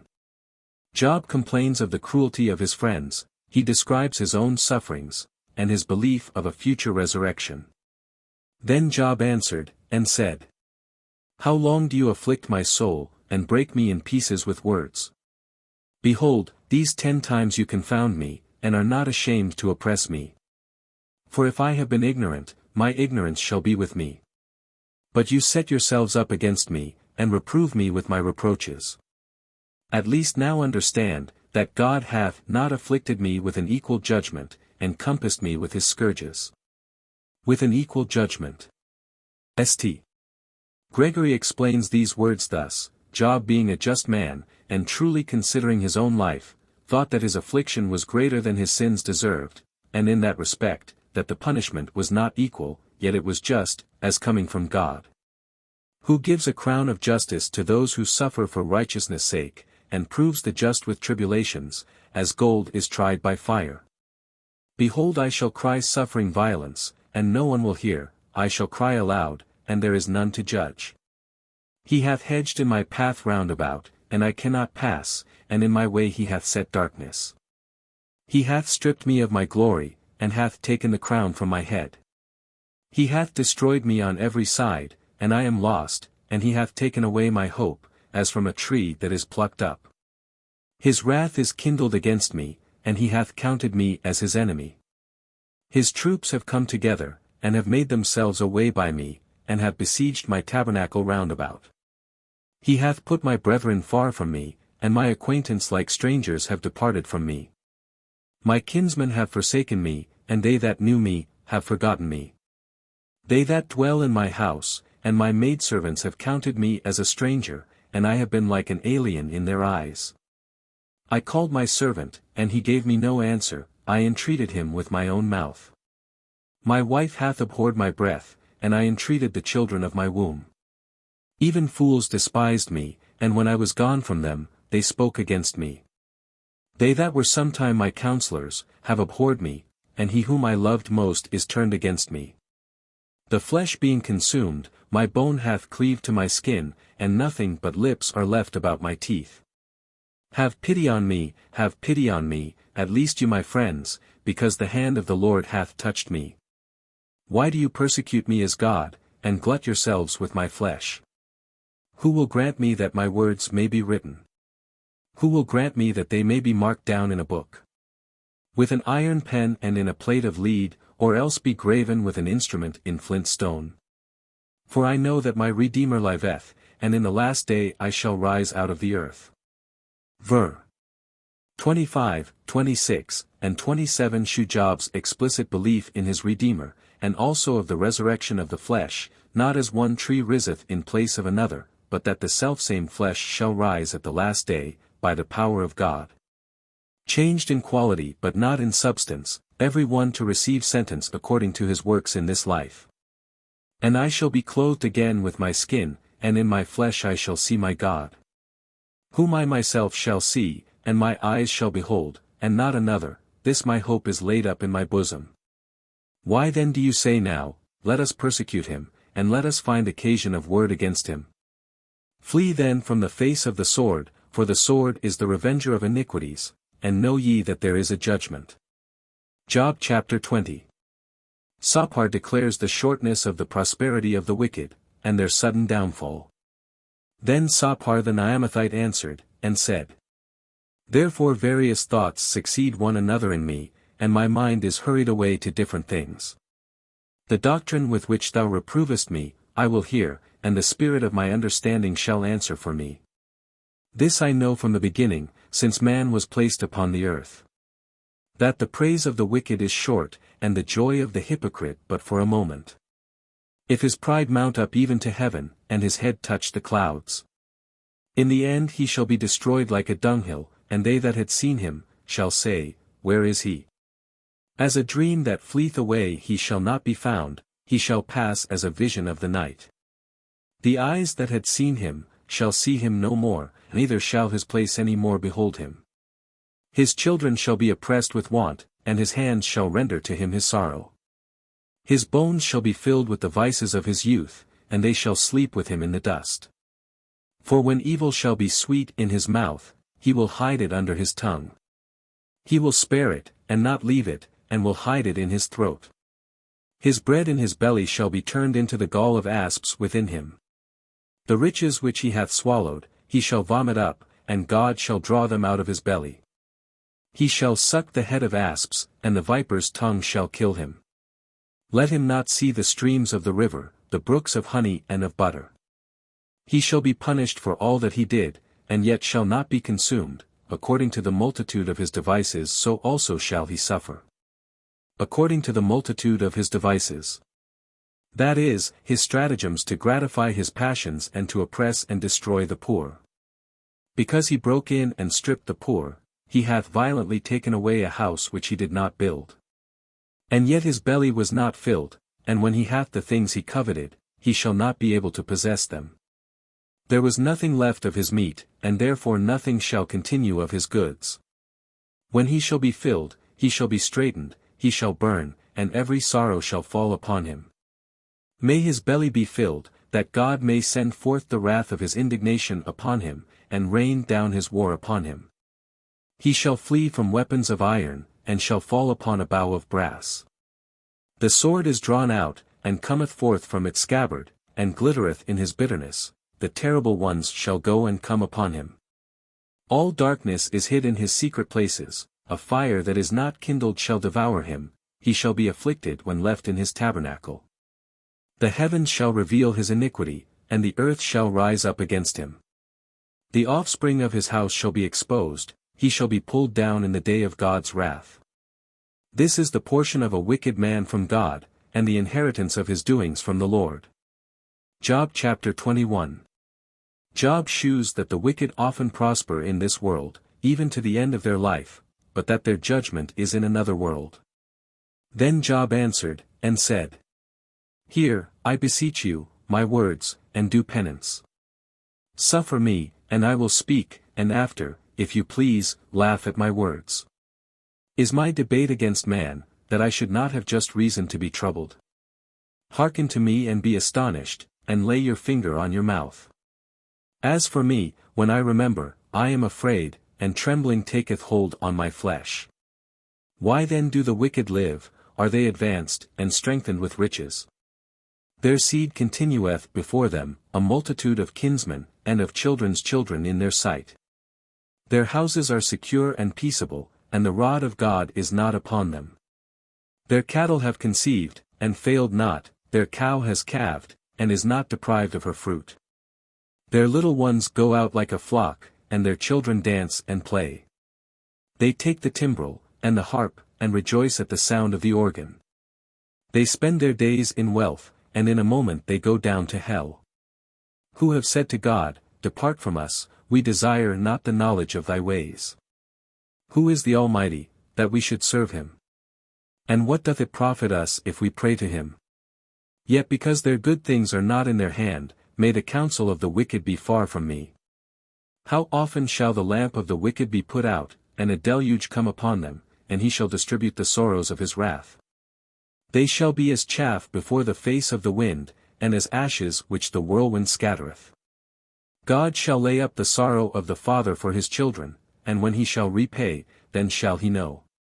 His eyes shall see his own destruction, and he shall drink of the wrath of the Almighty. For what is it to him what befalleth his house after him, and if the number of his months be diminished by 1/2. Shall any one teach God knowledge, who judgeth those that are high? One man dieth strong, and hale, rich and happy. His bowels are full of fat, and his bones are moistened with marrow. But another dieth in bitterness of soul without any riches. And yet they shall sleep together in the dust, and worms shall cover them. Surely I know your thoughts, and your unjust judgments against me. For you say, Where is the house of the prince? And where are the dwelling places of the wicked? Ask any one of them that go by the way, and ye shall perceive that he knoweth these same things. Because the wicked man is reserved to the day of destruction, and he shall be brought to the day of wrath. Who shall reprove his way to his face? And who shall repay him what he hath done? He shall be brought to the graves, and shall watch in the heap of the dead. He hath been acceptable to the gravel of Cocytus, and he shall draw every man after him, and there are innumerable before him. Acceptable to the gravel of Cocytus. The Hebrew word, which est. Jerome has here rendered by the name Cocytus, which the poets represent as a river in hell, signifies a valley or a torrent, and in this place, is taken for the low region of death and hell, which willingly, as it were, receives the wicked at their death, who are ushered in by innumerable others that have gone before them, and are followed by multitudes above number.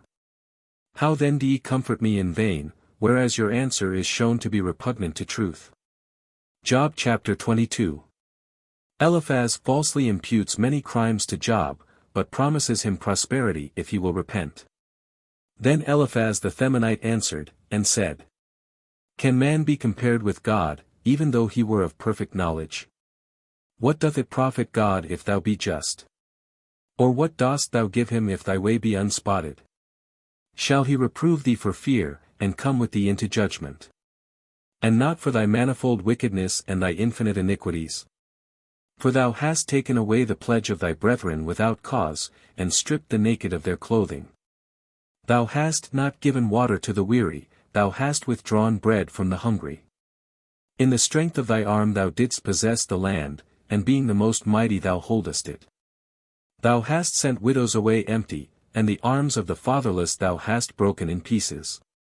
Therefore art thou surrounded with shares, and sudden fear troubleth thee. And didst thou think that thou shouldst not see darkness, and that thou shouldst not be covered with the violence of overflowing waters? Dost not thou think that God is higher than heaven, and is elevated above the height of the stars? And thou sayest, What doth God know? And he judgeth as it were through a mist. The clouds are his covert, and he doth not consider our things, and he walketh about the poles of heaven. Dost thou desire to keep the path of ages, which wicked men have trodden? Who were taken away before their time, and a flood hath overthrown their foundation. Who said to God, Depart from us, and looked upon the Almighty as if he could do nothing. Whereas he had filled their houses with good things, whose way of thinking be far from me. The just shall see, and shall rejoice, and the innocent shall laugh them to scorn. Is not their exaltation cut down, and hath not fire devoured the remnants of them? Submit thyself then to him, and be at peace, and thereby thou shalt have the best fruits. Receive the law of his mouth, and lay up his words in thy heart. If thou wilt return to the Almighty, thou shalt be built up, and shalt put away iniquity far from thy tabernacle. He shall give for earth flint, and for flint torrents of gold. And the Almighty shall be against thy enemies, and silver shall be heaped together for thee. Then shalt thou abound in delights in the Almighty, and shalt lift up thy face to God. Thou shalt pray to him, and he will hear thee, and thou shalt pay vows. Thou shalt decree a thing, and it shall come to thee, and light shall shine in thy ways. For he that hath been humbled, shall be in glory, and he that shall bow down his eyes, he shall be saved. The innocent shall be saved, and he shall be saved by the cleanness of his hands. Job chapter 23. Job wishes to be tried at God's tribunal. Then Job answered, and said, Now also my words are in bitterness, and the hand of my scourge is more grievous than my mourning. Who will grant me that I might know and find him, and come even to his throne? I would set judgment before him, and would fill my mouth with complaints. That I might know the words that he would answer me, and understand what he would say to me. I would not that he should contend with me with much strength, nor overwhelm me with the weight of his greatness. Let him propose equity against me, and let my judgment come to victory. But if I go to the east, he appeareth not. If to the west, I shall not understand him. If to the left hand, what shall I do? I shall not take hold on him. If I turn myself to the right hand, I shall not see him. But he knoweth my way, and has tried me as gold that passeth through the fire. My foot hath followed his steps, I have kept his way, and have not declined from it. I have not departed from the commandments of his lips, and the words of his mouth I have hid in my bosom. For he is alone, and no man can turn away his thought, and whatsoever his soul hath desired, that hath he done. And when he shall have fulfilled his will in me, many other like things are also at hand with him.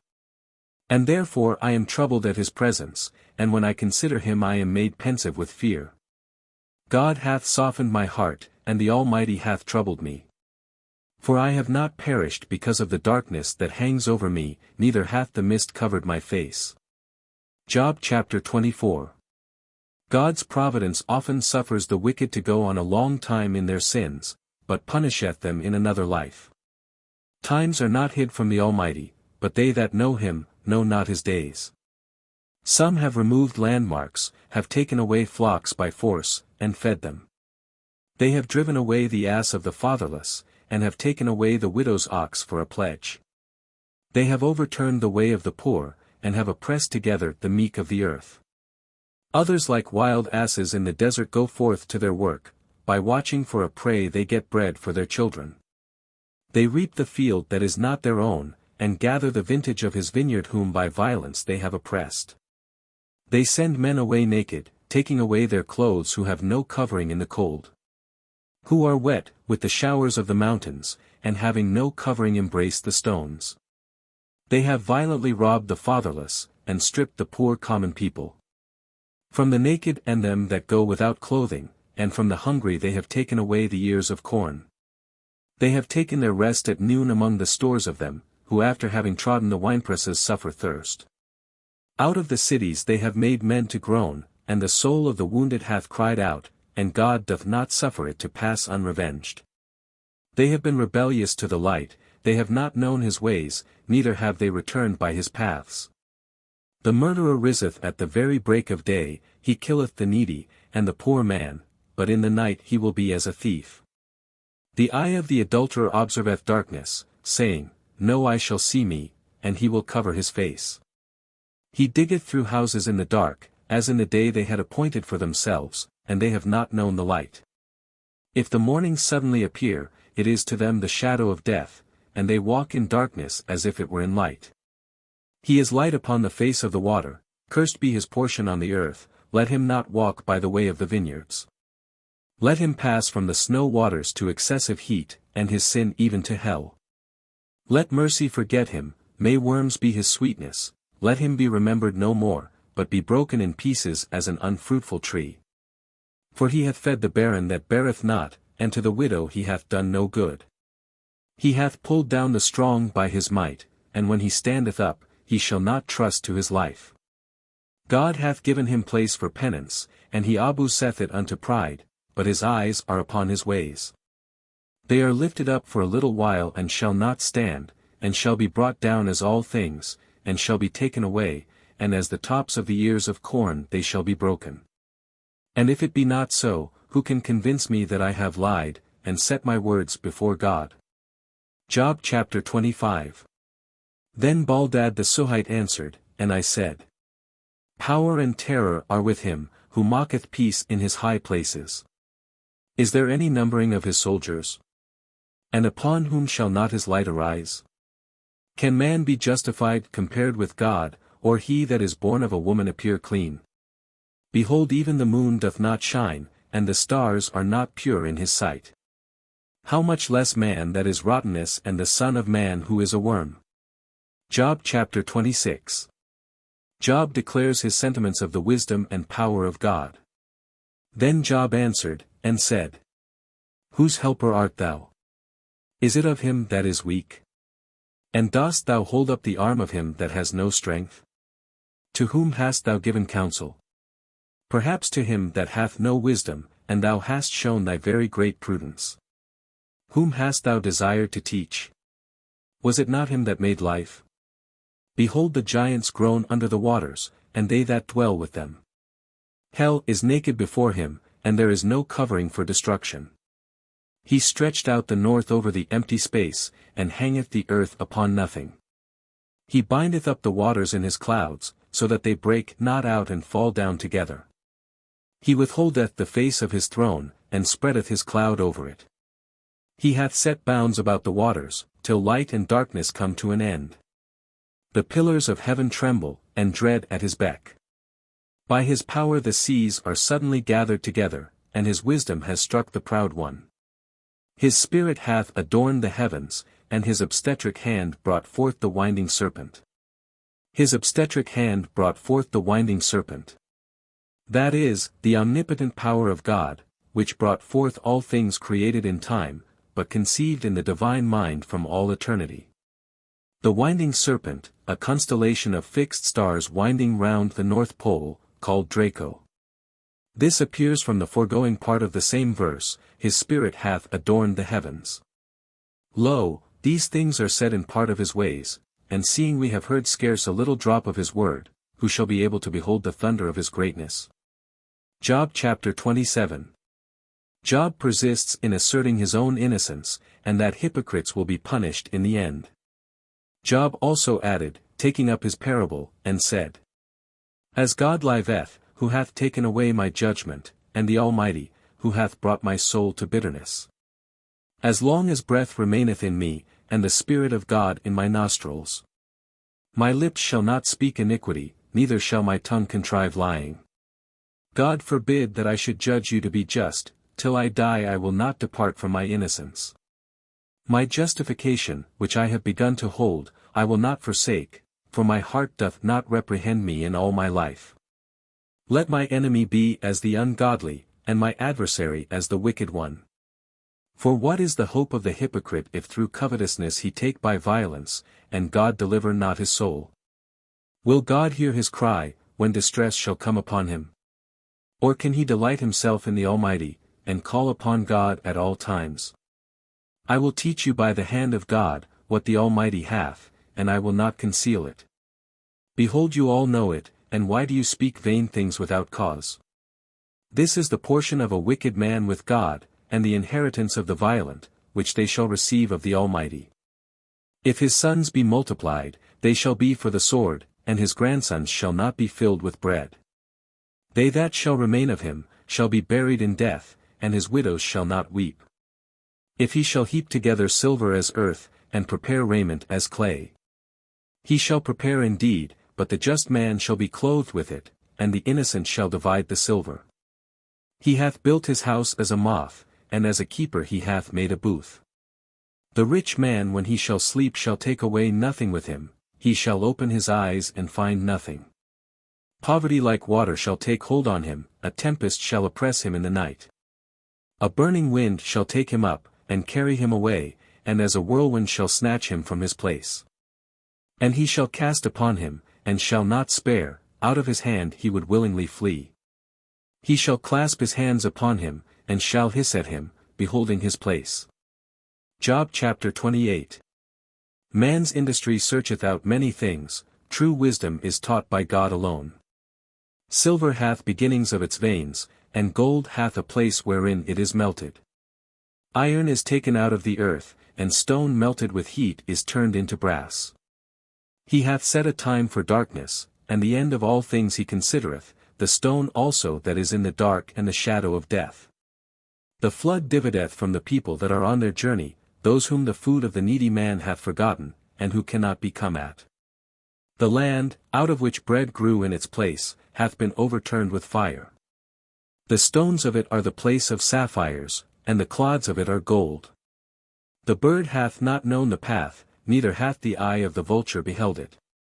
The children of the merchants have not trodden it, neither hath the lioness passed by it. He hath stretched forth his hand to the flint, he hath overturned mountains from the roots. In the rocks he hath cut out rivers, and his eye hath seen every precious thing.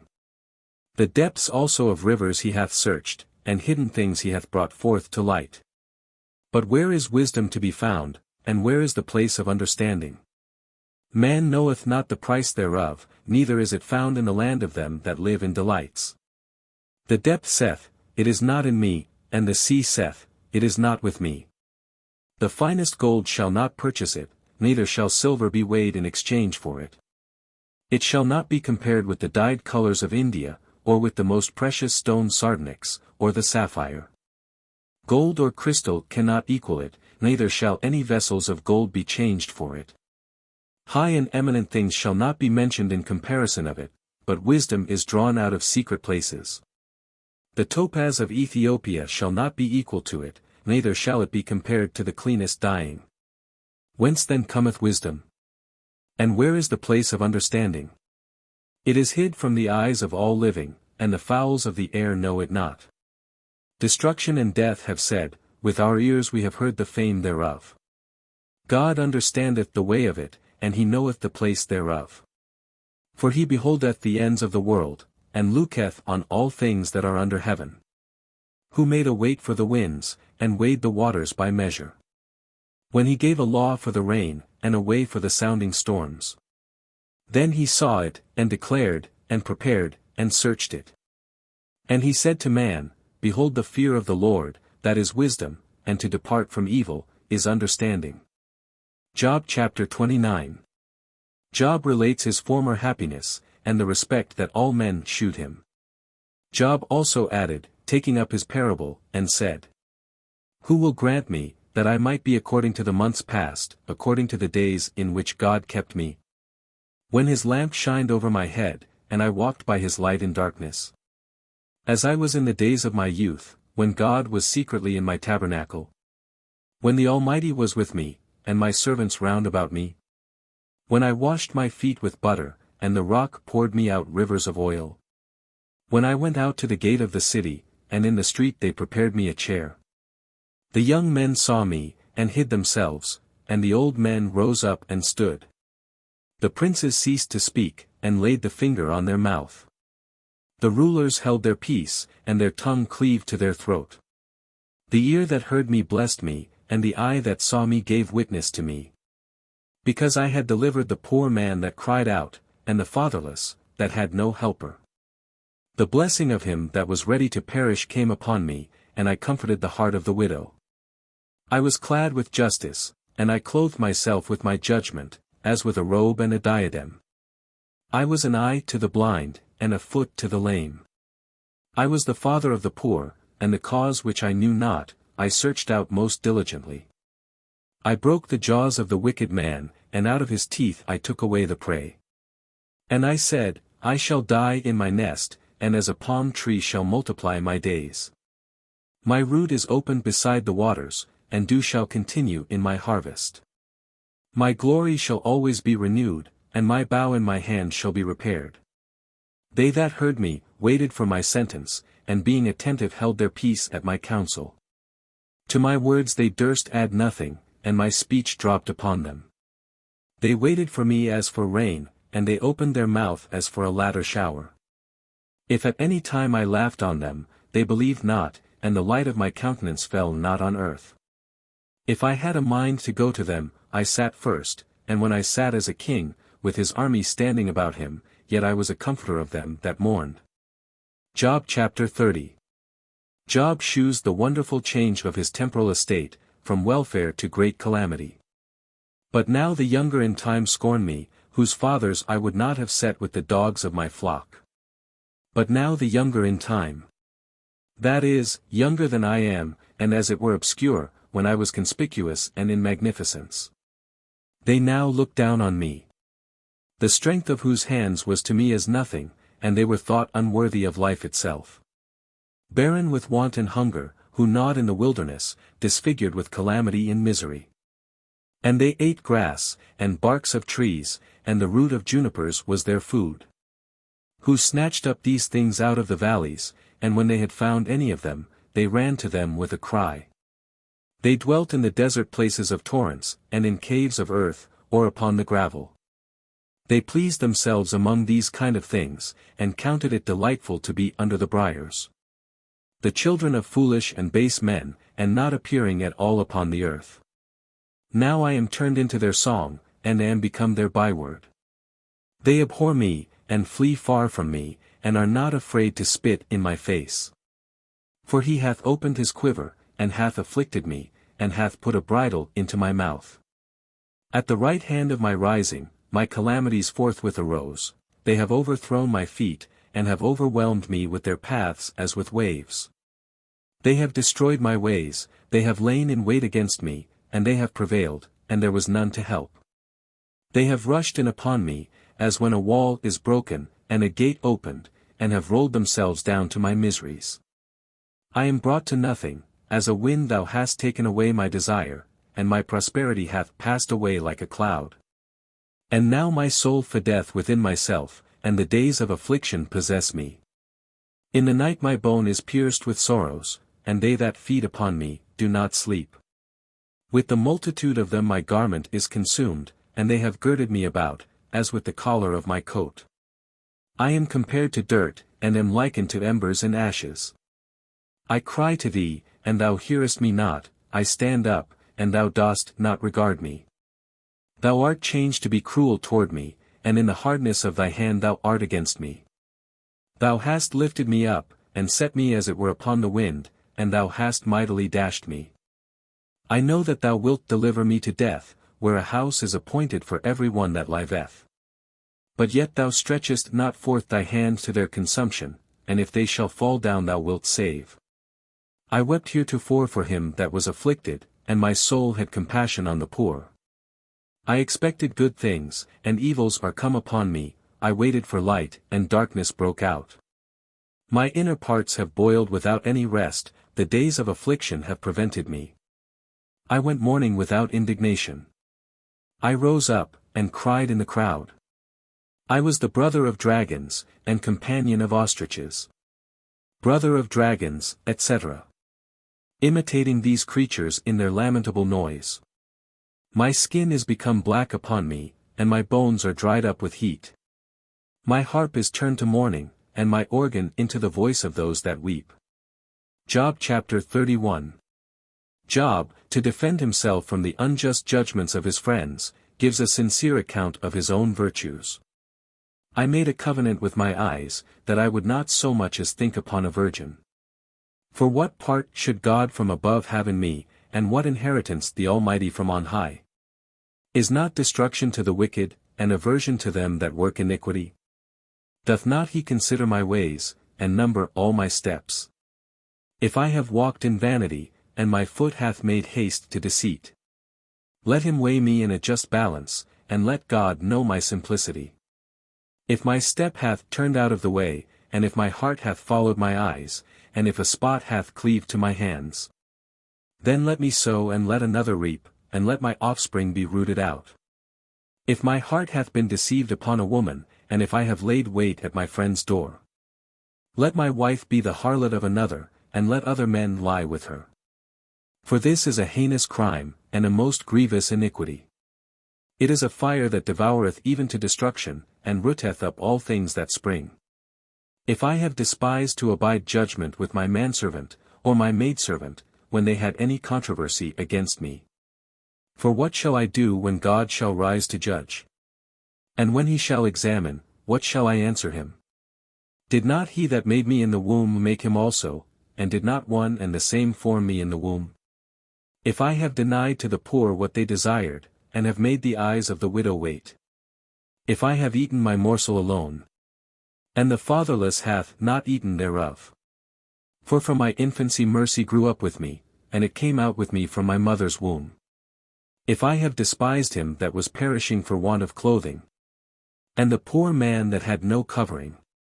If his sides have not blessed me, and if he were not warmed with the fleece of my sheep.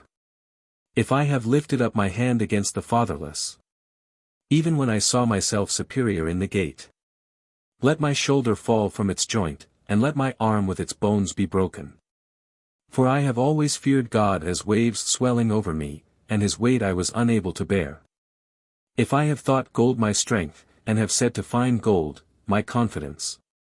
If I have rejoiced over my great riches, and because my hand had gotten much. If I beheld the sun when it shined and the moon going in brightness.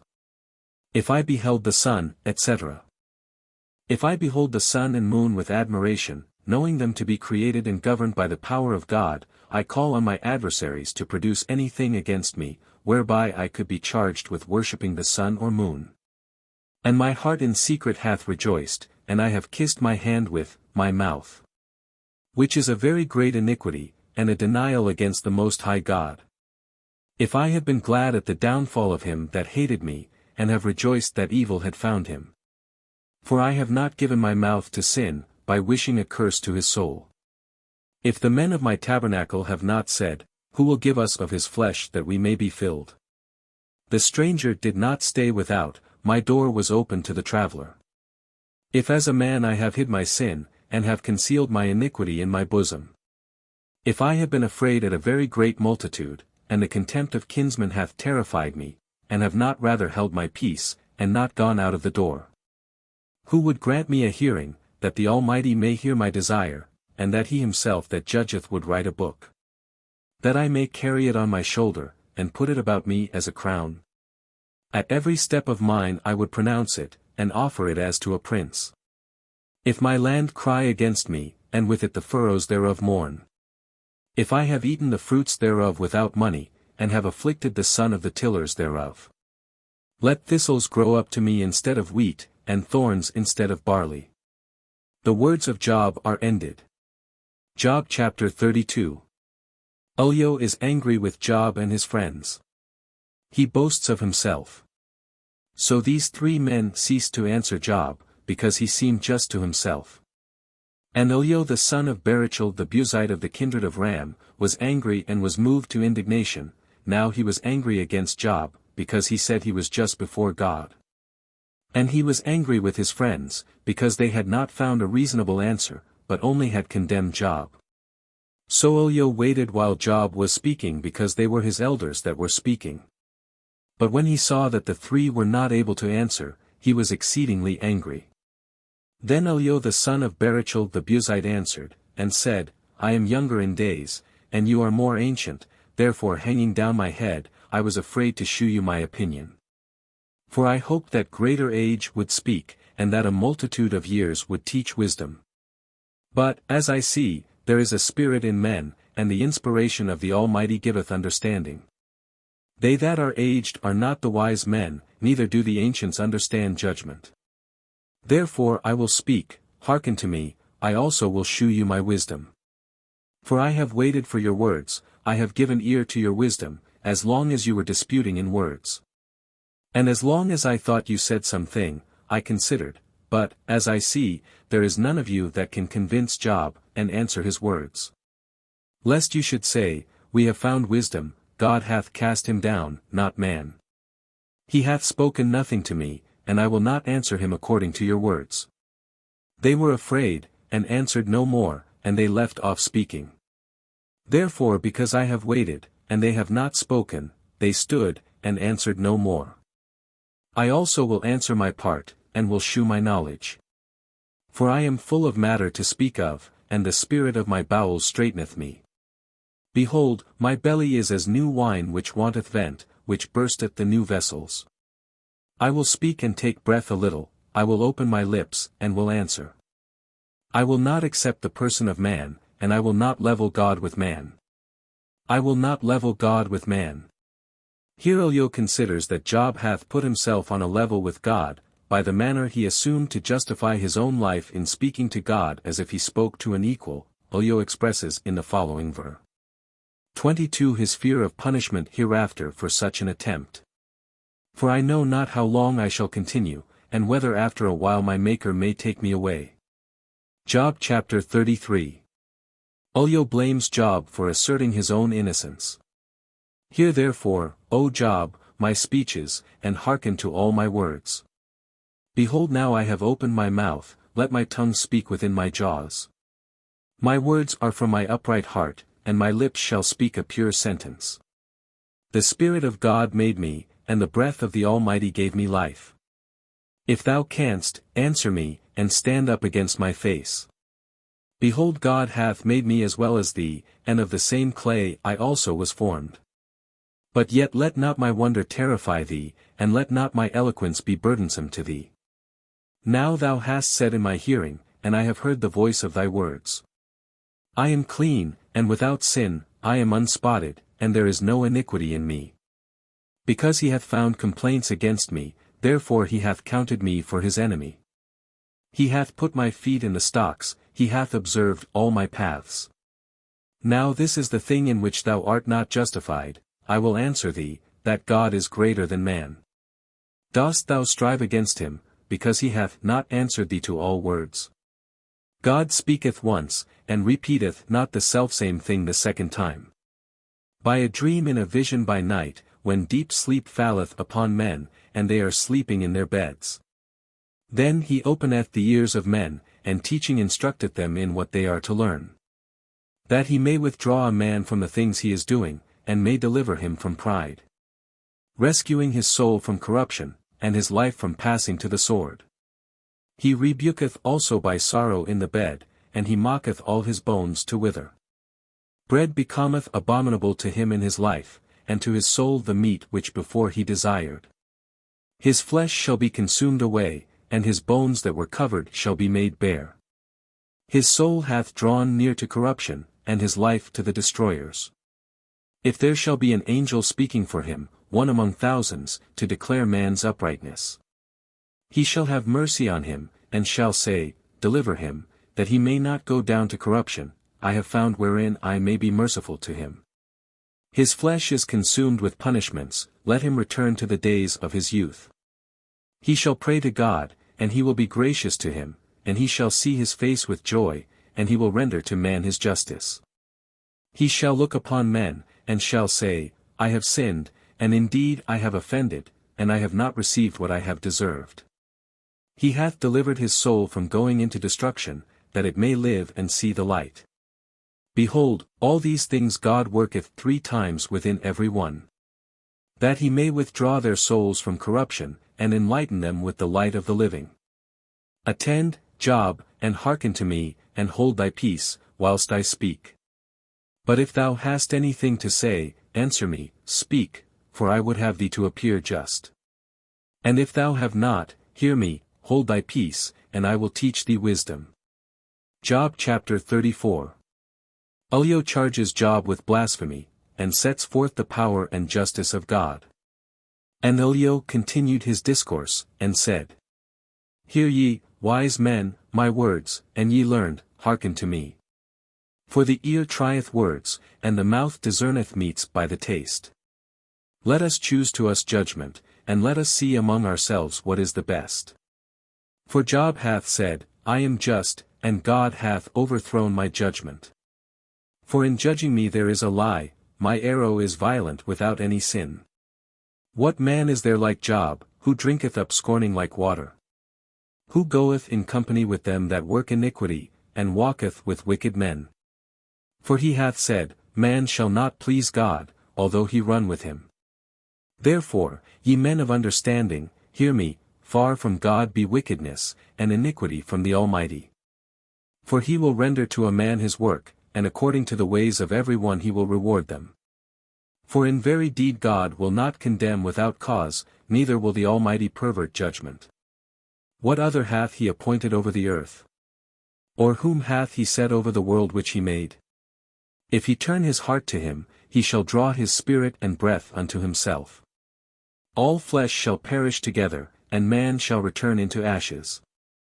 If then thou hast understanding, hear what is said, and hearken to the voice of my words. Can he be healed that loveth not judgment? And how dost thou so far condemn him that is just? Who saith to the king, Thou art an apostate, who calleth rulers ungodly? Who accepteth not the persons of princes, nor hath regarded the tyrant, when he contended against the poor man, for all are the work of his hands.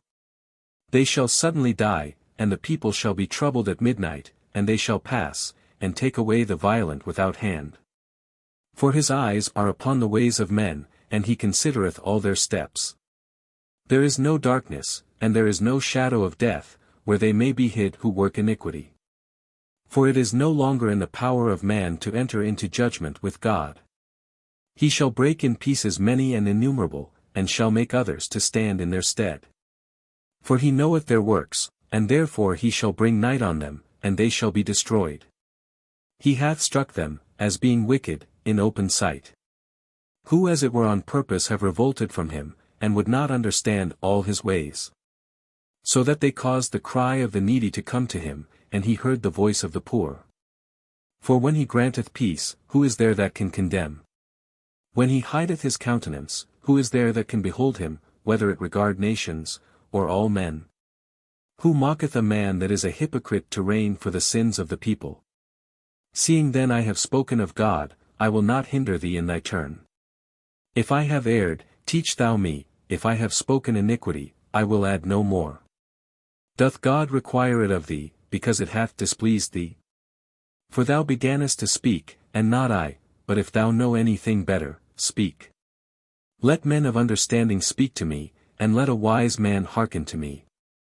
But Job hath spoken foolishly, and his words sound not discipline. My father, let Job be tried even to the end, cease not from the man of iniquity. Because he addeth blasphemy upon his sins, let him be tied fast in the meantime amongst us, and then let him provoke God to judgment with his speeches. Job chapter 35. Ulyo declares that the good or evil done by man cannot reach God. Moreover Ulyo spoke these words. Doth thy thought seem right to thee, that thou shouldst say, I am more just than God? For thou saidst, that which is right doth not please thee, or what will it profit thee if I sin? Therefore I will answer thy words, and thy friends with thee. Look up to heaven and see, and behold the sky, that it is higher than thee. If thou sin, what shalt thou hurt him? And if thy iniquities be multiplied, what shalt thou do against him? And if thou do justly, what shalt thou give him, or what shall he receive of thy hand? Thy wickedness may hurt a man that is like thee, and thy justice may help the Son of Man. By reason of the multitude of oppressors they shall cry out, and shall wail for the violence of the arm of tyrants. And he hath not said, Where is God, who made me, who hath given songs in the night? Who teacheth us more than the beasts of the earth, and instructeth us more than the fowls of the air? There shall they cry, and he will not hear, because of the pride of evil men. God therefore will not hear in vain, and the Almighty will look into the causes of every one. Yea, when thou shalt say, He considereth not, be judged before him, and expect him. For he doth not now bring on his fury, neither doth he revenge wickedness exceedingly. Therefore Job openeth his mouth in vain, and multiplieth words without knowledge. Job chapter 36. Ulyo proceeds in setting forth the justice and power of God. Ulyo also proceeded, and said, Suffer me a little, and I will shew thee, for I have yet somewhat to speak in God's behalf. I will repeat my knowledge from the beginning, and I will prove my Maker just. For indeed my words are without a lie, and perfect knowledge shall be proved to thee. God doth not cast away the mighty, whereas he himself also is mighty. But he saveth not the wicked, and he giveth judgment to the poor. He will not take away his eyes from the just, and he placeth kings on the throne for ever, and they are exalted. And if they shall be in chains, and be bound with the cords of poverty, he shall shew them their works, and their wicked deeds, because they have been violent. He also shall open their ear, to correct them, and shall speak, that they may return from iniquity. If they shall hear and observe, they shall accomplish their days in good, and their years in glory. But if they hear not, they shall pass by the sword, and shall be consumed in folly. Dissemblers and crafty men prove the wrath of God, neither shall they cry when they are bound. Their soul shall die in a storm, and their life among the effeminate. He shall deliver the poor out of his distress, and shall open his ear in affliction. Therefore he shall set thee at large out of the narrow mouth, and which hath no foundation under it, and the rest of thy table shall be full of fatness. Out of the narrow mouth. That is, out of hell, whose entrance is narrow, and its depth bottomless, but figuratively meant here, that is, from his miseries and calamity to be restored to his former state of happiness. Thy cause hath been judged as that of the wicked, cause and judgment thou shalt recover. Therefore let not anger overcome thee to oppress any man, neither let multitude of gifts turn thee aside. Lay down thy greatness without tribulation, and all the mighty of strength. Prolong not the night that people may come up for them. Beware thou turn not aside to iniquity, for this thou hast begun to follow after misery. For this thou hast begun to follow after misery. Ulyo charges Job, that notwithstanding his misery, he does not fear God as he ought, but in his judgment, falls into iniquity. Behold, God is high in his strength, and none is like him among the lawgivers. Who can search out his ways? Or who can say to him, Thou hast wrought iniquity? Remember that thou knowest not his work, concerning which men have sung. All men see him, every one beholdeth afar off. Behold, God is great, exceeding our knowledge, the number of his years is inestimable. He lifteth up the drops of rain, and poureth out showers like floods, which flow from the clouds that cover all above.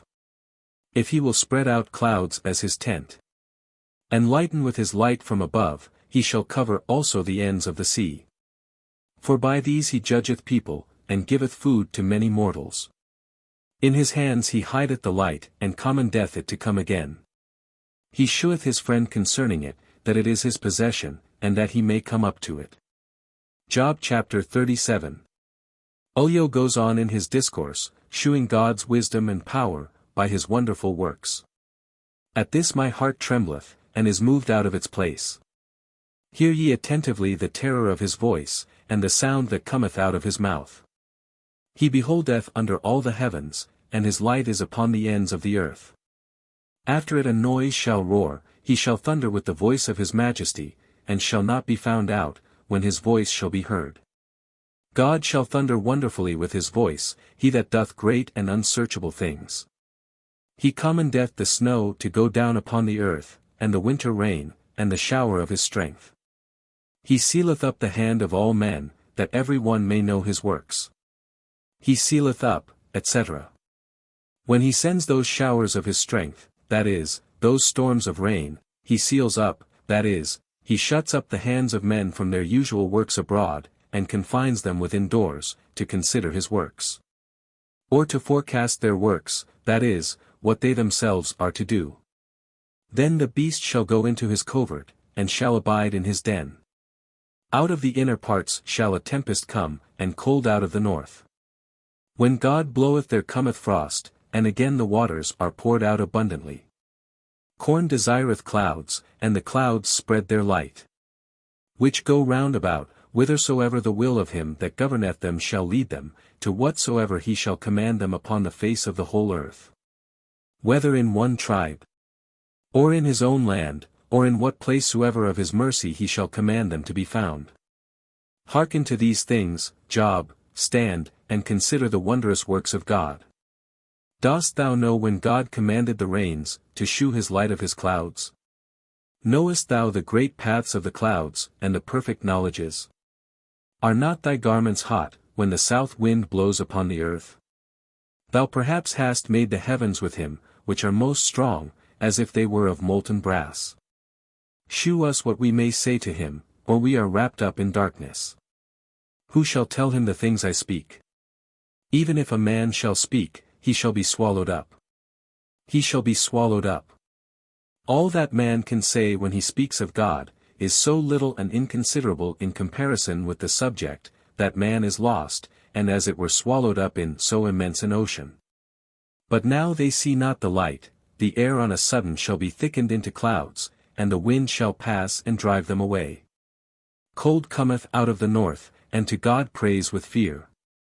We cannot find him worthily, he is great in strength, and in judgment, and in justice, and he is ineffable. Therefore men shall fear him, and all that seem to themselves to be wise, shall not dare to behold him. Job chapter 38. God interposes and shews from the things he hath made, that man cannot comprehend his power and wisdom. Then the Lord answered Job out of a whirlwind, and said, The Lord. That is, an angel speaking in the name of the Lord. Who is this that wrappeth up sentences in unskilful words? Gird up thy loins like a man, I will ask thee, and answer thou me. Where wast thou when I laid the foundations of the earth? Tell me if thou hast understanding. Who hath laid the measures thereof, if thou knowest, or who hath stretched the line upon it? Upon what are its bases grounded? Or who laid the corner stone thereof? When the morning stars praised me together, and all the sons of God made a joyful melody? Who shut up the sea with doors, when it broke forth as issuing out of the womb? When I made a cloud the garment thereof, and wrapped it in a mist as in swaddling bands? I set my bounds around it, and made it bars and doors. And I said, Hitherto thou shalt come, and shalt go no further, and here thou shalt break thy swelling waves. Didst thou since thy birth command the morning, and shew the dawning of the day its place? And didst thou hold the extremities of the earth shaking them, and hast thou shaken the ungodly out of it? The seal shall be restored as clay, and shall stand as a garment. From the wicked their light shall be taken away, and the high arm shall be broken. Hast thou entered into the depths of the sea, and walked in the lowest parts of the deep? Have the gates of death been opened to thee, and hast thou seen the darksome doors? Hast thou considered the breadth of the earth? Tell me, if thou knowest all things.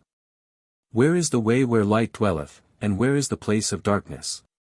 That thou mayst bring everything to its own bounds, and understand the paths of the house thereof. Didst thou know then that thou shouldst be born? And didst thou know the number of thy days? Hast thou entered into the storehouses of the snow, or hast thou beheld the treasures of the hail? Which I have prepared for the time of the enemy, against the day of battle and war. By what way is the light spread, and heat divided upon the earth? Who gave a course to violent showers, or a way for noisy thunder? That it should rain on the earth without man in the wilderness, where no mortal dwelleth. That it should fill the desert and desolate land, and should bring forth green grass. Who is the father of rain? Or who begot the drops of dew? Out of whose womb came the ice? And the frost from heaven, who hath gendered it? The waters are hardened like a stone, and the surface of the deep is congealed. Shalt thou be able to join together the shining stars the Pleiades, or canst thou stop the turning about of Arcturus? Pleiades. Hebrew, Sima.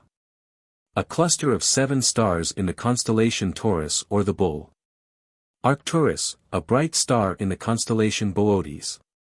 The Hebrew name Cecil, is variously interpreted, by some, Orion, by others, the Great Bear is understood. Canst thou bring forth the day star in its time, and make the evening star to rise upon the children of the earth? Dost thou know the order of heaven, and canst thou set down the reason thereof on the earth? Canst thou lift up thy voice to the clouds, that an abundance of waters may cover thee? Canst thou send lightnings, and will they go, and will they return and say to thee, Here we are? Who hath put wisdom in the heart of man? Or who gave the cock understanding? Understanding. That instinct by which he distinguishes the times of crowing in the night. Who can declare the order of the heavens, or who can make the harmony of heaven to sleep? When was the dust poured on the earth, and the clods fastened together? Wilt thou take the prey for the lioness, and satisfy the appetite of her whelps? When they couch in the dens and lie in wait in holes? Who provideth food for the raven, when her young ones cry to God, wandering about, because they have no meat? Job chapter 39. The wonders of the power and providence of God in many of his creatures. Knowest thou the time when the wild goats bring forth among the rocks, or hast thou observed the hinds when they fawn? Hast thou numbered the months of their conceiving, or knowest thou the time when they bring forth? They bow themselves to bring forth young, and they cast them, and send forth roarings. Their young are weaned and go to feed, they go forth, and return not to them. Who hath sent out the wild ass free, and who hath loosed his bonds? To whom I have given a house in the wilderness, and his dwellings in the barren land. He scorneth the multitude of the city, he heareth not the cry of the driver. He looketh round about the mountains of his pasture, and seeketh for every green thing. Shall the rhinoceros be willing to serve thee, or will he stay at thy crib? Canst thou bind the rhinoceros with thy thong to plough, or will he break the clods of the valleys after thee? Wilt thou have confidence in his great strength, and leave thy labors to him? Wilt thou trust him that he will render thee the seed, and gather it into thy barn floor? The wing of the ostrich is like the wings of the heron, and of the hawk. When she leaveth her eggs on the earth, thou perhaps wilt warm them in the dust. She forgetteth that the foot may tread upon them, or that the beasts of the field may break them. She is hardened against her young ones, as though they were not hers. She hath labored in vain, no fear constraining her. For God hath deprived her of wisdom, neither hath he given her understanding. When time shall be, she setteth up her wings on high, she scorneth the horse and his rider. Wilt thou give strength to the horse or clothe his neck with neighing? Wilt thou lift him up like the locusts? The glory of his nostrils is terror. He breaketh up the earth with his hoof, he pranceth boldly, he goeth forward to meet armed men. He despiseth fear, he turneth not his back to the sword. Above him shall the quiver rattle, the spear and shield shall glitter. Chasing and raging he swalloweth the ground, neither doth he make account when the noise of the trumpet soundeth. When he heareth the trumpet he saith, Ha, ha, he smelleth the battle afar off, the encouraging of the captains, and the shouting of the army. Doth the hawk wax feathered by thy wisdom, spreading her wings to the south?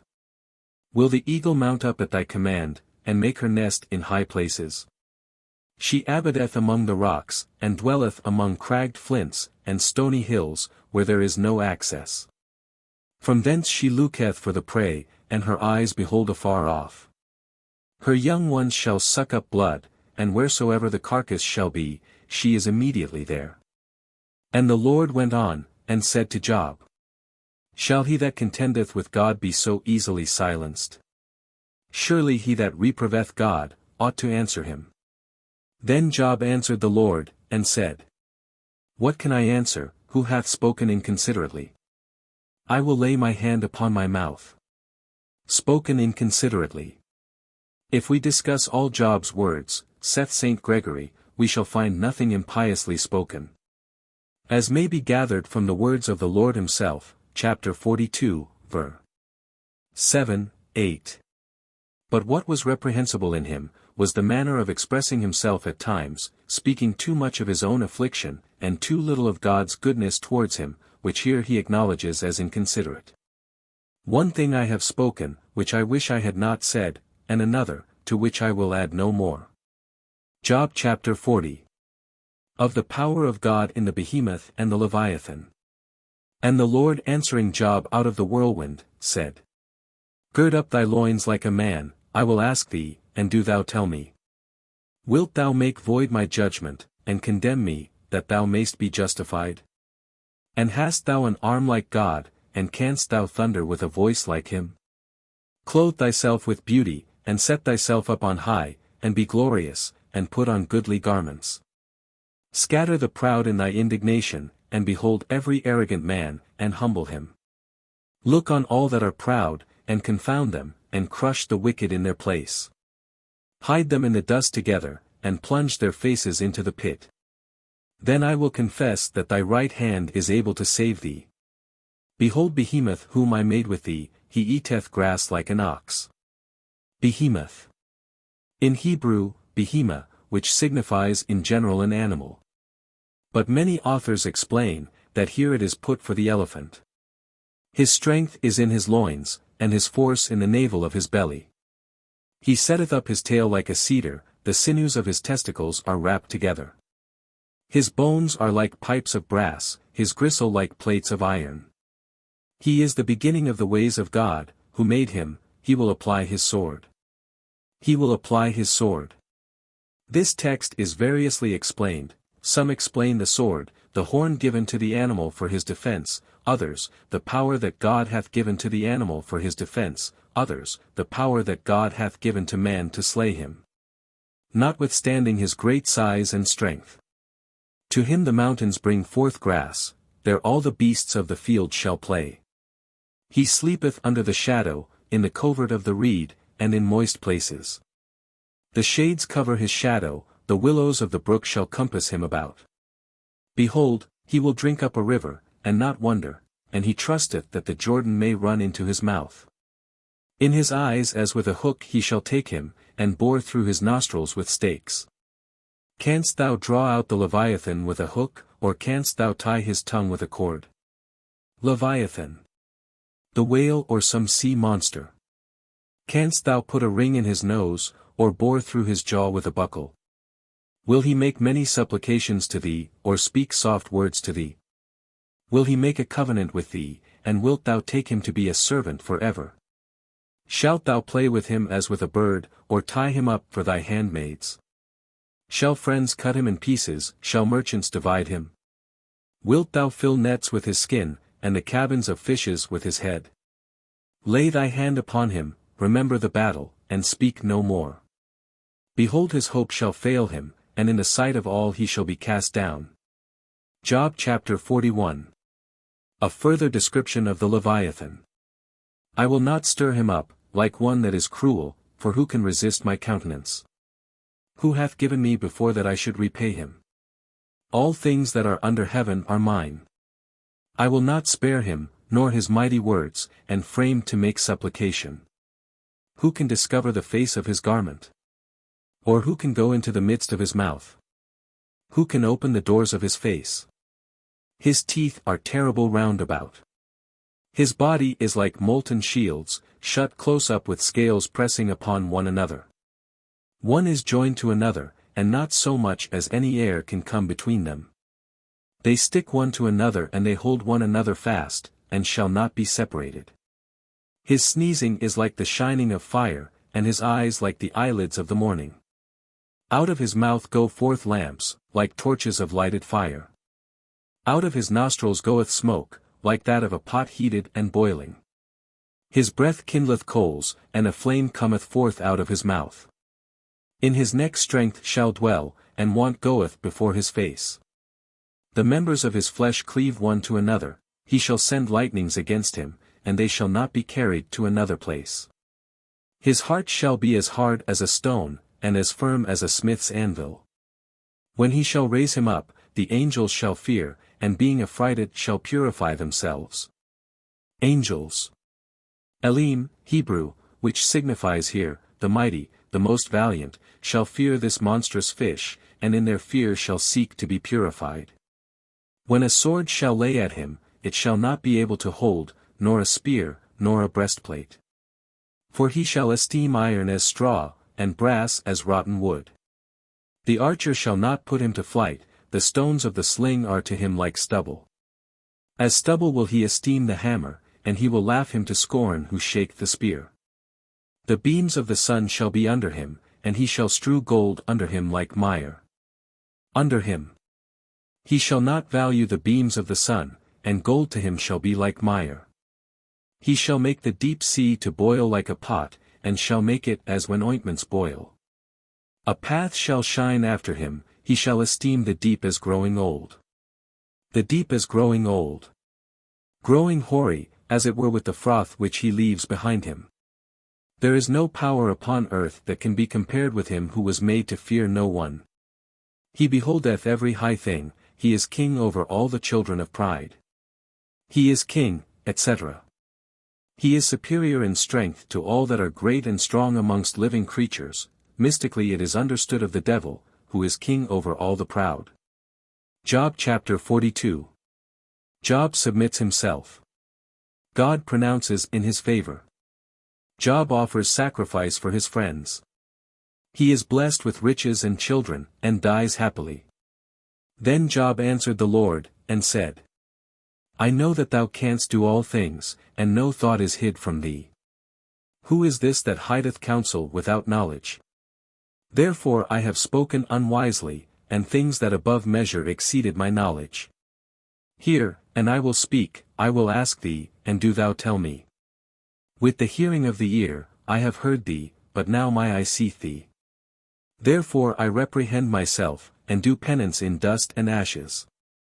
And after the Lord had spoken these words to Job, he said to Eliphaz the Themanite, My wrath is kindled against thee, and against thy 2 friends, because you have not spoken the thing that is right before me, as my servant Job hath.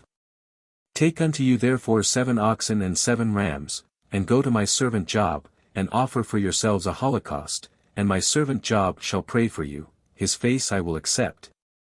That folly be not imputed to you, for you have not spoken right things before me, as my servant Job hath. So Eliphaz the Themanite, and Baldad the Suhite, and Sophar the Naamathite went, and did as the Lord had spoken to them, and the Lord accepted the face of Job. The Lord also was turned at the penance of Job, when he prayed for his friends. And the Lord gave Job twice as much as he had before. And all his brethren came to him, and all his sisters, and all that knew him before, and they ate bread with him in his house, and bemoaned him, and comforted him upon all the evil that God had brought upon him. And every man gave him 1 ewe, and 1 earring of gold. And the Lord blessed the latter end of Job more than his beginning. And he had 14,000 sheep, and 6,000 camels, and 1,000 yoke of oxen, and 1,000 she-asses. And he had 7 sons, and 3 daughters. And he called the name of one Dies, and the name of the second Cassia, and the name of the third Cornustabii. And there were not found in all the earth women so beautiful as the daughters of Job, and their father gave them inheritance among their brethren. And Job lived after these things 140 years, and he saw his children, and his children's children, unto the 4th generation, and he died an old man, and full of days. Book 21 Psalms. The Book of Psalms.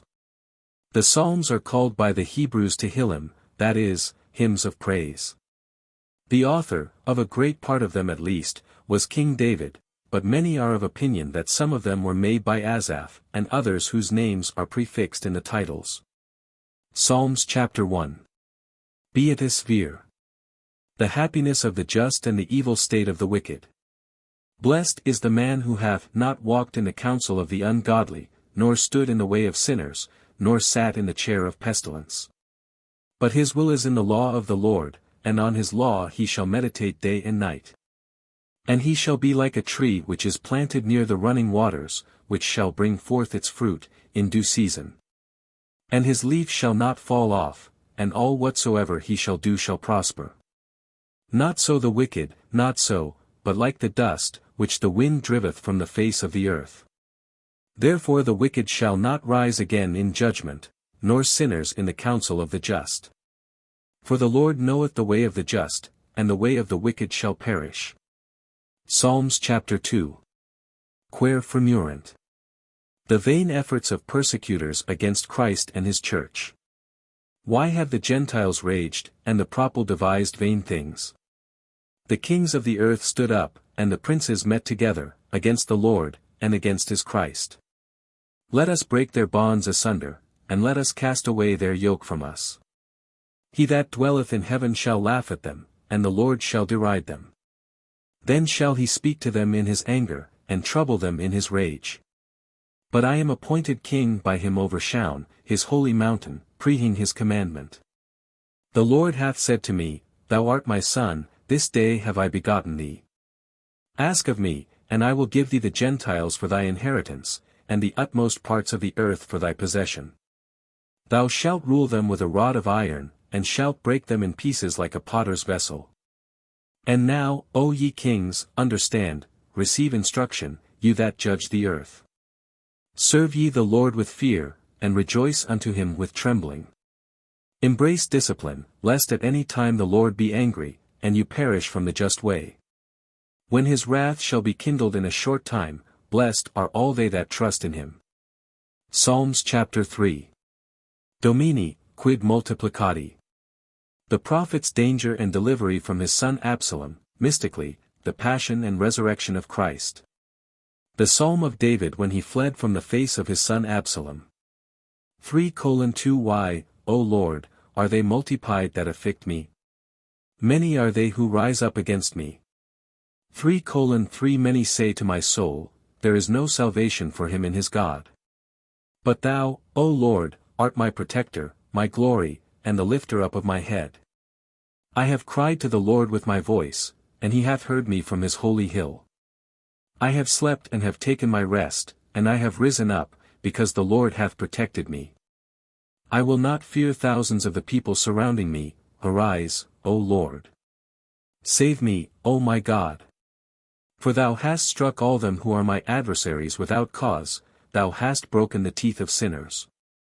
Salvation is of the Lord, and thy blessing is upon thy people. Psalms chapter 4. Come in Vicarum. The prophet teacheth us to flee to God in tribulation, with confidence in him. Unto the end, in verses. A psalm for David. Unto the end. Or, as Saint Jerome renders it, Victori, to him that overcometh, which some understand of the chief musician. To whom they suppose the psalms, which bear that title, were given to be sung, we rather understand the psalms thus inscribed to refer to Christ, who is the end of the law, and the great conqueror of death and hell, and to the New Testament, Ibid. In verses, in carminibus. In the Hebrew, it is neganoth, supposed by some to be a musical instrument, with which this psalm was to be sung, Ibid, for David, or to David. That is, inspired to David himself, or to be sung.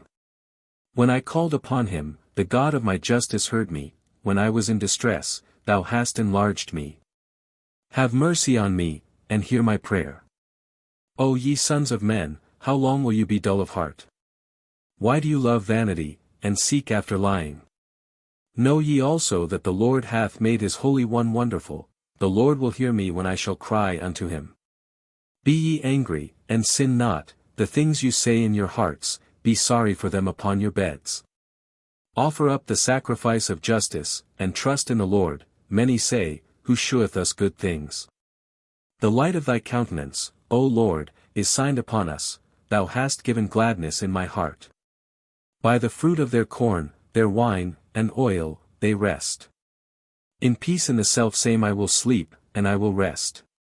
For thou, O Lord, singularly hast settled me in hope.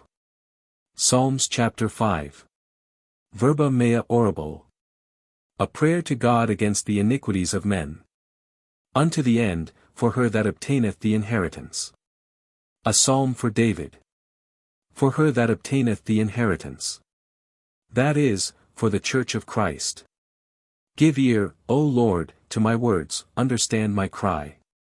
Hearken to the voice of my prayer, O my King and my God. For to thee will I pray, O Lord, in the morning thou shalt hear my voice. In the morning I will stand before thee, and I will see, because thou art not a God that willest iniquity. Neither shall the wicked dwell near thee, nor shall the unjust abide before thy eyes. Thou hatest all the workers of iniquity, thou wilt destroy all that speak a lie. The bloody and the deceitful man the Lord will abhor. But as for me in the multitude of thy mercy, I will come into thy house, I will worship towards thy holy temple, in thy fear. Conduct me, O Lord, in thy justice, because of my enemies, direct my way in thy sight. For there is no truth in their mouth, their heart is vain. Their throat is an open sepulchre, they dealt deceitfully with their tongues, judge them, O God. Let them fall from their devices, according to the multitude of their wickednesses cast them out, for they have provoked thee, O Lord. But let all them be glad that hope in thee, they shall rejoice for ever, and thou shalt dwell in them. And all they that love thy name shall glory in thee. For thou wilt bless the just. O Lord, thou hast crowned us, as with a shield of thy good will. Psalms chapter 6. Domini, eni in furor. A prayer of a penitent sinner, under the scourge of God. The first penitential psalm. Unto the end, in verses, a psalm for David, for the octave. For the octave. That is, to be sung on an instrument of 8 strings. St. Augustine understands it mystically, of the last resurrection, and the world to come. Which is, as it were, the octave, or 8th day, after the 7 days of this mortal life, and for this octave, sinners must dispose themselves, like David, by bewailing their sins, whilst they are here upon earth. O Lord, rebuke me not in thy indignation, nor chastise me in thy wrath. Have mercy on me, O Lord, for I am weak, heal me, O Lord, for my bones are troubled. And my soul is troubled exceedingly, but thou, O Lord, how long? Turn to me, O Lord, and deliver my soul, O save me for thy mercy's sake. For there is no one in death, that is mindful of thee, and who shall confess to thee in hell? I have labored in my groanings, every night I will wash my bed, I will water my couch with my tears. My eye is troubled through indignation, I have grown old amongst all my enemies.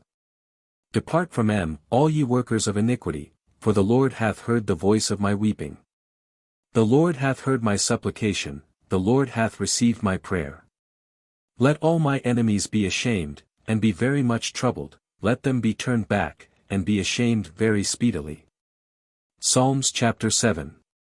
Domini, Deus meus. David, trusting in the justice of his cause, prayeth for God's help against his enemies. The Psalm of David, which he sung to the Lord, for the words of Chuzi, the son of Gemini. O Lord, my God, in thee have I put my trust, save me from all them that persecute me, and deliver me. Lest at any time he seize upon my soul like a lion, while there is no one to redeem me, nor to save. O Lord, my God, if I have done this thing, if there be iniquity in my hands. If I have rendered to them that repaid me evils, let me deservedly fall empty before my enemies. Let the enemy pursue my soul, and take it, and tread down my life, on the earth, and bring down my glory to the dust. Rise up, O Lord, in thy anger, and be thou exalted in the borders of my enemies. And arise, O Lord, my God, in the precept which thou hast commanded. And a congregation of people shall surround thee. And for their sakes return thou on high. The Lord judgeth the people. Judge me, O Lord, according to my justice, and according to my innocence in me. The wickedness of sinners shall be brought to naught, and thou shalt direct the just, the searcher of hearts and reins is God.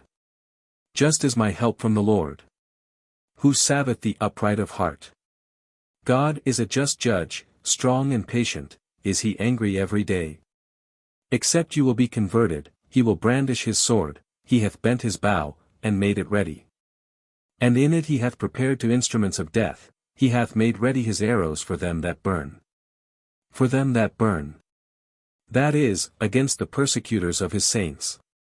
Behold, he hath been in labor in justice, he hath conceived sorrow, and brought forth iniquity. He hath opened a pit and dug it, and he is fallen into the hole he made. His sorrow shall be turned on his own head, and his iniquity shall come down upon his crown. I will give glory to the Lord according to his justice, and will sing to the name of the Lord the Most High. Psalms chapter 8. Domini, Dominus Noster. God is wonderful in his works, especially in mankind, singularly exalted by the incarnation of Christ. Unto the end, for the presses, a psalm for David. The presses. In Hebrew, JUDITH, supposed to be a musical instrument. O Lord, our Lord, how admirable is thy name in the whole earth. For thy magnificence is elevated above the heavens. Out of the mouth of infants and of sucklings thou hast perfected praise, because of thy enemies, that thou mayst destroy the enemy and the avenger. For I will behold thy heavens, the works of thy fingers, the moon and the stars which thou hast founded. What is man, that thou art mindful of him? Or the son of man, that thou visitest him? Thou hast made him a little less than the angels, thou hast crowned him with glory and honor. And hast set him over the works of thy hands. Thou hast subjected all things under his feet, all sheep and oxen, moreover, the beasts also of the fields. The birds of the air, and the fishes of the sea, that pass through the paths of the sea. O Lord, our Lord, how admirable is thy name in the whole earth. Psalms chapter 9. Confitebor tibi, Domini. The Church praiseth God for his protection against her enemies. Unto the end, for the hidden things of the Son. A psalm for David. The hidden things of the Son. The humility and sufferings of Christ, the Son of God. And of good Christians, who are his sons by adoption, are called hidden things, with regard to the children of this world, who know not the value and merit of them. I will give praise to thee, O Lord, with my whole heart, I will relate all thy wonders. I will be glad, and rejoice in thee, I will sing to thy name, O thou Most High. When my enemies shall be turned back, they shall be weakened, and perish before thy face. For thou hast maintained my judgment and my cause, thou hast sat on the throne, who judgest justice. Thou hast rebuked the Gentiles, and the wicked one hath perished, thou hast blotted out their name for ever and ever. The swords of the enemy have failed unto the end, and their cities thou hast destroyed. Their memory hath perished with a noise. But the Lord remaineth for ever. He hath prepared his throne in judgment. And he shall judge the world in equity, he shall judge the people in justice. And the Lord is become a refuge for the poor, a helper in due time in tribulation. And let them trust in thee who know thy name, for thou hast not forsaken them that seek thee, O Lord. Sing ye to the Lord, who dwelleth in Shoun, declare his ways among the Gentiles. For requiring their blood, he hath remembered them, he hath not forgotten the cry of the poor. Have mercy on me, O Lord, see my humiliation which I suffer from my enemies. Thou that liftest me up from the gates of death, that I may declare all thy praises in the gates of the daughter of Shoun. I will rejoice in thy salvation, the Gentiles have stuck fast in the destruction which they prepared. Their foot hath been taken in the very snare which they hid. The Lord shall be known when he executeth judgments, the sinner hath been caught in the works of his own hands. The wicked shall be turned into hell, all the nations that forget God. For the poor man shall not be forgotten to the end, the patience of the poor shall not perish forever. Arise, O Lord, let not man be strengthened, let the Gentiles be judged in thy sight. Appoint, O Lord, a lawgiver over them, that the Gentiles may know themselves to be but men. Here the late Hebrew doctors divide this psalm into two, making ver. 22 the beginning of Psalm 10. And again they join Psalms 146 and 147 into one, in order that the whole number of psalms should not exceed 150. And in this manner the psalms are numbered in the Protestant Bible. Psalm chapter 10 according to the Hebrews. Why, O Lord, hast thou retired afar off? Why dost thou slight us in our wants, in the time of trouble? Whilst the wicked man is proud, the poor is set on fire, they are caught in the counsels which they devise. For the sinner is praised in the desires of his soul, and the unjust man is blessed. The sinner hath provoked the Lord, according to the multitude of his wrath, he will not seek him. God is not before his eyes, his ways are filthy at all times. Thy judgments are removed from his sight, he shall rule over all his enemies. For he hath said in his heart, I shall not be moved from generation to generation, and shall be without evil. His mouth is full of cursing, and of bitterness, and of deceit, under his tongue are labor and sorrow. He sitteth in ambush with the rich, in private places, that he may kill the innocent. His eyes are upon the poor man, he lieth in wait, in secret, like a lion in his den. He lieth in ambush, that he may catch the poor man, so catch the poor, whilst he draweth him to him. In his net he will bring him down, he will crouch and fall, when he shall have power over the poor. For he hath said in his heart, God hath forgotten, he hath turned away his face, not to see to the end. Arise, O Lord God, let thy hand be exalted, forget not the poor. Wherefore hath the wicked provoked God? For he hath said in his heart, he will not require it. Thou sayest it, for thou considerest labor and sorrow, that thou mayst deliver them into thy hands. To thee is the poor man left, thou wilt be a helper to the orphan. Break thou the arm of the sinner and of the malignant, his sin shall be sought, and shall not be found. The Lord shall reign to eternity, yea, for ever and ever, ye Gentiles shall perish from his land. The Lord hath heard the desire of the poor, thy ear hath heard the preparation of their heart. To judge for the fatherless and for the humble, that man may no more presume to magnify himself upon earth. Psalms chapter 10. In Domino confido. The just man's confidence in God in the midst of persecutions. Unto the end. A psalm to David. In the Lord I put my trust. How then do you say to my soul, Get thee away from hence to the mountain, like a sparrow? For, lo, the wicked have bent their bow, they have prepared their arrows in the quiver, to shoot in the dark the upright of heart. For they have destroyed the things which thou hast made, but what has the just man done? The Lord is in his holy temple, the Lord's throne is in heaven. His eyes look on the poor man, his eyelids examine the sons of men. The Lord trieth the just and the wicked, but he that loveth iniquity, hateth his own soul. He shall rain snares upon sinners, fire and brimstone, and storms of winds, shall be the portion of their cup. For the Lord is just, and hath loved justice, his countenance hath beheld righteousness. Psalms chapter 11. Salva me fac. The prophet calls for God's help against the wicked. Unto the end, for the octave, a psalm for David. Save me, O Lord, for there is now no saint, truths are decayed from among the children of men. They have spoken vain things, every one to his neighbor, with deceitful lips, and with a double heart have they spoken. May the Lord destroy all deceitful lips, and the tongue that speaketh proud things. Who have said, We will magnify our tongue, our lips are our own, who is Lord over us? By reason of the misery of the needy, and the groans of the poor, now will I arise, saith the Lord. I will set him in safety, I will deal confidently in his regard. The words of the Lord are pure words, as silver tried by the fire, purged from the earth, refined 7 times. Thou, O Lord, wilt preserve us, and keep us from this generation forever.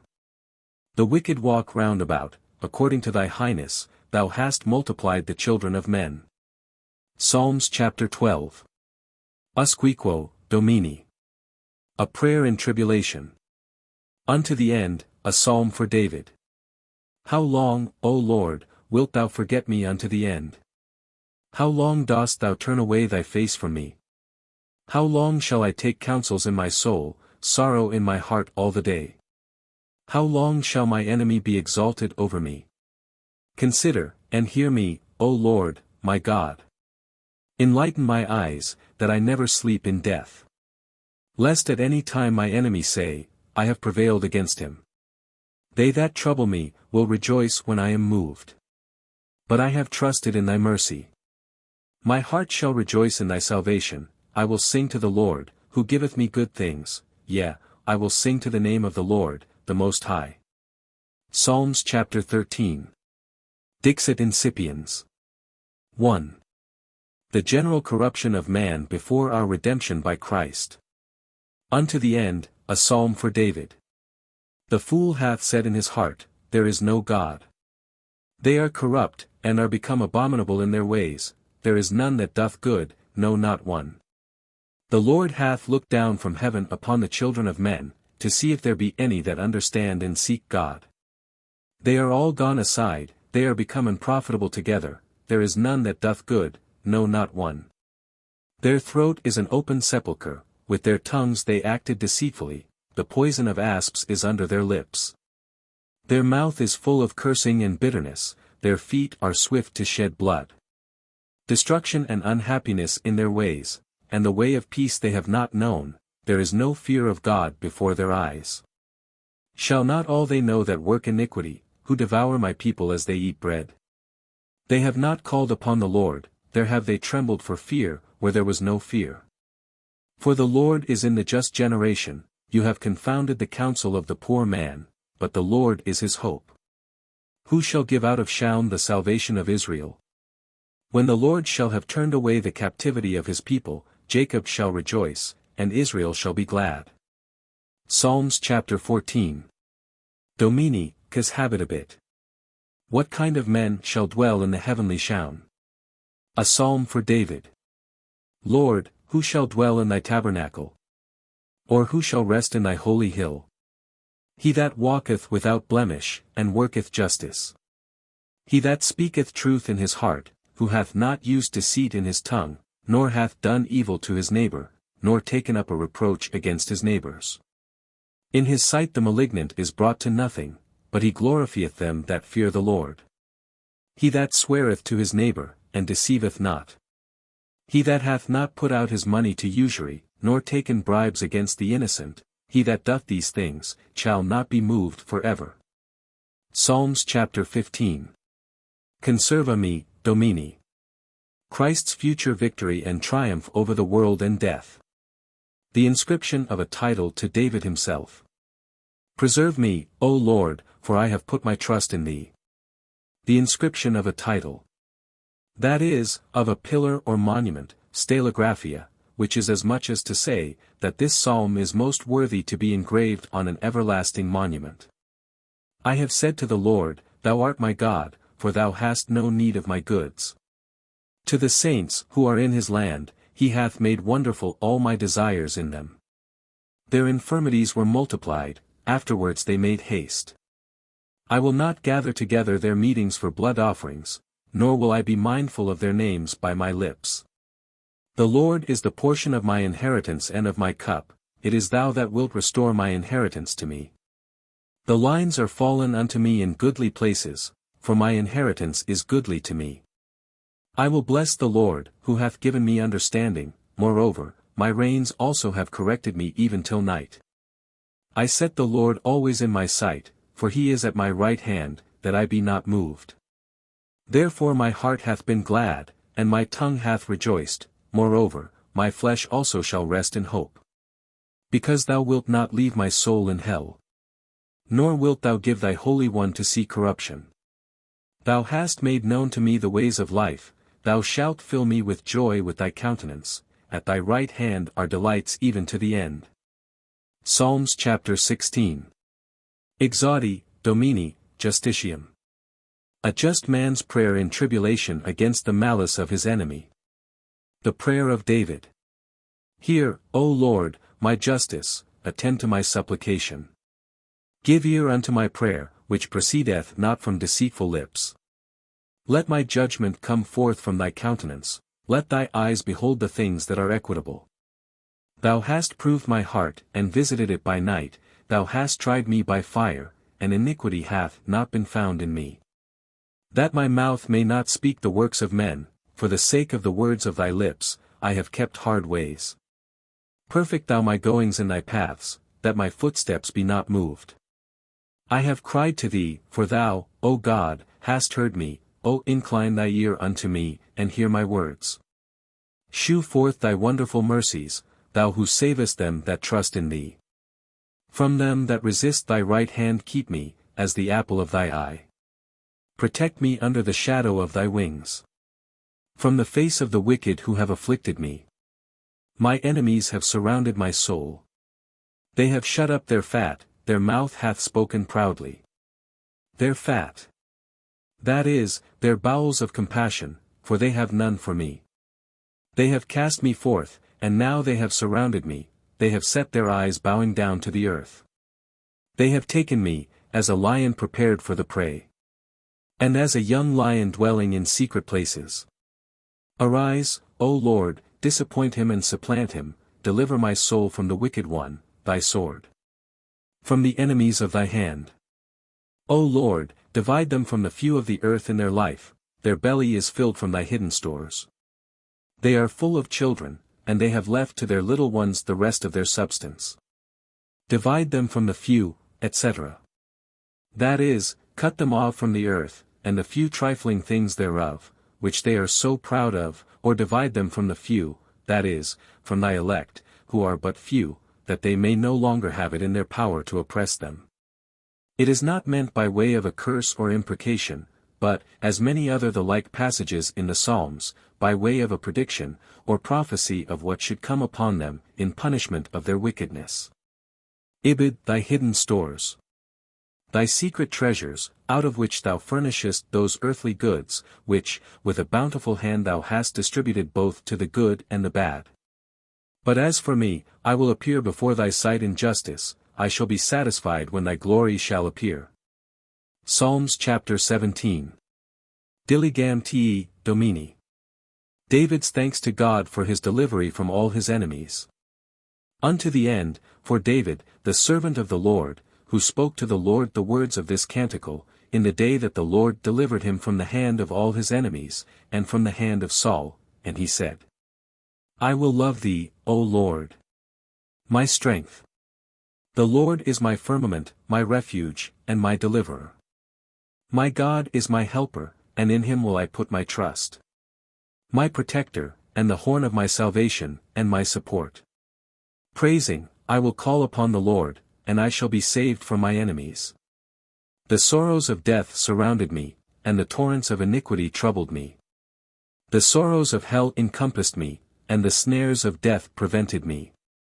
In my affliction I called upon the Lord, and I cried to my God, and he heard my voice from his holy temple, and my cry before him came into his ears.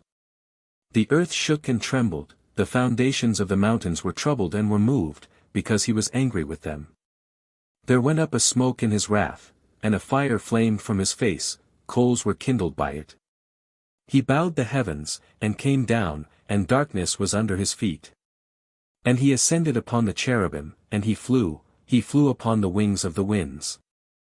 And he made darkness his covert, his pavilion round about him, dark waters in the clouds of the air.